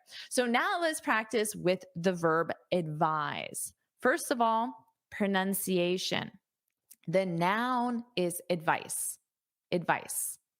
The verb is advise. Notice that voice. Advise. Advise. Repeat that out loud. Advise. I advise. I advise. Thanks for the advice. Repeat. Advice. Advice. Thanks for the advice. Advise, verb, advise, advice. Okay, you have the pronunciation. Make sure you practice that. It's very important. Now, same sentence structure. Isn't this easy? We have recommend, suggest, advise, the same sentence structure. I advise subscribing to JForrest English with our gerund. I advise that you subscribe to JForrest English. Remember, that is optional. So let's practice with the gerund first. I do way more work than my teammates. It's not fair. Can you give me some advice? Can you give me some advice? That's the noun form. Can you give me some advice? I need your advice. I need your advice. Can you give me some advice? What would you advise? That's the verb form. What would you advise? What do you advise? Okay, let's see if anyone has shared any advice in the comments. And notice I said any advice, some advice. What do you notice about that? Any suggestions? Any recommendations? Any advice? Advice is a singular noun. So it does not exist with an S. There is no word in English, advices, with an S. I hear this from students every day, but it does not exist. So make sure you can use some. Can you give me some advice? It has to be singular. Some advice, no S. Some suggestions with an S. Some recommendations with an S, but advice, no S. Remember that. Advice, no S. Okay, so do you have any advice for me? Let's see. An advice plus gerund. Advice plus gerund. Mariana said, I advise making a meeting to talk about it. Ah, that's a very good piece of advice. Now notice, because advice is uncountable, we don't add an S. If you do want to highlight one, you say piece of. That's a great piece of advice. That's a great piece of advice. You could also just say that's great advice. That's good advice. You don't have to say piece of, but if you want to show the number, you use piece of. You could say, I shared 2 pieces of advice with my coworker. I shared 1 great piece of advice with my coworker. So that's how you make it plural or singular. You add piece of. But for the most part, you can just say, that's great advice. Thanks for your advice. Now, Mariana, we wouldn't say make a meeting. You don't make a meeting. That verb make isn't correct. You would say, I advise scheduling a meeting. So you can schedule a meeting. I advise scheduling a meeting to talk about it. Otherwise, it's perfect. All right. Excellent advice. And I agree. That is a good piece of advice. All right. Alexander, a little bit on the other side. I'd advise looking for another job. Exactly. So if things aren't working at this job, if it's not fair, so the workload isn't fair. Workload is the amount of work. And you can have a heavy workload and a light workload. So heavy workload means you have a lot of work, and a light workload means you don't have a lot of work. So if I have a heavy workload, but my teammates have a light workload, it's not fair. So I should look for another job. I'd advise, I would advise, I'd advise. Repeat after me. I'd advise, I'd advise, I'd advise looking for another job. And notice that preposition, you look for something. You can look for your pen because you don't know where it is. So you look for something. I'd advise looking for another job. Excellent advice, Alexander. Oh, right. Banu, I advise discuss that with your teammates. So good piece of advice. Notice again, I said piece of, but what do we need to do here? There's something incorrect about this sentence structure. Do you know? Banu, do you know? Everyone watching, do you know what change needs to be made? It's really useful to think about this when you see a comment on YouTube or on social media. Don't assume that it's correct. Question, is that using correct sentence structure? So what do we need to do? Banu knows. I advise discussing that with your teammates. Excellent job, everyone. Okay. Horatio said, I advise looking for a new work team. Yes, exactly. So in this case, maybe it's not a new job. Maybe in the company, there are different areas and I can find a new team in the company I currently work for. I advise looking for a new work team. Exactly. Very good piece of advice. Excellent. Moises said, I advise talking to your boss. Exactly. And notice you talk to someone. You can talk to someone about something. I advise talking to your boss about the workload. Remember? About the workload, about how the work is being divided. So I advise talking to your boss about. Very nice.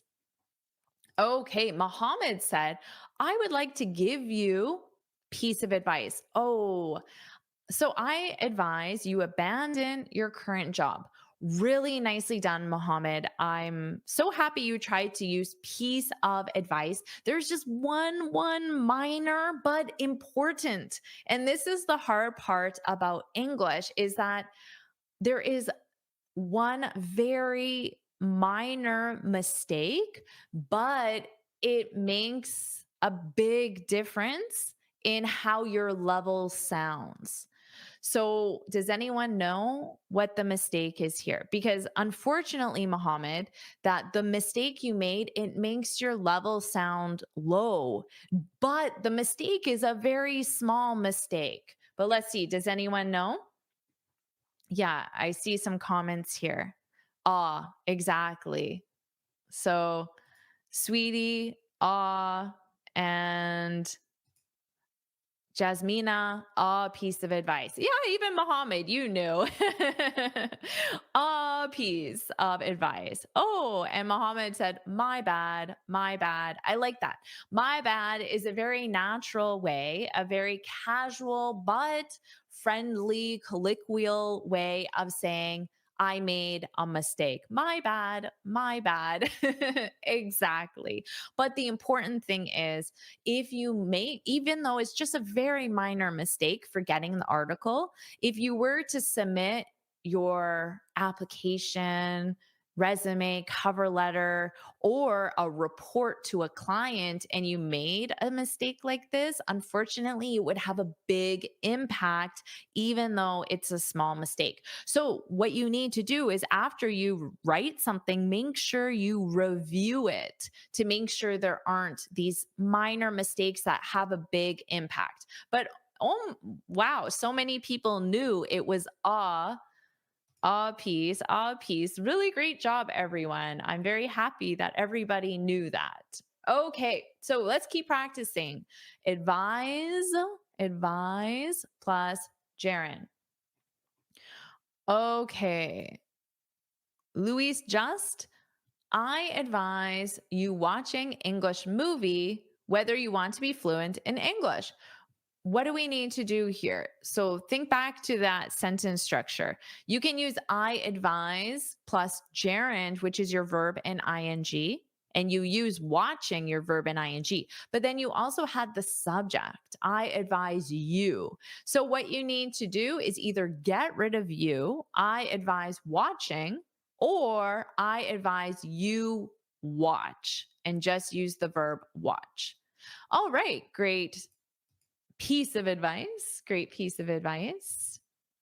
So now let's practice with a clause. We just reviewed it, but let's review it one more time. The clause is, I advise, optional that, more common in written English, less common in spoken English, but both are correct.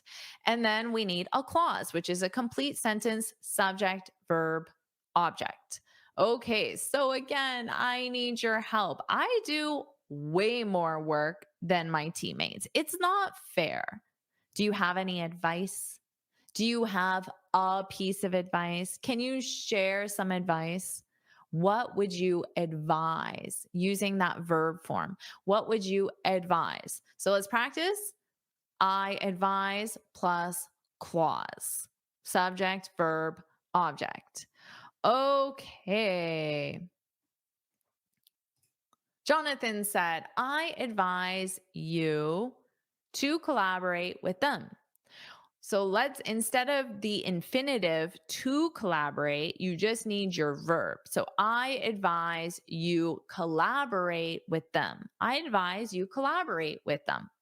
Excellent piece of advice, Jonathan. Thank you for that. I advise that you should stay calm and do your job in time. In time. All right. Good piece of advice, Banu. In this case, on time and in time are very similar in meaning, but when you use them, matters. So we use on time if there's a deadline, for example, 5 p.m.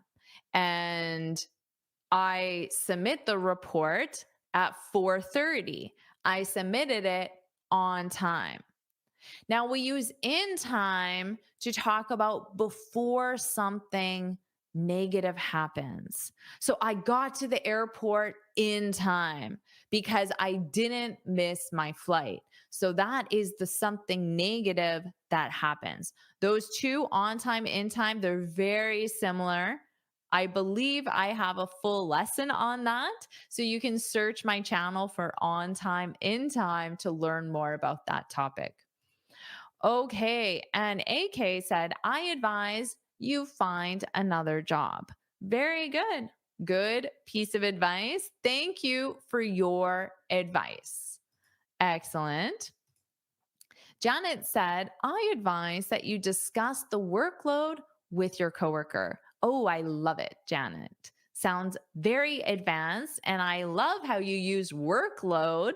I don't know if you just learned that from me in this lesson, but excellent job. It sounds very advanced.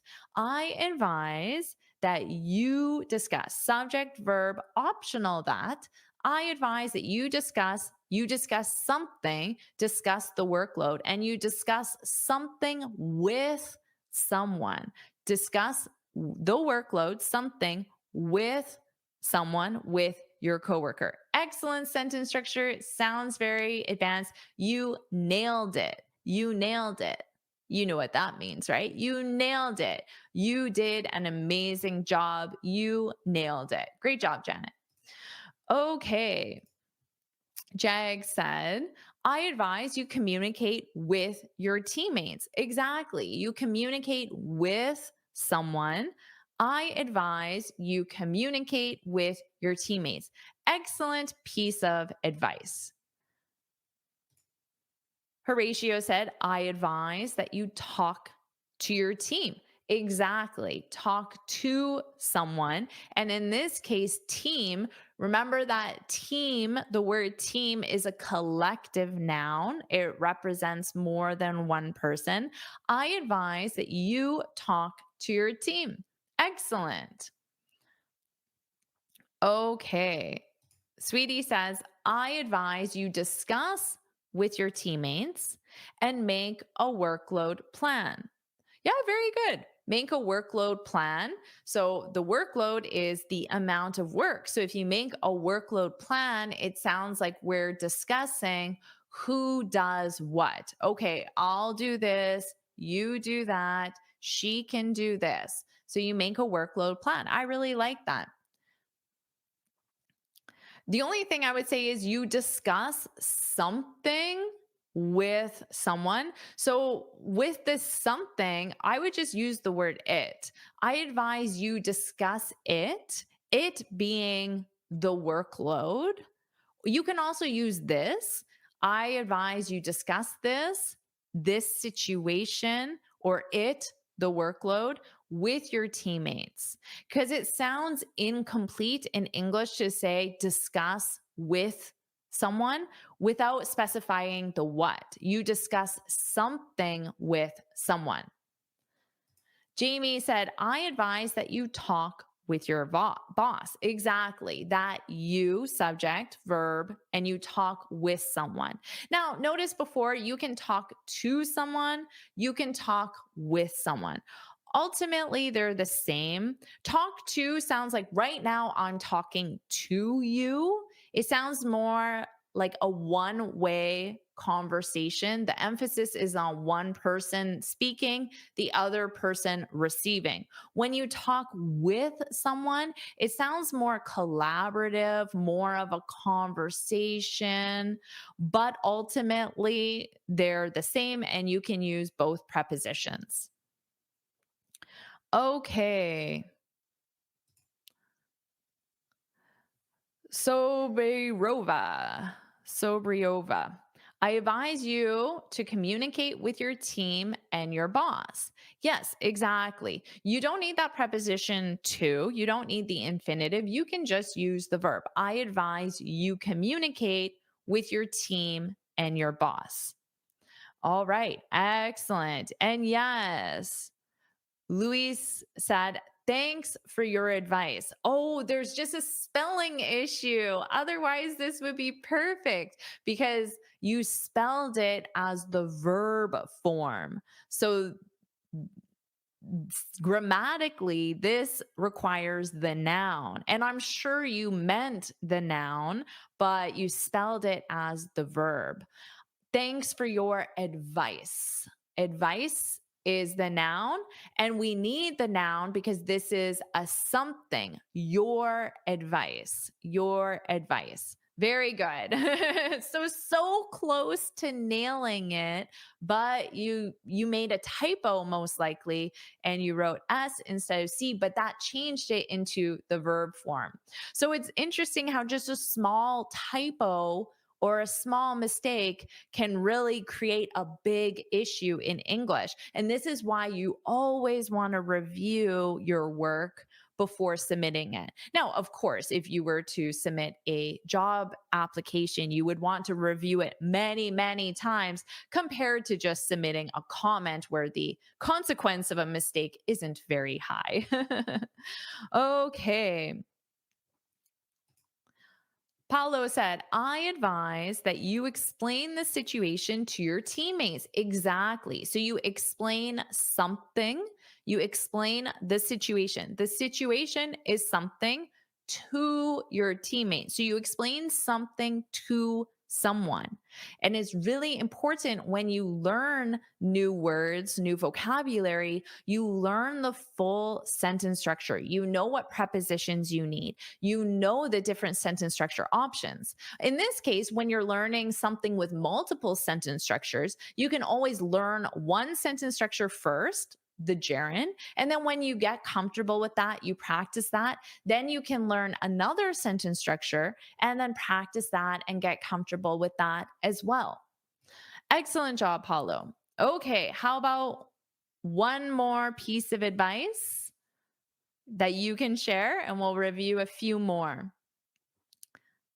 Well, I have to share this one because MD said, I advise. There's a spelling issue here, though, because if I were to pronounce this as you wrote it, I would say I advise. But that's not correct because we need a verb. So I have to change the spelling. I advise the verb. I advise that you learn English from JForrest English. Well, I really appreciate that. I appreciate your advice. And thank you for advising everyone to do that. So I agree. So like this video, subscribe if you haven't already, leave a comment as well. And make sure you use that verb form though. So be careful with these two words because a spelling mistake can create a big issue. All right. Mo said, another one of these mistakes. We were doing so well, but now another mistake here with the spelling. So again, this is the noun form that you wrote, but we want the verb form. I advise. That's the verb, so you need to change this to an S. I advise that you read the labor law book. So let's review this. I advise that is optional. And then you need the subject, verb, and object. I advise you read, that you read, or you can use the gerund. I advise reading the labor law book. Okay. Let's do another one here. Alexander said, I'd advise that you stop monitoring other people, but rather focus on your work improving. Excellent piece of advice, Alexander. Excellent piece of advice. Very nice that you stop monitoring. So notice monitoring is in the ing form because stop is a gerund verb.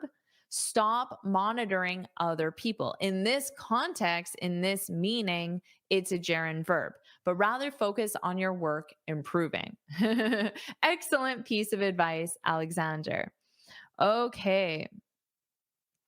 And reporter said, these are some great pieces of advice. You got it. You nailed it because we have some, which is a plural word. Great is your adjective. Pieces with an S because you said some.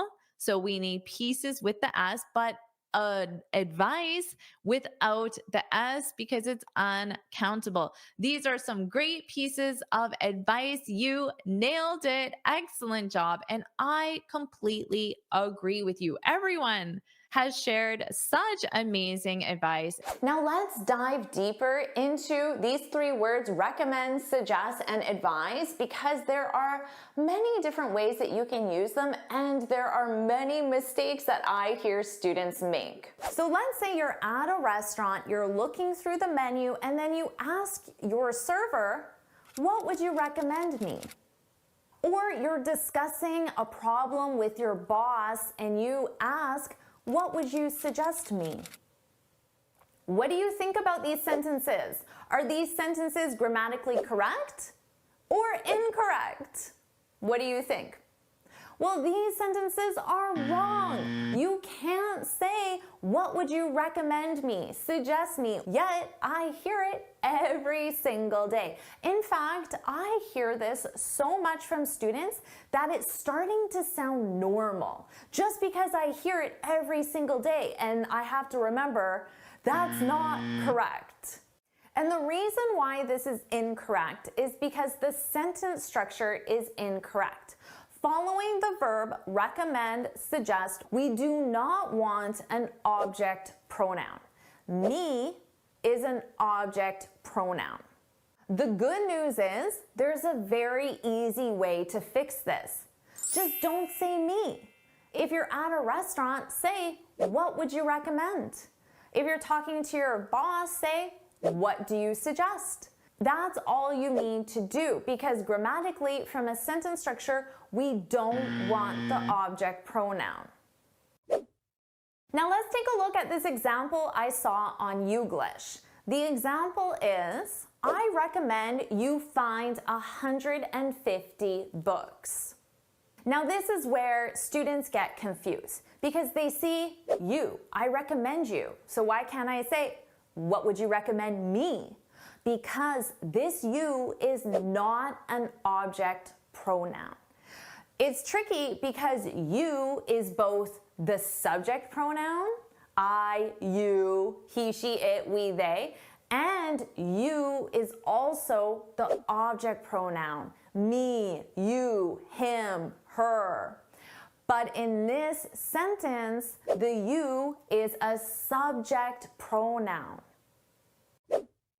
Now you'll notice here, we have our verb recommend, and then following the verb recommend, we have a clause. A clause is a subject, a verb, and an object. I recommend you is the subject.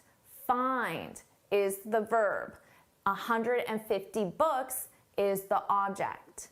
Now, in written English, you can use that to connect recommend and the clause. I recommend that. I suggest that. It's optional, and in written English, it's most commonly included, but in spoken English, it's most commonly left out. So based on what I just said, what do you think about this sentence? The doctor suggested me to lose weight. Is this sentence correct or incorrect? What do you think? The doctor suggested me to lose weight. It's wrong. You can't say this because me is an object pronoun, and we do have a verb, but the verb isn't even conjugated with anything. It's just in the infinitive form. So remember, we need recommend, suggest, plus a clause. A clause is a subject, a verb, and an object. So how can we fix this sentence? We can say, the doctor recommended that I lose weight. I is our subject. Lose is our verb. Notice the verb is conjugated with the subject, and our object is weight. Remember, that is optional. Most likely, I'll keep it in with written English and I'll leave it out with spoken English. The doctor recommended I lose weight. Another quiz for you. What do you think about this sentence? Would you recommend me for the promotion? Would you recommend me for the promotion? What do you think? Is this good or bad? This is good. Don't be confused. I'm going to make this very clear for you. Would you recommend me for the promotion? In this sentence, I am not receiving the recommendation. I am the recommendation, because you can recommend something. For example, I recommend the duck. If you're at a restaurant and you're looking for different items, there's chicken, fish, and duck. I recommend the duck. That's a something. So in this case, I am the recommendation. I'm the recommendation for the promotion. Think of it like this. Your boss asks you, who should we recommend for the promotion? Who should we recommend? We should recommend Jennifer. Of course, why wouldn't you? We should recommend Jennifer. I am the recommendation. So in my question, remember, I asked my colleague, would you recommend me for the promotion? This is not the same as saying, what would you recommend me? Because that is incorrect. In that case, I'm receiving the recommendation. I am not the recommendation. I'm receiving it. And then you don't want an object pronoun, and you simply say, what would you recommend? I recommend the duck. Who would you recommend? I recommend Jennifer. There's another sentence structure you need to know, and that's recommend, suggest, plus gerund. Gerund is your verb in ing. For example, I recommend drinking 8 glasses of water a day. I recommend ordering the duck. Now let's talk about advise. You can say he advised signing the contract. So what do you notice here? What's the sentence structure? What do we have right here? Well, of course, we have advise plus gerund. So this is the same thing we can do with recommend or suggest. And you can also say, he advised that I sign the contract. So what do you notice about this sentence structure? Well, it's advise plus that, which is optional. And then we have our clause, subject, verb, and then our object. So this is also the exact same sentence structure you can use with recommend or suggest. Now, what about this sentence? He advised me to sign the contract. Advised me. He advised me. What do you think? Is this correct or incorrect?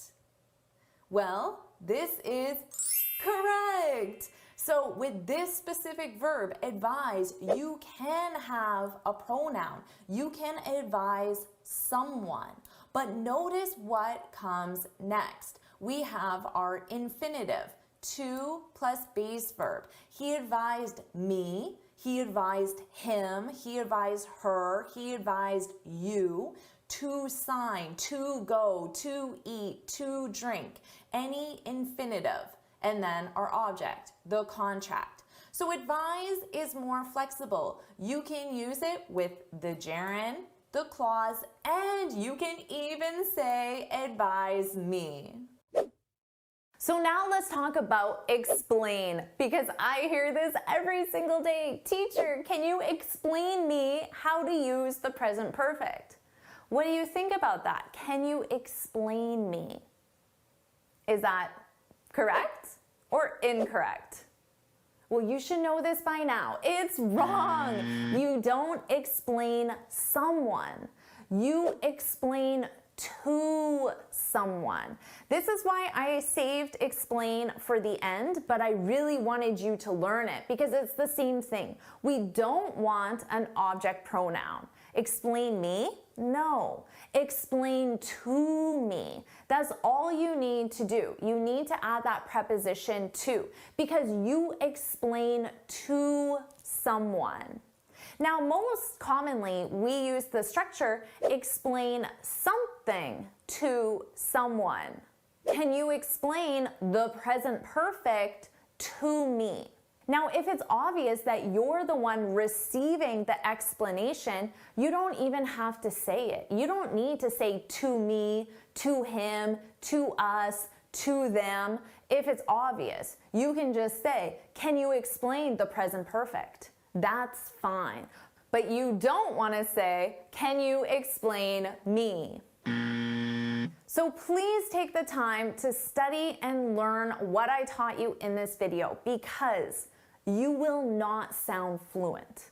You will not sound natural. You will not pass your IELTS or your language exam if you say, recommend me, explain me. That's a beginner mistake, but I hear all my students, advanced students from every background use that sentence structure. So take the time, watch this video multiple times to really understand the sentence structure and then leave some examples in the comments below because you really need to practice it the correct way and get lots of repetitions with the correct form. Amazing job with this masterclass. Do you want me to make more lessons like this? If you do, put yes, yes, yes, put yes, yes, yes in the comments below. And of course, make sure you like this lesson, share it with your friends, and subscribe so you're notified every time I post a new lesson. And you can get this free speaking guide where I share 6 tips on how to speak English fluently and confidently. You can click here to download it or look for the link in the description. And you can keep expanding your vocabulary with this lesson right now.